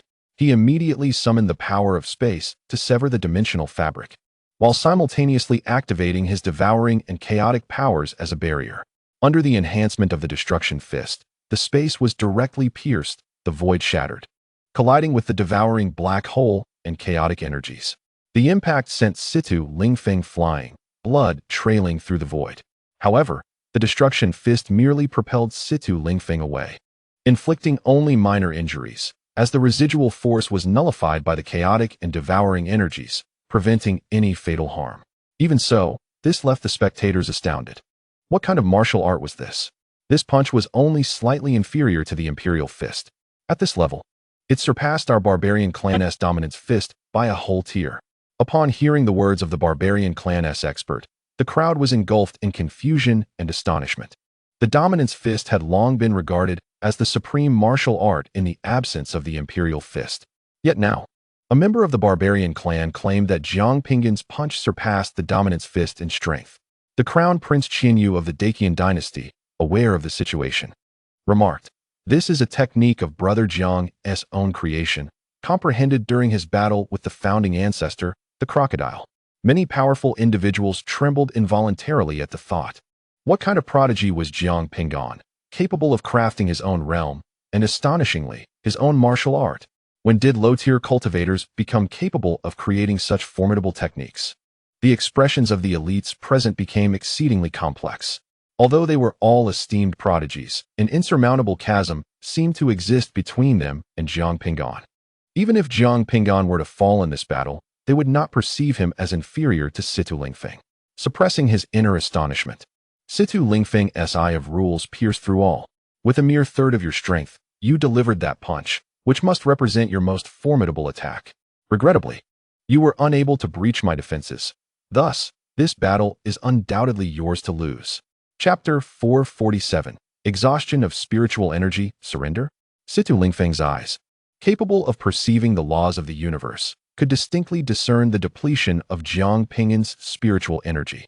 Jiang Ping'an's martial art was indeed impressive and powerful, yet it paled in comparison to the Imperial Fist and consumed an exorbitant amount of energy. As long as I can withstand this punch, victory will inevitably belong to me. Situ Lingfeng. A smirk graced Situ Lingfeng's lips. He had seen through it all. Harnessing his physical strength, he swiftly healed his wounds. Situ Lingfeng traversed space, arriving behind Jiang Ping'an to unleash a secret technique. Jiang Ping'an, undeterred, activated the destruction fist once more and retaliated. Situ Lingfeng, wary of a direct clash, relied on his earlier defensive strategy. The fabric of space was severed, with chaotic and devouring forces trailing behind. Boom! Situ Lingfeng was once again propelled backward, blood spilling from his mouth, yet he sustained no fatal injuries. Jiang Ping'an was defeated, as the powerful members of the dominant body clan observed. Although Jiang Ping'an's attacks were formidable and his spiritual energy abundant, his replenishment speed lagged behind that of Situ Lingfeng. Had Jiang Ping'an not lost his devouring power, he might have had a chance. However, in this moment, none dared to refute this assertion, all in agreement. Lei Zong nonchalantly remarked, "Losing is merely losing. It is but a single battle. It is quite normal to be unable to contend with a chaotic body. There is no shame in that. Each generation of chaotic bodies is unrivaled in its era, capable of ascending to immortality.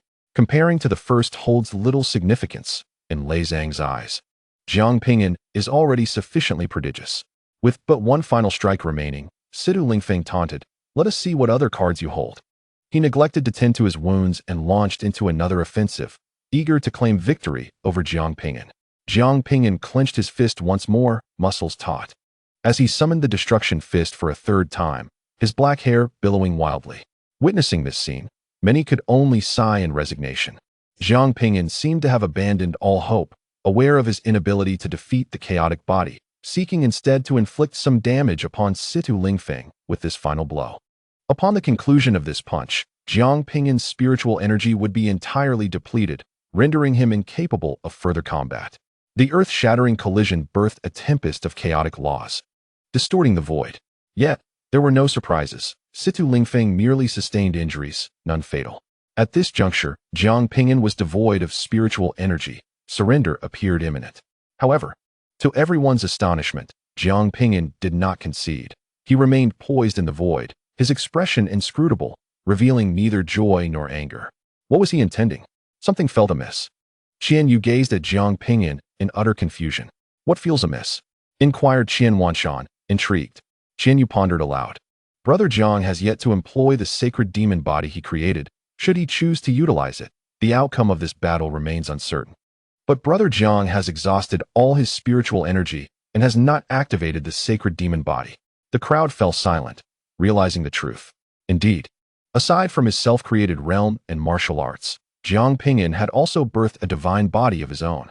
It is said that the sacred demon body is comparable to the sacred body, yet it has not been witnessed in use. Lei Zong gazed at Meng Jing with a puzzled expression. Xiao Jing, do you know what is happening? Given her close relationship with Jiang Ping'an, she should possess some insight. Meng Jing cast a sideways glance at her grandfather. Do you even need to ask? That wooden fellow's sacred demon body is stationed in the northern region, awaiting the succession to the position of the sect master.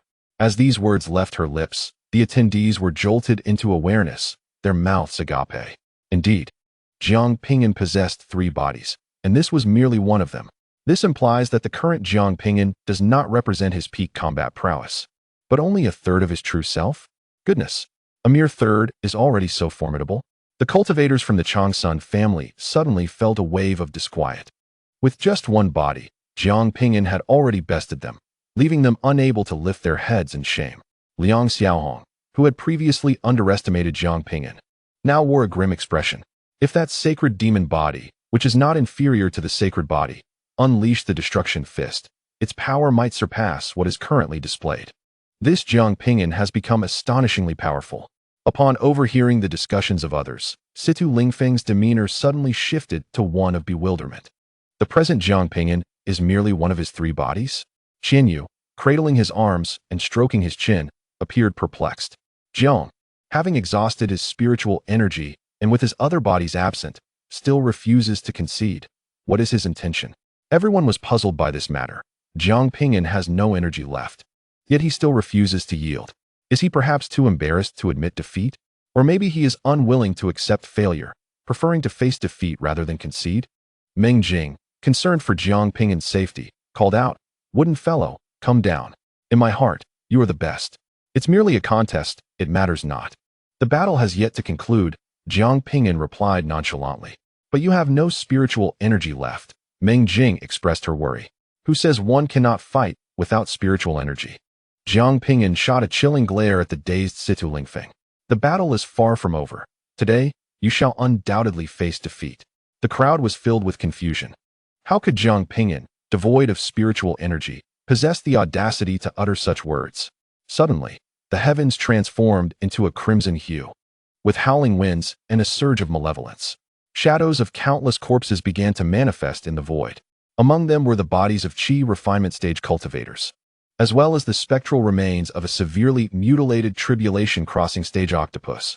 These phantoms, numbering in the millions, densely blanketed the entire sky. The instant these spectral forms emerged, many lower-tier cultivators felt their hearts nearly cease, their bodies trembling uncontrollably in sheer terror at the sight before them. Heavenly calamity technique. This fellow is indeed a harbinger of death. How terrifying. How many lives has he taken? Among these corpses, there exists a tribulation crossing stage octopus. This is impossible. Everyone present recognized this as the Heavenly Calamity technique from the Heavenly Calamity Pavilion. Its function is to summon the phantoms of the deceased, generating a potent aura of malevolence that affects the minds and bodies of cultivators. The more beings slain, the stronger the resulting aura, and thus the greater the power of the Heavenly Calamity technique. Typically, this force is employed as support. When engaging in combat, it can be unleashed unexpectedly to disturb the opponent's mental state, thereby revealing vulnerabilities for a decisive strike. To everyone's astonishment, among the beings slain by Jiang Ping'an was an octopus of the tribulation stage. How could Jiang Ping'an possibly have defeated such a formidable foe? What could he have undergone? The second enigma perplexing the onlookers was the complete depletion of Jiang Ping'an's spiritual energy. What use was the celestial execution technique then? Merely this fact was insufficient to intimidate Situ Lingfeng. Sensing the terrifying murderous intent, Situ Lingfeng narrowed his eyes, regardless of any hidden cards Jiang Ping'an might possess. He was out of spiritual energy and would surely perish here today.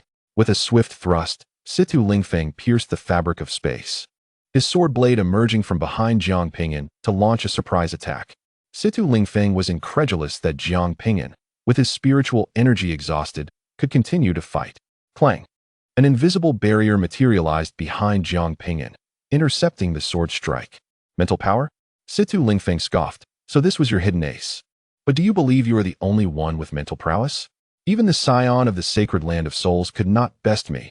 What makes you think you can?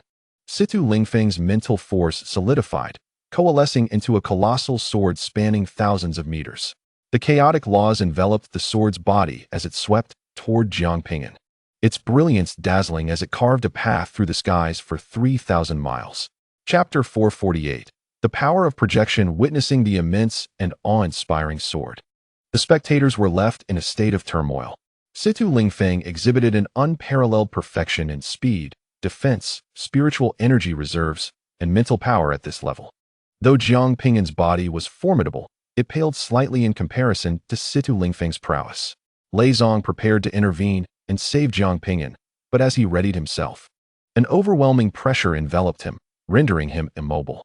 He turned to the master of the sacred land of souls, Su Bing, and in a deep voice asked, "Master Su, what is the meaning of this?" To his disbelief, Su Bing was obstructing him. With a solemn expression, Su Bing observed the battlefield, confident that Jiang Ping'an would emerge victorious. But victory seemed a distant hope. With Jiang Ping'an's spiritual energy depleted and relying solely on mental power, he could not possibly triumph over Situ Lingfeng. If help did not arrive soon, Jiang Ping'an was doomed. Boom!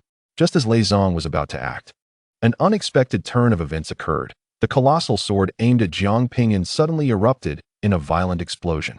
To everyone's astonishment, it was not Jiang Ping'an who struck back, but rather the ethereal projection of a corpse.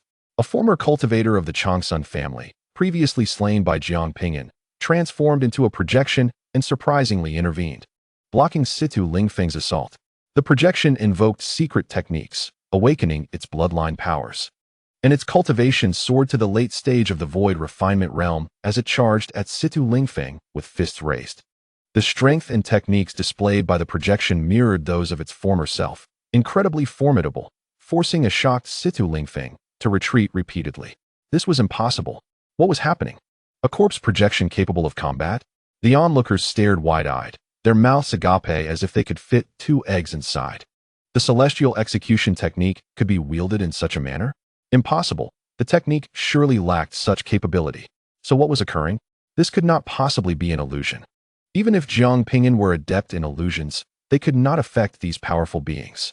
A corpse projection could actually aid Jiang Ping'an in battle. Even those formidable beings who have lived for millennia encountered this arcane technique for the first time. They had witnessed the manipulation of corpses. Yet the control of projections was an entirely novel experience. The disparity between their realms momentarily overwhelmed Situ Lingfeng. Even more disconcerting was his realization that his assaults upon the projection bore no consequence whatsoever. What manner of sorcery is this? Jiang, you are extraordinary. I have reserved the body of the chaos entity. Please ensure it remains intact. Suddenly, a cheeky voice echoed from the corner. The speaker was none other than Busi of the Corpse Transport Sect, previously serving in the East Sea. He had grown bored after Jiang Ping'an's departure and had enlisted the help of a corpse, which subsequently fled as well. According to the visions seen through the mirror of past, present, and future, decades hence, Jiang Ping'an would unleash a massacre in Zhongzhou. As for the rationale, Busi was oblivious. He merely recognized a plethora of corpses ripe for collection. By fostering a relationship with Jiang Ping'an, he might secure favorable terms. Indeed, should he acquire a chaos entity's body, Busi would achieve unparalleled status, evoking envy among his fellow disciples. Lei Zong stared incredulously at Meng Jing. What sorcery is this? I have no idea, Meng Jing replied, equally astonished. Lei Zong, in a flurry of urgency, exclaimed, My dear Jing, you must exert more effort. I shall procure some fertility elixirs from the alchemy sect for you two to hasten the arrival of offspring. This technique must be passed down. Meng Jing shot a disdainful glance at her opportunistic grandfather, who had previously ignored her but now displayed concern only when something of value emerged. Lei Zong turned his gaze toward the sovereign of the sacred soul realm, Su. Do you possess any insight? What is the name of this technique? Su Bin shook his head, stating, I have never encountered it before. However, it appears to be a form of esoteric mental arts, albeit markedly distinct from traditional practices. Suddenly, Su Bin recalled something and conveyed a thought to several elders of the sacred realm, inquiring, upon Jiang Ping'an's ascent to the Tower of Immortal Suppression, did he immediately bestow upon you the mental art? Was there no hesitation? The second elder, Su Muyun, replied, Jiang Ping'an provided it to us with remarkable composure. The ninth elder, Su Haijin, was astonished. Are you suggesting that Jiang Ping'an has perused the mental art? What he is now employing is indeed the mental art. Nonsense. That is impossible. At that time, we were still engaged in conversation when Jiang Ping'an descended from the tower. Even if he had glimpsed the contents of the mental art, it would be inconceivable for him to master it within such a brief span. An elder promptly dismissed Su Hai's conjecture. The mental art, the mightiest of spiritual techniques, exists in the world, yet none have truly grasped it, highlighting its extraordinary difficulty. Even if Jiang Ping'an were a prodigy, mastering it in such a short time frame is unfathomable. Sovereign Su Bin formed a tentative conclusion. A typical individual confronted with the mental art would undoubtedly not exhibit such calmness.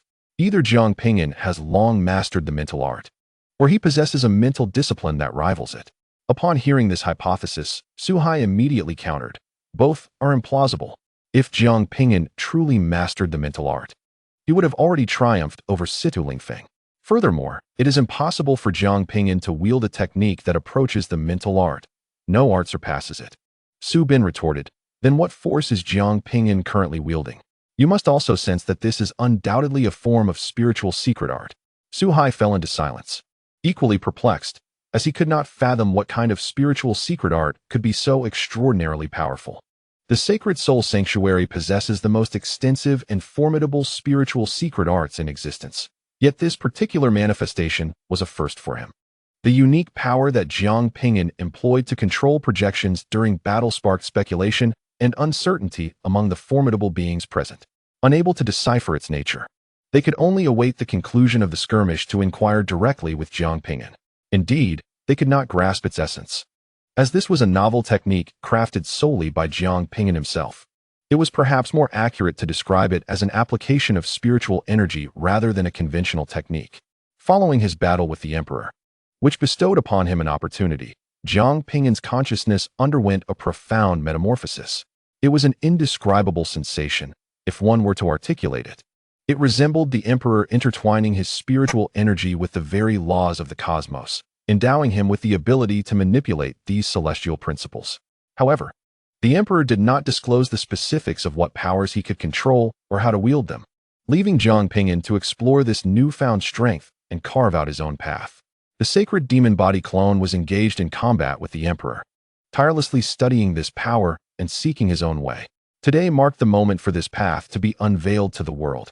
By nourishing his projections with spiritual energy, he summoned forth the spirits of those who had perished at his hands to fight on his behalf.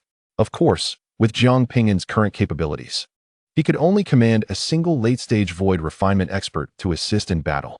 The projection of the octopus, for instance, could not be controlled once his spiritual energy was depleted. Although projections do not perish when attacked, they significantly drain spiritual energy. In a brief span of combat, Jiang Ping'an had already consumed a considerable portion of his spiritual reserves.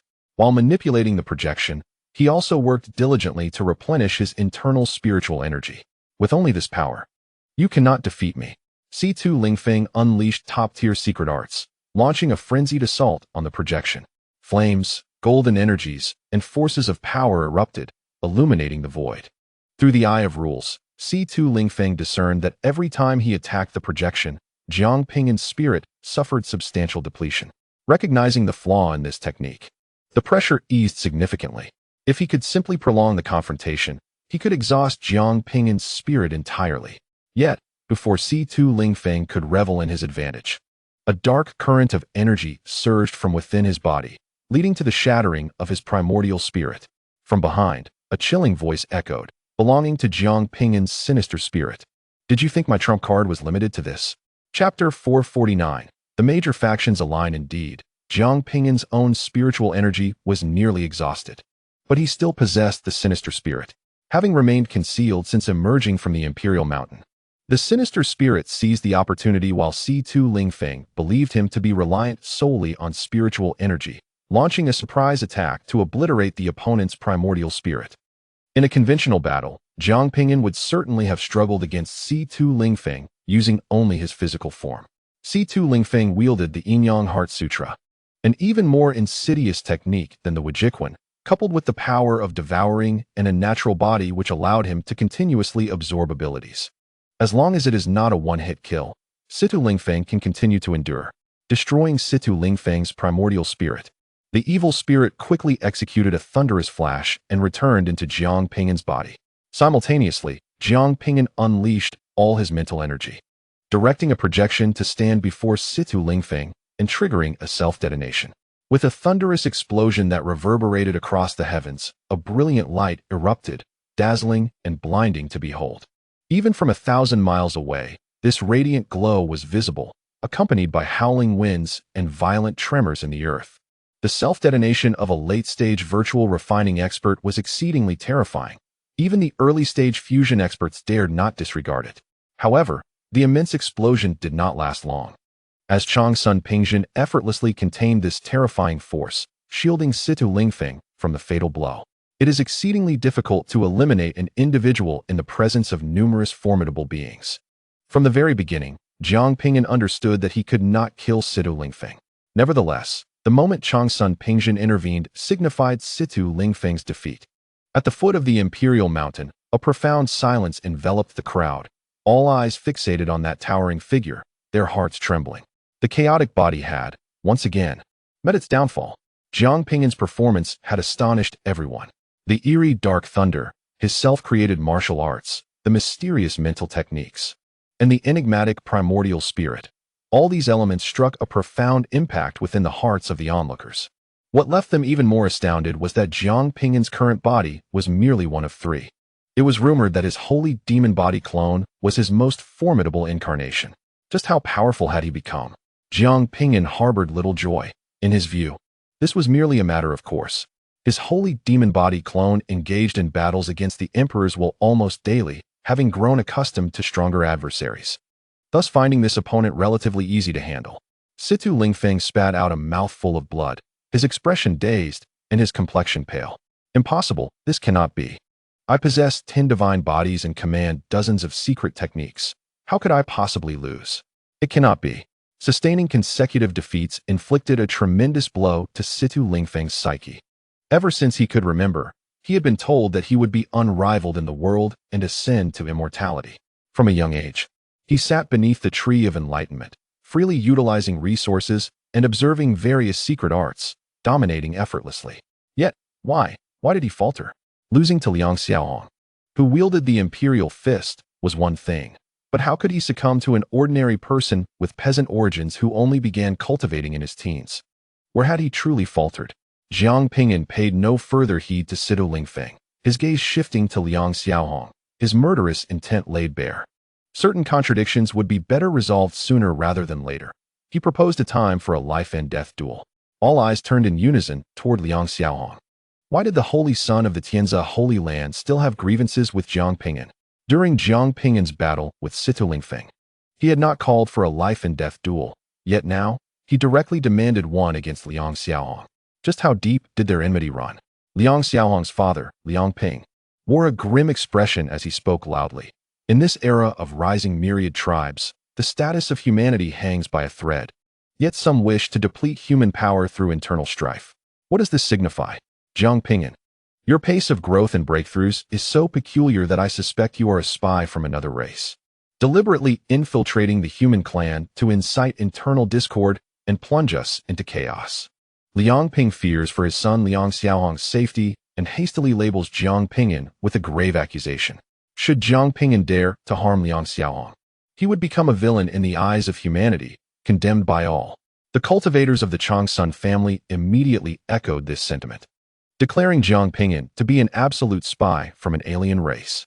His practice of demonic arts and manipulation of malevolent entities exudes an aura of wickedness. Such a being must be eradicated swiftly. A powerful figure from the Sun God Sect spoke up, suggesting that the secret arts mastered by this youth were unseen before, perhaps indeed indicating he is a spy. I propose we compel Jiang Ping'an to reveal the techniques he just employed for examination to ascertain their origins. A strong presence from the Haoyue sacred land added. Our sacred prince is devoted to the welfare of the people, journeying to the East Sea to combat the demons. While Jiang Ping'an conspires with others to persecute our sacred prince with despicable and cruel methods, there is undoubtedly something amiss. In a moment, numerous major powers launched an assault on Jiang Ping'an, attempting to vilify him as a nefarious villain and even an alien spy through public opinion. They sought to place themselves on a moral high ground from which to denounce him. Some wished for Jiang Ping'an's demise, others coveted his secret arts, while some harbored ulterior motives. Lei Zong, known for his fiery temper, erupted upon hearing these slanders. You old fossils, do you not understand who Jiang Ping'an truly is? I declare here today that whoever dares to harm him shall be my enemy. The Sun God Sect's strongman dismissed this with disdain, questioning what it meant to oppose the Lei family. Their sect's leader had been injured by a Lei family member at the imperial ruins, and they had assassinated many of Lei's cultivators. The two factions already held deep-seated animosities. Their attack on Jiang Ping'an was, in fact, an indirect strike against the Lei family. Suddenly, Su Bin, the master of the Divine Soul Holy Land, spoke up. Jiang Ping'an is a prodigy of our human race. Who is the true villain behind this deliberate persecution? The Emperor Qian Wanshan of the Daqian dynasty spoke coldly. I do not wish to repeat myself. Test me if you desire war. The major factions, spurred by Jiang Ping'an, found themselves suddenly at odds, aligning themselves into factions. Bu Si swiftly conveyed a message to the leader of the corpse-chasing sect. Master, we must support Jiang Ping'an. The sect leader shook his head, advising. You are still young and do not comprehend. Do not rashly choose sides at such a time. Missteps could lead to dire consequences. Remaining neutral will yield greater benefits. This time is different. Trust me. I have glimpsed Jiang Ping'an's future, Bu Si insisted solemnly. Upon hearing this, the leader of the corpse-chasing sect's expression shifted, and he declared to the assembly, Jiang Ping'an is a prodigy of our human race and a friend of the corpse-chasing sect. Many powerful factions turned their attention toward the leader of the corpse-chasing sect, puzzled by the relevance of this to the Western Region's sect. Choosing a side could undoubtedly offend other powers. For the sake of one Jiang Ping'an, this seemed unwise. The motives of the corpse-chasing sect were incomprehensible. After his declaration, the sect leader privately inquired of Bu Si, what precisely did you see in the mirror of past and future? Due to certain special circumstances, the corpse-chasing sect had incurred great costs to send Bu Si to the sacred land of destiny to consult the mirror of past and future for insights into the future. As for what was witnessed, only Bu Si himself is privy to the truth. Bu Si now claims that he has glimpsed the future of Jiang Ping'an. What kind of future does Jiang Ping'an possess that warrants such significance from Bu Si? Bu Si responded, I have seen Jiang Ping'an's demise. The leader of the corpse-driving sect now contemplates crushing this holy son, wishing to retract his earlier statement. Jiang Ping'an is destined to perish in the future. How could this sect leader align the interests of the entire sect with Jiang Ping'an? Chapter 450. The life and death duel. Although the leader of the corpse-driving sect harbors anger, he refrains from reasserting his position. To waver repeatedly would be disconcerting and humiliating. Currently, a certain standoff has formed among the major factions regarding Jiang Ping'an. One side comprises the Heavenly Tao Academy, the Tianzi Sacred Land, the Solar Divine Sect, and the Haoyue Sacred Land. The opposing side includes the Ancient Thunder Clan, the Great Qin Dynasty, the Divine Soul Sacred Land, and the corpse-driving sect. Moreover, behind Jiang Ping'an stands the Demon God Sect. In terms of numbers, Jiang Ping'an's side possesses the upper hand. Witnessing this scene, other factions are taken aback. Historically, no cultivator newly comprehending the third-tier laws has wielded such considerable influence. Jiang Ping'an is truly remarkable. Tension crackles between both parties, the atmosphere laden with pressure. At this moment, a man clad in a golden dragon robe, exuding an air of dominance, steps forward. Let not the conflicts among the younger generation escalate to the major factions. Otherwise, it would spell disaster for humanity. The speaker is Xianyuan Luri, the sovereign of the human emperor dynasty, a figure of immense influence, earning respect from all. This is a matter between us. Will you accept the challenge? Jiang Ping'an fixates intently upon Liang Xiaohong. Time. Before such a multitude, Liang Xiaohong cannot refuse. To do so would suggest cowardice. Furthermore, like Jiang Ping'an, Liang Xiaohong treads the path of invincibility, unafraid of any rival of equivalent rank. 3 months hence, Jiang Ping'an's devouring avatar is currently in the northern domain, merging new devouring powers, necessitating time for the journey. Caution is paramount when confronting any enemy, especially one as formidable as a prodigy who has vanquished a chaotic entity. It is essential to summon another avatar to ensure a measure of certainty. Very well, we shall meet in the starry skies 3 months from now. Liang Xiaohong leaves these words before turning away. He must seize the time to comprehend as many laws as possible within these 3 months. This battle will determine his potential ascension as the spiritual leader of this generation. Having witnessed Jiang Ping'an's might, Liang Xiaohong feels immense pressure. How exhilarating! I must see this. The prince of the Beastmaster dynasty exclaims with excitement. In a life-and-death battle, who knows who will perish? Jiang Ping'an turns. Bowing respectfully to the elders of the Divine Soul's sacred land, the corpse-driving sect, the ancient Thunder clan, and the great Qian dynasty, I express my gratitude for your support. Esteemed elders, this favor shall be remembered, and in the future, should the need arise, I will certainly lend my utmost assistance.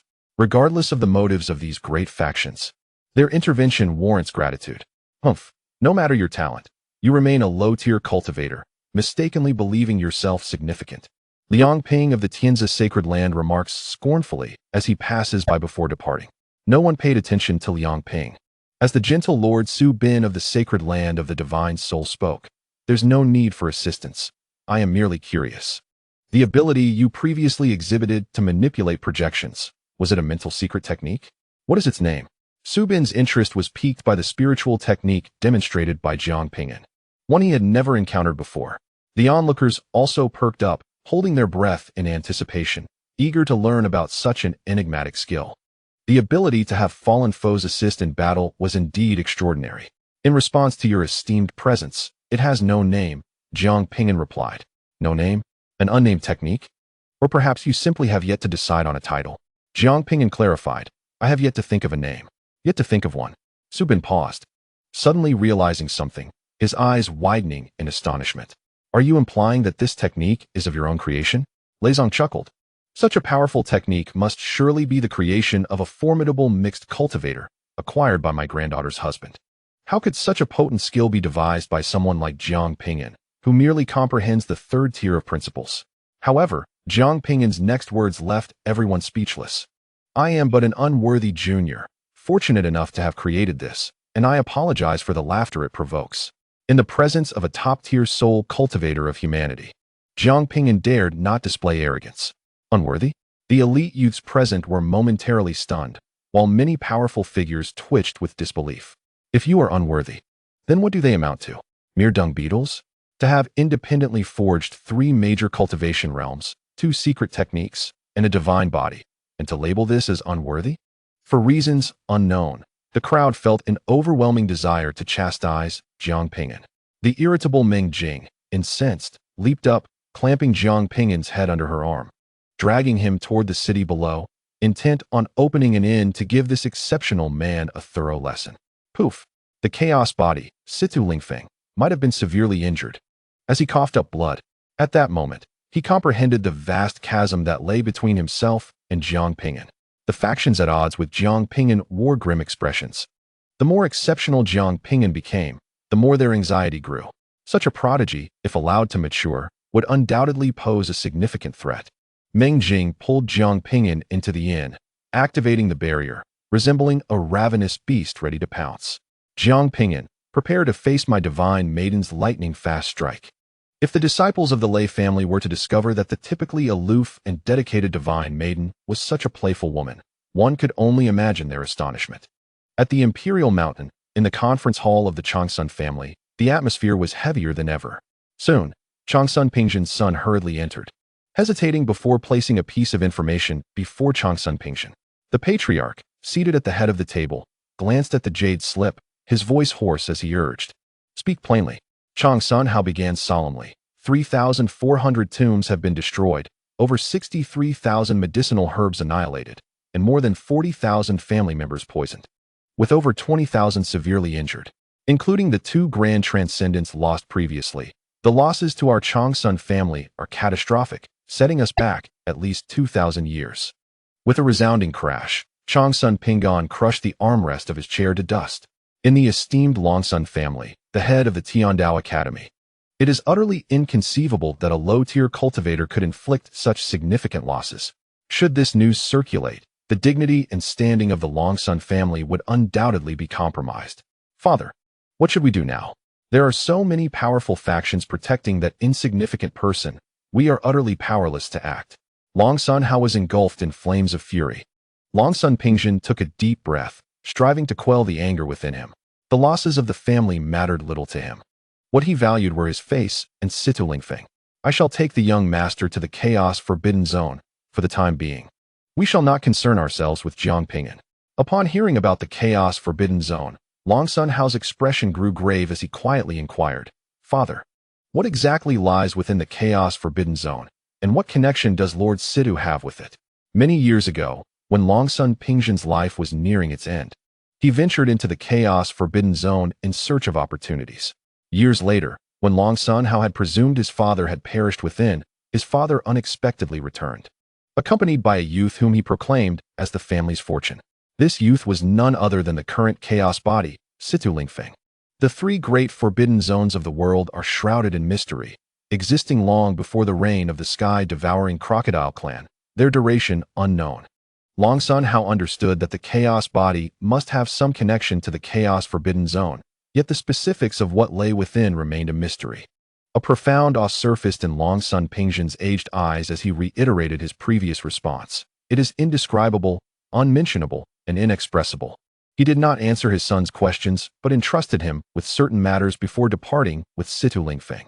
Meanwhile, Elder Liang Ping of the Tianzi Sacred Land contacted the higher echelons of the Sacred Land through a communication talisman. This time at any cost. They must prevent the impending duel. Chapter 451.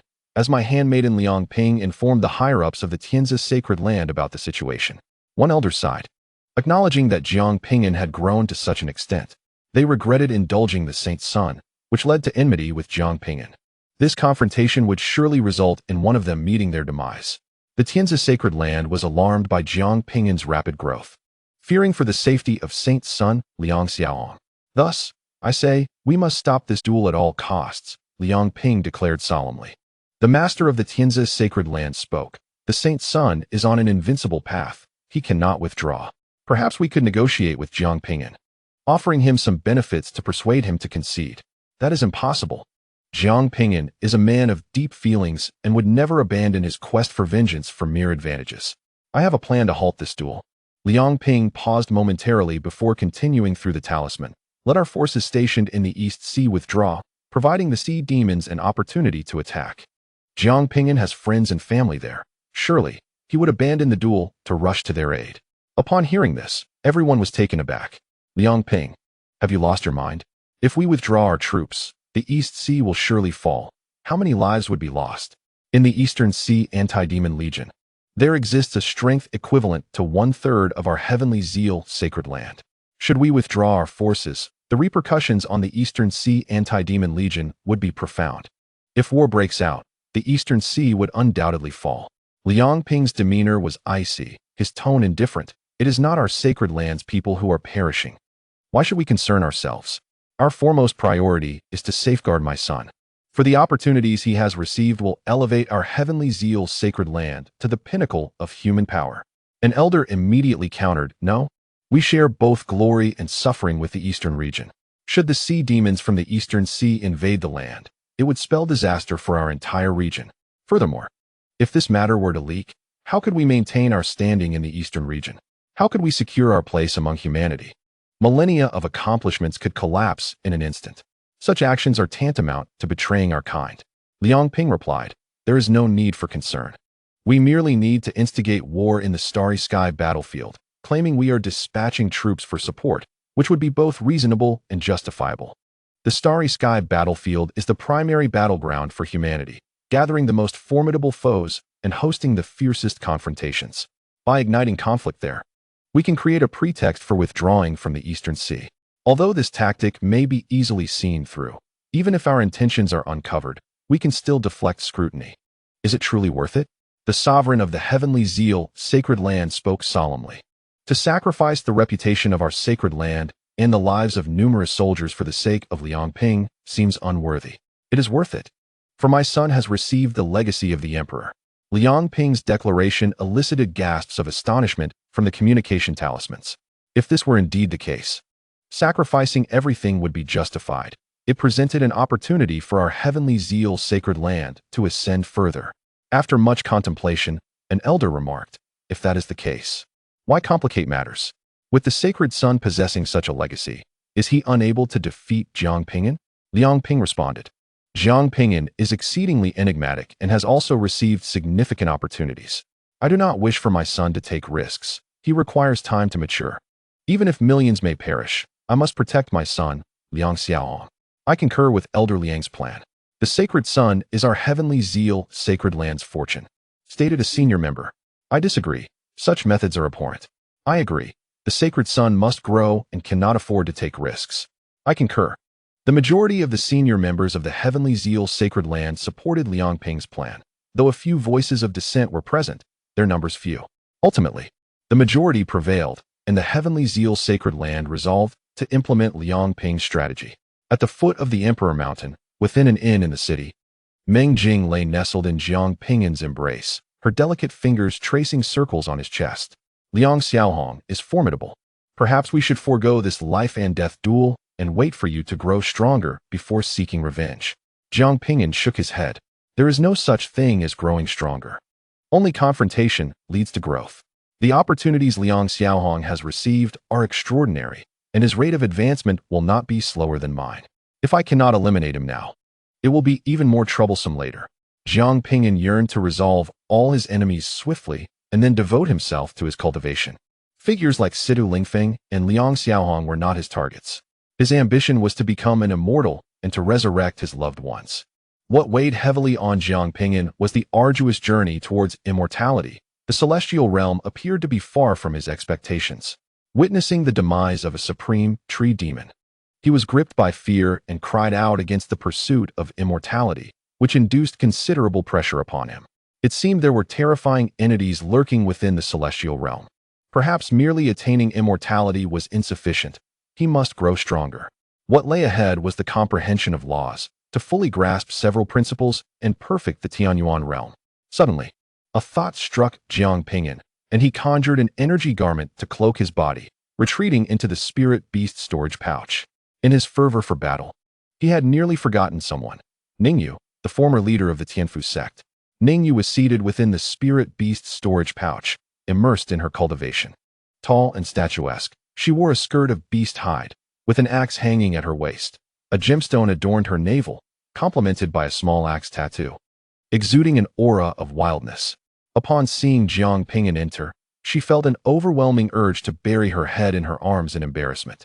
Although she had been in the spirit beast pouch, she could still hear the conversations outside. Now aware of Jiang Ping'an's true identity, she felt a pang of awkwardness. Recalling how she had boasted in his presence that he once held affection for her, which she had spurned, the thought made her wish to implode from mortification. How humiliating. She lamented. How could you harbor a woman? Meng Jing followed into the storage pouch and was taken aback upon seeing Ningyu. My lady, you misunderstand. Ningyu, fearing trouble, hastily clarified her identity and circumstances. I see now. I thought that blockhead had finally come to his senses and sought a woman. Meng Jing had no doubt about Ningyu's words, as she knew the blockhead well. He cared for nothing but cultivation and had been secretly practicing even during their prior conversation. Thank you for saving my life. I shall take my leave now. Ningyu lowered her head, expressing her gratitude to Jiang Ping'an, avoiding his gaze. After uttering her thanks, she prepared to depart, feeling too embarrassed to face him. Wait a moment, Meng Jing said, grasping Ningyu's hide skirt. Ningyu's expression shifted. Did the goddess intend to pursue her further? As a mere commoner, she could hardly contend with her. Meng Jing continued, you possess commendable talent, I am in need of a handmaiden. Would you serve as my attendant? Ningyu sighed with relief, realizing that trouble was not afoot. However, serving as a handmaiden was out of the question. She had once been a leader, accustomed to being cared for, not to serving others. I'm afraid I cannot. I see you wield an axe. My family possesses a supreme lightning axe technique, the heavenly thunder axe method, which, when mastered, can cleave the stars and vanquish multitudes. As my handmaiden, you would receive a monthly stipend of half a law. With a thud, Ningyu fell to her knees, foregoing her pride. Resources were secondary. What mattered was her admiration for the goddess. I am willing to serve you, my lady. My heavens. The heavenly thunder axe method. This is the ultimate secret art every axe-wielding cultivator dreams of. I never dared to imagine I would have the opportunity to obtain it in this lifetime. Moreover, during her tenure as the dorm master, she only earned 1 rule per year. To increase her income, she had to seek external opportunities. Now, following her companion, she earns merely half of a rule each month, a thought too extravagant to entertain. Ning Yao came to Zhongzhou in search of fortuitous encounters. Is not this esteemed goddess her chance? Chapter 452. The Rise of Conflict. This figure is truly remarkable, nearly rivaling Sister Xiaqing. Meng Jing playfully patted Ning Yao's backside. Compared to the young lady, there remains a slight disparity. Ning Yao blushed in response. Meng Jing was about to converse with Jiang Ping'an when she noticed he was already seated nearby, engrossed in his cultivation. Pouting, she turned to Ning Yao and remarked, "Make sure to avoid such men in the future. Aside from their handsome appearance, high talent, and sense of responsibility, all they do is cultivate every day." Ning Yao felt as though he was boasting, yet lacked evidence. Her subordinate was wholeheartedly devoted to the path of enlightenment, dedicated to caring for the young lady, and would never seek a man in this lifetime. Ning Yao endeavored to establish her own image. Not seeking a man. There are certain joys that one cannot experience. According to customary practices, a maid should assist in serving the young master. However, you likely would not wish for that, and I shall not compel you. With a smile, Meng Jing said, "Come, I will take you to acquire secret techniques and resources." Ning Yao opened her mouth to say something but refrained, glancing at Jiang Ping'an, who was diligently cultivating, before following Meng Jing away. Little did she expect that becoming Meng Jing's maid would come with hidden benefits. News regarding the matters of Tiandao Academy soon spread. Major news. The chaos body, Situ Lingfeng, has been defeated, and Liang Xiaohong has emerged as the dark horse. Jiang Ping'an and Liang Xiaohong are set to engage in a life-and-death battle in 3 months. The victor shall be regarded as the spiritual leader of this generation of humanity. How could Jiang Ping'an appear at Tiandao Academy? Was he not in the northern region? The world's foremost boxing technique, the Imperial Fist, has re-emerged, and Liang Xiaohong is suspected to be a descendant of an emperor. The emergence of the Imperial Fist has caused a tremendous uproar, making Liang Xiaohong the focal point of attention. The impending duel between Jiang Ping'an and Liang Xiaohong in 3 months has attracted numerous cultivators, eager to witness the event. This battle will determine the spiritual leader of this generation, representing the will of humanity. In warfare, the outcome is influenced not only by the strength of both parties, but also by their resolve. In chaotic times, the presence of a spiritual leader is paramount, symbolizing the spirit and hope of humanity. As the spiritual leader grows, so too does the strength of humanity's will. A simple example, when a person's spirit is low, they feel powerless in all endeavors. Once they possess fighting spirit, they feel as though their energy is inexhaustible. Many have come from afar, prepared to witness this epical battle. Simultaneously, a large-scale war suddenly erupted on the starry battlefield, with the Tianzi Sacred Land launching an offensive against foreign races in their controlled territories, resulting in a fierce conflict. A month later, the Tianzi Sacred Land suffered the loss of hundreds of thousands of soldiers. 2 months later, the Tianzi Sacred Land announced once again that the front line was struggling and in need of reinforcements, necessitating the withdrawal of the Tianzi Sacred Land cultivators stationed with the East Sea Demon-Slaying Corps. The East Sea Demon-Slaying Corps, along with the Dacian dynasty and the Lei family, desperately attempted to obstruct this. Should the Tianzi Sacred Land withdraw, the East Sea would undoubtedly fall into peril, resulting in even more casualties. However, the Celestial Land, under the pretext of prioritizing the starry battlefield, stubbornly withdrew its soldiers. Upon learning this news, the sea demons of the Eastern Sea were filled with exhilaration and promptly declared war on the Eastern Sea. The previous cessation of hostilities was due to a certain aberrant individual capable of sweeping through an entire battlefield. The Sea Demon clan could not endure such losses, prompting the truce. Yet now, with the Celestial Land's cultivators retreating, the Eastern Sea's anti-demon forces saw their numbers diminish by a third, starkly revealing the disparity between both sides. If not now to strike, then when? Even if Jiang Ping'an were to return, he could not avert this impending conflict. The pent-up frustrations of decades were finally poised for release. The Eastern Sea's anti-demon forces faced a rout at the front lines, retreating to the coastline, where they continued to falter against the onslaught of the sea demons. The Eastern Domain swiftly descended into a state of heightened tension. How could the Celestial Land be so reckless as to withdraw their troops so abruptly? The Celestial Land found itself in a predicament. The starry battlefield had ignited into chaos. Nonsense. This war was instigated by the Celestial Land itself. Swiftly, reinforcements were dispatched to the Eastern Sea. Just as aid was being sent to the Eastern Sea, an unforeseen development transpired. Urgent reports. The Devourer Crocodile clan has launched an assault, necessitating immediate support. The Devourer Crocodile clan suddenly surged forth from the endless mountains, invading human territory, annihilating 3 nations in succession, and devouring countless humans. Urgent reports. The Eastern Sea's anti-demon forces are critically undermanned. The sea demons have already breached the coastline. It is over. The Eastern Domain is doomed. In an instant, the Eastern Domain was engulfed in warfare. The strength of the Devourer Crocodile clan was commensurate with that of the human sanctuaries, their power formidable. The sea demons of the Eastern Sea were even more terrifying, united. They waged war, swiftly consuming vast swathes of Eastern Domain territory. Elder Lei Zong, furiously kicked open Liang Ping's door. Look at the havoc wrought by your Celestial Land.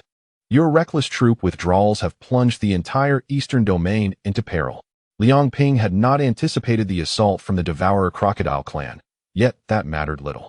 Our Celestial Land acts with the interests of humanity in mind. The starry battlefield is the principal theater of war for humanity, and our sacrifices on the battlefield are substantial. This is not a war of your own making. Await the conclusion of the conflict, and I shall hold you accountable.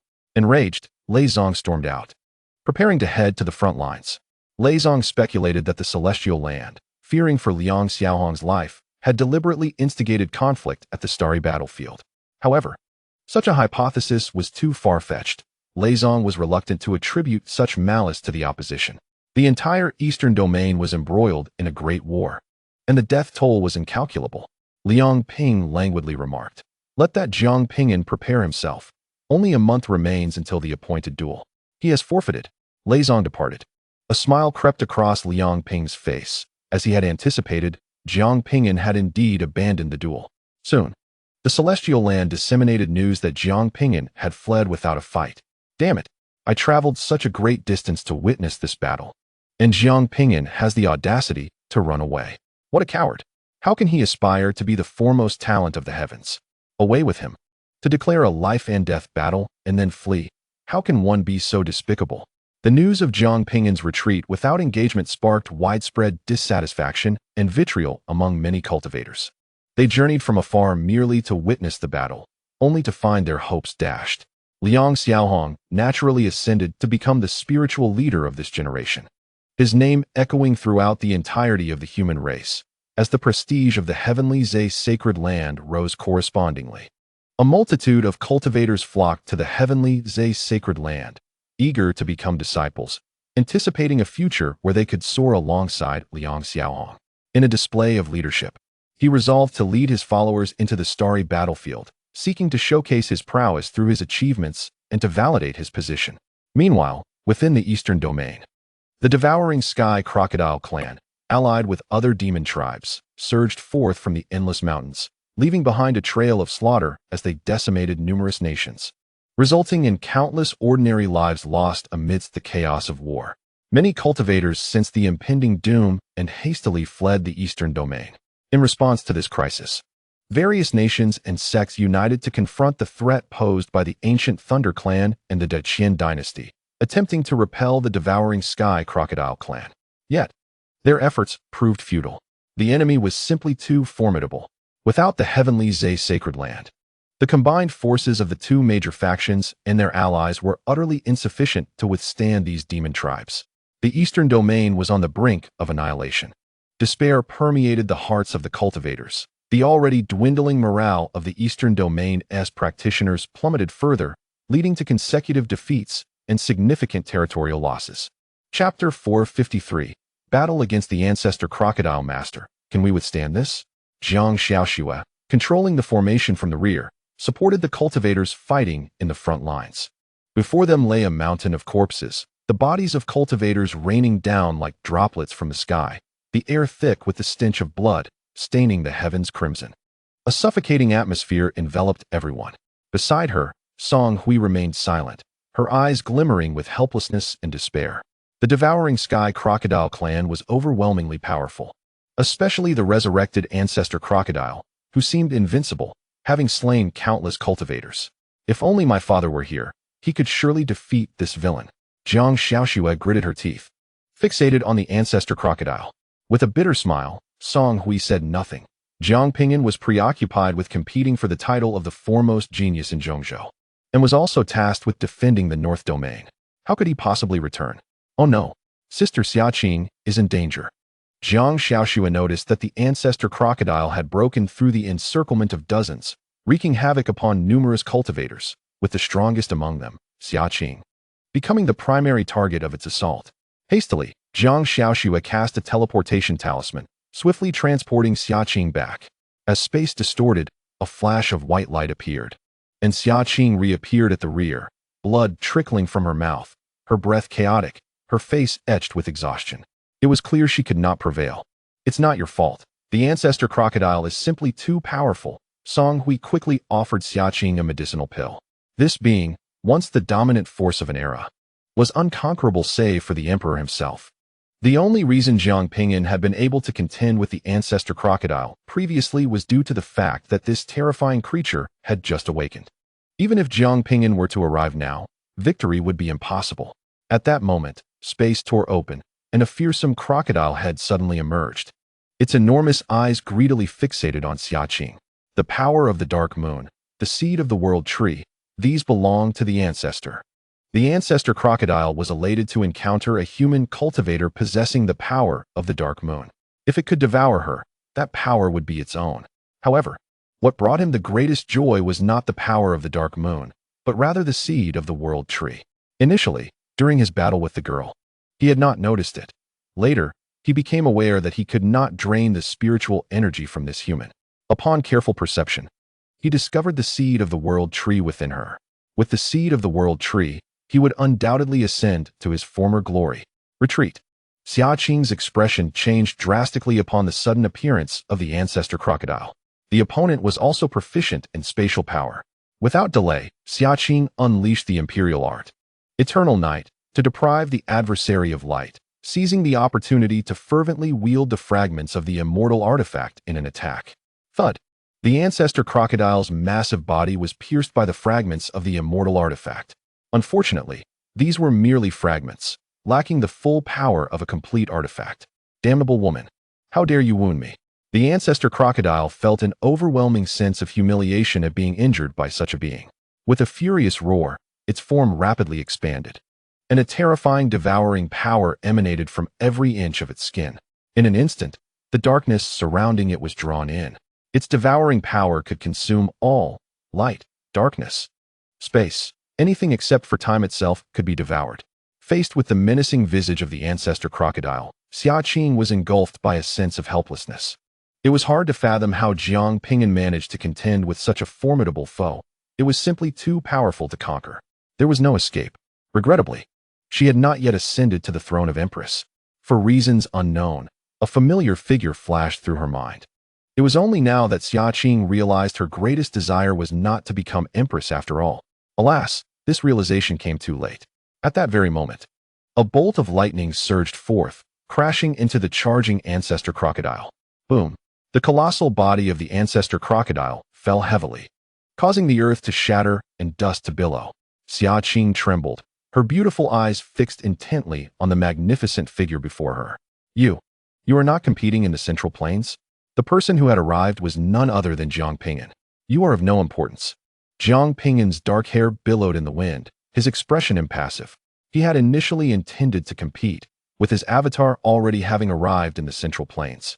However, upon learning of the crisis in the Eastern region, he promptly abandoned the competition and returned with the support team. The Eastern region housed the Great Xia, the Great Qian dynasty, and the ancient Thunder clan. Thus, it could not afford to falter.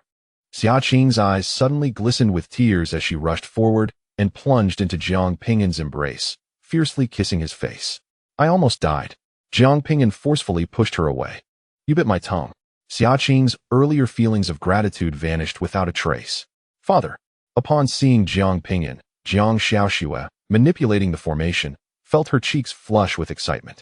She called out to her master, Song Hui, Master, Father has arrived. We are bound to win. Song Hui opened her mouth, but refrained from dampening Jiang Xiaoxue's enthusiasm. Even with Jiang Ping'an's arrival and the support of several powerful allies, it might not change the outcome significantly. If they could merely hold off the ancestor crocodile, that would be considered a victory.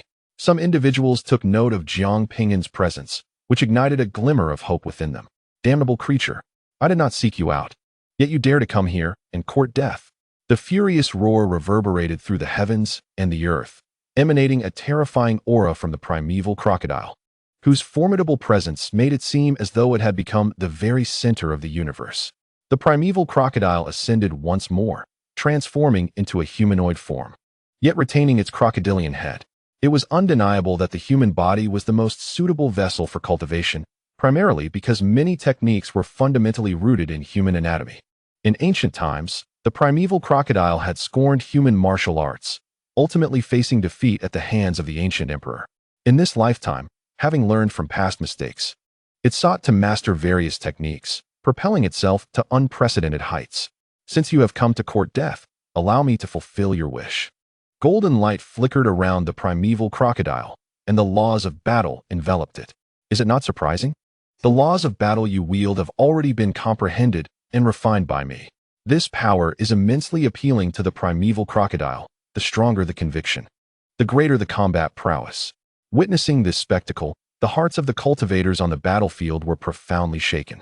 The primeval crocodile had even grasped the laws of battle associated with the sacred body. Typically, only beings of the sacred body could comprehend such laws. The primeval crocodile could accelerate its understanding of any law through its devouring power, having already grasped the laws of space and the five elements. Its overwhelming strength cast a shadow of despair over those who beheld it. Xia Qing addressed Jiang Ping'an in a hushed tone. We must join forces with the others to hold them off. No need. I am sufficient on my own. Jiang Ping'an fixed his unwavering gaze upon the primeval crocodile. Seeing his refusal, Xia Qing anxiously implored, do not be arrogant. I know you once fought the primeval crocodile to a standstill, but that was when it had just awakened. The current primeval crocodile is on an entirely different level. Suddenly, Jiang Ping'an's pupils constricted as he forcefully pushed Xia Qing aside, simultaneously raising his other fist to strike at the void, where a hand was stealthily approaching. Boom! The collision of their fists produced a thunderous sound that echoed across the battlefield. The violent energy instantaneously leveled mountains within a radius of several hundred miles, sending other cultivators hurtling through the air. The sight left all who witnessed it in stunned disbelief. The casual clash between the two was far more potent than their own techniques. The battle between these two monsters was beyond the realm of their involvement. In an instant, the fighting on the battlefield ceased, with both sides focusing intently on the two combatants. All present understood that the outcome of their duel would significantly influence the tide of war. The Devouring Sky Crocodile clan and other demon clans held unwavering confidence in the primeval crocodile, while the human faction harbored more hope than actual faith.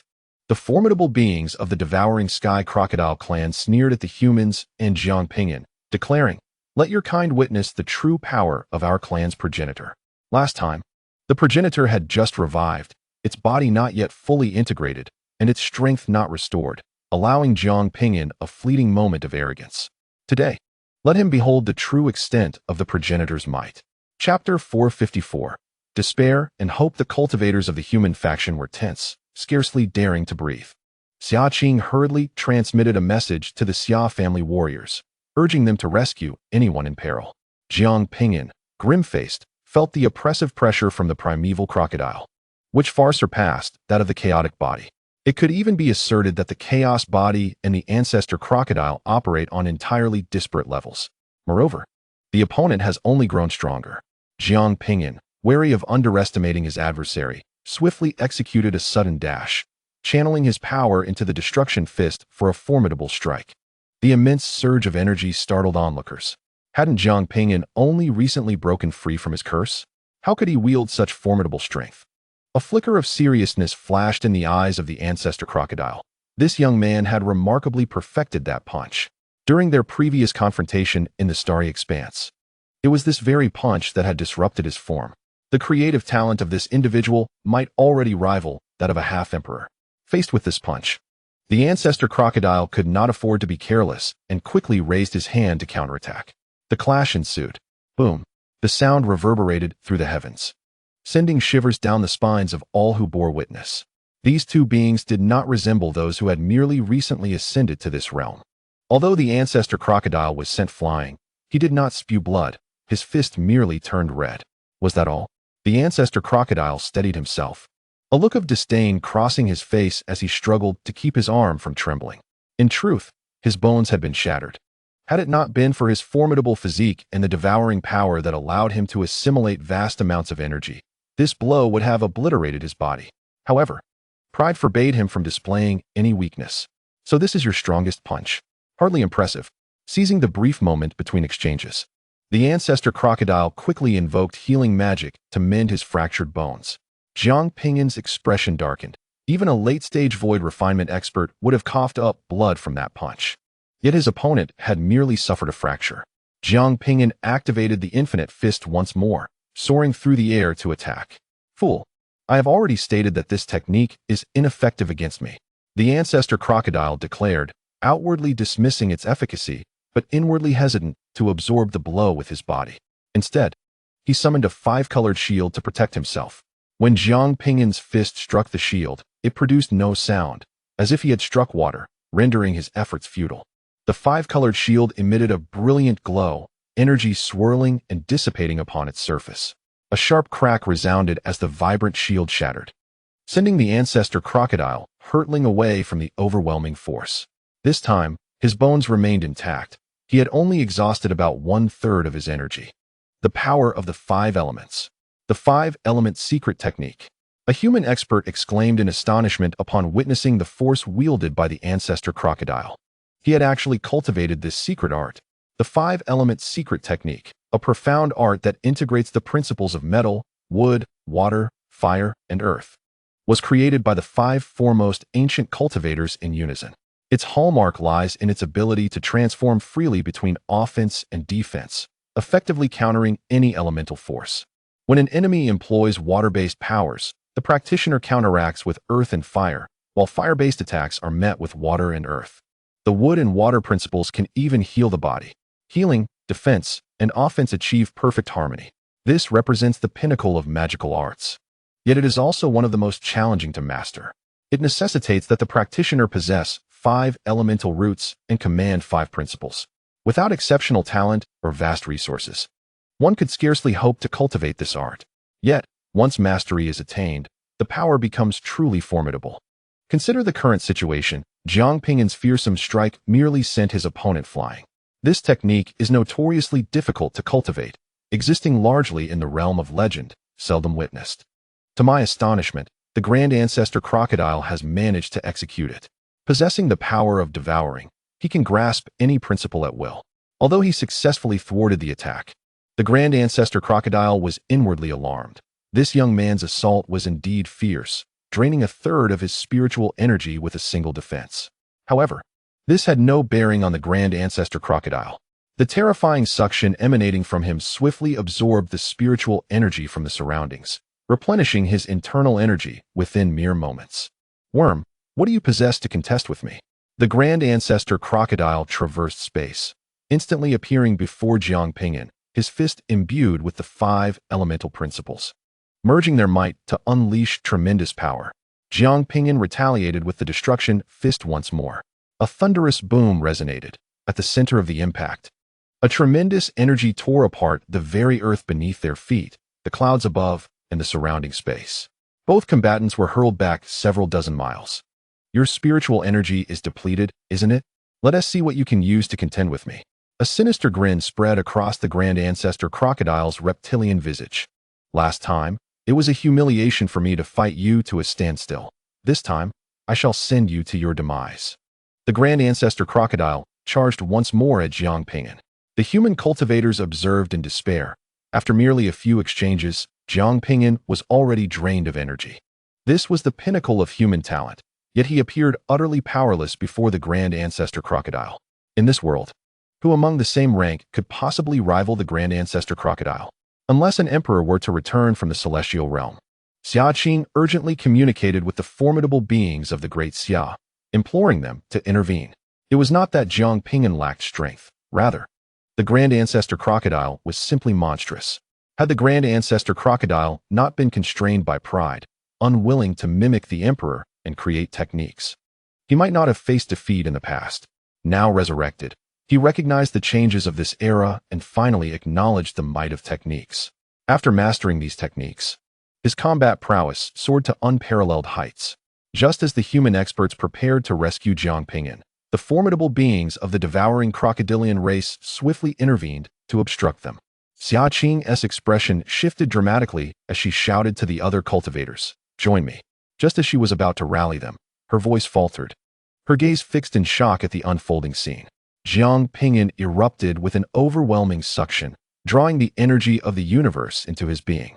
His previously exhausted form was rejuvenated with spiritual energy. The attacking Grand Ancestor Crocodile, momentarily stunned, was struck by Jiang Ping'an's fist upon his head, nearly dislodging his jaw. Jiang Ping'an unleashed the small, formless technique, enlarging his stature, activating the barbarian totem patterns, and employing the battle god art. A cataclysmic force stirred the very elements. Impossible. Absolutely impossible. How could you possess the same devouring power as I, the Grand Ancestor? The Grand Ancestor Crocodile's eyes widened in madness and disbelief. Struggling to defend against the relentless onslaught, forced to retreat under the sheer intensity of the attack. This devouring power, which he believed to be uniquely his own, was not even matched by his progeny within their clan. The Great Ancestor Crocodile was unwilling to share his power with his descendants, desiring instead to dominate the world alone. Consequently, the devouring talents of his progeny fell short of his own. Yet, before him stood Jiang Ping'an, who astonishingly manifested a devouring strength akin to his own. This revelation struck a profound blow to the Great Ancestor Crocodile's psyche. The Jiang Ping'an appearing here was none other than his third avatar, the Devouring Avatar. Utilizing the treasure-gathering pot, Jiang Ping'an replicated the Great Ancestor Crocodile's innate blood essence, restoring this avatar's devouring power. With the arrival of reinforcements, this form exhibited an even greater strength than before. The previous bloodline required awakening, a limitation imposed by the Great Ancestor Crocodile himself. In contrast, Jiang Ping'an had replicated the most primordial essence of the Great Ancestor Crocodile, eliminating the need for further awakening. To reclaim this power, Jiang Ping'an devoted all the primordial gold stones capable of crafting treasures. Though the cost was severe, it was entirely worth it.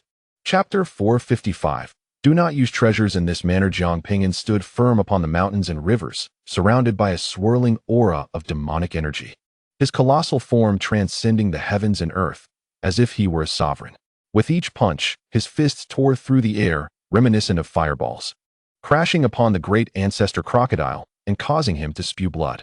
All on the battlefield were left in astonishment. Hadn't his devouring power been seized by the Chaos Body? What transpired? Jiang Ping'an had actually gained a devouring strength as formidable as that of the Great Ancestor Crocodile. Nearly everyone believed that Jiang Ping'an was doomed, yet this sudden shift rekindled hope within the previously despondent human race. Conversely, the morale of the demon race led by the devouring crocodile plummeted to the depths of despair. Jiang Ping'an, already powerful, unleashed his techniques with unrestrained fervor after acquiring the devouring power. Every so often, he would execute the destruction fist.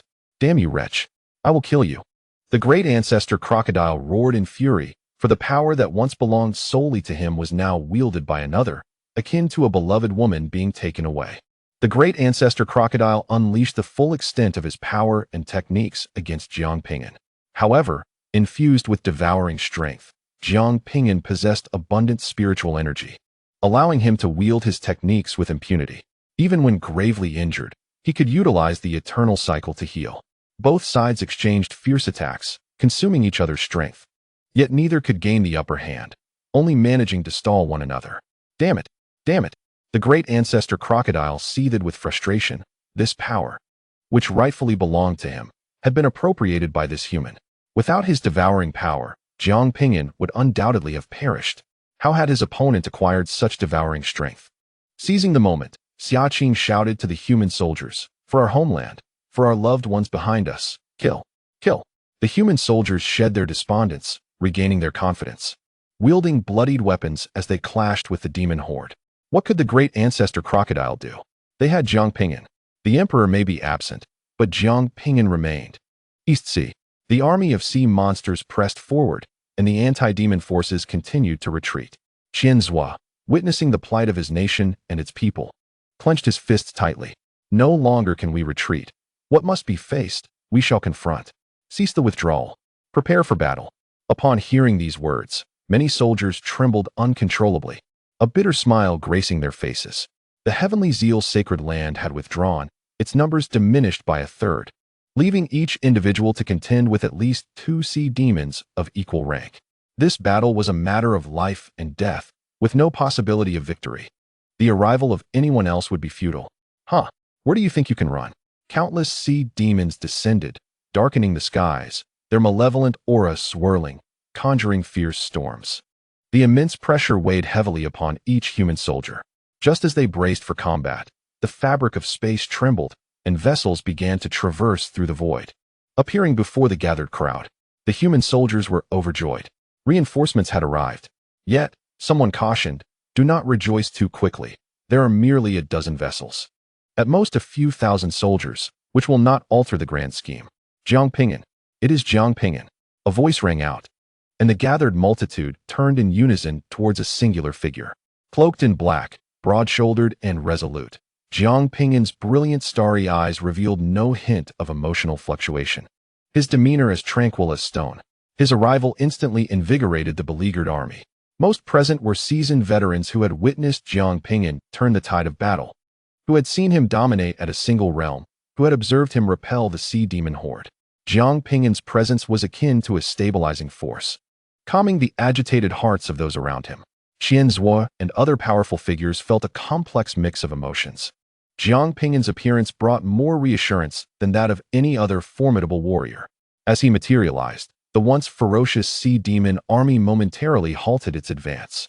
Wasn't Jiang Ping'an competing in the central continent? How had he arrived here? Rumors spoke of his newfound strength. Who could contend with this prodigy? The countenance of the sea demons at the void refinement stage darkened, filled with dread. They were loath to confront this terrifying individual. A sea demon warrior shouted, "Fear not. Jiang Ping'an has merely grasped the third-tier principles. We outnumber them by several folds, no matter how strong Jiang Ping'an is. He cannot slay all those at the void refinement stage. Whoever can slay Jiang Ping'an shall be rewarded with a treasured artifact and prioritized for cultivation within our clan." Upon hearing the promise of a treasure, the fear in the hearts of the sea demons dissipated, replaced by unbridled greed. "Let us unite. Let us eliminate Jiang Ping'an. The treasure shall be mine." The clash of battle echoed through the heavens as conflict erupted anew, shaking the very laws of half the eastern region. Countless sea demons at the void refinement stage surged towards Jiang Ping'an as if possessed. With a silent resolve, Jiang Ping'an retrieved the heaven-shaking demon rod. When he encountered his clone, it had brought the rod along with other resources. In that moment, the excitement etched on the faces of the sea demons froze. Good heavens! He is wielding a treasured artifact. The fervor of the sea demons instantly waned, and in fear, they turned to flee. However, Jiang Ping'an would not grant them such an opportunity. Expanding in size, he wielded the heaven-shaking demon rod, swinging it to shake the very heavens. Wherever the enchanted staff passed, sea monsters erupted, and blood rained from the heavens. The slaughter had officially commenced. Jiang Ping'an, akin to a demonic deity, wielded unparalleled power with the aid of a treasured artifact, rendering him invincible on the battlefield of the void refinement stage. "Jiang Ping'an, dare you not use your treasure?" roared an escaping dual-horned dragon, its fury palpable. Jiang Ping'an was already formidable, and with this magical staff, Who could possibly rival him? Let us face off one-on-one. Jiang Ping'an unleashed the celestial seal, immobilizing his opponent, and with a single blow from his staff, struck them down. This shameless onslaught by hundreds of void refinement stage experts surrounding him demanded he refrain from using his treasure. Why not simply demand he surrender without resistance? If they were unwilling, the Sea Demon clan could also bestow treasures upon their own void refinement stage sea monsters, a notion Jiang Ping'an wholeheartedly endorsed. After all, he relished such fortuitous opportunities to acquire resources. While Jiang Ping'an thrived in this battlefield, others fared less favorably. The Tianzi's sacred land withdrew its forces, and the disparity in numbers between human soldiers and sea monsters widened, with each individual forced to contend with multiple adversaries. Jiang Ping'an promptly unleashed a dozen spirit beast storage bags, from which a throng of bloodthirsty 9 nether worms emerged. These worm soldiers spanned all realms, from foundation establishment to god transformation. A multitude of new crimson worm soldiers surged toward the congregation of sea monsters. Be cautious.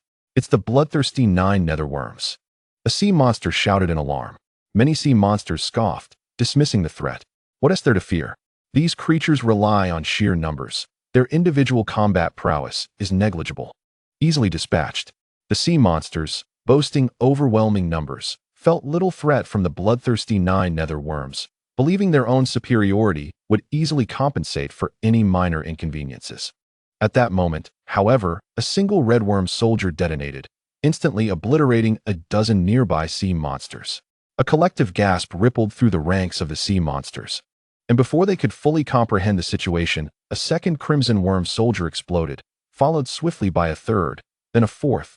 Boom, boom, boom. The resounding blasts echoed across the battlefield, claiming the lives of numerous sea monsters. What is happening? Beware of the red worm soldiers. They self-destruct. One sea monster recognized the peculiar trait of the red worm soldiers and quickly alerted others. This was the ability birthed from the third evolution of the bloodthirsty 9 nether worms, self-detonation.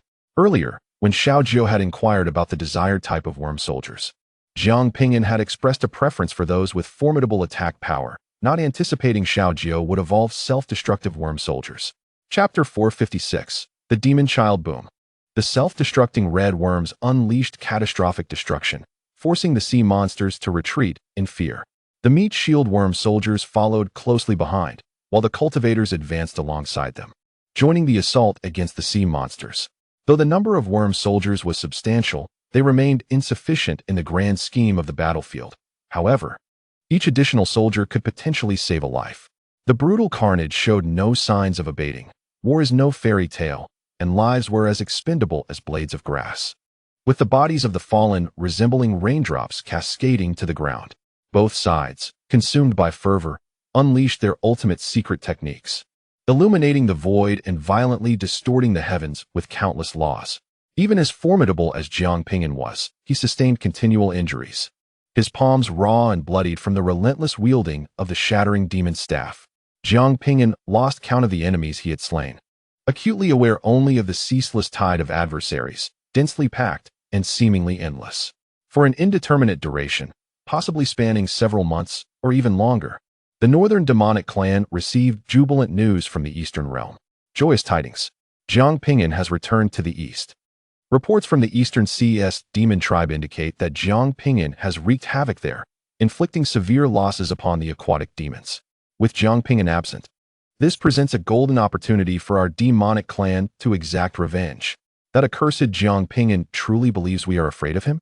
If not for his swift escape, our demon prince would have awakened, and he would have surely met his demise.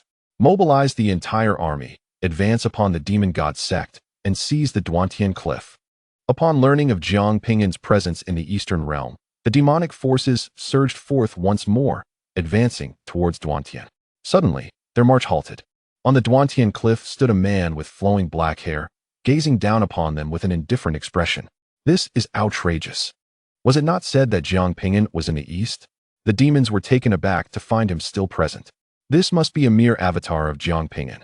Do not fear, his dark staff and insect soldiers have been left behind, making him relatively easy to deal with.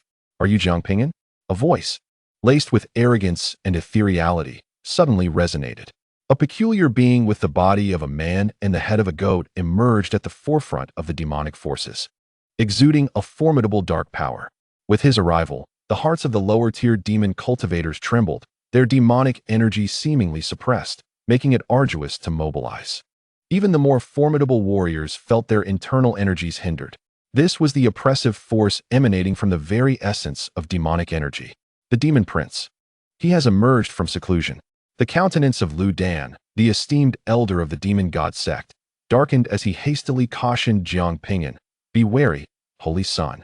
He is a pure-blooded celestial demon." Pure-blooded celestial demon? Jiang Ping'an heard this term for the first time. Lu Dan's expression turned grave. The status of a pure-blooded celestial demon within the demonic clan is akin to that of a chaos body among the human race. The essence of demons originates from the abyss of darkness, and the demonic energy in the world has evolved from the demise of a pure-blooded celestial demon. Periodically, ancestral pure-blooded celestial demons emerge, wielding the utmost dark powers, revered as the lords of darkness. The attacks released by standard demonic energy are 2 to 3 times more potent than ordinary spiritual energy, and the energy of a pure-blooded celestial demon surpasses this even further. The Holy Son must have sensed it. His internal demonic energy is being suppressed, rendering any combat against him akin to facing a minor realm of suppression. A flicker of envy flashed in Lu Dan's eyes. If only he could possess such an exalted pure blood, he could undoubtedly advance further. Jiang Ping'an's gaze narrowed slightly as he observed the Demon Prince, sensing a hint of trouble. A hint of trouble? Lu Dan nearly spat blood upon hearing Jiang Ping'an's words.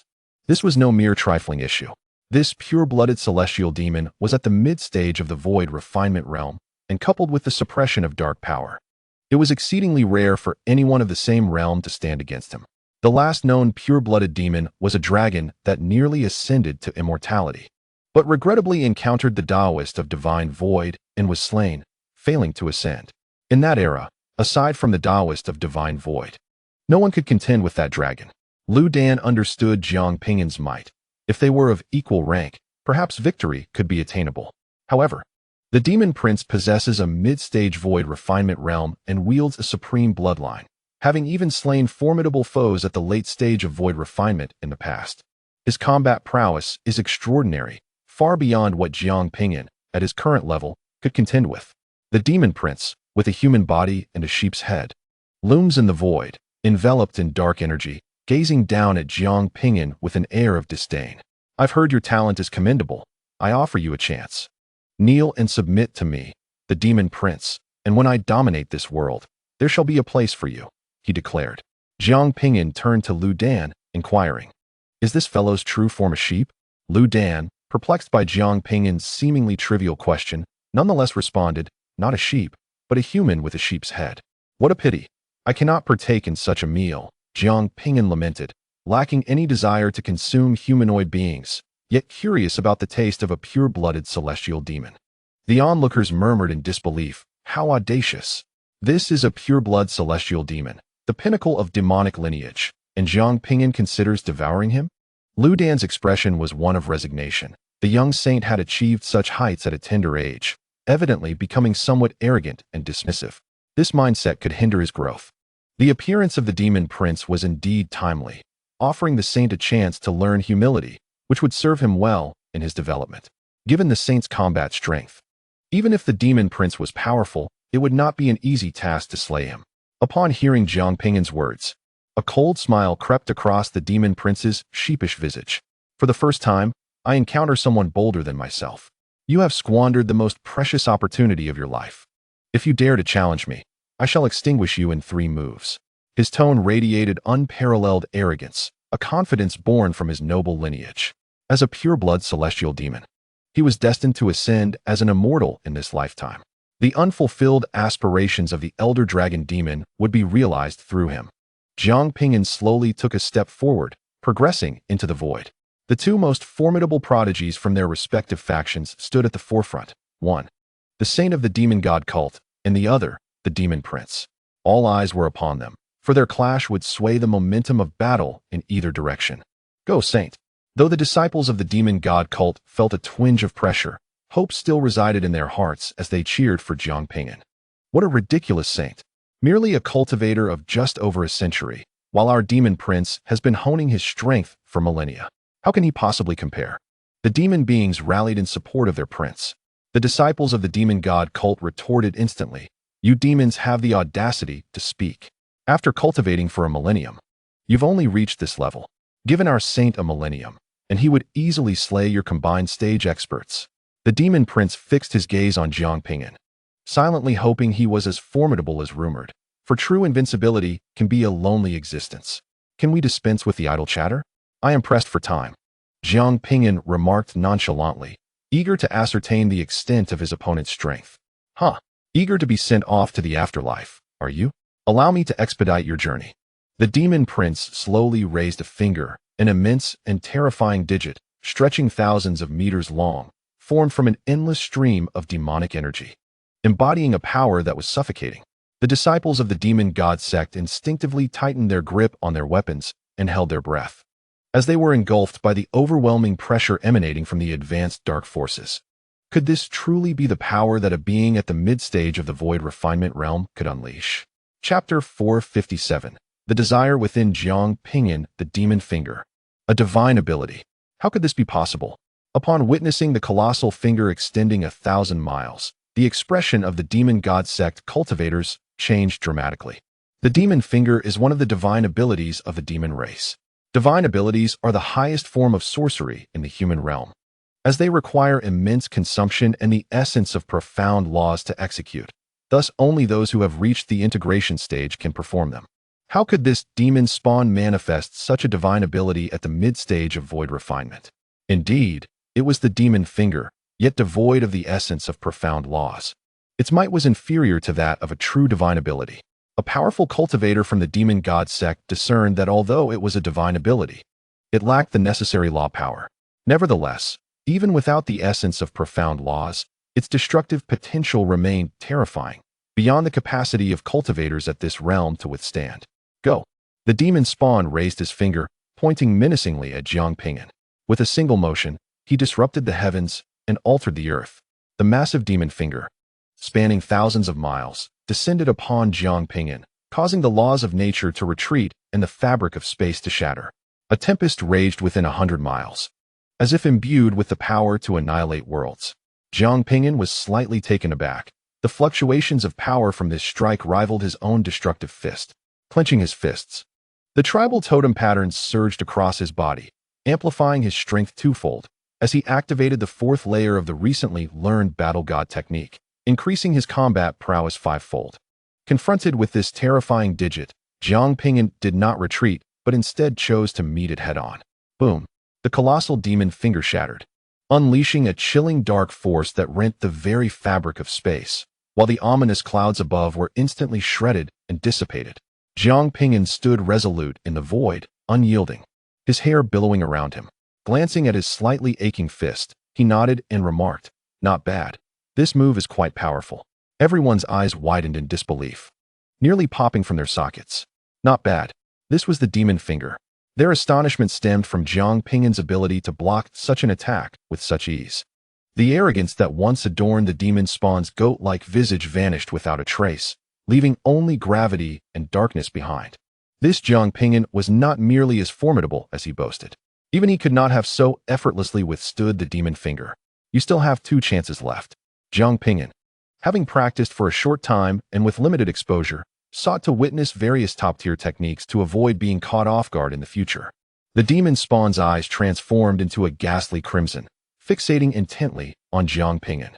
Suddenly, the nine-tailed fox, Ji Fei, recalled something, her expression changing drastically. "Do not look into his eyes. This is the eye of the demon, capable of awakening the most primal thoughts within one's heart, leading one down a path of corruption." The nine-tailed fox clan, once part of the demon race, possessed knowledge of many of its arcane secrets. The eye of the demon is a type of mental power, distinct from ordinary attacking techniques. This form of assault cannot be blocked, for this attack is not a true strike, but rather a guidance that magnifies the evil and desires nestled within the human heart.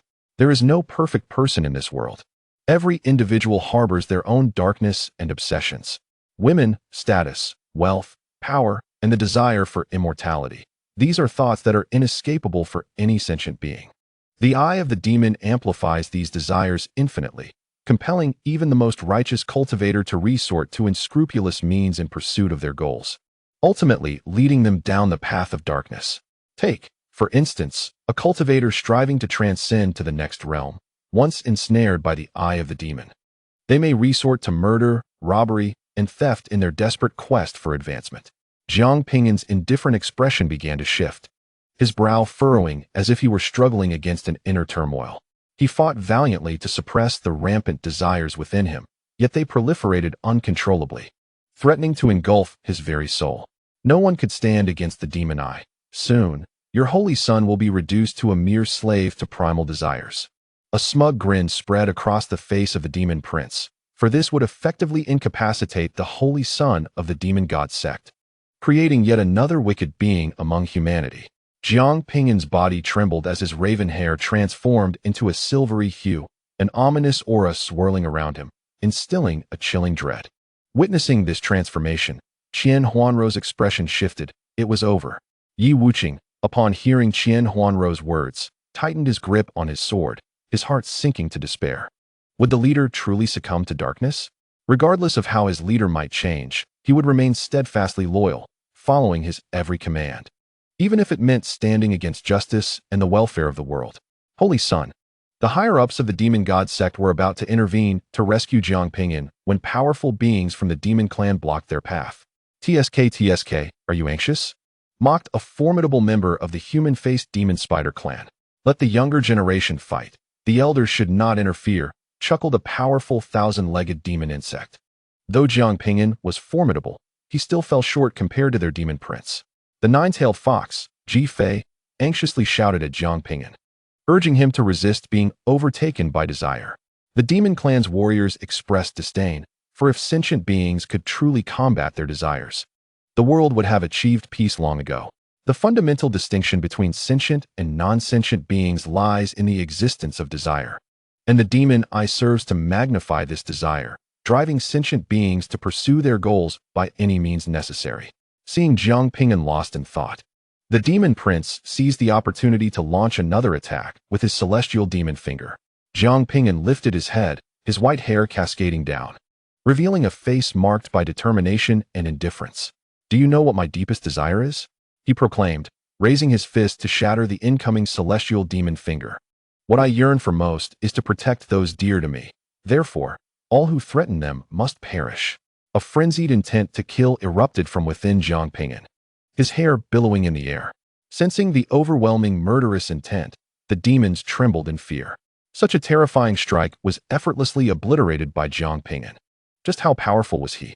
The demon prince realized, with horror, that the demon eye had unleashed a true monster. Jiang Ping'an's icy gaze fixed upon the demon prince. It seems you possess no further means of attack. Thus, you shall meet your demise. In an instant, Jiang Ping'an transformed into a streak of lightning, appearing before the demon prince in the blink of an eye. The demon prince's pupils constricted. This individual was exceedingly powerful. A direct confrontation was futile. Retreat was imperative. The demon child unleashed the utmost dark power, intending to suppress the demonic energy within Jiang Ping'an. However, to the demon child's astonishment, Jiang Ping'an remained utterly unaffected. This was inconceivable. After all, he too wielded demonic energy. It was impossible for him to be immune to the pure-blood dark power, unless Jiang Ping'an possessed the essence of the celestial demon bloodline. Alarmed, the demon child had no time to ponder and prepared to raise his hand to block Jiang Ping'an's strike, hoping to retreat by harnessing the opponent's strength. Although the demon child's intentions were commendable, he underestimated Jiang Ping'an's might. With a single punch, a resounding crash echoed, followed by a surge of black blood. The demon child was obliterated in an instant. The life rune flickered, and the demon child's body reformed. It was a death token. Jiang Ping'an struck once more, and the demon child exploded again. This time, however, he did not resurrect. Such tokens were exceedingly rare, and possessing even one was fortunate. Had he been a successor of a great human power, he might have had several. The entire sequence of events transpired with astonishing rapidity. The smile on the faces of the demonic beings had barely faded before the demon child met his demise. All present were left in a state of shock. 2 punches had dispatched the demon child. Without the death token, it would have been a single blow. This created an illusion that the demon child was not as formidable as anticipated. Yet, the celestial demon finger he had executed had already proven his extraordinary prowess. However, gazing upon the white-haired man standing resolutely in the void, all present were entranced. In that moment, they seemed to glimpse the unparalleled grace of ancient demon gods and emperors. Even one as powerful as the pure-blood celestial demon was eradicated in an instant. I had said he was finished. Qian Huanro shook her head helplessly. She had witnessed firsthand the immense strength of the white-haired Jiang Ping'an, a being even the young emperors could not withstand. Yi Wuqing remarked, "I thought you were saying the demon child was finished, but it sounded like you were referring to the boss." Chapter 458, The Banquet of Tianzi, Sacred Land, Damnable Insect. You actually killed the demon child. A powerful being of the demon race, recovering from shock, was engulfed in rage and sorrow. The demon child was the hope of leading the demon race to the pinnacle among the myriad of races, yet he had been obliterated by Jiang Ping'an's punch. The stark contrast of emotions left the demon race in despair. The demon warriors sought to strike at Jiang Ping'an. But this time it was the Demon God Sect stronghold that intervened. TSK, you wish to strike? Let the younger generation handle their own affairs. Echoed the words of a demon warrior, now returned to him by a powerful figure of the Demon God Sect. Kill, commanded the esteemed elder, Lu Dan. With a booming voice, the Holy Sun's assassination of the demon child had inflicted a profound psychological blow on the demon race, making it an opportune moment to advance. Kill. Countless disciples of the Demon God Sect, inspired, even deluded themselves into believing they could possess strength akin to that of the Holy Sun. Armed, they charged towards the demon race. Jiang Ping'an donned a pair of black gloves and unleashed a punch, his fist melding into the void. Appearing behind a mid-stage void refinement, human-faced demon spider. Boom. The human-faced demon spider was shattered in an instant. These gloves were a treasured artifact, inscribed with advanced spatial runes, allowing his punches to merge into the void, enabling him to strike from afar.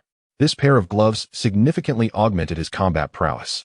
A late-stage void refinement, thousand-legged demon worm sought to ambush Jiang Ping'an, but the terrifying demonic aura emanating from him caused the creature's body to stiffen.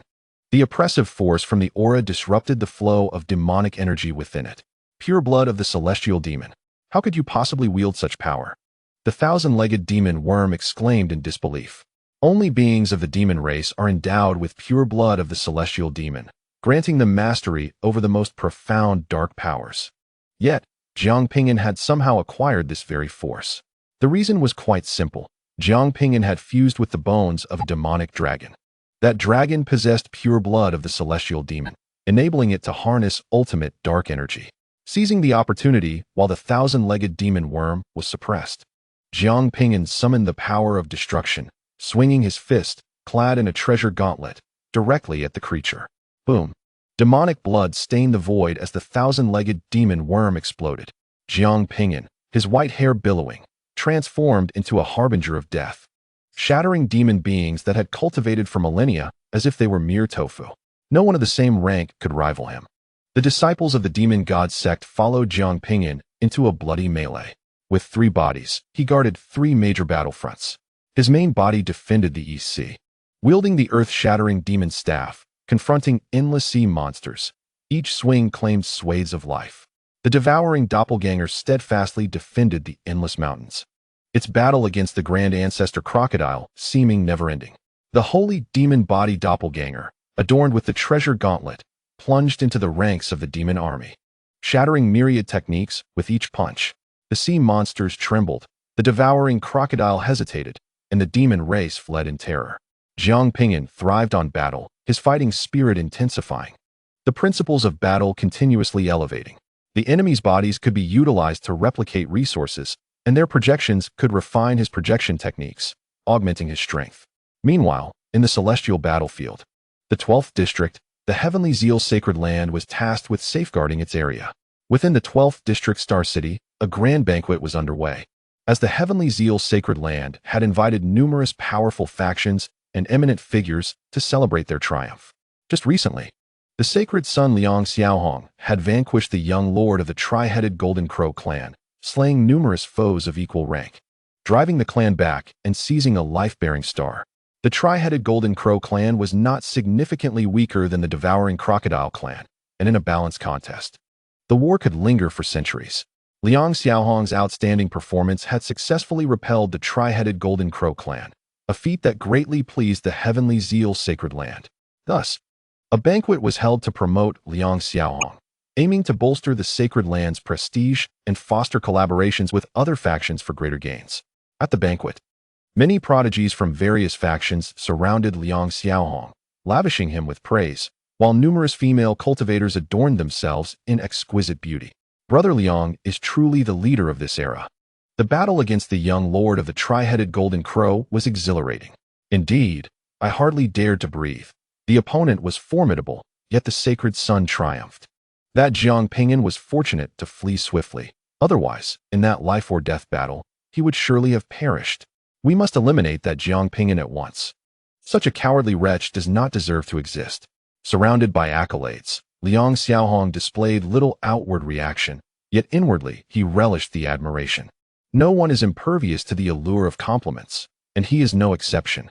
The holy son of the alchemy sect smiled and remarked, "Brother Liang, you stand atop the monument of this era. Your name is destined to be immortalized." As he spoke, a communication talisman at his waist flickered to life, delivering a private message to his ear. What? Upon hearing the transmission, the holy son of the alchemy sect gasped in astonishment. Those nearby were startled. What happened? They looked at him, their expressions filled with confusion. This holy son of the alchemy sect seemed rather unsettled. There's a matter concerning the sect. I must take my leave. With that, the holy son hurriedly departed, his face a canvas of shock from the news he had received.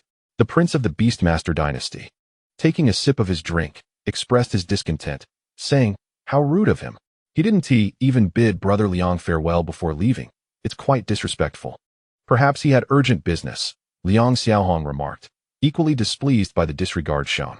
However, considering that he was a disciple of the alchemy sect, the largest alchemical faction in the realm of cultivation, renowned for producing numerous rare high-grade elixirs, his status was unique, and no major power dared to offend them. What if it's urgent? A simple word would suffice. As the prince of the Beastmaster dynasty continued his complaints, a servant approached hastily, whispering something into the princess' ear. What? The prince of the Beastmaster dynasty suddenly stood up, dazed for a moment before exclaiming, "We have matters to attend to. We must depart." With that, he swiftly turned and left. The crowd was left in confusion. What is going on? Just moments ago, he criticized the holy son of the alchemy sect for his rudeness, and now he too leaves without a word? Soon, others began to exit the banquet as well, including powerful figures from various major factions, which struck a peculiar note. "Brother Zhang, what does this mean?" Originally, Liang Ping had been in high spirits, boasting about his son and discussing collaborations with other powers at the banquet. However, as one person after another departed, he sensed something amiss and called over a cultivator from the body dominance lineage with whom he had some prior acquaintance. Zhang Yang cleared his throat awkwardly and replied candidly, "I must speak frankly. News has just arrived that the ancient Thunder Clan, the Great Qian Dynasty, and the Demon God cult have publicly announced the cessation of cooperation with the Tianzi Holy Land, halting all interactions." Liang Ping's expression shifted as he began to piece together the situation. The Thunder Clan and the Great Qian Dynasty were undoubtedly blaming the Tianzi Holy Land for their abrupt withdrawal of troops, which had brought significant losses to the eastern region, and thus their ire was palpable. As for the Demon God cult, it was certainly influenced by that little scoundrel, Jiang Ping'an. Liang Ping was unfazed by this development. What does it matter if they sever ties? My son is the foremost prodigy of this era, a spiritual leader destined to elevate the Tianzi Holy Land above all other sacred grounds and dynasties. Brother Zhang, you must choose your side wisely, otherwise, you may find yourself without future opportunities. Enhancements during prosperous times can never compare to support in times of need. The latter statement carried a note of caution. Upon hearing this, Zhang Yang's eyes brightened. Indeed, now was the time to offer assistance. Realizing this, he hurriedly used a communication talisman to contact his family. Quickly, go assist in the eastern region. Liang Ping was taken aback. Brother Zhang, what do you mean by this? Zhang Yang cast a glance at Liang Ping and declared, "Do not contact me again. I fear that Jiang Ping'an may misunderstand." With that, Zhang Yang vanished from the spot. The once lively banquet filled with numerous powerful figures and their offspring, abruptly fell into an eerie silence as they departed. The master of the Tianzi sacred land suddenly appeared, his countenance grim, announcing, "There has been an incident." Furious, Liang Ping smashed the wine cup in his hand onto the ground. A bunch of fools, with their short-sightedness. They merely sever ties with the three great powers. Once my son matures, they will surely regret this. Yet, the master of the Tianzi sacred land interjected, "No. Their departure is not merely due to that." A flicker of concern crossed his face. Liang Ping was taken aback. "Not that. Then what is the reason?" "Because of one person." "Who?" "Jiang Ping'an." Chapter 459. The isolated Tianzi sacred land. Jiang Ping'an? Liang Ping's brow furrowed in confusion. What had happened to Jiang Ping'an? What benefits had he afforded these powers? "It is not about benefits." The master of the Tianzi sacred land exhaled deeply, as if attempting to calm the storm within. "Jiang Ping'an has vanquished half of the void-refining sea monsters in the East Sea, confronted the great ancestor crocodile in the Endless Mountains, and eradicated the pure-blood demon child in the Northern Territory." As he spoke of the latter, his voice trembled with intensity. Liang Ping's eyes widened. Disbelief etched upon his aged face. He opened his mouth to speak, but recalling Jiang Ping'an's formidable prowess, he bit down on his words and retorted, "So what? My son is capable of such feats as well." However, Liang Ping's tone lacked conviction. Setting aside the terrifying existence of the great ancestor crocodile, the pure-blood demon child was already a formidable foe. The last pure-blood demon was a dragon that nearly ascended to immortality. The pure-blood demon could contend with chaotic entities. And though his son, Liang Xiaohong, had triumphed over such an entity, it was by the narrowest of margins, relying on skill rather than brute strength. In a genuine confrontation, Liang Xiaohong might not have been able to slay the chaotic being. Yet, Jiang Ping'an had indeed slain the demon child, a feat requiring immense superiority in strength. "I have yet to finish." The master of the Tianzi sacred land, Pang Heng, spoke solemnly. These three battles occurred simultaneously. "What? Simultaneously?" Liang Ping exclaimed, unable to contain his rising emotions. "This man fought on 3 battlefields. What is he, a monster?" At last, Liang Ping comprehended why the attendees had abruptly departed. Jiang Ping'an possessed 3 bodies, each endowed with the combat prowess of a top-tier genius, capable of standing alone in battle. His son had merely driven off the young clan leader of the 3-headed golden crow, while Jiang Ping'an had subdued the demon child and confronted the great ancestor crocodile. The disparity was staggering. Upon witnessing Jiang Ping'an's extraordinary capabilities, the various powers began to calculate their positions. As long as Jiang Ping'an remained unascended, there was hope. But once he matured, he would undoubtedly become the next transcendental being. They were acutely aware of the tensions between the Tianzi sacred land and Jiang Ping'an, compelling them to maintain a prudent distance. Liang Ping suddenly felt that this banquet held by the Tianzi sacred land was nothing short of a farce. They had boasted grandly for merely repelling a 3-headed golden crow, throwing an extravagant feast in celebration. Every adversary that Jiang Ping'an confronts surpasses the 3-headed golden crow. In comparison, the Holy Land of Tianzi appears akin to mere street performers. "Father, Holy Lord." Liang Xiaohong approached, his expression desolate, lacking the previous vigor he once possessed. It was evident that he had learned of Jiang Ping'an's circumstances. Fearing that his son's indomitable spirit might be affected, Liang Ping hastily reassured him, "My son, do not dwell on such thoughts. You are not like Jiang Ping'an. You possess the legacy of the great emperor. Sooner or later, you will ascend to the pinnacle. Jiang Ping'an has merely forged his own realms, and he cannot venture far. Establishing 3 realms is the extent of his capabilities." Yet, upon uttering these words, Liang Xiaohong felt an even deeper sorrow. To create a realm and tread one's own path, how many among the populace can achieve such a feat? Historically, only 3 have done so: the great emperor, the holy king, and the divine void Taoist. Each of them was a remarkable figure who illuminated an era. Although Jiang Ping'an has merely opened 3 realms, how many can reach such heights? None. There exists no other being of his caliber in this world. "Father, I must continue my journey towards the path of the emperor." Liang Xiaohong understood that he could not triumph over Jiang Ping'an in battle. He must refine himself anew. Liang Ping sighed. "I will seek the protection of the sect's elders for you. No, this time, I shall walk alone." With a resolute glint in his eyes, Liang Xiaohong turned away. Being shielded by others may allow him to survive, but ultimately he would still fall at Jiang Ping'an's hands. It was either to perish on the path of the emperor or to transcend himself, reaching new heights and surpassing Jiang Ping'an. Liang Ping watched his son's receding figure. His fists clenched, his heart brimming with rage and resentment. Damn Jiang Ping'an, why must he exist? Why does he not perish? My son should be the protagonist of this era. All who stand in his way must die. The Holy Lord of Tianzi, Pang Heng, discerned Liang Ping's thoughts and transmitted softly, "It would be wise not to act recklessly. Should you do so, the consequences would be dire, as the adversary outnumbers us." Liang Ping, suppressing his fury, replied, "But, Holy Lord, if this child is not eliminated, our holy land of Tianzi will be doomed. The three major forces have already severed ties with us, and once Jiang Ping'an matures, other factions will undoubtedly distance themselves from us to curry favor with him. This is a most alarming situation. I said not to act recklessly, not that you should refrain from action." Pang Heng's gaze flashed with a ruthless glint. There was no turning back.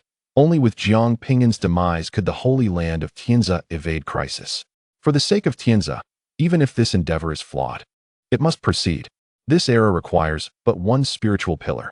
Liang Ping, filled with excitement, inquired, "Does the Holy Lord imply we should employ the methods of the Eastern Sea's demon tribe?" Pang Heng conveyed something to Liang Ping, and upon hearing it, a sinister smile crossed Liang Xiaohong's face. This time, Jiang Ping'an is undoubtedly doomed. Not even the Immortal could save him.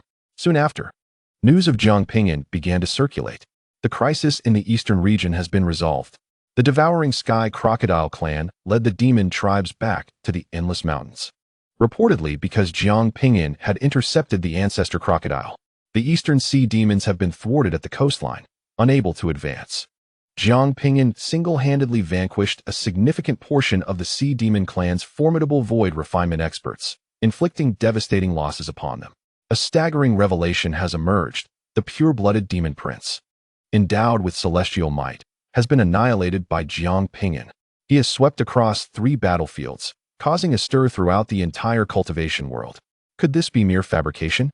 How could Jiang Ping'an possibly muster the energy to traverse various battlefields? It is no falsehood. Jiang Ping'an possesses avatars, with 3 bodies engaged in fierce combat across the 3 fronts. Goodness, this implies that each of Jiang Ping'an's avatars possesses the prowess of a top-tier prodigy. Such a notion is utterly terrifying. It seems as though a legendary figure is rising once more. All cultivators who have heard news of Jiang Ping'an are left in astonishment. The grand ancestor crocodile of the endless mountains, the sea demons of the eastern sea, and the demon prince in the northern domain. Liang Xiaohong pales in comparison. It is noteworthy that Jiang Ping'an is merely in his early hundreds, while ordinary cultivators may toil for millennia without achieving his current level of mastery. In the entirety of the human race, it is impossible to find a prodigy more formidable than Jiang Ping'an in this era. Initially, Jiang Ping'an refrained from dueling the holy son of the Tianzi sacred land to partake in the war and safeguard humanity. His actions were rooted in valor, not cowardice. This is true heroism. This is great righteousness. Jiang Ping'an should be regarded as the spiritual leader of this generation. While the Tianzi sacred land's obstinacy has led to the demise of countless soldiers and innocent lives, the voices that once disparaged Jiang Ping'an have vanished, replaced by vehement condemnations of the Tianzi sacred land. As the wars gradually ceased, the Lei family and the Daiqian dynasty proclaimed a severance of ties with the Tianzi sacred land. The Great Xia, the Piao Miao sect, and other Eastern Domain factions similarly announced their disassociation with the Tianzi sacred land. The arbitrary withdrawal of troops by the Tianzi sacred land not only incited attacks from the Sea Demon clan, but also provoked the actions of the devouring Crocodile clan. Several nations have perished, and the death toll is incalculable, resulting in tremendous losses for the Eastern Domain. The Tianzi sacred land now stands isolated by the entirety of the Eastern Domain. Yet, during this tumultuous period, an enigmatic rumor began to circulate throughout the cultivation world. Jiang Ping'an indeed possesses a celestial artifact. Chapter 460. The revelation of the celestial artifact. It turns out that Jiang Ping'an truly possesses a celestial artifact. Where did this baseless rumor originate? Celestial artifacts are scarce, held tightly by the major factions. How could Jiang Ping'an possibly have one? Recent whispers suggest that the emperor once left behind 3 celestial artifacts yet to be discovered. Whoever secures even one shall ascend to immortality. How have I not heard of such a matter? Surely, This is mere fiction. Initially, few believed the news. But as discussions proliferated, skepticism began to arise. Jiang Ping'an, so youthful, has achieved such heights, crafting his own realm, developing his own divine body and techniques. Could it be that celestial artifacts are his secret? It must be the celestial artifact's influence. If I possessed such an artifact, I too could become a prodigy. Previously, I thought Jiang Ping'an's prowess was solely his own, but it appears the celestial artifact bears significant credit. In the northern domain, upon the carcass of a 1,000-foot-long demonic worm, Jiang Ping'an, drenched in blood, is enveloped by an indelible scent of carnage. The nine-tailed fox, Ji-Fei, twisting a gourd-shaped object, alights before Jiang Ping'an, her exquisite visage marred by frost. Now, the entire realm of cultivation is abuzz with rumors that you possess a celestial artifact. Even I am beginning to believe it, and the Wealth Source Guild cannot trace who is disseminating this false information. You cannot remain outside any longer. You must hasten back to the sect to evade the storm of rumors. This tempest of gossip is sweeping through the cultivation world, and it is evident that someone is orchestrating it from behind the scenes, yet it remains elusive to trace the source. As the saying goes, 3 men can create a tiger, and now everyone suspects that Jiang Ping'an's extraordinary prowess is aided by a celestial artifact. Such artifacts are one of humanity's greatest supports against myriad races, coveted treasures that all beings aspire to possess. Other beings may create spells, learn forging, study alchemy, and master runes, yet they can never wield the power to forge celestial artifacts. Jiang Ping'an, possessing such an artifact, is akin to a 3-year-old safeguarding 10,000 tons of gold, drawing the gaze of formidable beings from all races upon him. How intriguing, truly intriguing. A smile unexpectedly graced Jiang Ping'an's face. Are you out of your mind? What is there to find amusing? You have become the world's public enemy. Everyone wishes to see you dead. Ji-Fei's eyes widened, staring at Jiang Ping'an as if he were a fool. Is he truly unaware of the gravity of the situation? Jiang Ping'an offered no explanation. The emperor did indeed leave behind 3 celestial artifacts, and one of them is certainly in his possession. He learned of this from the spirit of the Book of Life and Death. However, this matter has not been recorded in the outside world. Yet someone is aware of it, and has accurately deduced that one celestial artifact is indeed with him. Jiang Ping'an does not believe this to be mere coincidence. As for how this information leaked, only the individual spreading the rumors knows for certain. The battle with the demonic race is essentially over. You may rest now. Do not venture out recklessly. I shall escort you back to the sect. Ji-Fei wrapped her arms around Jiang Ping'an, pressing him tightly against her bosom, and pulled him back through the air. Jiang Ping'an turned to gaze at the 9-tailed fox, directly stating her intentions. What ulterior motive could you possibly have? Are you afraid that I would harm you? So many eyes are upon us. Should I bring you harm, I would undoubtedly suffer the consequences. Ji-Fei feigned innocence. She forcibly dragged Jiang Ping'an back to the sect and into the leader's palace. Upon entering the palace, Ji-Fei lunged at Jiang Ping'an, revealing her sharp fangs and fox ears, with 9 fluffy tails swirling behind her, an aura of enchantment enveloping the space. Jiang Ping'an, surrender the celestial artifact, or bear the consequences. Enough of this folly. I still wish to cultivate, Jiang Ping'an replied nonchalantly. The other party harbored no intent to kill. It was entirely playful mischief. Ji-Fei shrugged her smooth, white shoulders, parting her luscious lips. Very well, I shall cast aside pretense. I find you handsome and wish to have you. Jiang Ping'an's dark brows knitted tightly. Have you forgotten our previous agreement? Do you still desire the sect's resources? At this moment, who cares about resources? Ji-Fei greedily licked her red lips, her delicate hands trembling as they grazed Jiang Ping'an's firm chest, her breath growing heavier.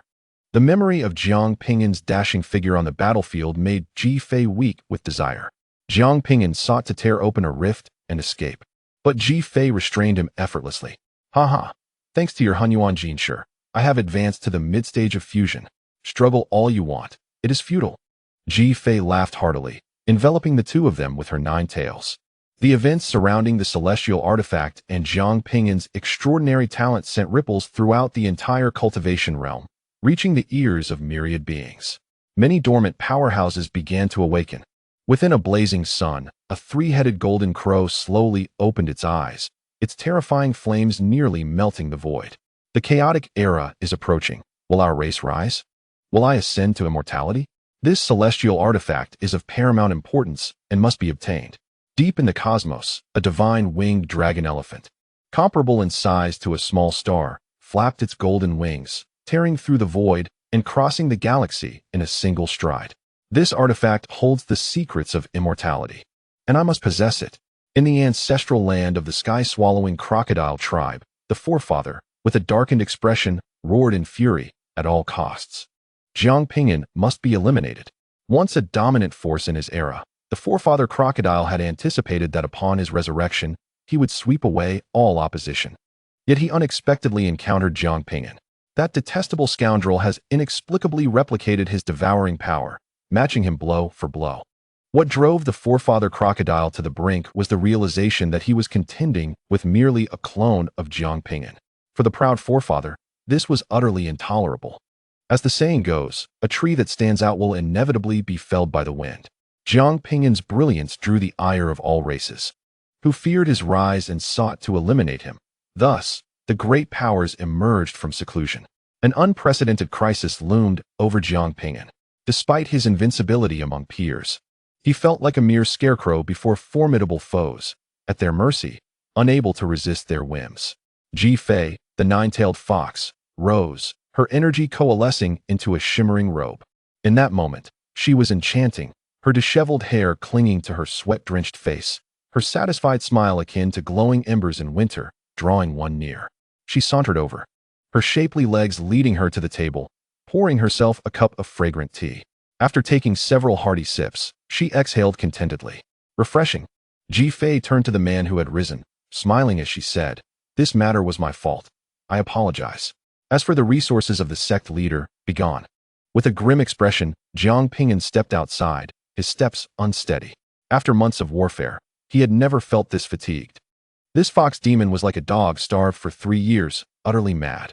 "Where do you think you're going?" "This is the leader's residence. It is your abode." Ji Fei sat elegantly on a mahogany chair, crossing her legs and resting her chin as she gazed at the diminutive man. Just as Jiang Ping'an was about to respond, a faint voice echoed in his mind. Finally awakened. Chapter 461. The Spirit of the Treasure-Gathering Bowl. Jiang Ping'an's heart jolted. Who was speaking in his mind? Was it an auditory hallucination? "I am the spirit of the artifact." The voice resonated once more, confirming that Jiang Ping'an had not misheard. This revelation did not alleviate his confusion, it only deepened it. What spirit of an artifact? The earth-shattering magic staff, which possessed a spirit, was in the East Sea and had not accompanied him. "What resource have you been using all this time?" The spirit's voice sounded frail, reminiscent of an injured cultivator. Jiang Ping'an's pupils suddenly constricted. "The treasure-gathering basin." "Oh, so that is how you refer to me. I merely resemble a basin, yet I am not just any basin. I am the spirit of the treasure-gathering basin." The voice of the spirit faltered intermittently, as it was gravely injured and on the verge of dissipating. "Urgency pressed upon me to restore it. The more you replicate, the swifter my recovery. I will need the equivalent of 2 precious items to return to my normal state. Hurry, for the crisis approaches. Every living being in the world shall perish." The spirit of the treasure-gathering basin abruptly fell silent, leaving Jiang Ping'an's hair standing on end at the final words. "Every living being shall perish? What does this mean?" He hastily inquired further. Yet it seemed as though the spirit had succumbed to slumber, offering no response. What could this signify? Was some calamity about to erupt? Would even those in the tribulation period face demise? A foreboding sensation surged within him. Jiang Ping'an furrowed his brow. He did not believe the treasure-gathering basin would jest about such matters. He needed to expedite the restoration of the basin to uncover the truth, if a crisis loomed. Preparation was essential. Casting a glance at Ji Fei, he noticed her squinting, lost in contemplation. Jiang Ping'an asked, "Upon becoming the leader, can I acquire a precious item?" The requirements for restoring the basin seemed rather steep, necessitating the consumption of 2 treasures. "Precious item? You must be dreaming," Ji Fei retorted, casting him a disparaging glance. "Upon your ascension to leadership, obtaining a secret treasure would be considered fortunate unless you make significant contributions and expend additional resources to secure a precious item."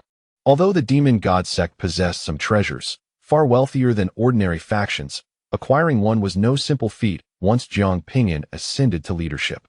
He would likely receive a secret treasure, a substantial fortune for one who had only just grasped the 3rd-level laws.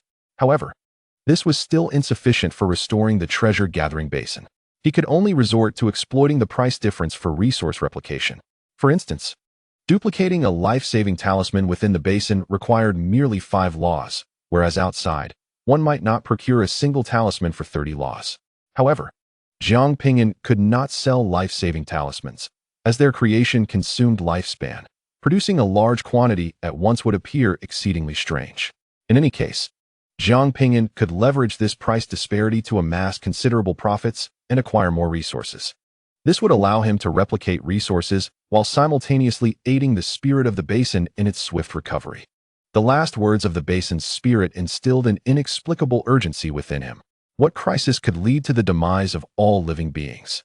After pondering for a moment, Jiang Ping'an addressed Ji Fei. I possess harmony pills. Are you interested in purchasing? The harmony pill is a high-level elixir essential for those in the unity stage. This potion accelerates the fusion of a cultivator's soul and body with the profound laws, enhancing their cultivation. Given the relative scarcity of harmony pills, even the Demon God Sect only dispensed 1 to early-stage unity cultivators per year, 2 to those in mid-stage, and 3 to those in the later stages. Yet, for those in the unity stage, this was far from adequate. The powerful beings of the demon god cult in their merging phase must expend their own resources to exchange for harmony pills or procure them externally. Purchase. Certainly, purchase. 1 law for 1 pill. Ji Fei is in dire need of harmony pills. The ones available outside are not only exorbitantly priced, but also require reservations, many of which extend decades into the future, unless one is willing to pay a premium for early acquisition. 1 law? You could resort to theft, Jiang Ping'an coldly remarked, pushing her aside and turning to leave. 5 laws should suffice, Ji Fei urged. Other elders would offer me a reasonable price. Standing outside the palace, Jiang Ping'an called out loudly, which elder wishes to buy? Before he could finish his sentence, he felt a soft hand cover his mouth from behind. Ji Fei swiftly dragged Jiang Ping'an back into the palace. A standard harmony pill costs around 10 laws, but purchasing from the Financial Source Merchant Association would grant a discount. Approximately 9 laws. Given our relationship, surely 9 laws would be acceptable? No, Jiang Ping'an flatly refused. According to the memories of the previous demon god cult leader, Wu Liang, during peacetime, the lowest price for harmony pills was 9 laws. However, in the current state of war, with the human race facing peril from all sides, the prices of pills have soared, and even 10 laws may not suffice. Seeing Jiang Ping'an's unwavering demeanor, Ji Fei felt an overwhelming urge to extract his innards. I may suffer some loss, but when you desire a woman, you can call upon me, a powerful being in the merging phase, something others could only dream of. Then it's settled, 9 laws it shall be. Ji Fei was seething with frustration. Although she had secured the discounted price of 9 laws, it left her feeling utterly vexed. With her beauty, countless individuals yearned for her affection, yet this young man, oblivious to his fortune, regarded her as a ferocious beast. How many do you possess? I will buy them all. Despite her anger, Ji Fei did not wish to offend Jiang Ping'an, lest he refuse to sell her the pills. 100. What? 100? Are you certain that what you possess are harmony pills and not some other concoction? Are you mistaken? The smile on Ji Fei's face vanished instantly. If Jiang Ping'an had claimed to possess a few, she might have believed him, but declaring 100 was beyond her comprehension. A single harmony pill is worth 10 laws. Thus, 100 would equate to 1,000 laws. The heavenly demon's sacred land barely produces 100 pills annually. How could Jiang Ping'an possibly have so many? Unless he resorted to robbing an alchemy sect. Jiang Ping'an stated, present 1 harmony pill, and I shall ascertain if it matches mine. In truth, he did not possess any harmony pills at all. Well, here it is. Ji Fei lifted her hand cautiously, extracting an orange-red pill. The pill was the size of a fingertip, emanating a fragrance reminiscent of plum blossoms, with the essence of laws swirling upon it, shimmering with an orange-red glow. This is the harmony pill. What you hold cannot possibly be like this. Before Ji Fei could finish her sentence, Jiang Ping'an snatched the harmony pill away. Under normal circumstances, he would not have succeeded, but Ji Fei had not anticipated that he would seize her possession and had shown no defense. Ji Fei's eyes widened in shock as she grasped Jiang Ping'an's throat. Damn you, foul man. You deceived me regarding the pills. Return it to me at once, or I shall drain you dry. Without haste, Jiang Ping'an utilized the treasure bowl to replicate the harmony pill, requiring merely a single principle for each. He produced a vibrant orange harmony pill, eliciting an astonished reaction from Ji Fei, whose mouth fell agape, as if capable of accommodating 2 eggs. This is truly a harmony pill. How could you possess so many? She was unable to produce such a quantity herself. Where had Jiang Ping'an procured them from? He placed one of the harmony pills into her embrace, returning it to her. With 9 principles, how many can you purchase? Chapter 462. Seedling of the Enlightenment Tree. Do you genuinely have 100 harmony pills? Ji Fei loosened her grip on Jiang Ping'an's neck, her demeanor now serious. Shedding her earlier frivolity, she found it hard to believe he could possess such a plethora of harmony pills. What would I gain by deceiving you? Jiang Ping'an countered. I shall gather the funds. 100 harmony pills equate to 900 principles. Ji Fei, as a practitioner in the integration phase, could not possibly amass such a number. However, she had the backing of the Nine-Tailed Fox clan. Ji Fei approached her mother, recounting the events. Are you certain the pills in the Saint Sun's possession are genuine? Ji Siu expressed skepticism, doubting that a cultivator who had merely comprehended the third-tier principles could hold such an abundance of harmony pills, even if that individual were Jiang Ping'an. Aside from the alchemy sect, few factions could produce such quantities at once. This remains uncertain, Ji Fei admitted, sharing her doubts. The market was rife with counterfeit pills, and discerning authenticity by mere observation was a challenge. Ji Siu suggested, perhaps the Saint Sun himself is unaware that those pills are counterfeit, believing he has stumbled upon a great bargain. We should approach him subtly and offer a gentle warning. Ji Siu accompanied Ji Fei back to the palace of the sect leader, standing before Jiang Ping'an. Saint Sun, you have toiled diligently for our Demon God Sect. Appearing rather weary, Ji Siu exuded poise, dressed appropriately, far more mature than Ji Fei, whose demeanor was less composed, as if she were eager to flaunt her figure. Have you brought the principles? Jiang Ping'an inquired, keen to avoid wasting time. Ji Siu smiled gently. Saint Sun, you are still quite young, having recently entered the realm of cultivation. The depths of this world are unfathomable. Some unscrupulous cultivators resort to any means for profit, often producing counterfeit goods. For instance, pills are frequently sold at low prices by those in urgent need of money, unaware that they are being deceived. Suffering financial loss, I fell victim to such a scheme in my early years. Jiang Ping'an understood her implication. She suspected the harmony pills were false. Feel free to examine them, he offered. With a casual wave of his hand, 100 harmony pills cascaded onto the table like droplets of water. The moment the 100 harmony pills appeared, the entire hall was enveloped in the aura of profound principles. Under the influence of the principles, Ji Fei sensed a sublime fusion of her soul and body, harmonizing with the essence of the rules. Both Ji Fei and Ji Siu felt their breaths quicken. Judging by the fluctuations of the principles, they appeared remarkably authentic. However, there exist certain high-tier elixirs that, while appearing remarkably similar at first glance, can only reveal their true nature upon consumption. Ji Siu casually picked one up from the table and delicately placed it in her mouth. As the elixir was enveloped by her tongue and traveled down her throat into her stomach, a refreshing current spread throughout her limbs and body. Having consumed the He Dao elixirs for many years, Ji Siu was certain that this was indeed a genuine He Dao elixir. Her body trembled with anticipation, and to further confirm her suspicion, she randomly selected another elixir and tasted it. In that moment, Ji Siu finally ascertained that all these elixirs were authentic. She quickly waved her hand to collect the elixirs.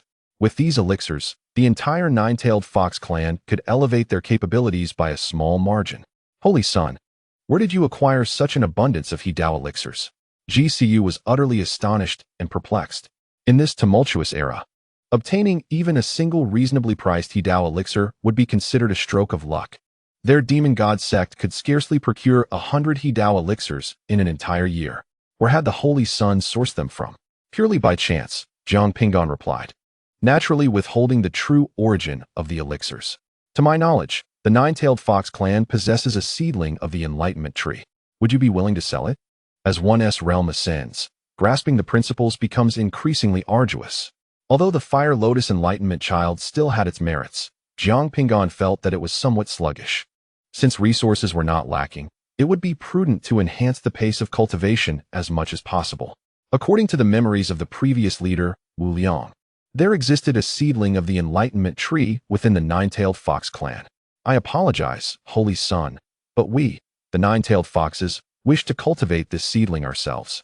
GCU replied, there is no need for you to purchase the seedling. Without at least 10,000 years or an abundance of spiritual stones to support it, the seedling cannot grow into a full-fledged enlightenment tree, which would hinder the speed of comprehension. To be frank, Holy Son, the enlightenment tree is not something that can be sustained by an individual. It requires the backing of a vast family. Even for our nine-tailed fox clan, nurturing an enlightenment tree is quite challenging, let alone for you, Jiang Ping'an. Even if Jiang Ping'an were to become the leader, he would not have dominion over all the resources of the Demon God Sect. In truth, the seedling of the enlightenment tree is not particularly expensive. It merely demands vast amounts of time and resources to cultivate.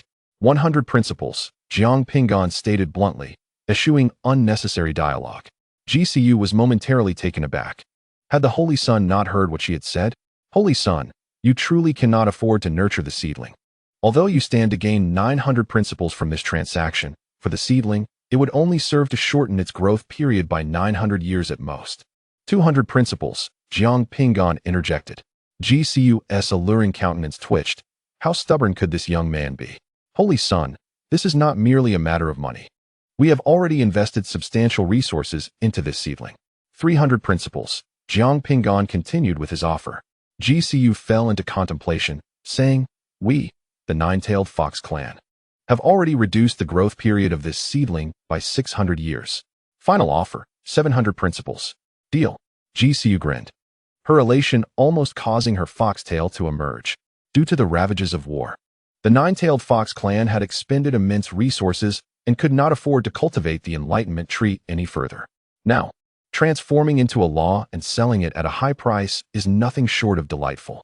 This foolish saint, lacking in wisdom, chooses to conserve resources instead of enhancing his cultivation, yet insists on purchasing saplings of the enlightenment tree, utterly unyielding to reason. This is akin to the nine-tailed fox clan spending nearly 200 laws to profusely gain 100 harmony pills. This naive saint will soon find himself weeping when his saplings fail to flourish. Beside him, Ji Fei regarded Jiang Ping'an as if he were a simpleton, a low-tier cultivator aspiring to nurture an enlightenment tree. GCU took the harmony pills and bestowed upon Jiang Ping'an 200 laws, bringing along the sapling of the enlightenment tree. The verdant little sapling quietly thrived in a small pot, outwardly indistinguishable from other saplings. Yet, this particular sapling voraciously absorbed the surrounding spiritual energy, emanating a unique essence of the Tao. Approaching it, one could distinctly feel their mind becoming clearer, and the speed of comprehension slightly heightened. However, its enhancement was not as potent as that of the fire lotus enlightenment seed, primarily due to the sapling's diminutive size. Its influence on cultivators would intensify with growth. GCU approached Jiang Ping'an from behind. Her hand glided along his sturdy shoulder as her lips drew near his ear. Whispering sweetly, Saint, I have devised a dual cultivation technique, but I am in need of a man. Would you be interested in trying it? It could expedite your cultivation. This saint is exceptionally gifted and shrouded in mystery, rumored to possess celestial artifacts. Establishing a connection with him would greatly benefit her path of cultivation. Mother, I have already made my move, Ji Fei interjected. GCU froze momentarily, casting a fierce glare at Ji Fei, exclaiming, how shameless! How could you treat the saint in such a manner? She then composed herself, adopting a dignified demeanor. Saint, the matter of your ascension requires immediate attention. I shall prepare for you at once. Ji Fei hurriedly followed. Mother, don't leave yet. Give me some harmony pills. The saint is affluent. Figure out a way to procure them from him yourself. No way. I've already secured a piece of primordial gold stone.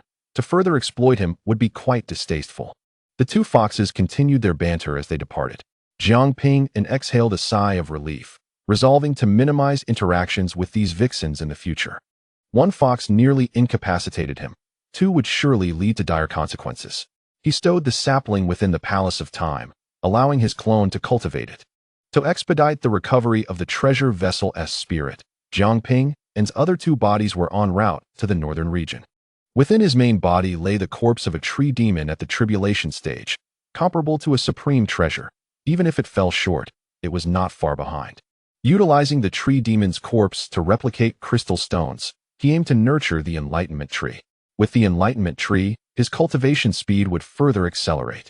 GCU returned to her clan with the pills, distributing them accordingly. Within a month, 3 formidable beings at the integration stage had each advanced a small realm. This monumental shift did not escape the notice of the other 2 families within the Demon God Sect.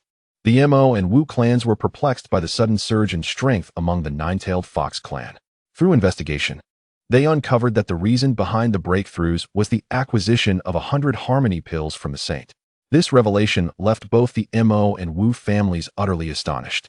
In these tumultuous times, acquiring harmonization pills from the outside market necessitated a significant markup, and the demand was escalating rapidly. To procure 100 pills in one go seemed virtually impossible. How could Jiang Ping'an possess such a vast quantity of elixirs? The Wu family members hastened to seek him out. "Saint, please exercise utmost caution and refrain from leaving the Demon God Sect. It is rumored that powerful beings from various races are emerging from their seclusion, all intent on eliminating the saint." Wu Feiyu, the 3rd elder of the Demon God Sect, appeared frail and stooped, his face a tapestry of wrinkles, yet he emanated an astonishing aura of demonic energy. At that moment, his visage betrayed genuine concern for Jiang Ping'an. "I no longer possess any harmonization pills." Jiang Ping'an directly addressed the purpose of their visit. In truth, he could still replicate the pills if he so desired. Yet he refrained from doing so. Presenting 100 harmonization pills at once was already sufficiently alarming. Revealing another 100 would undoubtedly invite calamity. Upon hearing this, disappointment flashed across Wu Feiyu's aged face. Just as he was about to speak, Jiang Ping'an continued, "Although I lack harmonization pills, I do have other items available for your Wu family." "We have no interest in other items," Wu Feiyu replied curtly, his expression sour, as he turned to leave. His sole purpose for visiting was to acquire harmonization pills. He held no interest in anything else Jiang Ping'an might offer, which he presumed would be of little value, most likely mere trinkets scavenged from vanquished foes. "Could you kindly inquire if anyone is interested in the primal blood of the celestial demon? I have some available for sale." Wu Feiyu, on the verge of exiting, froze as if ensnared by a spell. After a brief pause, he knelt to wipe the floor, which he had noted was dirty. Chapter 463. Forbidden Treasures. Wu Feiyu swiftly returned to Jiang Ping'an, his wrinkled face transformed by a broad smile that could crush a mosquito. "Master, I am of advanced age and my hearing is somewhat impaired. What did you just say? Celestial demon primal blood? We desire as much as you have." He even changed his form of address, now referring to Jiang Ping'an as Master.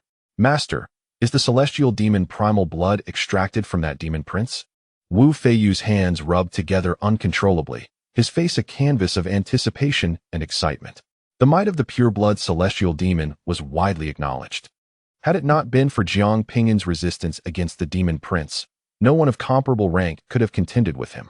Primal blood is the essence of a being's bloodline, encapsulating the purest innate power of a cultivator. From a cultivator at the void refinement stage, one could extract approximately 10 drops of primal blood. The celestial demon blood could enhance a demon cultivator's talents, fostering advancement in cultivation and elevating their potential. Should one acquire the demon prince's primal blood, it might even lead to the creation of a semi-celestial demon. 1,000 laws, Jiang Ping'an quoted directly. Wu Feiyu's smile faltered as he hesitated for a long moment before finally nodding in agreement. "Very well. If we can create a semi-celestial demon, it would hold immense significance for the development of the Wu family. Though 1,000 rules may seem abundant, the Wu family possesses them." Jiang Ping'an was quite pleased with the other's promptness. "There is a matter that warrants mention. The previous generation's leader, Wu Liang, did not succeed in seizing my body." Upon hearing this, Wu Feiyu was struck with intense shock. Although the upper echelons of the Wu family had surmised this outcome from Jiang Ping'an's actions, his direct declaration still rendered Wu Feiyu's emotions rather complex. Wu Liang was his elder brother, and the death of his own brother weighed heavily on his heart. Jiang Ping'an continued, stating that he possessed pure blood of the celestial demon, and at intervals, he could refine a drop of his innate blood to sell to the Wu family. Wu Feiyu's eyes widened in disbelief. The process of refining innate blood incurs significant physical toll and necessitates prolonged recuperation. Typically, a cultivator would never sell their innate blood unless they were closely related or in dire financial straits. Was Jiang Ping'an in need of money? Certainly not. This transaction alone could earn him 1,000 rules, sufficient to last through the integration stage. Yet, the saint still intended to sell his innate blood to the Wu family. a gesture of goodwill towards them. "Thank you, master." Wu Feiyu promptly expressed his gratitude, indignantly cursing, "That scoundrel Wu Liang, despicable beyond measure, attempting to seize another's body. I, Wu Feiyu, am ashamed to be associated with him." He assured Jiang Ping'an, "Rest assured, our Wu family will unwaveringly protect you. Should anyone dare to provoke you, we shall annihilate their entire clan." Wu Feiyu's fervent demeanor might lead an outsider to believe that their relationship was extraordinarily close. Such is the nature of this world. As long as the interests align, anyone can sit together. The Demon God Sect currently requires Jiang Ping'an, and he, in turn, will need the protection and support of the sect for the foreseeable future. Saint, please prepare yourself. The sect has extended invitations to various powers. The enthronement ceremony will be held in 3 months. At that time, you will be the youngest leader destined to shake the world. Prior to this, Wu Feiyu harbored reservations about Jiang Ping'an assuming the leadership position. He even hesitated to invite other factions to the ceremony, as Jiang Ping'an's cultivation base was too low. Appointing a refinement void cultivator as the leader of the Demon God Sect would be quite embarrassing. However, after this battle, Wu Feiyu's perspective shifted. The achievements of vanquishing the demon child and battling the ancestor crocodile, as well as resisting the sea demons. How many throughout history have accomplished such feats? Once Jiang Ping'an fully matures, who could stand against him in this world? Now, Wu Feiyu eagerly anticipated the arrival of various factions to extend their congratulations, hoping to showcase Jiang Ping'an's prowess. With the innate blood of the demon child in hand, Wu Feiyu departed joyfully. Jiang Ping'an resumed his rigorous training, seizing every moment. Thus far, he had comprehended only one complete rule, the rule of destruction. He was nearing full comprehension of the rule of battle intent, while the rules of power, wood, and gravity were merely in their nascent stages. In addition to grasping these rules, he was also studying the battle god techniques and the minor formless skill. This is why cultivators often seclude themselves for hundreds, even thousands, of years. The higher the cultivation realm, the more knowledge one must master, and the longer the required time. Jiang Ping'an is unlike anyone else. He must tread his own path, investing more time than most. While he immerses himself in cultivation, the Demon God Sect fervently prepares for Jiang Ping'an's ascension ceremony. Invitations have been dispatched to various powerful factions, and currently, the name most discussed in the cultivation world is none other than Jiang Ping'an. Regardless of whether he possesses an immortal artifact, his displayed talent is astonishing enough to leave people in awe. Should the rumors prove true, and he has indeed acquired an immortal artifact left behind by the great emperor, granting him the opportunity to ascend to immortality, it would be monumental. Various factions eagerly accept the invitation to attend Jiang Ping'an's grand ceremony. However, the Demon God Sect has extended no invitation to the Heavenly Zeal Holy Land or the Heavenly Tao Academy. The reason is straightforward. The two parties harbor a deep-seated enmity. In the eastern region, within the confines of the Heavenly Zeal Holy Land, lies the Tianjue Forbidden Zone. This area serves as a sealing ground for perilous contraband. The zones are categorized into 10 levels based on their danger, with level 10 being the least hazardous. Housing a malevolent spirit that once killed 2 Nascent Soul cultivators and gravely wounded a great ascension expert. The first level represents the highest tier of danger, containing entities so fearsome they nearly obliterated an entire dynasty, which has since fallen to the ranks of second-tier powers. Pang Heng, the leader of the Heavenly Zeal Holy Land, and Elder Liang Ping stand before the first-level Forbidden Zone. Gazing at the seal before them, Pang Heng muses, "Though sect leader Jiang has not invited us, it would be remiss not to present a gift." Liang Ping instinctively steps back, his eyes brimming with profound trepidation. Isn't it somewhat wasteful to use this against that little scoundrel Jiang Ping'an? Pang Heng shakes his head, asserting, "To kill a chicken, one must use a bull's knife. We cannot entertain any thoughts of complacency. If we fail to eliminate him this time, future attempts will be fraught with difficulty, leaving endless repercussions." Liang Ping regards Pang Heng with deep admiration, understanding why he has ascended to the position of Holy Land leader, decisive, ruthless, and willing to pay any price.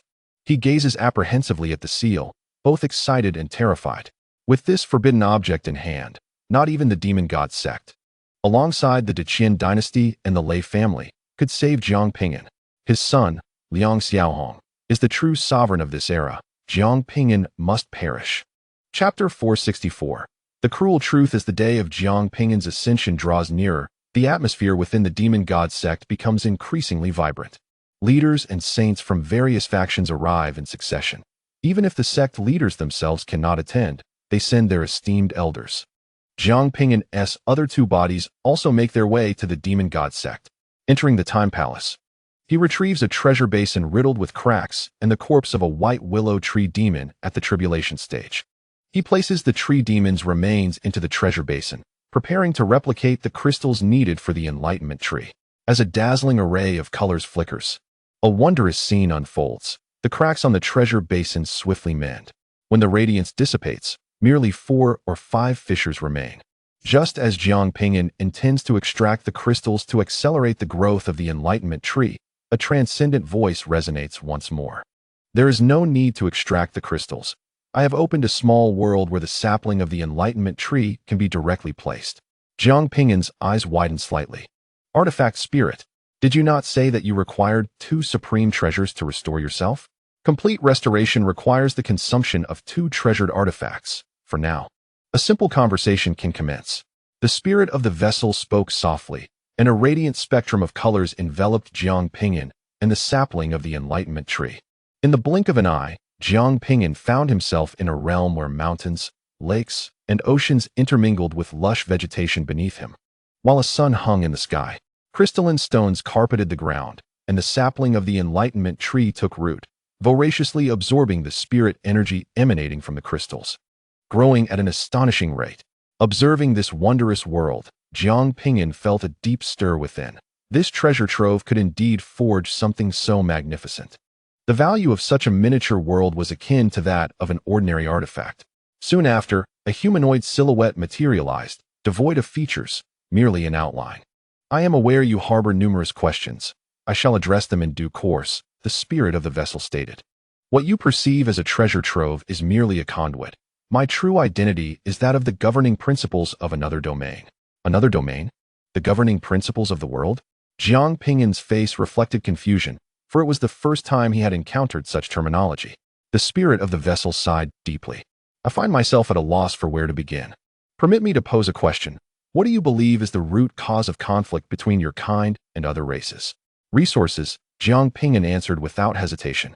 Everyone desires superior resources, which inevitably leads to conflict. Indeed, the resources of a region are finite. In pursuit of these resources, humans clash with one another and races collide. But what transpires when the resources of this world are utterly depleted? The spirit inquired further. The world is vast. It cannot possibly be exhausted, Jiang Ping'an asserted. Feeling the universe's boundlessness, teeming with infinite resources, the spirit shook its head. If that were the case, why would the races risk their lives in conflict rather than seek to expand into new territories? Only life-bearing planets harbor resources, and such planets are exceedingly rare. Even when they exist, they are not concentrated. Traversing the endless distances requires eons. Jiang Ping'an fell silent for a moment before speaking. Are you suggesting that when you mentioned all living beings would perish, it was due to their mutual slaughter and conflict? No, it is far more dreadful than that. The spirit's tone suddenly grew grave. Do you recall the mural you beheld in the abyssal forbidden zone? The memory resurfaced in Jiang Ping'an's mind.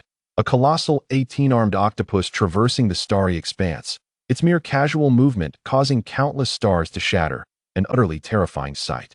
Yet, this fearsome entity was crushed by a massive green hand, covered in scales.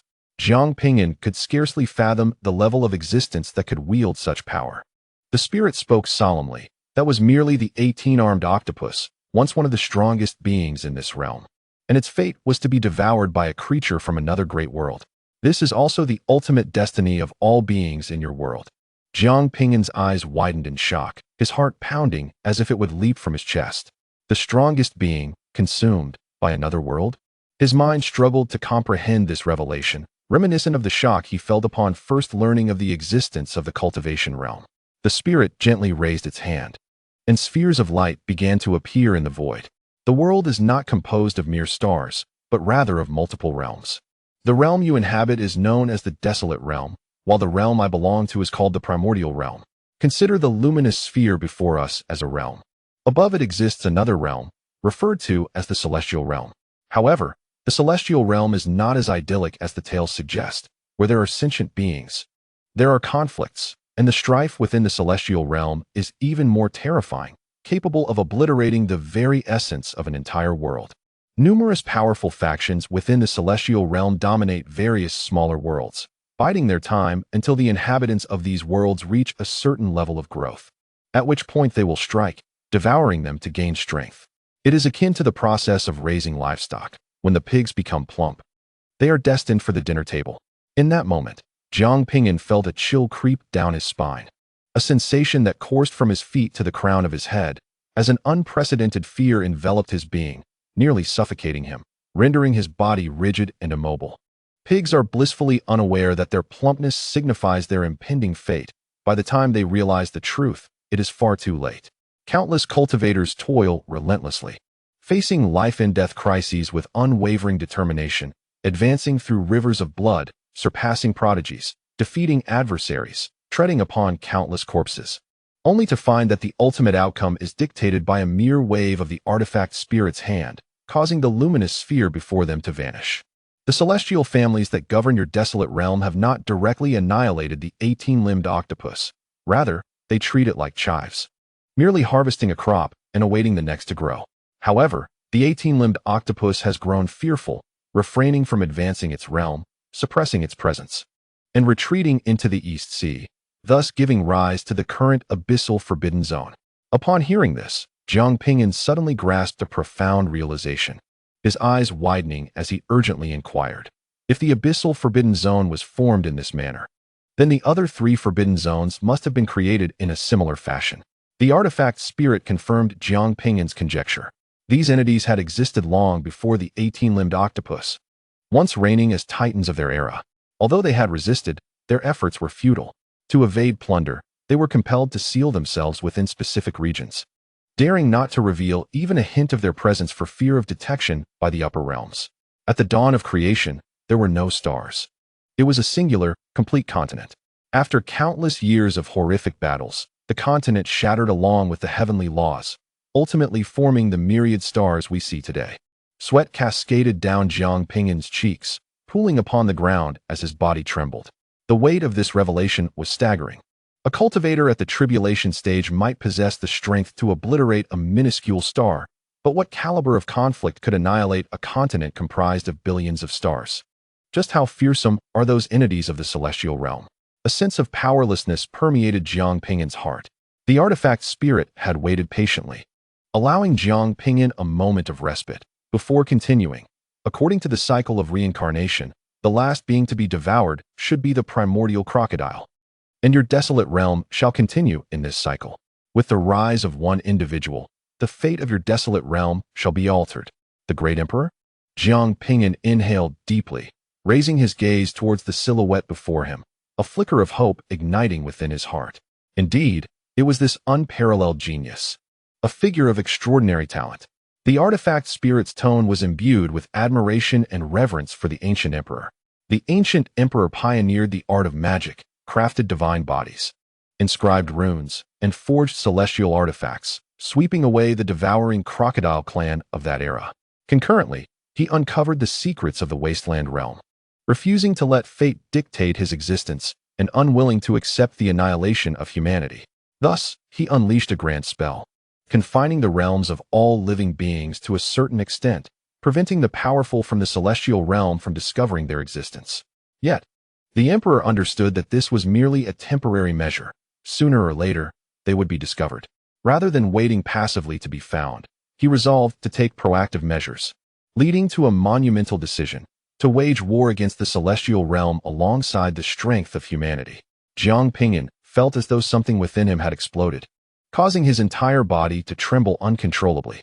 Chapter 465, Disparity. Jiang Ping'an could scarcely fathom the immense courage and overwhelming presence of the emperor, who dared to confront such terrifying beings and directly assault the celestial realm. The artifact spirit, possessing far greater knowledge and a clearer understanding of the celestial realm's might, was even more astonished by the emperor's actions. The emperor imposed restrictions on the wasteland realm, not solely to evade the attention of the upper realms, but primarily to conserve the limited resources of the wasteland. The higher the realm of being sought to break through, the greater the resources required. The artifact's spirit lamented. Your wasteland has endured too many epochs, faced too much exploitation, and possesses resources far scarcer than those in our origin realm. In response to this dire situation, the Emperor ventured into the void, arriving in our origin realm, forging a pact with me, and employing immense magical power to merge the two realms, thus creating what you refer to as the treasure basin. This, indeed, is the reason you can replicate resources. Jiang Ping'an's thoughts began to crystallize, comprehending the origin of the treasure basin, and inquired, "Then how did you sustain your injuries?" The astonishing legacy of the treasure basin seemed to have endured some damage. I was wounded because the previous owner, whom you call the Holy King, made an ill-fated acquaintance in the origin realm. Upon learning of my existence, he launched a surprise attack on the Holy King. That enemy was formidable to prevent the treasure basin from falling into their hands. The Holy King attempted to return it to the wasteland realm, but was struck by a powerful blow in the process.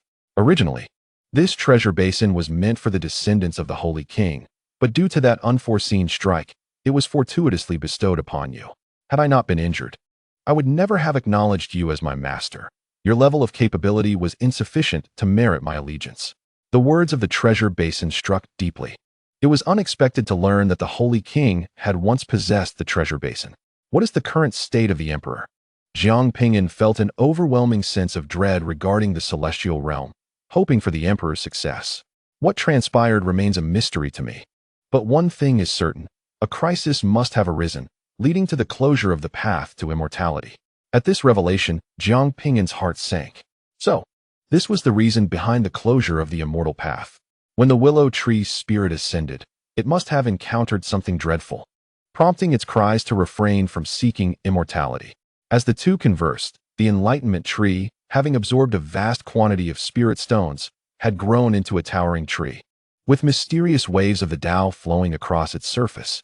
Standing beneath the enlightenment tree, Jiang Ping'an felt his understanding of the laws accelerating rapidly. He exhaled deeply, taking a long time to digest this influx of information. This world is far grander than one might imagine. The realm he inhabits is known as the Wasteland, a place where the more powerful beings of the upper realm harvest resources. The Emperor, unwilling to be a mere pawn of fate, departed from the Wasteland and ascended to the celestial realm. Before his departure, he crafted a treasure basin, aspiring to cultivate stronger beings. This basin connects to a realm called the primordial realm, which, according to the spirit of the artifact, possesses resources far superior to those of the Wasteland. Jiang Ping'an found it challenging to articulate his current emotions. He finally comprehended why some claim that ignorance can be a form of bliss. Countless beings strive tirelessly, only to become mere sustenance. The revelation of such a truth is enveloped in despair. Emotions of helplessness, sorrow, resentment, and fury permeated his heart. After a prolonged silence, Jiang Ping'an finally spoke. Does the celestial realm possess a method to resurrect the deceased? The spirit of the artifact hesitated for a moment before replying, "Indeed." Upon hearing this, Jiang Ping'an felt his fear and distractions dissolve, replaced by a resolute determination in his gaze. Regardless of what the upper realm held, he was determined to ascend and become an immortal. His purpose in cultivation was to achieve immortality and resurrect his loved ones. Observing Jiang Ping'an's demeanor, the spirit of the artifact seemed poised to say something but refrained, instead stating, "Your wasteland is fragmented, the heavenly path is flawed, resources are scarce, and the development of techniques, elixirs, and talismans is sluggish. Once you exhaust the resources of a treasured item, I will be able to fully restore myself, at which point I will have the ability to transport you to our primordial realm for your cultivation." Our primordial realm was discovered late and has only engaged in one war with the celestial realm, during which the Emperor intervened to assist, allowing many traditions to endure. The heavenly path there remains intact, making it far more suitable for your cultivation. Jiang Ping'an was astounded. "I can cultivate in the primordial realm?" "Indeed." The spirit of the artifact affirmed with a nod. "However, you must be cautious. The continents there are whole, unlike your wasteland, which is shattered into countless stars. You have grasped the laws of gravity and understand the implications of this. Each grain of sand there bears a weight far exceeding that of 10 mountains here. Your training in that realm will subject you to immense pressure. Here, you can obliterate heaven and earth, teleporting dozens or even hundreds of miles in an instant. In the primordial realm, your flight speed, attack range, and spiritual sense will significantly diminish. This may lead to a psychological disparity. Jiang Ping'an nodded, acutely aware of the terrifying nature of gravity. It was reminiscent of his experience on the Emperor's Relic, where he had visited a gravity-laden planet and found himself unable to take flight. The pressure from the myriad stars converging in the primordial realm would be even more daunting. Suddenly, a thought struck Jiang Ping'an, prompting him to inquire, if the gravity in your primordial realm is so formidable, how do the beings there survive? Ordinary beings should be unable to withstand such pressure, should they not? This leads to another point I must convey, so prepare yourself psychologically to avoid distress.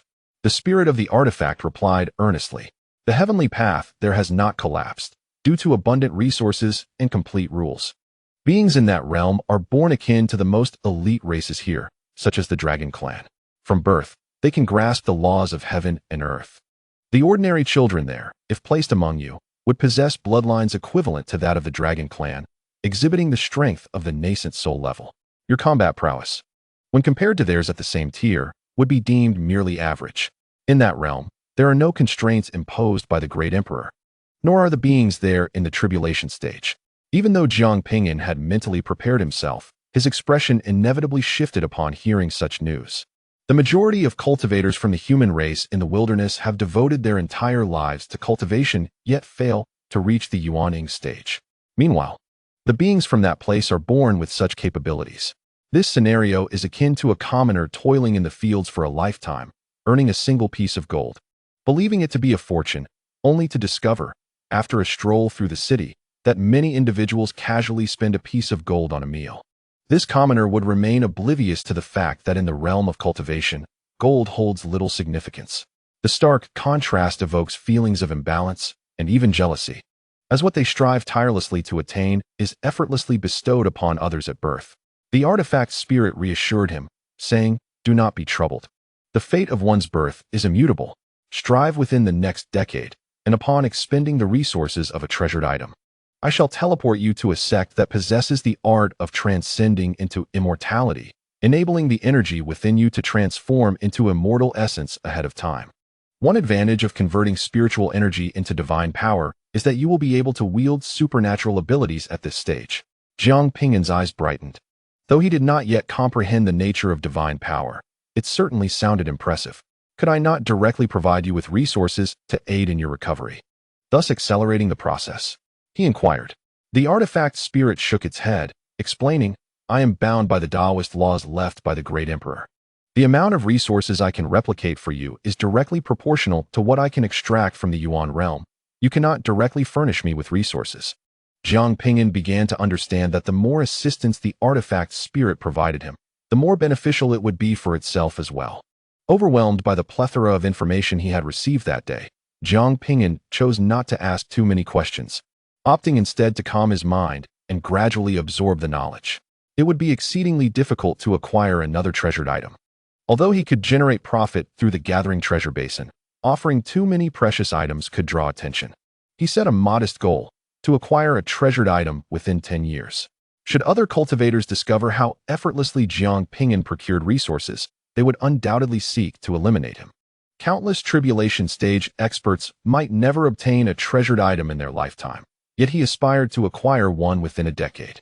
Jiang Ping'an brought the Palace of Time into the small world, placing it beside the Enlightenment Tree while his clone cultivated within.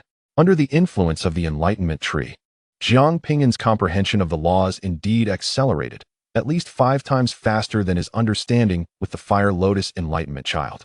And this was without the tree having fully matured. Once it did, the enhancement effects would be even more astonishing. Henceforth, he would use the resources intended for replicating the Fire Lotus Enlightenment Child to nourish the Enlightenment Tree. As Jiang Ping'an immersed himself in his cultivation, the door to his room swung open, and Ji Fei, accompanied by the exquisitely smooth and radiant Lu Yao, sauntered in. With each step, the flesh on her ample thighs quivered. A fluffy foxtail brushed against Jiang Ping'an's cheek, and a soft, alluring voice broke the silence. "Master, what brings you here?" Jiang Ping'an asked, furrowing his brow and opening his eyes. "What do you mean by that tone?" "I am your esteemed wife," Ji Fei retorted with irritation. As other men encountered her, they were eager to please, Yet this man regarded her with the same disdain one might reserve for a mere fly. Jiang Ping'an found himself speechless. After all, you are the spouse of the previous sect leader. What relevance do you hold for me? Observing his indifference, Ji Fei lost interest in jesting. You, my friend, aside from your cultivation, can you remember anything else? Today marks your enthronement ceremony. The leaders of various sects, saints, and emperors have all gathered, eagerly awaiting your arrival. Jiang Ping'an was momentarily taken aback, having completely forgotten about the day's significance. He was not particularly fond of crowded places. Yet sometimes such social obligations were unavoidable. Rising to attend the ceremony, Ji Fei scrutinized his attire with a look of disapproval. Is this how you intend to present yourself? How utterly pedestrian. You are now a sect leader. With a swift motion, she struck his garments, causing them to disintegrate before vanishing entirely. Harnessing her energy, Ji Fei conjured a resplendent black robe for Jiang Ping'an, adorned with golden dragon motifs along the edges and a dragon's eye gemstone embedded in the center of the belt. His black boots were embellished with enigmatic runes on either side. With another wave of her hand, Jiang Ping'an's disheveled hair transformed into a silky, voluminous cascade.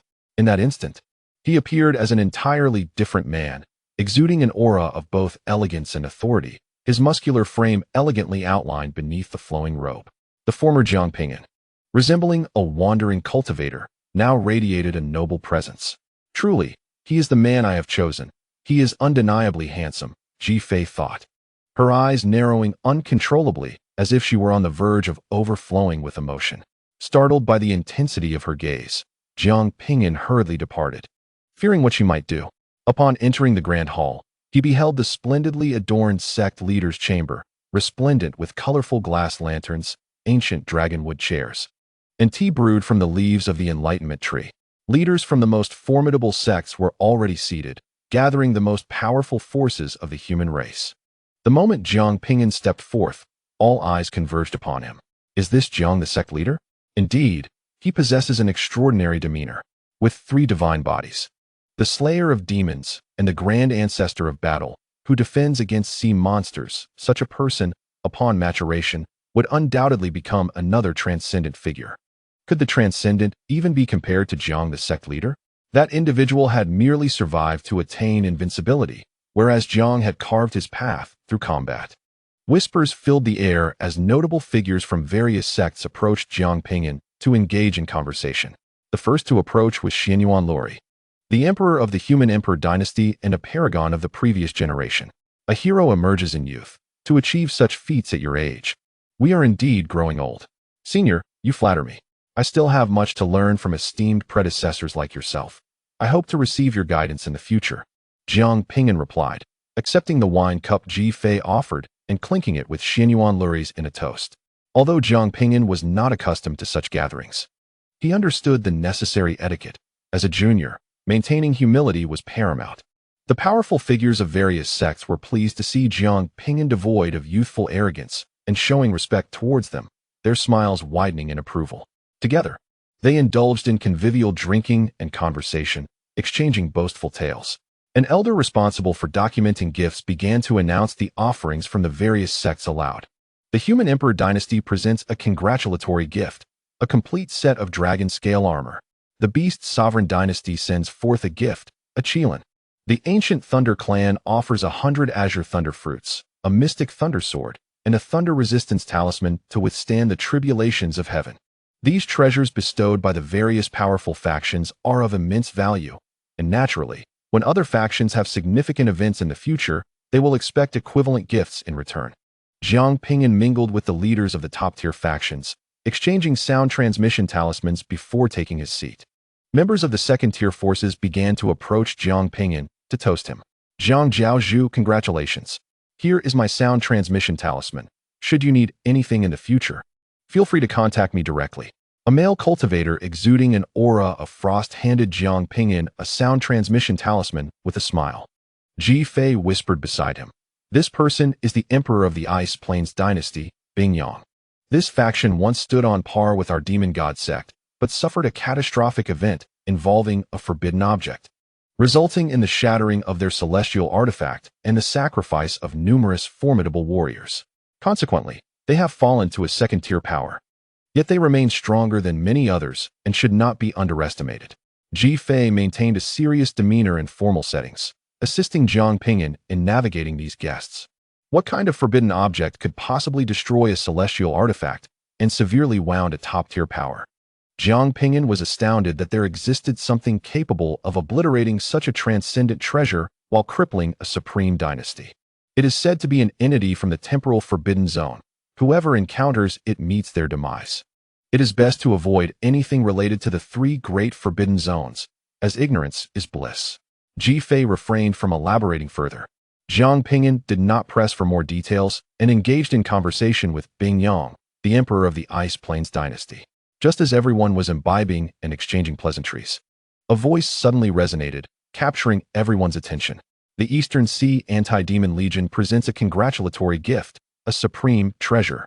The banquet fell into a brief silence before erupting into excitement once more. Is the Eastern Sea Anti-Demon Legion truly so affluent as to bestow a supreme treasure? Perhaps this is a gesture of gratitude for Jiang Jiaozhu's assistance, given his significant contributions in the Eastern Sea.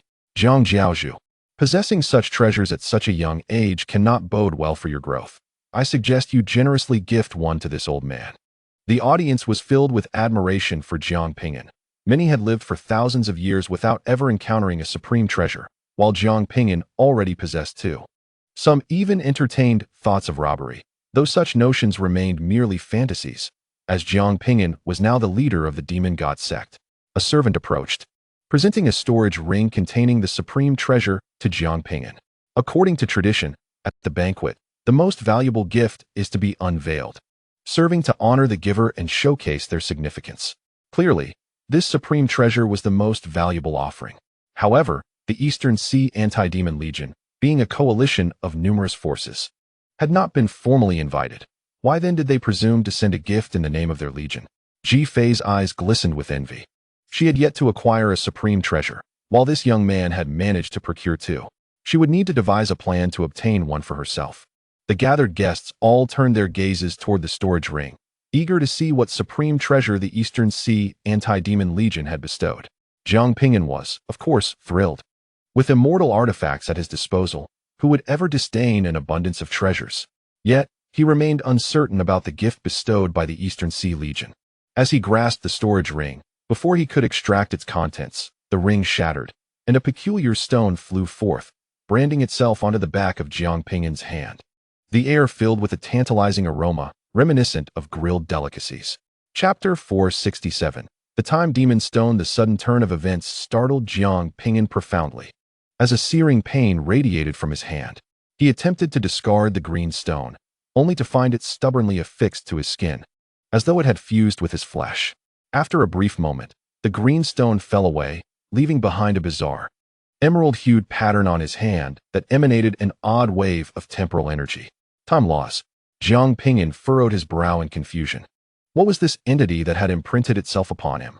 An ominous premonition gnawed at him. As onlookers expressed their curiosity, a table nearby was overturned, and Emperor Bingyang of the Icefield dynasty sprang to his feet in panic, hastily retreating from Jiang Ping'an. It was that thing. It has returned. Bingyang, devoid of regal composure, fixated on the mark upon Jiang Ping'an's hand, his face a mask of terror, sweat trickling down his forehead. The gathered crowd was bewildered. What could provoke such a reaction from the emperor of the Icefield dynasty? It is the Time Demon Stone.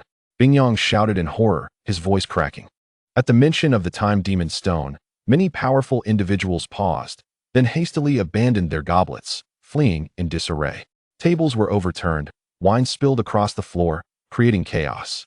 Those unfamiliar with the Time Demon Stone, witnessing the mass exodus, also quickly followed suit.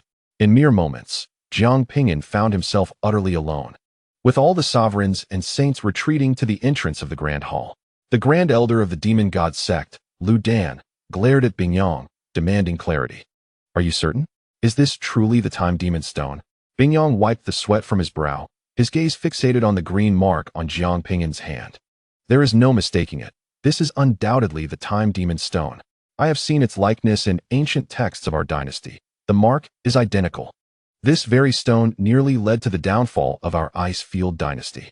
As these words echoed, fear etched itself onto the faces of those present.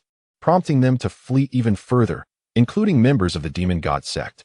While some remained unaware of the Time Demon Stone, most were acutely aware that the Icefield dynasty, once a paramount force among humanity, had faced near annihilation when a powerful figure had returned with a forbidden artifact from the Time Forbidden Zone. Within 3 days, the Time Demon would descend. Anyone branded with its mark would be susceptible to its pursuit, transcending all barriers and defenses. Should anyone attempt to obstruct its path, they would meet their demise. Had the Icefield dynasty not forsaken that elder in time, they would have faced utter destruction. What had once been a lively and joyous banquet transformed into a scene of silence and dread, as the emergence of this green stone cast a pall over all, leaving expressions of apprehension on every face.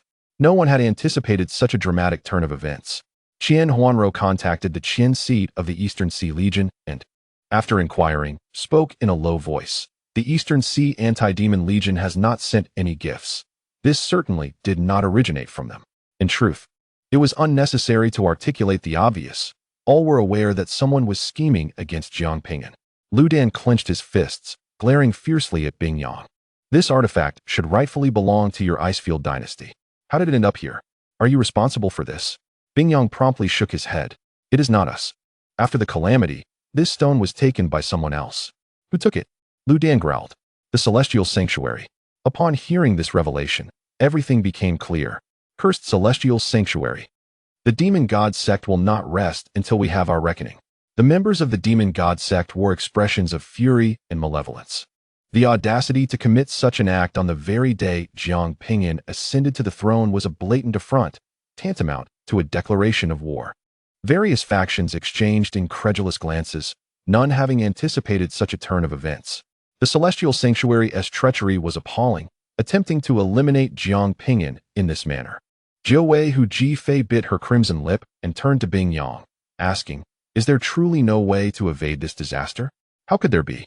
If there were, our Icefield dynasty would not have fallen into such dire straits." Bing Yang replied with a bitter smile. "Even the celestial artifacts have been shattered. Seeking refuge is futile. Time is paramount, and when time unfolds, all methods become void. The ghostly spirits wandering within the temporal forbidden zone will soon awaken." After a pause, Bing Yang expressed regret. "We must expedite the arrangements for what comes next." Despair and rage permeated the hearts of the practitioners of the Demon God Sect. If even celestial artifacts cannot withstand the specters of time, what hope remains to resist this calamity? After all their struggles, they had finally nurtured such a prodigious talent, only for calamity to strike at this juncture. They were burning with the desire to march directly against the Celestial Sanctuary. "Ahem, our sect has matters to attend to. We shall not participate in the ensuing ceremony. Farewell." The leader of a faction uttered these words before departing with their entourage, fearing the repercussions. "We too have pressing matters and must take our leave," others echoed, hastily retreating. "We must still contend with the demon race. We will withdraw for now and reconvene later." Many factions fled in terror. The temporal ghost stone, the most horrific taboo object in existence, was a presence more fearsome than celestial artifacts. Whoever possessed it was doomed. In its prime, the Icefield dynasty was a top-tier power among humanity, yet this very object had nearly led to its downfall. Compassion filled the hearts of those present for Jiang Ping'an. What a prodigious talent, destined to perish in such a manner. Jiang Ping'an stared expressionlessly at the green stone in his hand, storing it in a spatial artifact to prevent harm to others. Initially, he believed his conflict to be solely with Liang Xiaohong, not involving direct clashes among the major factions. Now, the situation was entirely transformed. The Demon God Sect had indeed held a coronation ceremony for Jiang Ping'an, following the customary procedures which included various entertainment segments. However, now, no one had the heart for such frivolities and proceeded directly to the final rites. The emergence of the temporal ghost stone was akin to a bucket of cold water, casting a heavy pall over the upcoming ceremony. After the conclusion of the ceremony, the remaining factions began to depart in succession. The head of the corpse-delivering sect inquired, "Master Jiang, would you be interested in selling your corpse for a handsome price?" "Get lost," bellowed the elder of the demon god cult. "Very well." The head of the corpse-delivering sect replied regretfully as he departed. Lei Yu, the patriarch of the Lei family, turned to Jiang Ping'an and suggested, "You may wish to try the thunder pool at my Lei family.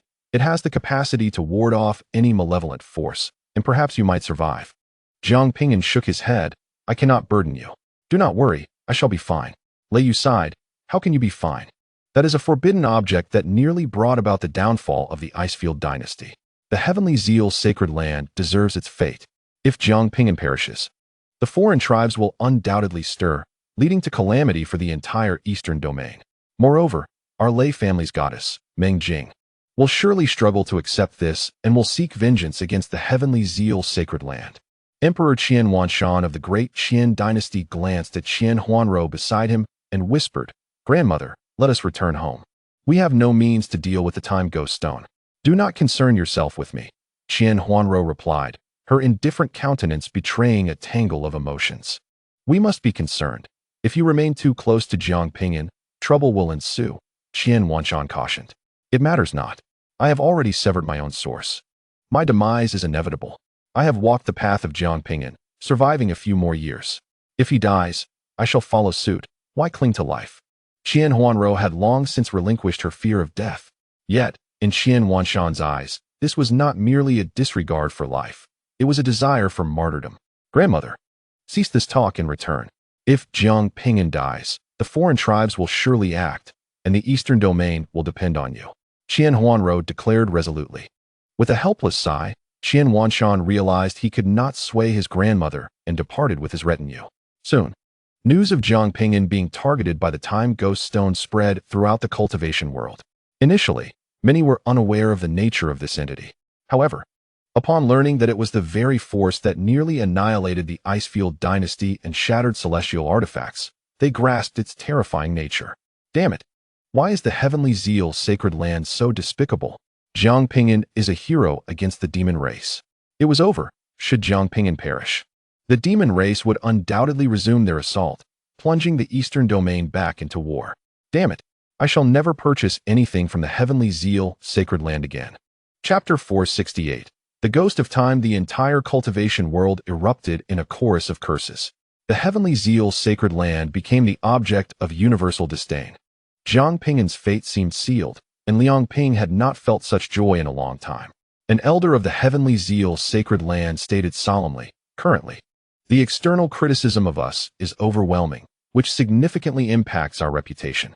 Liang Ping scoffed, what does reputation matter?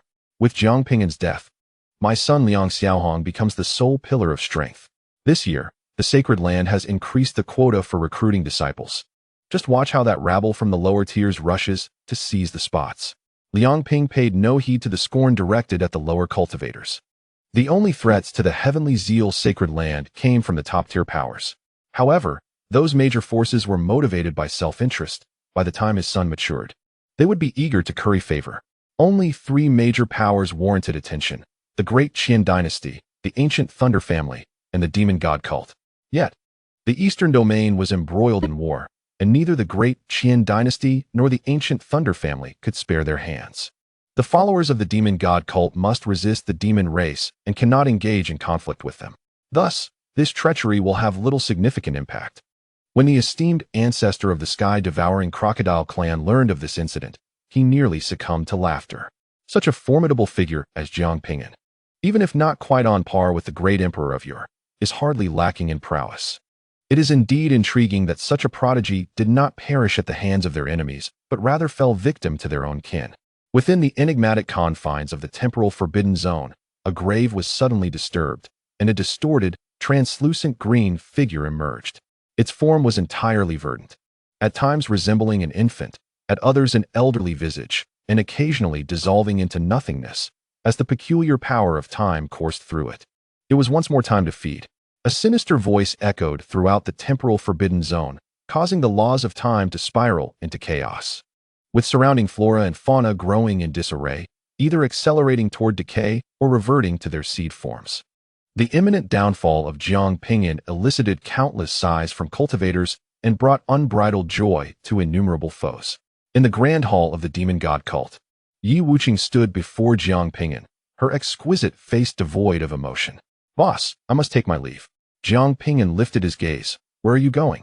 The heavenly zeal sacred land has plotted against you, and I intend to eliminate their saint, Liang Xiaohong. Yi Wuqing clenched her fists, her body trembling with uncontrollable fury. Liang Xiaohong is formidable. You cannot defeat him, Jiang Ping'an cautioned. I am aware I cannot triumph over him. My intention is to perish alongside him. Determination etched across Yi Wuqing's face, signifying her acceptance of fate. Jiang Ping'an shook his head in resignation. Your life is valuable too. There is hope in living. Do not always think of death. Rest assured, I will be fine. Boss, do not deceive me, she replied, fully cognizant of the terrifying nature of the time ghost stone. It was a certainty that once locked onto, death was inevitable. No place or barrier in existence could thwart it. I assure you, I am unharmed. Return to your training. Jiang Ping'an insisted, speaking truthfully.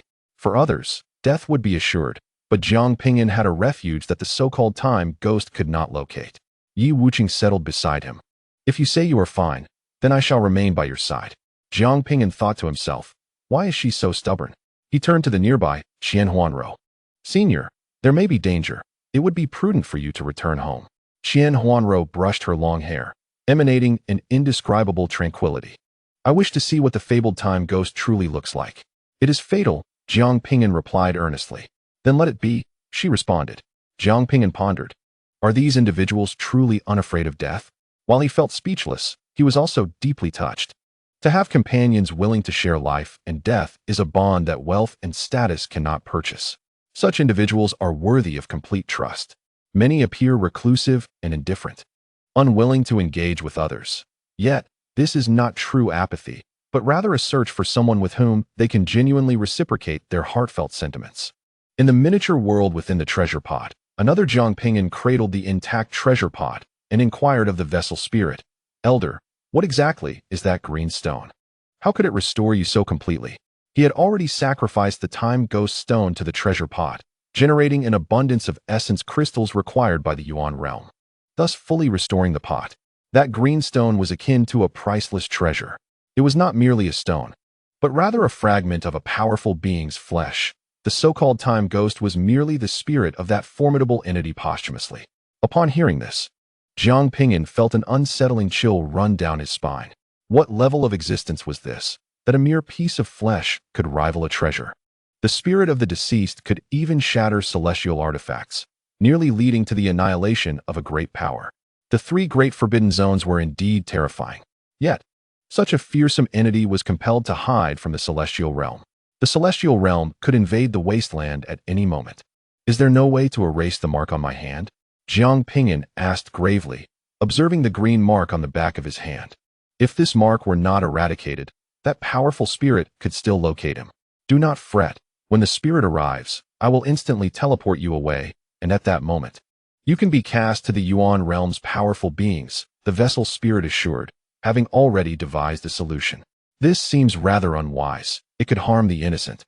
Jiang Ping'an replied, unwilling to implicate others because of his predicament. The vessel spirit's tone suddenly turned ominous. Innocents will not be harmed.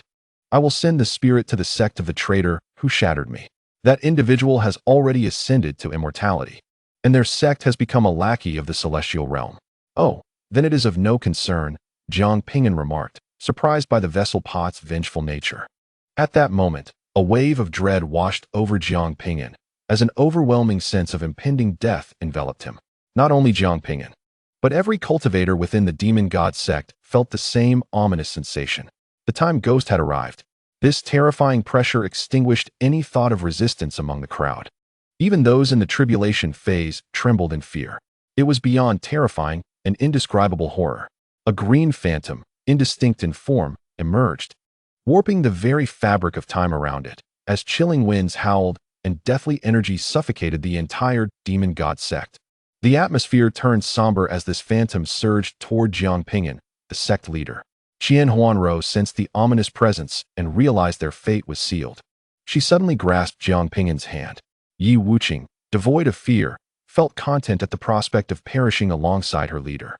From within the nebulous unknown, incomprehensible utterances emanated as the phantom lunged toward Jiang Ping'an and the others. In that instant, Jiang Ping'an bellowed, "Teleport!"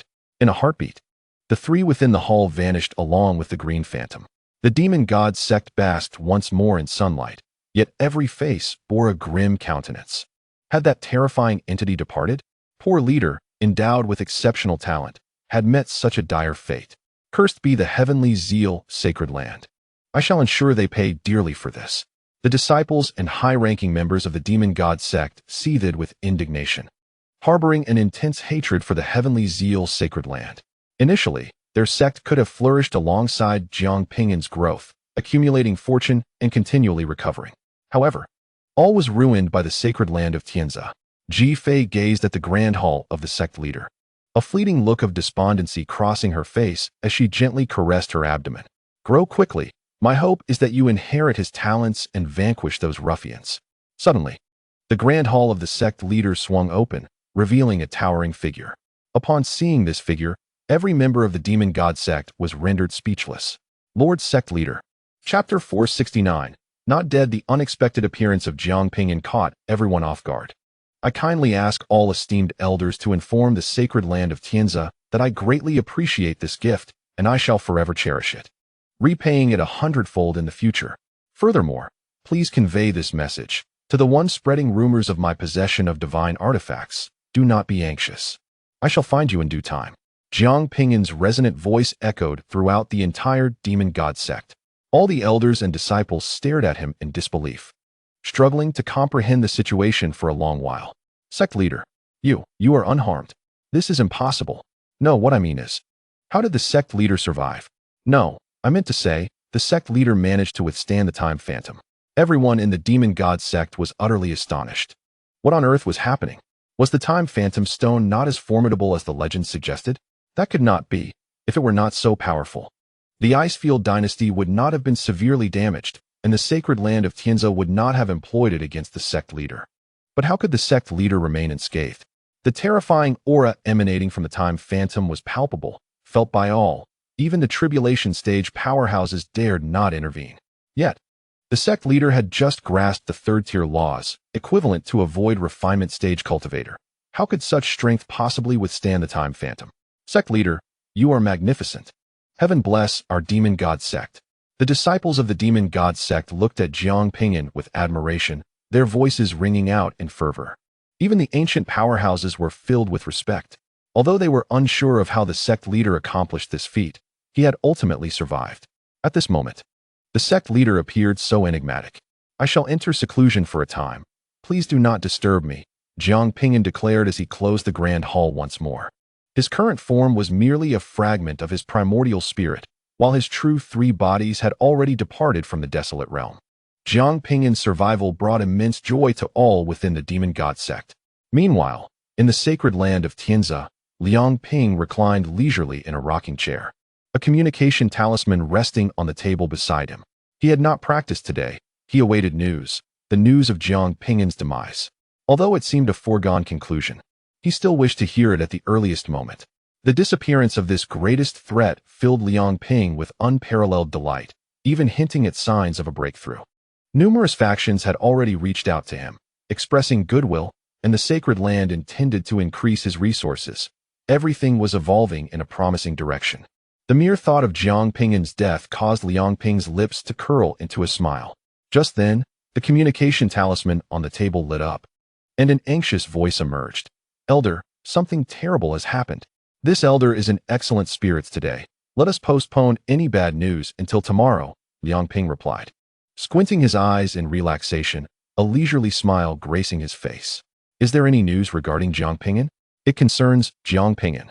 The voice from the communication talisman grew increasingly frantic. Liang Ping's smile faded, replaced by a foreboding sensation, as he tentatively uttered, "Do not say he is dead. Jiang Ping'an is truly alive." The voice from the talisman cracked with urgency. Has the time specter not yet departed? Liang Ping held his breath, his body trembling uncontrollably. It has departed. Yet, inexplicably, the time specter vanished, and the Demon God Sect conveyed Jiang Ping'an's message, expressing his delight in this gift, promising a 100-fold return in the future. Upon hearing this, Liang Ping's last glimmer of hope was extinguished. He seized the talisman, leapt to his feet, and bellowed in a fit of rage, "Impossible! Absolutely impossible!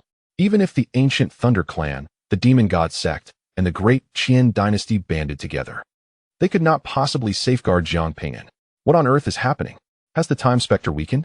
Liang Ping could not fathom why Jiang Ping'an remained unscathed. Fear and panic spread within him. Once Jiang Ping'an, this prodigy, matures, he will undoubtedly pose a colossal threat to the heavenly, sacred land.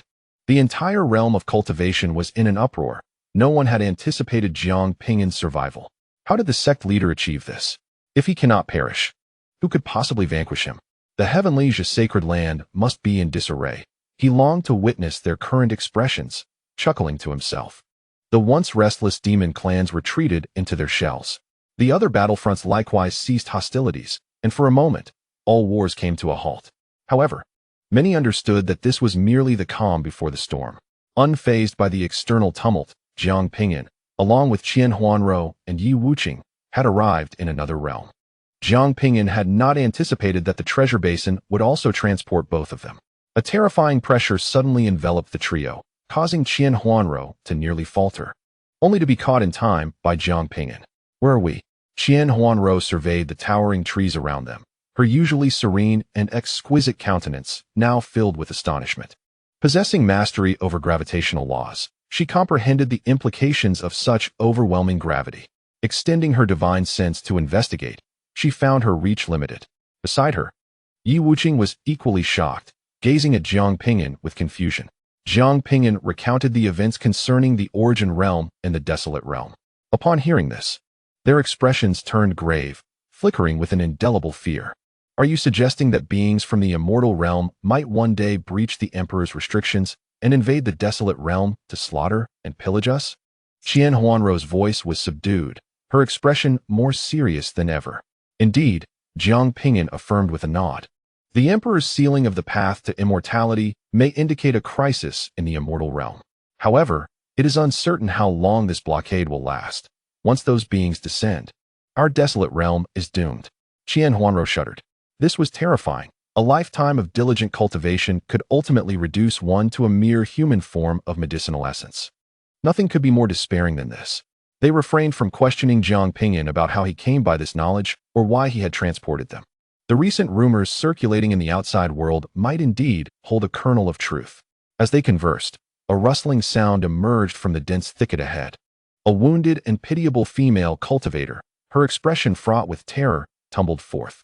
She was clad in rags, her striking red and white skin drawing attention, while behind her echoed the sound of greedy, sinister laughter. "Ha ha, little beauty, let's see where you run." The female cultivator trembled in fear. Upon seeing Jiang Ping'an and his companions, she appeared to have found her saviors. "Help! Someone is trying to violate me. Please, I beg you." With tears streaming down her face, the female cultivator rushed to Jiang Ping'an and his companions for assistance. "Hero, I implore you, save me." Bang! Jiang Ping'an's fist struck down, shattering the female cultivator's skull, blood splattering forth. Fortunately, a protective shield had been activated, preventing the blood from staining him. Qian Huanrou furrowed her brows tightly. "What are you doing?" This was the first time she had witnessed Jiang Ping'an committing such an act of violence. "They are merely performing," Jiang Ping'an replied calmly. "Oh." Qian Huanrou, having accompanied Jiang Ping'an for some time, understood his ability to perceive the murderous intent of others. Yi Wuqing stood beside them, unperturbed. Even if Jiang Ping'an had slain an innocent, he would remain indifferent. The two pursuing cultivators were momentarily stunned. Having engaged in this scheme for so long without a hitch, they had never been exposed before. They had feigned harassment of a woman, seeking out those brimming with a sense of justice to strike when their attention was diverted, allowing the woman to launch a surprise attack from behind. Yet today, they had been discovered. Had their frequent misdeeds drawn the attention of the nearby ascending Immortal Pavilion, prompting them to dispatch disciples to encircle them? No, these individuals were not clad in the garb of the ascending Immortal Pavilion. They were perhaps candidates seeking to join. "Damn trash, daring to kill our woman. In that case, let your woman compensate us. I want the one on the left with the ample bosom."